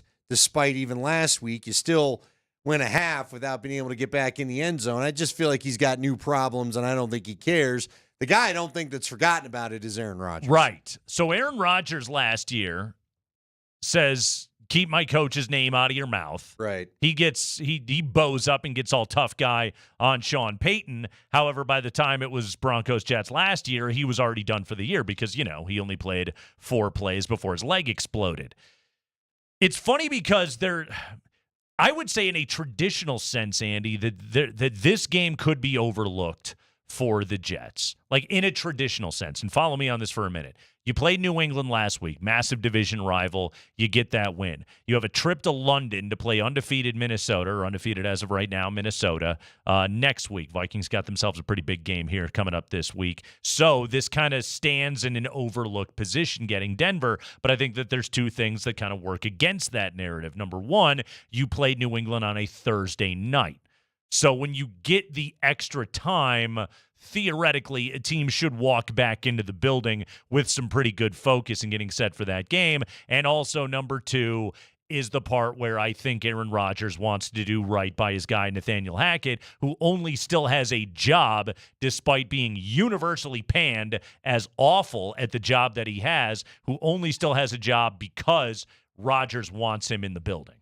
Yeah, I would also put out there that I think Rodgers does want to make sure the pressure stays on Saleh and not him. Yes. Right? It was very interesting after the San Fran game, though way too early. People are like, oh, what's wrong with this offense? And who knows? Maybe when they play other good defenses, we'll find out. And maybe the Broncos, we're going to find out, are, in fact, a good defense. Worried about the Singleton injury and all that. But maybe they'll show us that they are, in fact, a legit defense. And so we'll see. But the bottom line is, I think Rodgers has got it.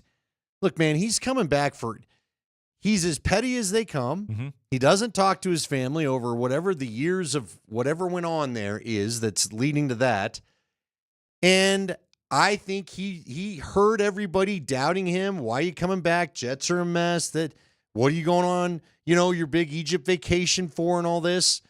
So not only does I do think he wants to stick it to Sean Payton, despite his comments earlier, and I think, frankly, he just likes sticking it to the league. He's just one of these guys. He's got the new Brady thing. I'm going to have a chip about everything. He's really motivated right now. Yeah, So- he's been buried. And he likes the attention. Let's not kid ourselves. He wants to be in the Without a MVP doubt. conversation. Yeah, it's why he goes on McAfee every single Right. week. You can't get enough of it. So You can't say you want to hide from all this when you're on a national radio show and TV show every week. So, how many Broncos are actually still left from that team 2 years ago? Javonte was here. Singleton was. But he's hurt. He's hurt. God, I'm scrolling down. Cortland Sutton was here. Yep. Dulcich was on that team. Kinda. Kinda, yes. He was hurt by then. Right. Wasn't playing. I legit think Miners. Bowles. Miners, Bowles. You know what? Cushenberry's gone. Yeah, that's it. Powers and McGlinchey weren't here. No, they were signed last year. So what are we talking about? 5 guys on offense? Yeah, That's it? I mean, Surtain was obviously here. Yeah. Simmons is gone. Yeah, not a lot. How about that? Yeah, Not a lot. Singletoni's hurt. Simmons is gone, like you said. Surtain. Scrolling down. That's about it, I think. A lot of the other guys are gone. Baron Browning, but he's hurt. PJ Locke was on the team. Was he? He was. He was number Okay. 37 back then. All right. Deep pull for you Well, right there you there. go. There's one.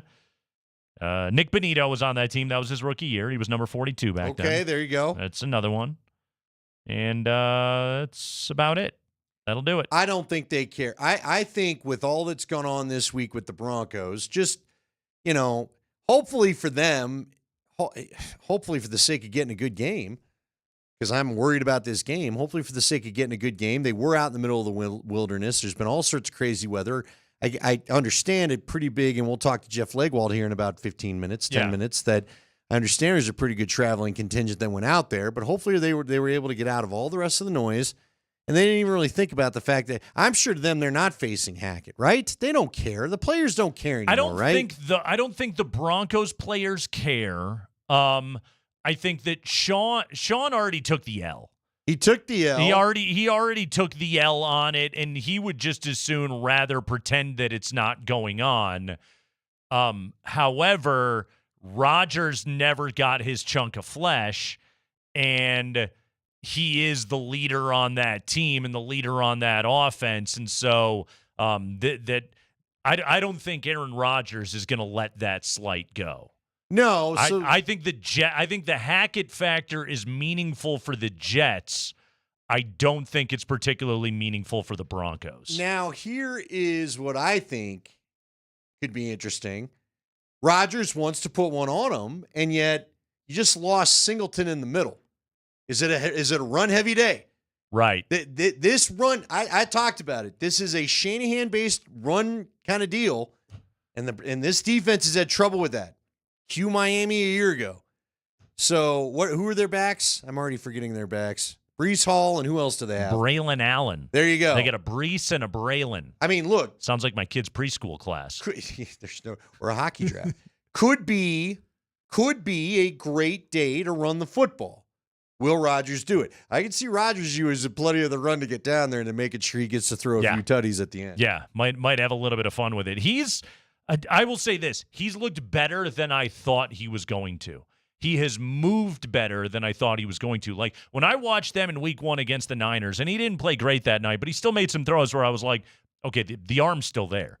And Aaron Rodgers has I think he throws the prettiest spiral of any quarterback in my lifetime.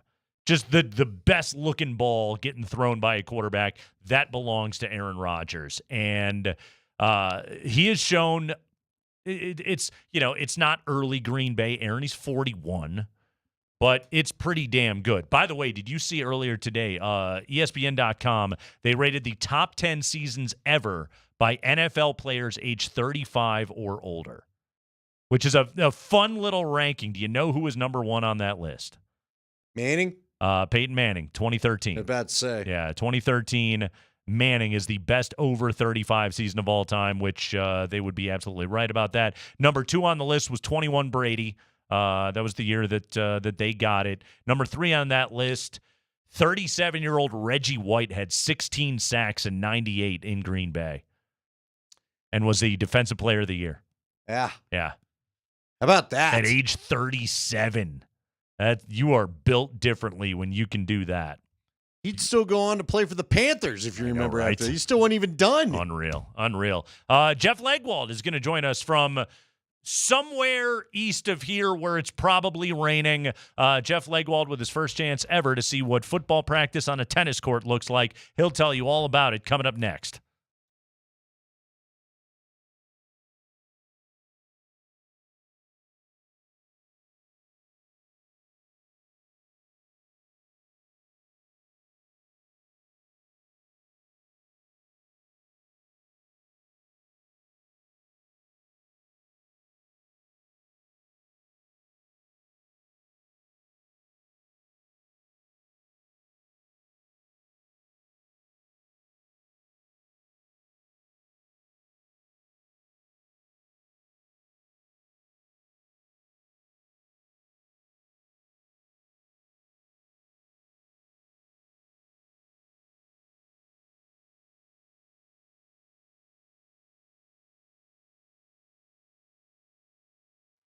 Guys, Andy Lindahl for the Rocky Mountain Men's Clinic, here to tell you a little bit about probably not your favorite topic. Whose favorite topic would it be?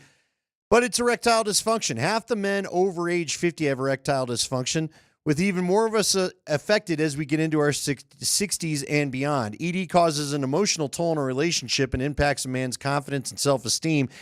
But ED is a simple condition like any other, and for most men, it's fully treatable, which means you can get your sex life back if you have a simple visit over at the Rocky Mountain Men's Clinic. The way it works is real easy. When you head over to the Rocky Mountain Men's Clinic, you're going to get a blood test. You're going to do a T and PSA test, and you're going to talk to a licensed medical provider. They'll go over your results. And if you decide you want to go with a test dose, you'll get a test dose there. The cost of this visit is $99, but if that test dose doesn't work in the office, you get a free visit. Now, they have been treating this for a long time, almost 10 years here at the Rocky Mountain Men's Clinic, and they do have treatments that work when pills and herbals fail, with success rates well over 90%. So they're good people to talk to. They have 5 locations around Colorado to serve you: North Denver, Central Denver, Castle Rock, and Colorado Springs, along with Fort Collins. Give them a call today to get your appointment set up. You don't have to wait. You don't have to live this way if you don't want to. 720-440-7900 or visit them at RockyMountainMen'sClinic.com.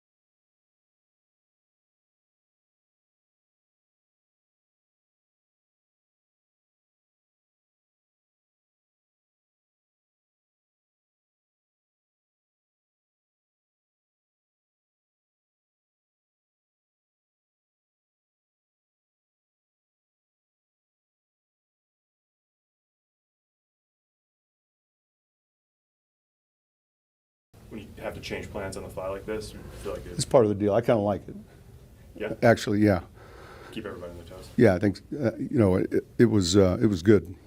I didn't realize they had this facility. Did you consider practicing in the elements? At first we did, and then the change was made relative to the lightning forecast.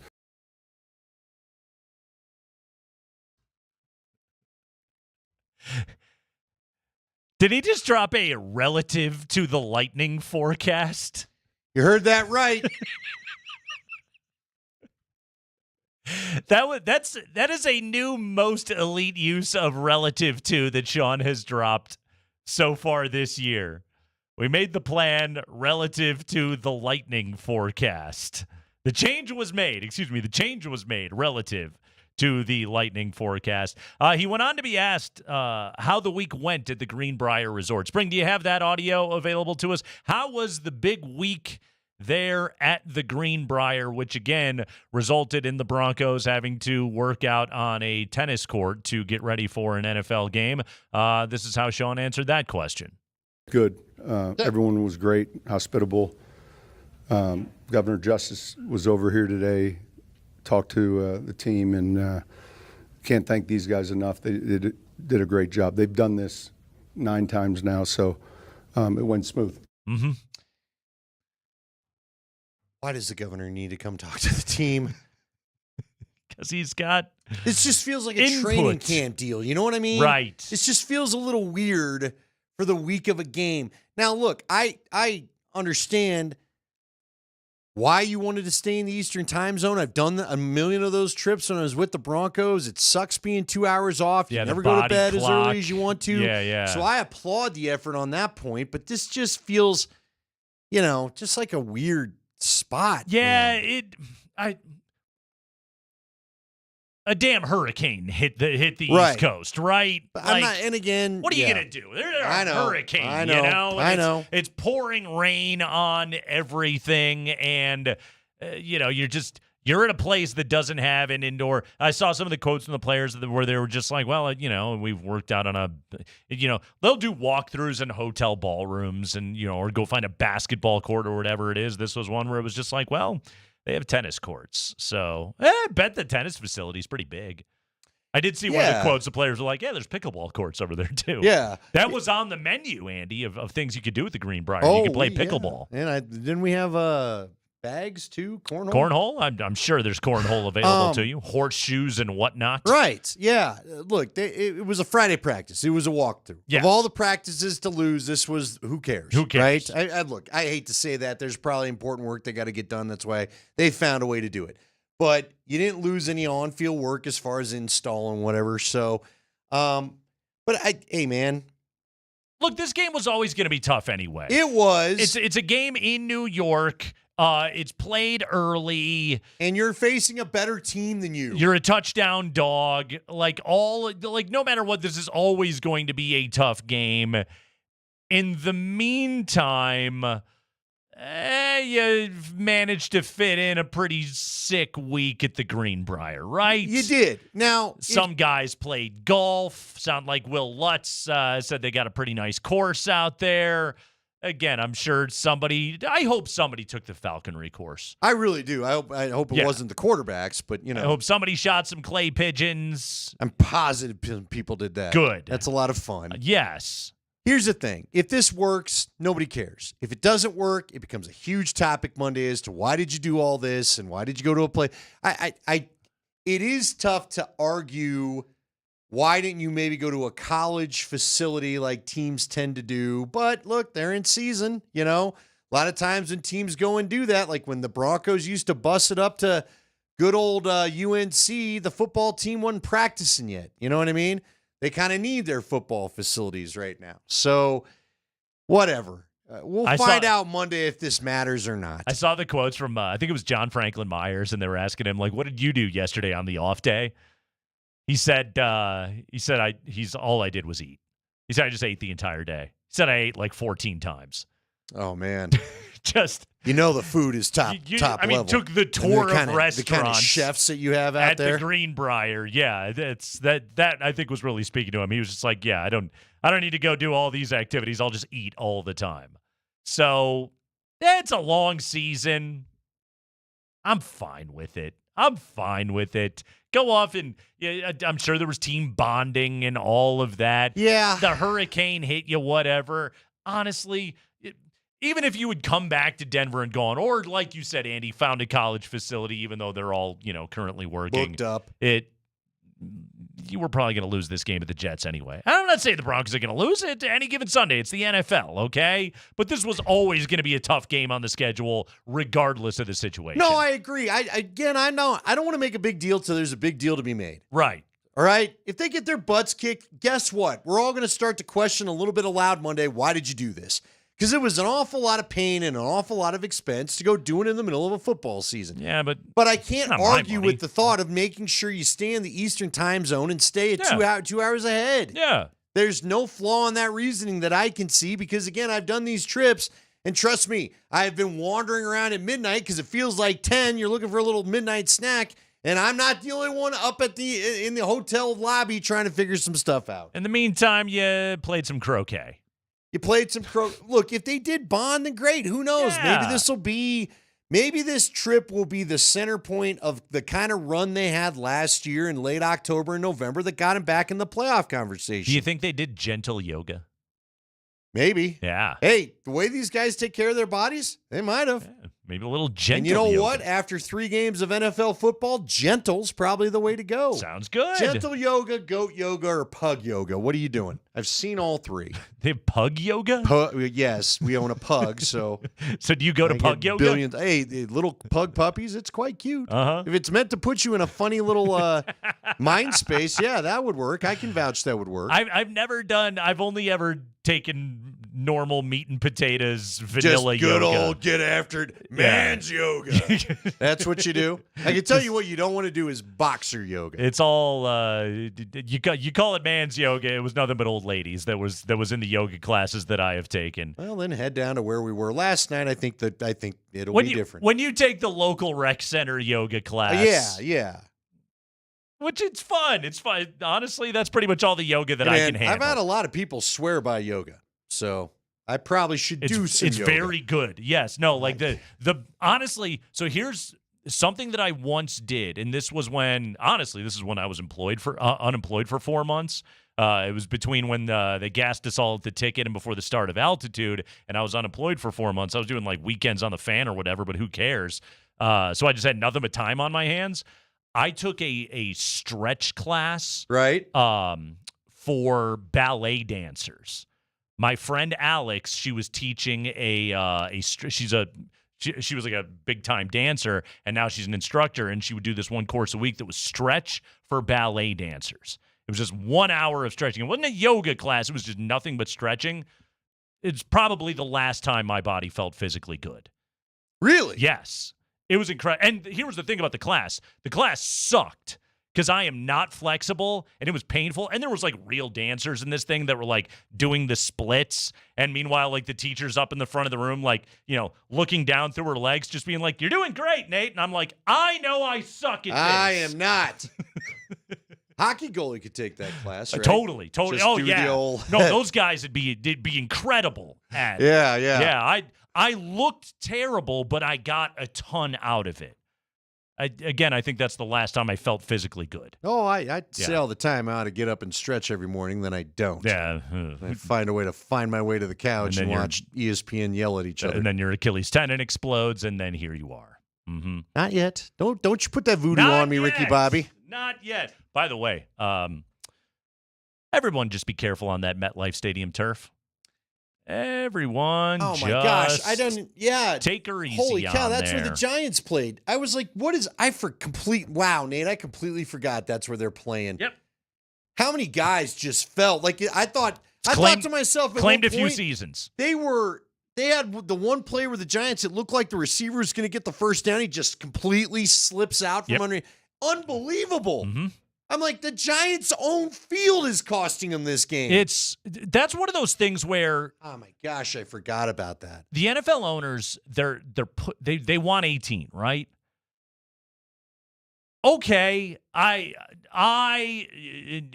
me, you, Spring, everybody with half a brain knows playing 18 NFL games in a year is awful for your health, okay? But we also understand you're a, gajillion-dollar conglomerate and you got to print the money. Fair enough, okay? And the players are well compensated for sacrificing their physical well-being to go and do that. Get them all grass fields. You have to. Just get them all across the biggest thing that the players union can fight for, and I know they've put up the fight, but like this has to be we will not go forward with it without this. It's got to be all grass fields. Yeah, again, I don't know why. I know why NFL owners push back. They want to keep all the money. Of course. But the reality is you're going to lose a very key player. You've got your $50 million quarterback who just blows an Achilles. Right. I don't even have to go much farther than that. I mean, Aaron Rodgers did it a year ago, all because you can't get a better field in there. Come on now. Yeah. And you got two teams managing that facility. You should have money for that, period. They have money for it. Right. But you also, still want to spend it. Yeah. It's also, we're talking about a guy in Woody Johnson who... I mean, you just did the math on Quinnen Williams. A lot of money. There's a lot of money. And Quinnen Williams might be the best interior pass rusher in football. Yeah, I will tell you this, too. He's one of the few guys you paid that you're getting everything out of that you paid. Yeah. You know what I mean? He's a star. He's giving you ROI if you haven't noticed. Yeah, no, he's a beast, and their pass rush is good. They can't stop the run a lick because they're just not built that way. Saleh wanted a bunch of guys that could get upfield. He was willing to sacrifice that for the sake of putting his opponent behind the sticks, and so that's what he's got up front is a bunch of guys that are crashing. This is going to be a tough game for Bo Nix because unlike Tampa, especially without Vita Vea out there, like this Jets And front Antoine four Winfield gets a lot of pressure when they rush for, and so this is going to be a game where like Bo's going to be in some snug pockets, but also he's going to see a lot of bodies back there in coverage. Like this is going to be a challenging game here for Bo Nix.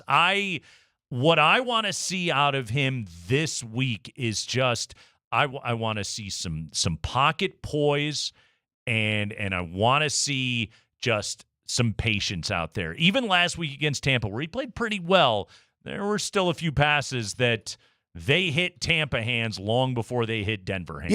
Yeah. He's got to be cleaner with some of his looks. There still was a couple balls.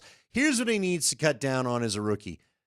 We've got to get to the point where it's fine to try to fit a couple in, but the blatant in trouble kind of passes, he had a couple more last week. You got to get rid of some of those. I got to get rid of all of those, frankly.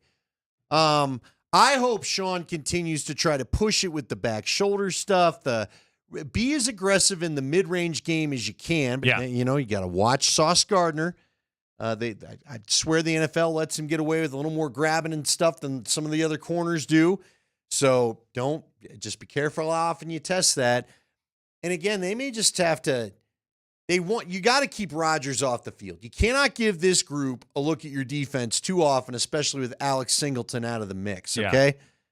You're going to have to find a run game somehow, some way. Got to find a run game.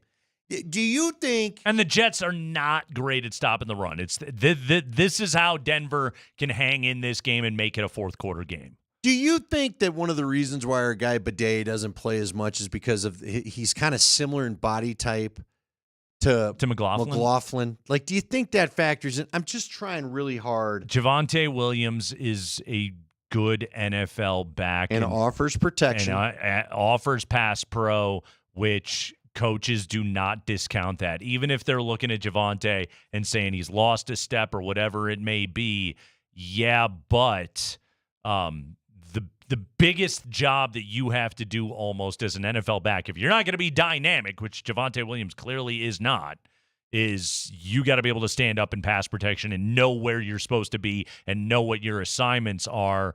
And Tyler Bidet, who is a fun player to watch run the football, I know, yet still, how trusted is he in doing that? That's one of those jobs that comes with it's why Javonte, it's why Melvin Gordon got as many snaps as he did before Javonte became the number one back on this team, because Melvin was a veteran who they trusted to do that job. Well, and that's one of the reasons why I wasn't sure if they let go of P. Ryan. Yeah. P. Ryan was also very good at that too. They've got to find the run game, though, and they can't waste, I don't know. Look, I want to believe deep in my heart of hearts because I root for the guy. I've always liked Javonte. I was always happy with the pick. He had a very good rookie year. Sure did. He's had a tough career. I want to believe he's going to round back into shape. But, man, some of the holes that he's just not able to burst through, you can't waste those. Those got to turn into bigger gains than what the Broncos have had, period. And if that means that you're rotating through both of them, then that's what has to happen. You know what you got me kind of thinking about, and now I don't know, you'd probably be easier at finishing this than I would. How many times have they had a Thursday and a Sunday NFL game there? Like, that's got to be, they're used to, MetLife Stadium has a game every weekend. Yeah. But it's either the Giants or the Jets, not, this has got to be unique, doesn't it, having a Thursday and a Sunday there? Good news, the turf grew back okay. I know, but I mean, how often does that happen? It can't be all that often. They're in a college team that calls that home, is there? No. Do they have a bowl game there? No, they must. Although the Pinstripe Bowl Stadium has it, right? Pinstripe Bowl's at Yankee Stadium. Is there a bowl game at MetLife? I doubt it. Not with that turf. Can't think of one off the top of my head. What do you got for me, Spring? Anything? Okay. Does Rutgers ever get a chance to go play a home game over at MetLife? Yeah, I can't even find anything about how often this has happened. By the way, Andy, are you ready for No. Nothing. Tonight, kicking off at 6:00. That old school Midwest Big Ten 3 yards and a cloud of dust rivalry getting matched up tonight. Washington at Rutgers. Oh, I can't wait. We're about to watch history get made of two people starting to hate each other. Just a team flying 3,000 miles to play their hated rivals.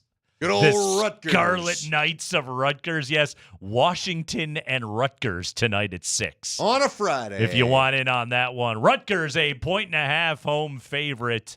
Washington, obviously, their only loss was that Apple Cup game against Wazoo. They bounced back by beating Northwestern by a final score of, did you see this one? 24-5 last week.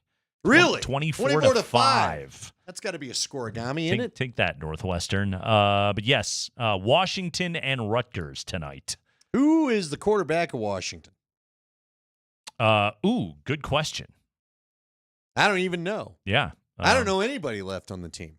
Will Rogers is their quarterback. Will Rogers? Mm-hmm. Isn't that like a country star? He was an old actor, Will Rogers. Okay, there we go.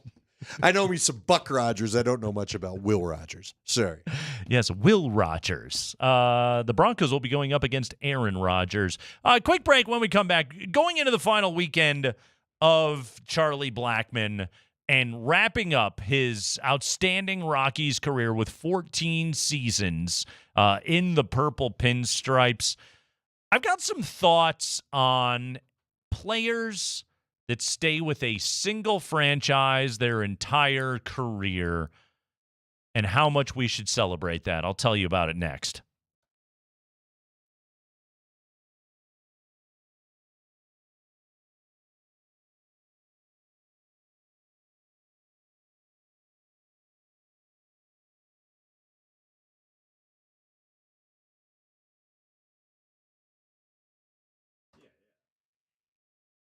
Hey guys, Andy Lindahl for our friends at Colorado Off-Road, a proud title sponsor of this show for the 5 years Nate and I have been around. They came on shortly after this show got put together, and I started getting products from them in 2019. Got the old truck, got the F-150, decided I wanted a bed cover right away so I could keep things in the back, and it was about this time of year that I did pick up and make that purchase, and if you want to keep the sports equipment, maybe you got some work equipment, whatever it is, bed cover's the way to go. Keeps the leaves out, keeps the snow out. I love mine. The one I got 5 years ago still looks like the day that I got it. I mean, it has held up so well, and it was based off the advice of Jerry Jones, the owner of Colorado Off-Road. Whether you need the step rails or the floor mats, maybe a remote start kit, leveling products, towing products, whatever you can. If you're a contractor, he's happy to do upfits and some custom work. Can also get the snow plow on for you. They do it all at Colorado Off-Road. So truck or 4x4, that's the place to go. Their showroom is located 3 blocks south of downtown Littleton on Prince Street. They're on the web at cooffroad.com. Give them a call at 303-761-1264. Colorado owned, Colorado grown. It's Colorado Off-Road.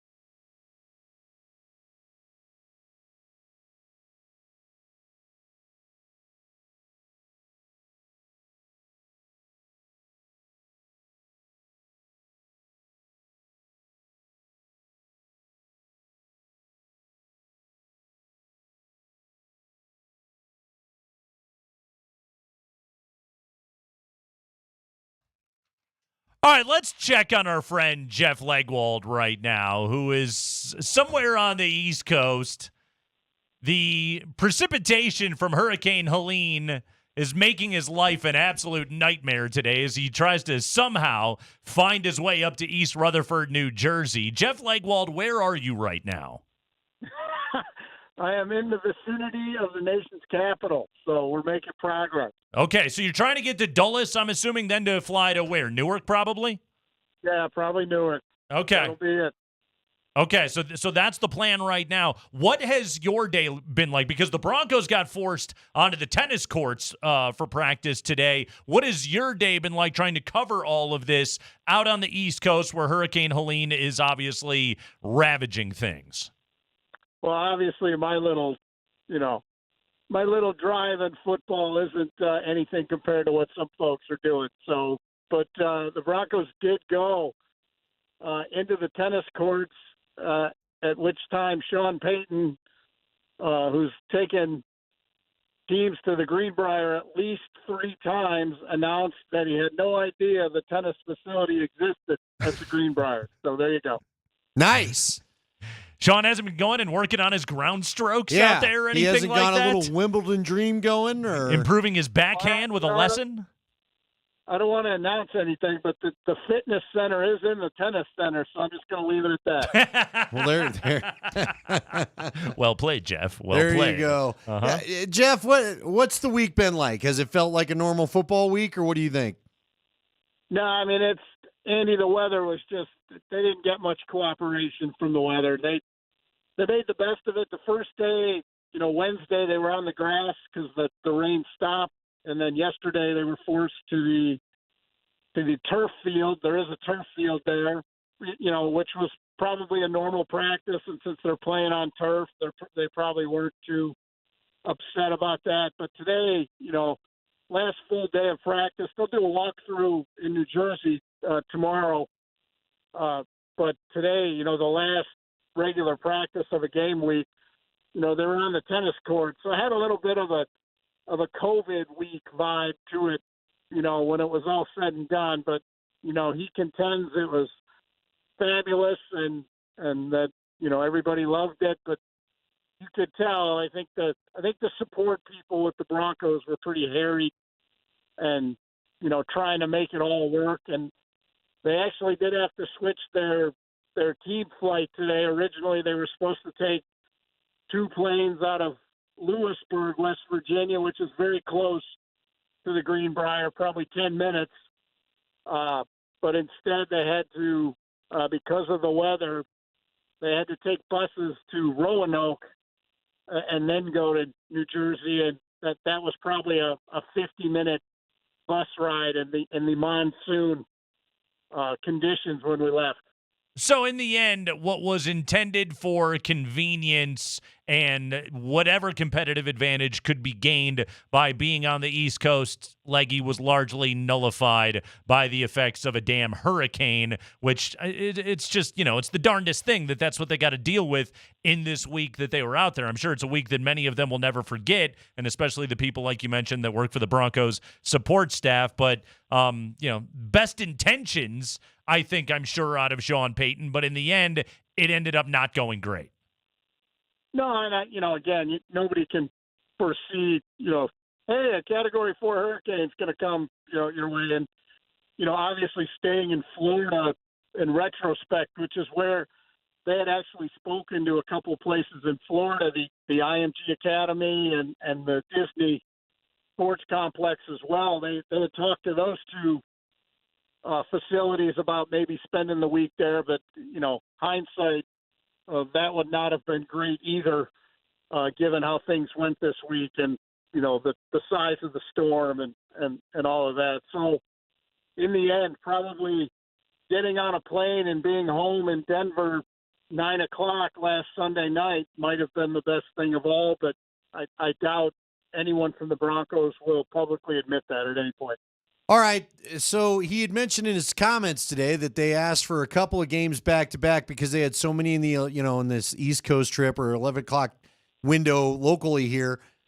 Are they going to do this again? I guess that was my question. Are they going to try to stay out east again? later in the year, or is this it? Andy, I think he will. They will do this anytime they have potentially, multiple early East Coast, Eastern time zone games. I think it's something he believes in. He's very intent on sleep studies, and he believes that not switching the time zone is ultimately the trump card for any inconvenience otherwise on the trip, that they get more out of not switching time zones multiple times than they do, anything sort of negative that would be on the trip in that way. So I think you will always do this when they can put games back to back in the Eastern time zone. Sleep studies for the win. I'm sure the Penners are thrilled to hear that. Jeff Legwold, everybody. He is brought to you right now by the International Brotherhood of Electrical Workers, IBEW Local 68. Start with a job, end with a career. Jeff, let's talk about the football matchup. You pointed out today on ESPN.com the Jets sack quarterbacks on a league-high 17% of pass attempts, and they don't send extra bodies all that often, largely doing this with four-man pressures. What kind of challenge is this going to be for young Bo Nix going up against Robert Saleh, who may not be the best head coach in the world, but the guy can call some defense?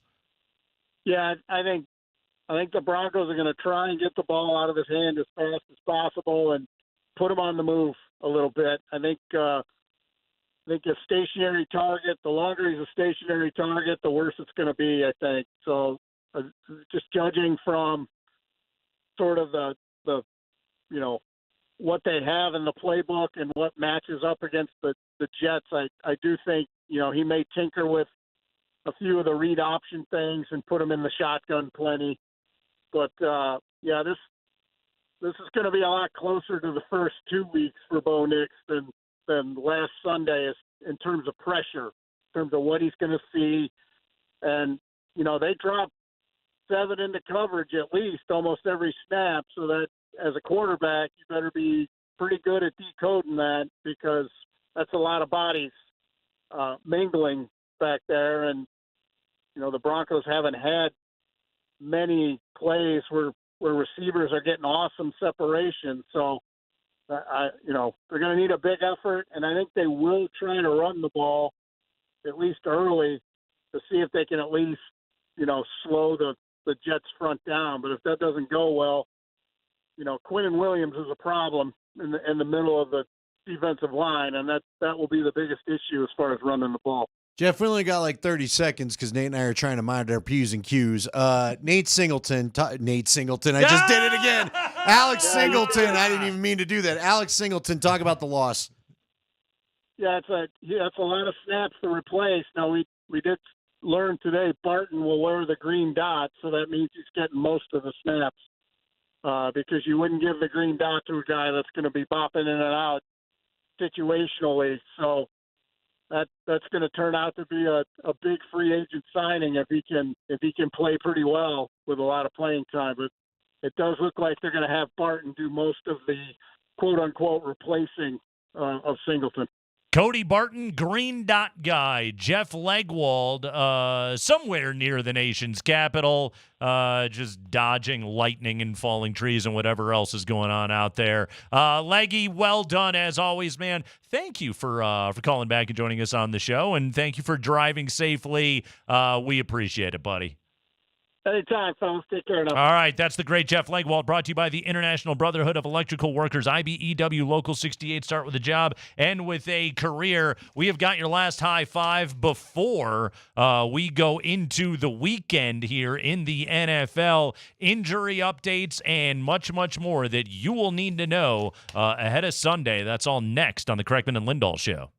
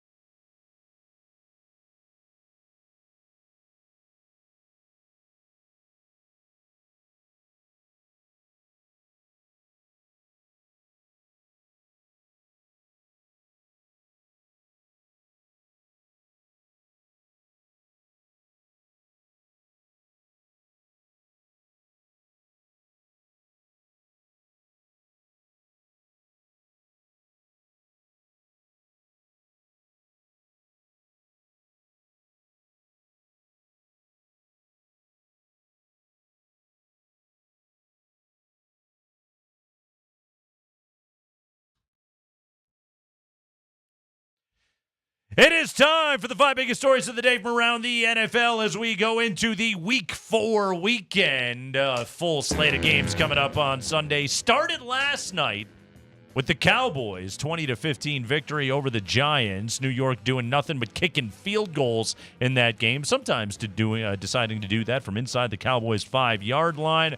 But the Cowboys hang on, get the win last night. That CeeDee Lamb touchdown was, woo, that guy is good. Jerry's actually getting his money's worth on that one. Let's do it, Spring. 5 biggest stories of the day from around the NFL. It is the best 5 o'clock hour in the biz. Let's go. All right, the Broncos are now 8-point. They're now 8-point underdogs at the New York Jets. They stayed on the East Coast following the win in Tampa. Was it the tennis court news? I was going to ask, when did the this tick up today? Is it because they got a walkthrough? Bunch of money came in on the Jets once they people found out read about tennis the long courts. bus rides now to fly out of there? There you go. The Broncos staying at the Greenbrier Resort in West Virginia this week. Today, Sean Payton was asked, what will he remember most about this week at the Greenbrier? I don't know that there's any one thing. It's just that, the time, with your team. I think more than anything else. Sean's answer was none ya. None ya damn business, okay? What will I remember? What I talk with Russell about's none of your business. Dude, what do I remember? I remember after rescheduling everything because it was raining the whole time. That's what I remember. Yes. I remember the look of Greg Penner of consternation every time we crossed paths inside the Greenbrier. Can think of all of the bottles of wine that I downed and then expensed back to the Broncos this week while I was over here at the Greenbrier. What do you think the average cost per meal was there now that you bring that up? Ooh. Golly, this could not have been a cheap trip. Now, look, they got the money, Don't worry, not they're my good money. for No, it. I know, but Nate, doesn't sanity reign in at some point? Nah. Dude, there's times where we've been in hotels where I was like, good God, expensing it or not, I don't want to be down on $80 for breakfast. What does a Greenbrier room meal cost? Here's the beauty of it. When your owner is worth $65 billion, the answer is Jimmy Crack Corn. Yeah, we'll see. You don't go winning this game. Jimmy Crack Corn may care. It's a week at the Greenbrier. Again, they knew what they were paying for the entire time. It's Sean's deal. This was a Sean deal. He designed the football facility at the place. He clearly wanted to, which who could blame him, wanted to hang at a sick resort all week long. They probably got discounts. And run his football operation. Think of all the pub that the place has gotten. I'm sure, Jim Justice and everybody out there is pumped about that. Right. We're not, yeah. The governor got a chance to be able to talk at practice, so I'm sure he was perfectly pleased about the whole thing. Which I still think it's just kind of. I understand someone's like, he owns the resort. I get that. Why do you need to address the team? Players are just sitting there, just like, dude, can we just go practice and be done? Yeah. Can we be done with our week? We got it, man. Can we have our time to ourselves that we're used to having? You're very See, that's successful. what I thought was funny was he was like, you know what this just kind of feels like to me? I'll make this as quick as I can. So I went to Holy Family grade school, and I don't know if they do this in public schools. You can educate me. Mm-hmm. But before they let us never did go, that to me. No. Listen. Google some stuff. Go ahead. If you wanted to, before we graduated, they made us go on retreat, right? So we all went on retreat and we're supposed to reflect and whatever. Where'd you go?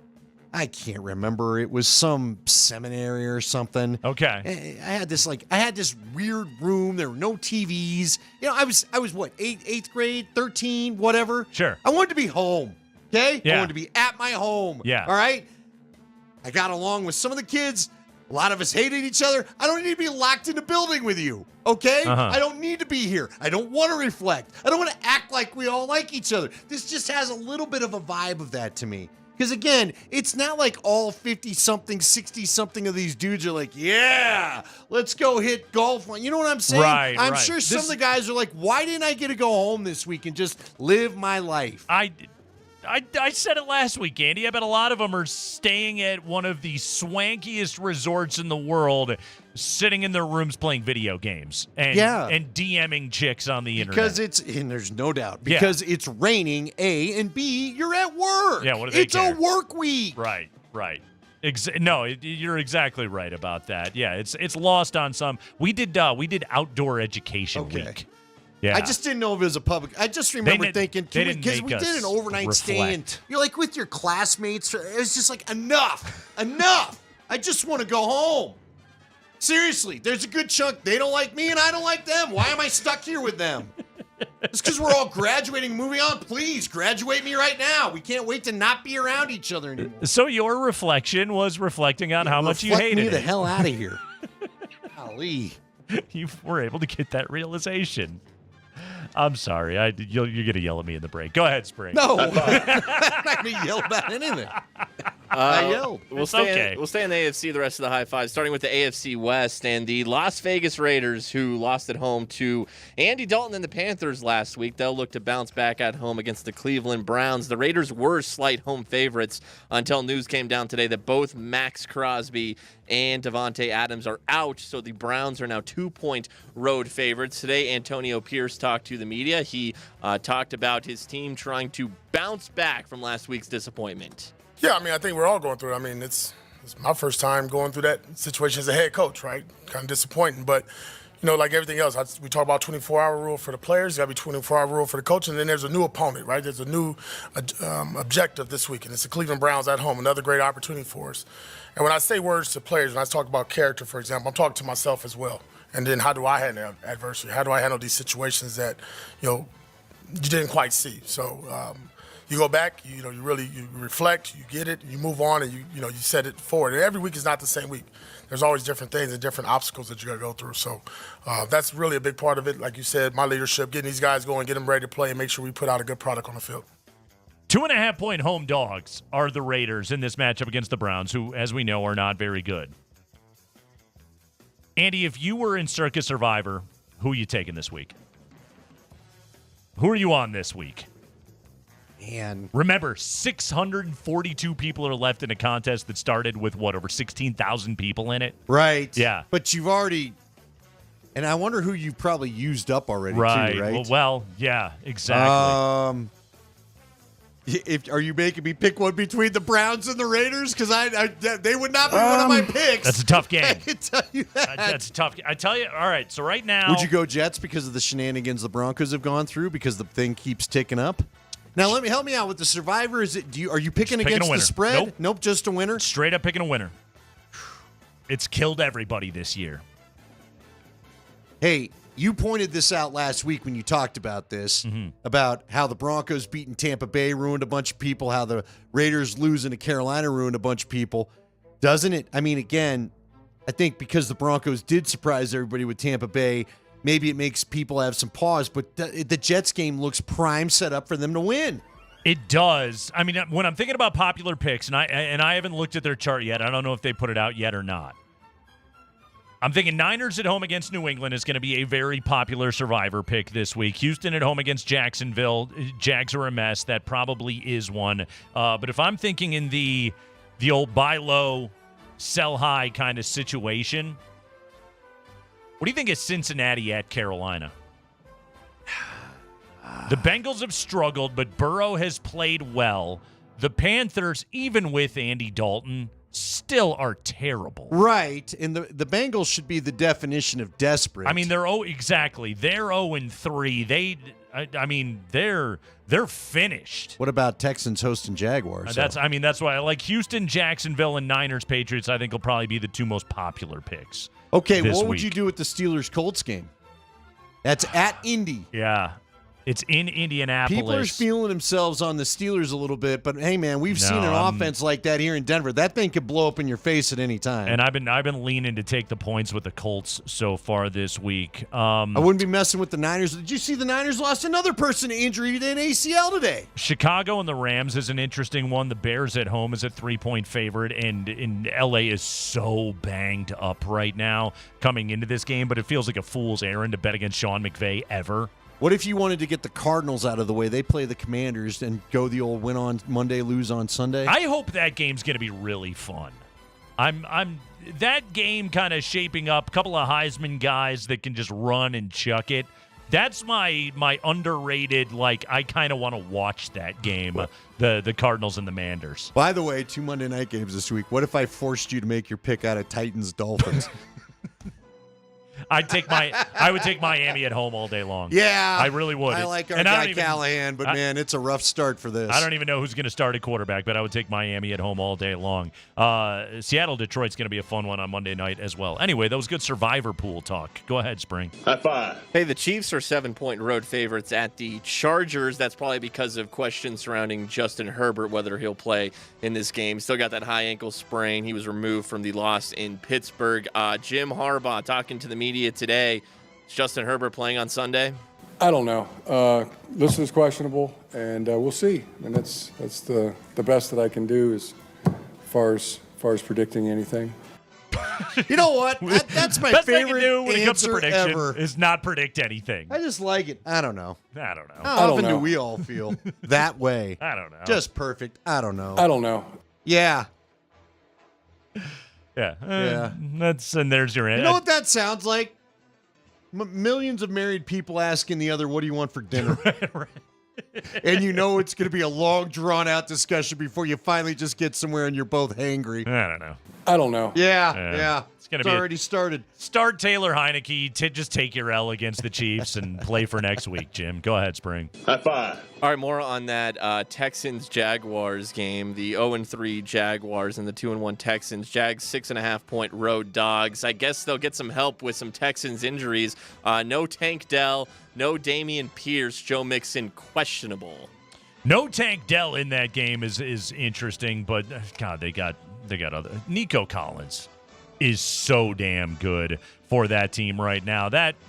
I'm looking at Houston right now and saying, okay, you got your butts kicked by Minnesota. That's another team that I think probably bounces back in a big way. I love Houston at home in that game, but granted, they're probably too big of a favorite, and that means they'll most likely lose straight up. Yeah, because that's how the NFL's been this year. I feel like it's mid-October before things settle down and the pretenders kind of start to drop off, but it does feel like Jacksonville's a bit of a mess, but they're another team that should definitely be desperate, and it's a divisional game. I do feel like sometimes you get surprises in the old divisional game because they just know each other so well. Mm-hmm. Again, who thought the Broncos were going to beat the Chiefs either of the times? And they actually played them both games. They played tight, them tough. Won the second one. Yeah, played them tough. Divisional game. Trevor Lawrence got to be desperate. They're playing for Doug Peterson's job right now. The Jags are a mess. Go ahead, Spring. High five. And finally, a couple of AFC North games or games featuring AFC North teams. The Steelers at the Colts. No Jalen Warren, no Alex Highsmith. Russell Wilson is questionable for this game. And then the Bengals, again, playing the Panthers. Adam Thielen on IR with that hamstring injury, or at least out with that hamstring injury. And Deontay Johnson, their other good receiver, is questionable. Yeah, I'm going to go ahead and just confirm then. If my survivor pick this week is Cincinnati on the road at Carolina. As for the Steelers, Russell Wilson is questionable to ever start a game for the Pittsburgh Steelers right now. They are on the road at Indianapolis against the Colts. That is in the Sunday early window when we will be watching Broncos and Jets. And you may be cracking a couple of beverages early on Sunday because we've got the Broncos-Jets drinking game when we return. That's right, Andy. You want to have a couple of pops during the game, maybe literally pops, or maybe you like adult beverages, whatever it may be. You can always substitute chips and dip, whatever you want to do. But we got our Broncos-Jets drinking game coming up here. Plus, Andy, I got a few more thoughts on the final series in the career of Charlie Blackmon that I want to get to before the hour I'm is sure up. it won't upset anybody. Nowhere near as earlier in the week. No way. By the way, they left a lot of my comments out of the promo about Charlie Blackmon. Well, we did it a day later. You and I got first crack when we got the news. We did. And then a day later, Nate decided to come back and, well, actually, everybody. They're playing the Josie song, and I'm over there going, that contract was terrible. Contract sucks, the song sucks, it all sucks. To get you like this. His production was a drag on the entire franchise. Anyway, Charlie Blackmon does hang it up this weekend, so we'll talk about that before we're done. We have to talk about the next chapter in the Matthew Sluka UNLV saga. This time, it involves several friends of the Kreckman and Lindahl program, so we'll do all of that before we wrap things up on a Ska Friday on Altitude Sports Radio.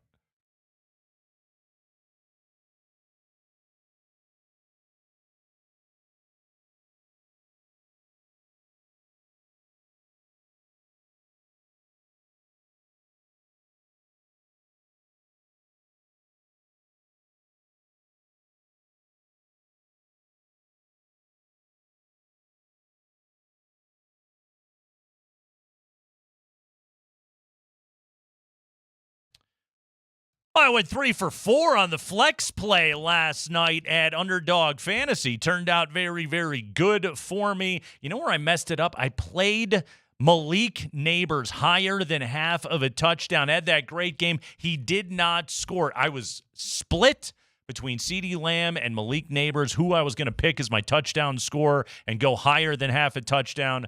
Turns out I picked wrong. Still went 3 for 4. Solid night on Underdog Fantasy. That's how you do it, guys. UnderdogFantasy.com. You just go to the site. They have an entire menu of stat projections for every single game coming up this weekend. You can win up to 1,000 times your money just by choosing higher or lower on your favorite players' stats, touchdowns, passing yards, receptions, pass attempts, passes completed.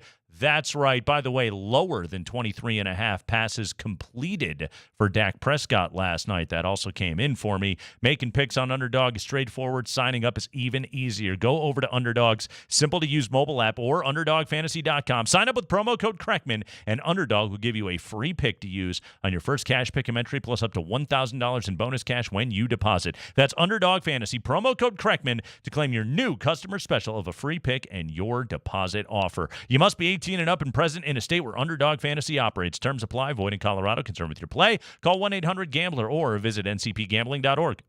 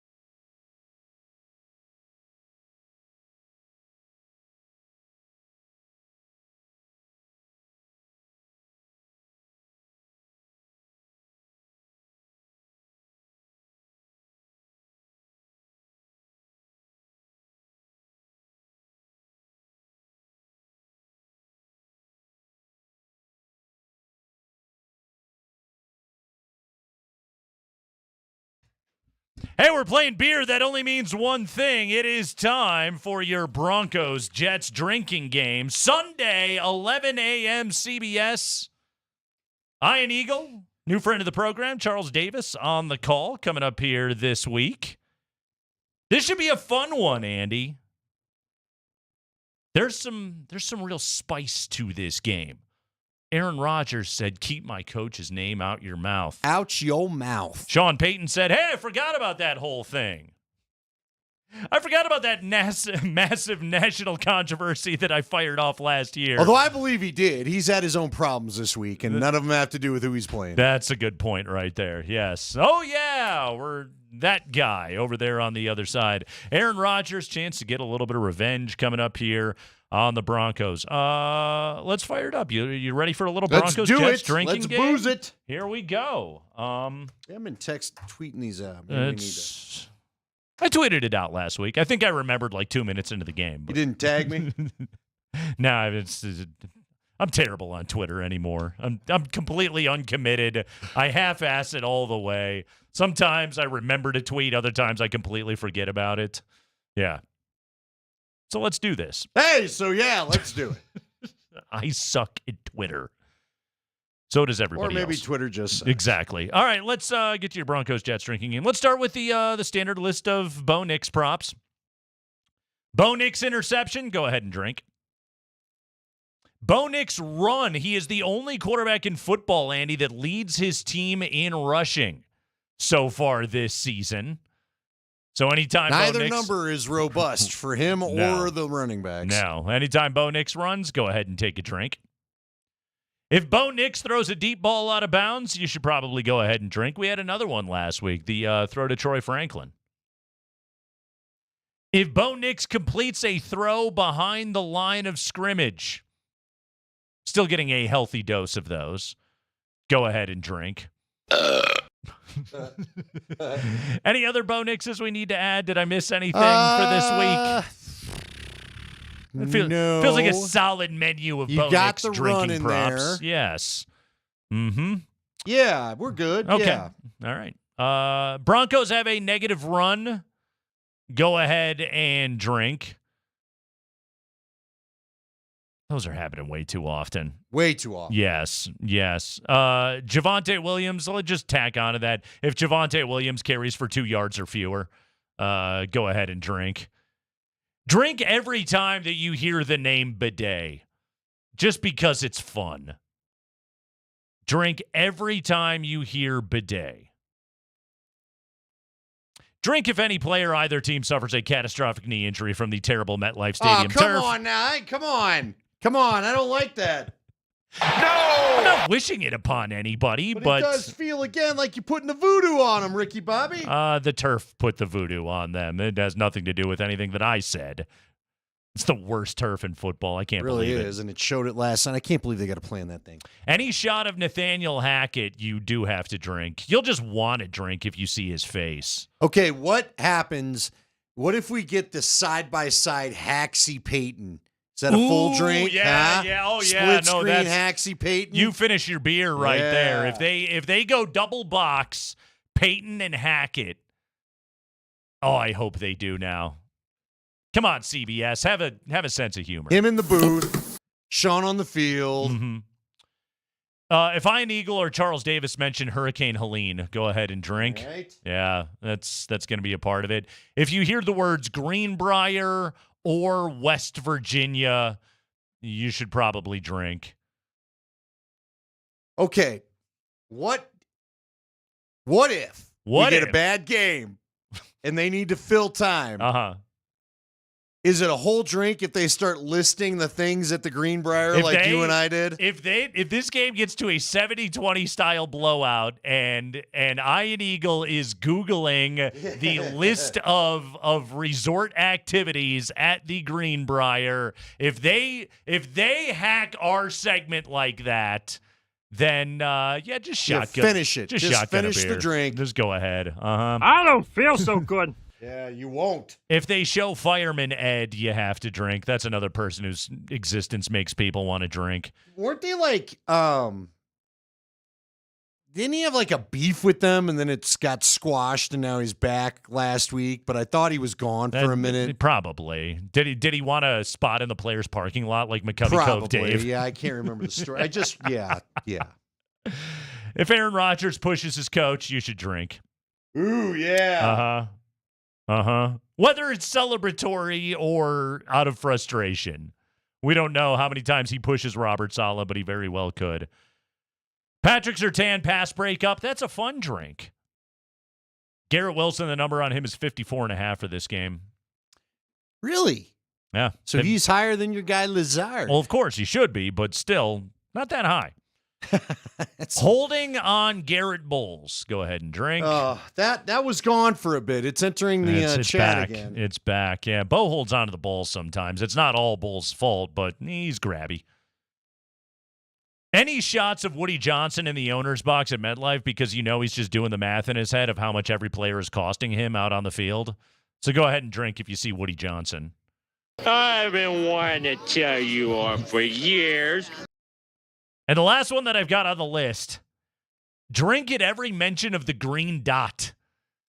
There you go. The green dot. The green dot has changed hands, or I suppose changed helmets this week. It now resides on the back of Cody Barton's head, as Alex Singleton is now done for the year. So any mention of the green dot, you'll want to drink.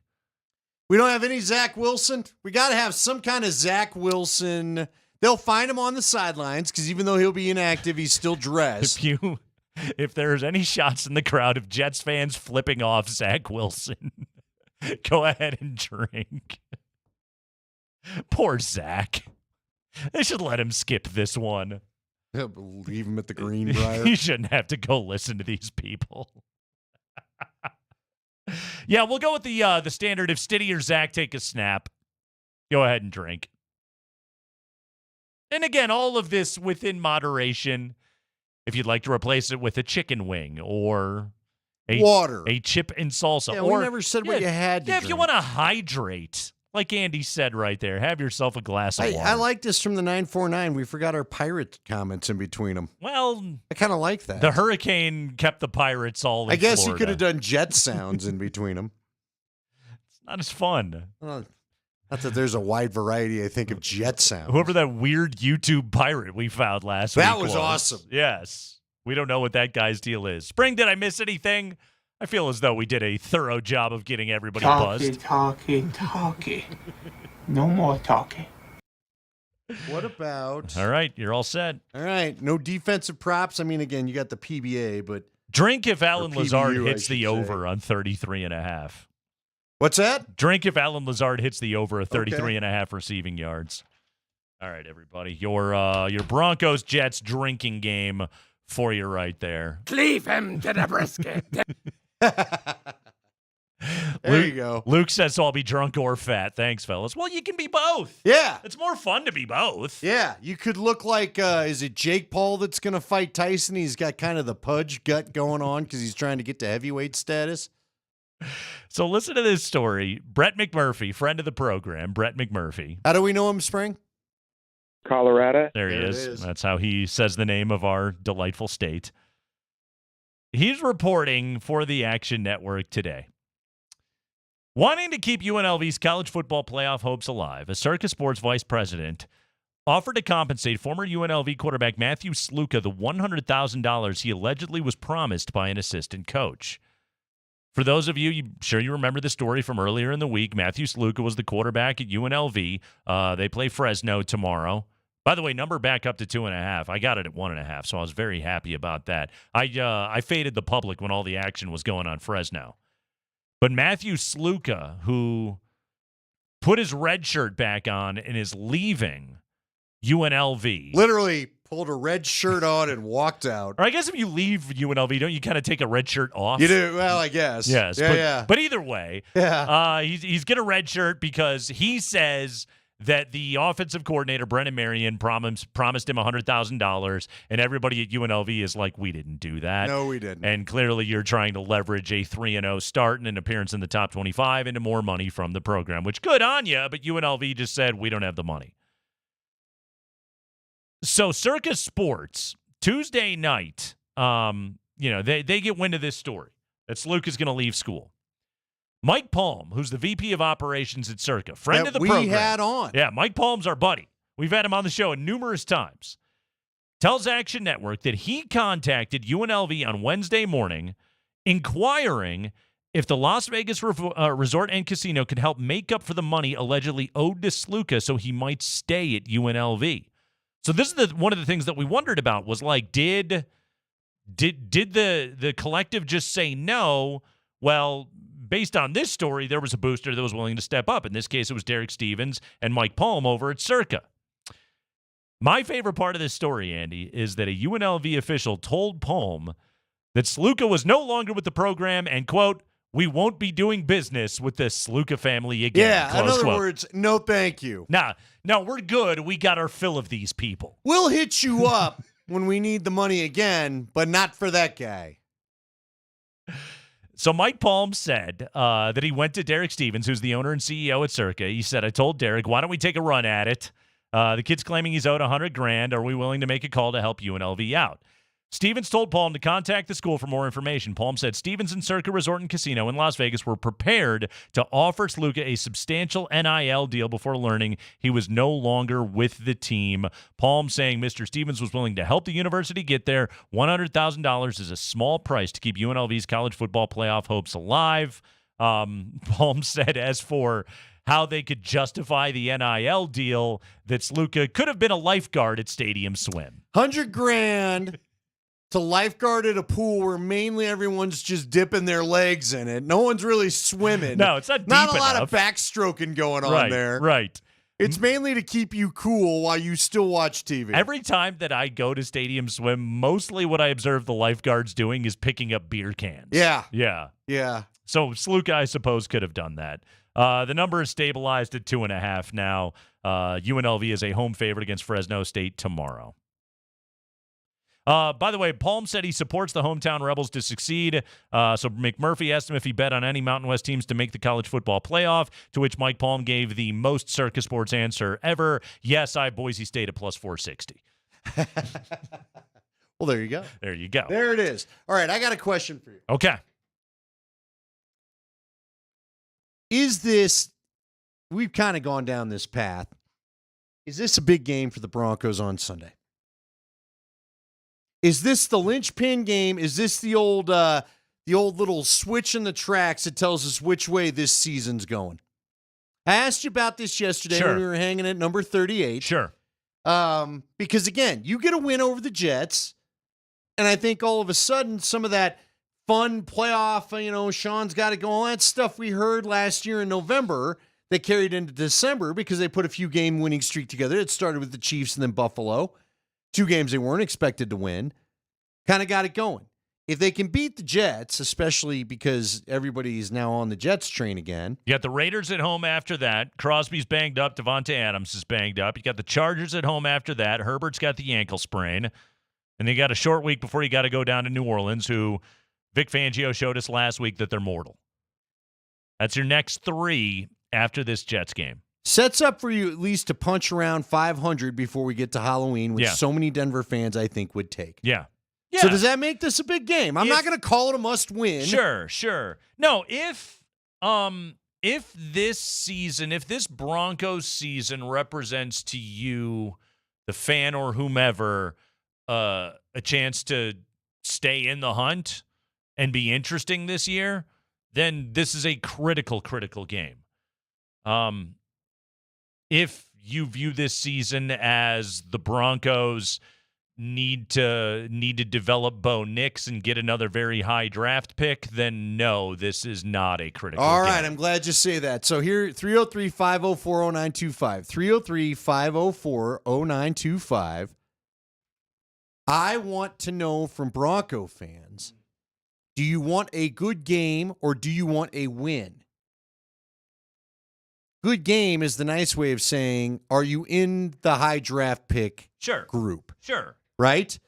Because to me, I will still say it. I don't need a bunch of wins, but I would like to see you be competitive. Yeah. I certainly don't want to watch another Pittsburgh Steelers Broncos stare-off fest where it's 13-6. No, please avoid that. I don't want boring football games. The things that I want to see out of this Bronco game, Jets have a very good defense. It is loaded with talent. Even without Hassan Reddick, they have a very good pass rush. I think Bo's going to have dudes in green in his lap all day long. And so what I want to see out of Nix in this game, because I think he's going to take his lumps, but I want to see good poise in the pocket. I want to see good footwork.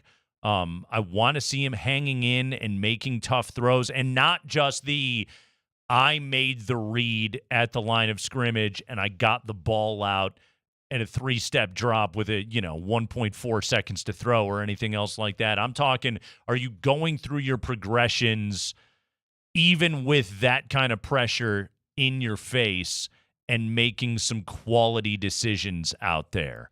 That's the biggest thing that I want to see in this game. I want to continue to see the development of Devon Vele. I would like to see Troy Franklin make a play or two out there as your good young receivers. And I do want to see Tyler Bidet, which I'm now getting more used to.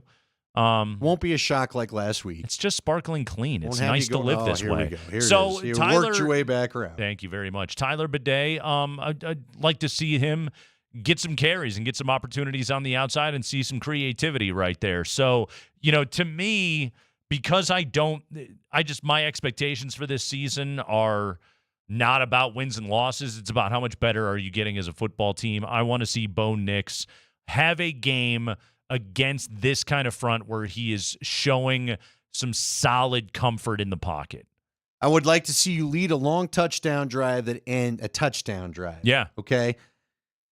I would like to see you build on the middle range passing game, that back shoulder throw that he made. Just give me a few more of those. Sean, don't keep the handcuffs totally on. I just pulled up the box score from last year, okay? 31-21 the final, 308 total yards for the Broncos, only 169 passing. They gave up 4 sacks, okay? That was in 57 plays. Sean, coach a better game than a year ago. Yeah. Put the kid in position to not throw for 169 yards. I'm fine. Now, with they had that. 139 rushing yards, a fairly good balance for them. But let's try to get Bo to 200 yards minimum. Don't do it on crazy passing numbers, but coach better than you did a year ago. The Broncos are 8-point dogs on the road in the second straight East Coast game. The week has been bizarre for the team at the Greenbrier.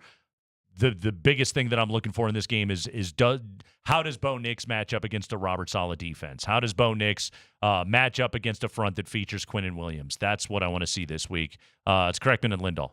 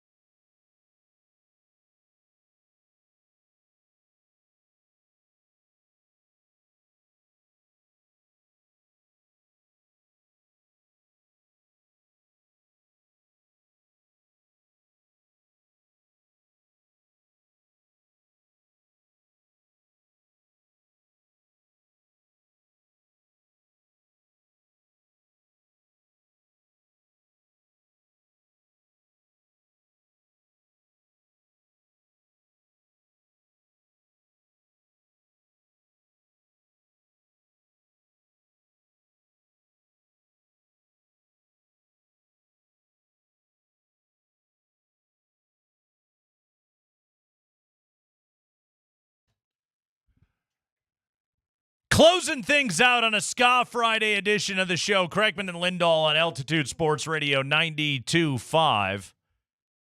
3 games to go. And this is it. This is the end of the career for the great Charlie Blackmon. Nice job, Spring. Well played. Not a bad little version. 14 seasons in a Rockies uniform, but it all comes to a close. He's got one more home series against the Dodgers. Rockies got something to play for. They need to win 2 this weekend to avoid 100 losses. Chuck will lead off in DH this evening. They'll go with Tovar, McMahon, Doyle, Tolia, Brendan Rodgers, Nolan Jones, Jacob Stallings, Jake Cave is your lineup tonight for the Rocks with Cal Quantrill towing the slab. The Dodgers are going bullpen night. Ohtani will lead off with his 53 home runs and 56 stolen bases. So get your money's worth going out to the park tonight. Andy, Charlie Blackmon, 14 years with the Rockies, never played a single inning of baseball for another franchise in his entire career since he was drafted out of Georgia Tech. And, you know, guys playing an entire career for a single franchise, oftentimes we talk about that as though it is notable or celebratory or a large accomplishment. I'm at the point in my life now where, having covered professional sports for, going on 2 decades now, if somebody tells me, hey, this guy spent his entire career with this one franchise, you know what my response to it is? How about that? The end. I don't think it's something to be celebrated. Really? I think it's more accidental and random as hell than anything else. And I say it because of this, okay? In professional sports, absolutely no loyalty exists whatsoever. Coaches, executives, front office personnel, hell, ownership of the organizations, it changes hands constantly. And with those changes come changes in philosophy, come changes in direction, come the necessity to say, it's time for us to rebuild, or it's time for us to go in a different direction, or let's think about the fit here. I mean, prior to this season, Justin Simmons was the longest tenured Bronco, right? Justin Simmons is a great Bronco. He's great in the community, wonderful representative of the franchise. And he left, and there was no fanfare. Nothing. Because it's pro sports in 2024. Everyone just went, The team didn't want to pay him $16 million. The organization had no loyalty to him whatsoever. The fans looked at it and go, well, you got to cut Russ, and so your cap situation's a mess, so you need to free up dollars. Well, might as well. Fans get that stuff. They understand all of that. There's no need to keep an athlete for his entire career. And oftentimes, it's more happenstance than anything else. In the case of Charlie Blackmon, why was he here his entire career? Because the Rockies gave him a 6-year contract going into his age 31 season. If the Rockies operated with any kind of solid baseball sense, they would have given Charlie Blackmon a 3-year deal. That contract would have concluded, and the Rockies would have said, you've been great. We'll have a Charlie Blackmon day someday. Take care. You've done well for us.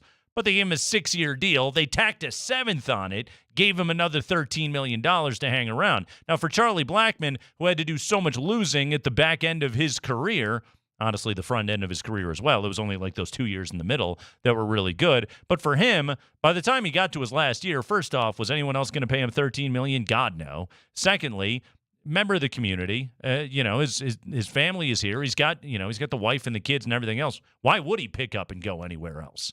He didn't need to go chase winning or anything like that for the final year. So athletes staying with one franchise their whole career, it's not noteworthy. It's just a random thing that happens in sports. So you don't want Joker staying here the entire time? Of course I do. Of course I do. But also, he's an MVP. Here's the thing. All right, I had to throw that one at you. I had to get a dig in with the one guy that I know you like. No. But Here's the thing: is he's still going to be good. You know who the longest tenured NBA player is with one franchise right now? Right now, I don't know. Right now, Steph Curry. Okay, 14 years with the Golden State Warriors. Wasn't Udonis Haslem like the guy for a bit? But Steph's still awesome. That's why. The other two longest tenured right now are Draymond Green, who is still good, and Giannis with Milwaukee, who is still good. That's just the NBA right there. You know who the longest tenured player in baseball is with one franchise? No idea. Clayton Kershaw. Oh, there you go. Still he's good. He's been hurt most of the year, though, hasn't he? Yeah, but when he's available, still quite good. Except for the playoffs. The other one is Jose Altuve, who, again, still quite good. There are some guys that also age well. That's the other thing about this is like, Charlie's last couple of years when he wasn't terribly productive and they were still paying him like he was extremely productive. That doesn't happen with most franchises with good sense. Once a player's value diminishes, they say goodbye. Here's the thing. I don't disagree with. Here's what I think has changed in sports. I do think it depends on if you're winning or not. You laid it out right there. Are you winning? Were you part of winning? Were you a major contributor to winning? And yet I say that, and I remember this town people wanted Von Miller traded because everybody thought you'd get a couple ones for him. I think fans lose their loyalty to somebody quicker if they think this player will bring back a haul. And who knows? Maybe one day Joker will have to put up with those discussions. Well, everybody around him stinks. Let's try to go get a couple. Who knows? Sadly, it may happen. It could happen. Yeah. Tom Brady, I'm sure, never thought he'd play for another team. Right? I mean, I promise you, Jamal Murray will play for another team someday. Probably, Michael Porter Jr. will play for another team someday. Probably, yes. The only guy I would bank on being here the whole time is Joker. Jokic, I agree. In part because, frankly, we don't even know if Joker would go long enough to put the tough decision out there. He's always going to be awesome. Well, and he could retire in the peak of awesomeness. Yeah. But I think, like you bring up Justin Simmons. Had Justin Simmons been a member of the no-fly zone and played in a couple of Super Bowls, and maybe it would have been a harder buy for the fans. But I don't think it would have changed the organization's decision at all. No, probably not. But again, different people ran the. Another reason what you're talking about is true when you're losing. Yeah. Different coaches, different GMs, they have to use their assets to go acquire their assets. Charlie is a very unique case because, frankly, he's not really been attached to any winning. Mm-hmm. Because even his best years, you had 2 play-in games, you won 1, and then you got swept in a playoff series. It was not a deep playoff run by any stretch. And frankly, to me, I know I'm different from other people. To me, the real playoffs are still that first series that you play. Yeah. Not a play-in game. So, but he was fun. Yet every team you want to have something. Frankly, Charlie Blackmon, if we look at the stretch of, and they're not too far off of when the Rockies, they had 17 and 18. The Broncos' last good year was 15 and at least had some fun in 16. But it's been a lot of suck for both teams since, okay? At least something has been fun about the Rockies to some extent with Charlie Blackmon. Broncos haven't even really had that guy. Nope. But again, what has it gotten you? If the Rockies are willing to spend wide amounts of money, then this wouldn't be a problem like you're talking about. But Dick Monfort is willing to spend, it's always been 2 really big contracts, however that works out. It was Walker, it was Helton. It was, in this case, it was Blackmon, it was Arenado, but then Arenado needed to get out of here. And then it was Bryant and Blackmon. Yeah. That is not going well. The flip side of this is booing a player that used to be on your team that is now on a different team is dumb. It is something that is so antiquated, that is from such a bygone era. Like, I looked it up, Andy.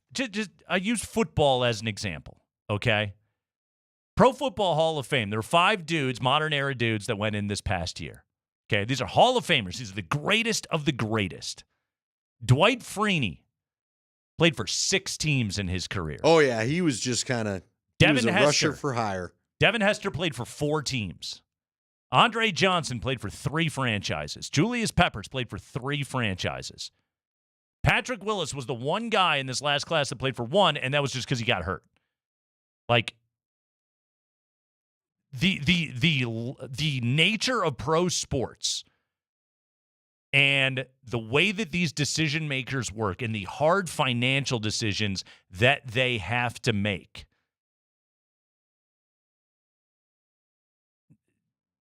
Guys always have to move. They always have to move. That's how this works. Roster turnover is everything. And that's just it. Like, booing guys that, like, the perception of, like, Nolan Arenado, screw that guy, he didn't want to be here. Nobody should want to be on the Rockies. Well, and again, he didn't ask to not be here. He asked you to be competitive. That's always my beef with it. I will never agree with booing Nolan because he said, I signed this thinking we were going to be competitive. Right. Frankly, it's taken up for the fans. You want to go watch a competitive team, don't you? Yes. He goes, and then the stuff kind of came out of, well, if you're not grateful, then fine. Yeah. We'll ship you out of here. Yeah. People are bringing up Matt Duchene on the text line. That'll be the guy I don't mind them booing was Eddie Kennison. Do you remember Eddie Kennison spent camp with the Broncos in like 2000, he claimed he didn't want to play football, got released, ended up on the Chiefs. I mean, that's okay. That's right. Fine. So that's a different story. That's fine. That's right. But just because a guy, but these guys that have been with a franchise and then they got to go play somewhere else, like, it's kill or be killed in pro sports. Let me ask you this. Dion talks about this all the time. When he talks about the transfer portal, it's kill or be killed. Would Vaughn get booed when he gets back here? I would don't think hope he's been back not. yet. Yeah, I would think not. My there, God, right? I would hope not. I mean, I guess you made out okay. I don't know if anything's working out okay lately with this team, but you know. Yeah. So it is more happenstance than anything else. It is like an unbelievable sports exception these days. That's funny. People are all mad at Carmelo. Carmelo saw the way things were going. He saw the writing on the wall. Yeah, that team was not going to stay competitive.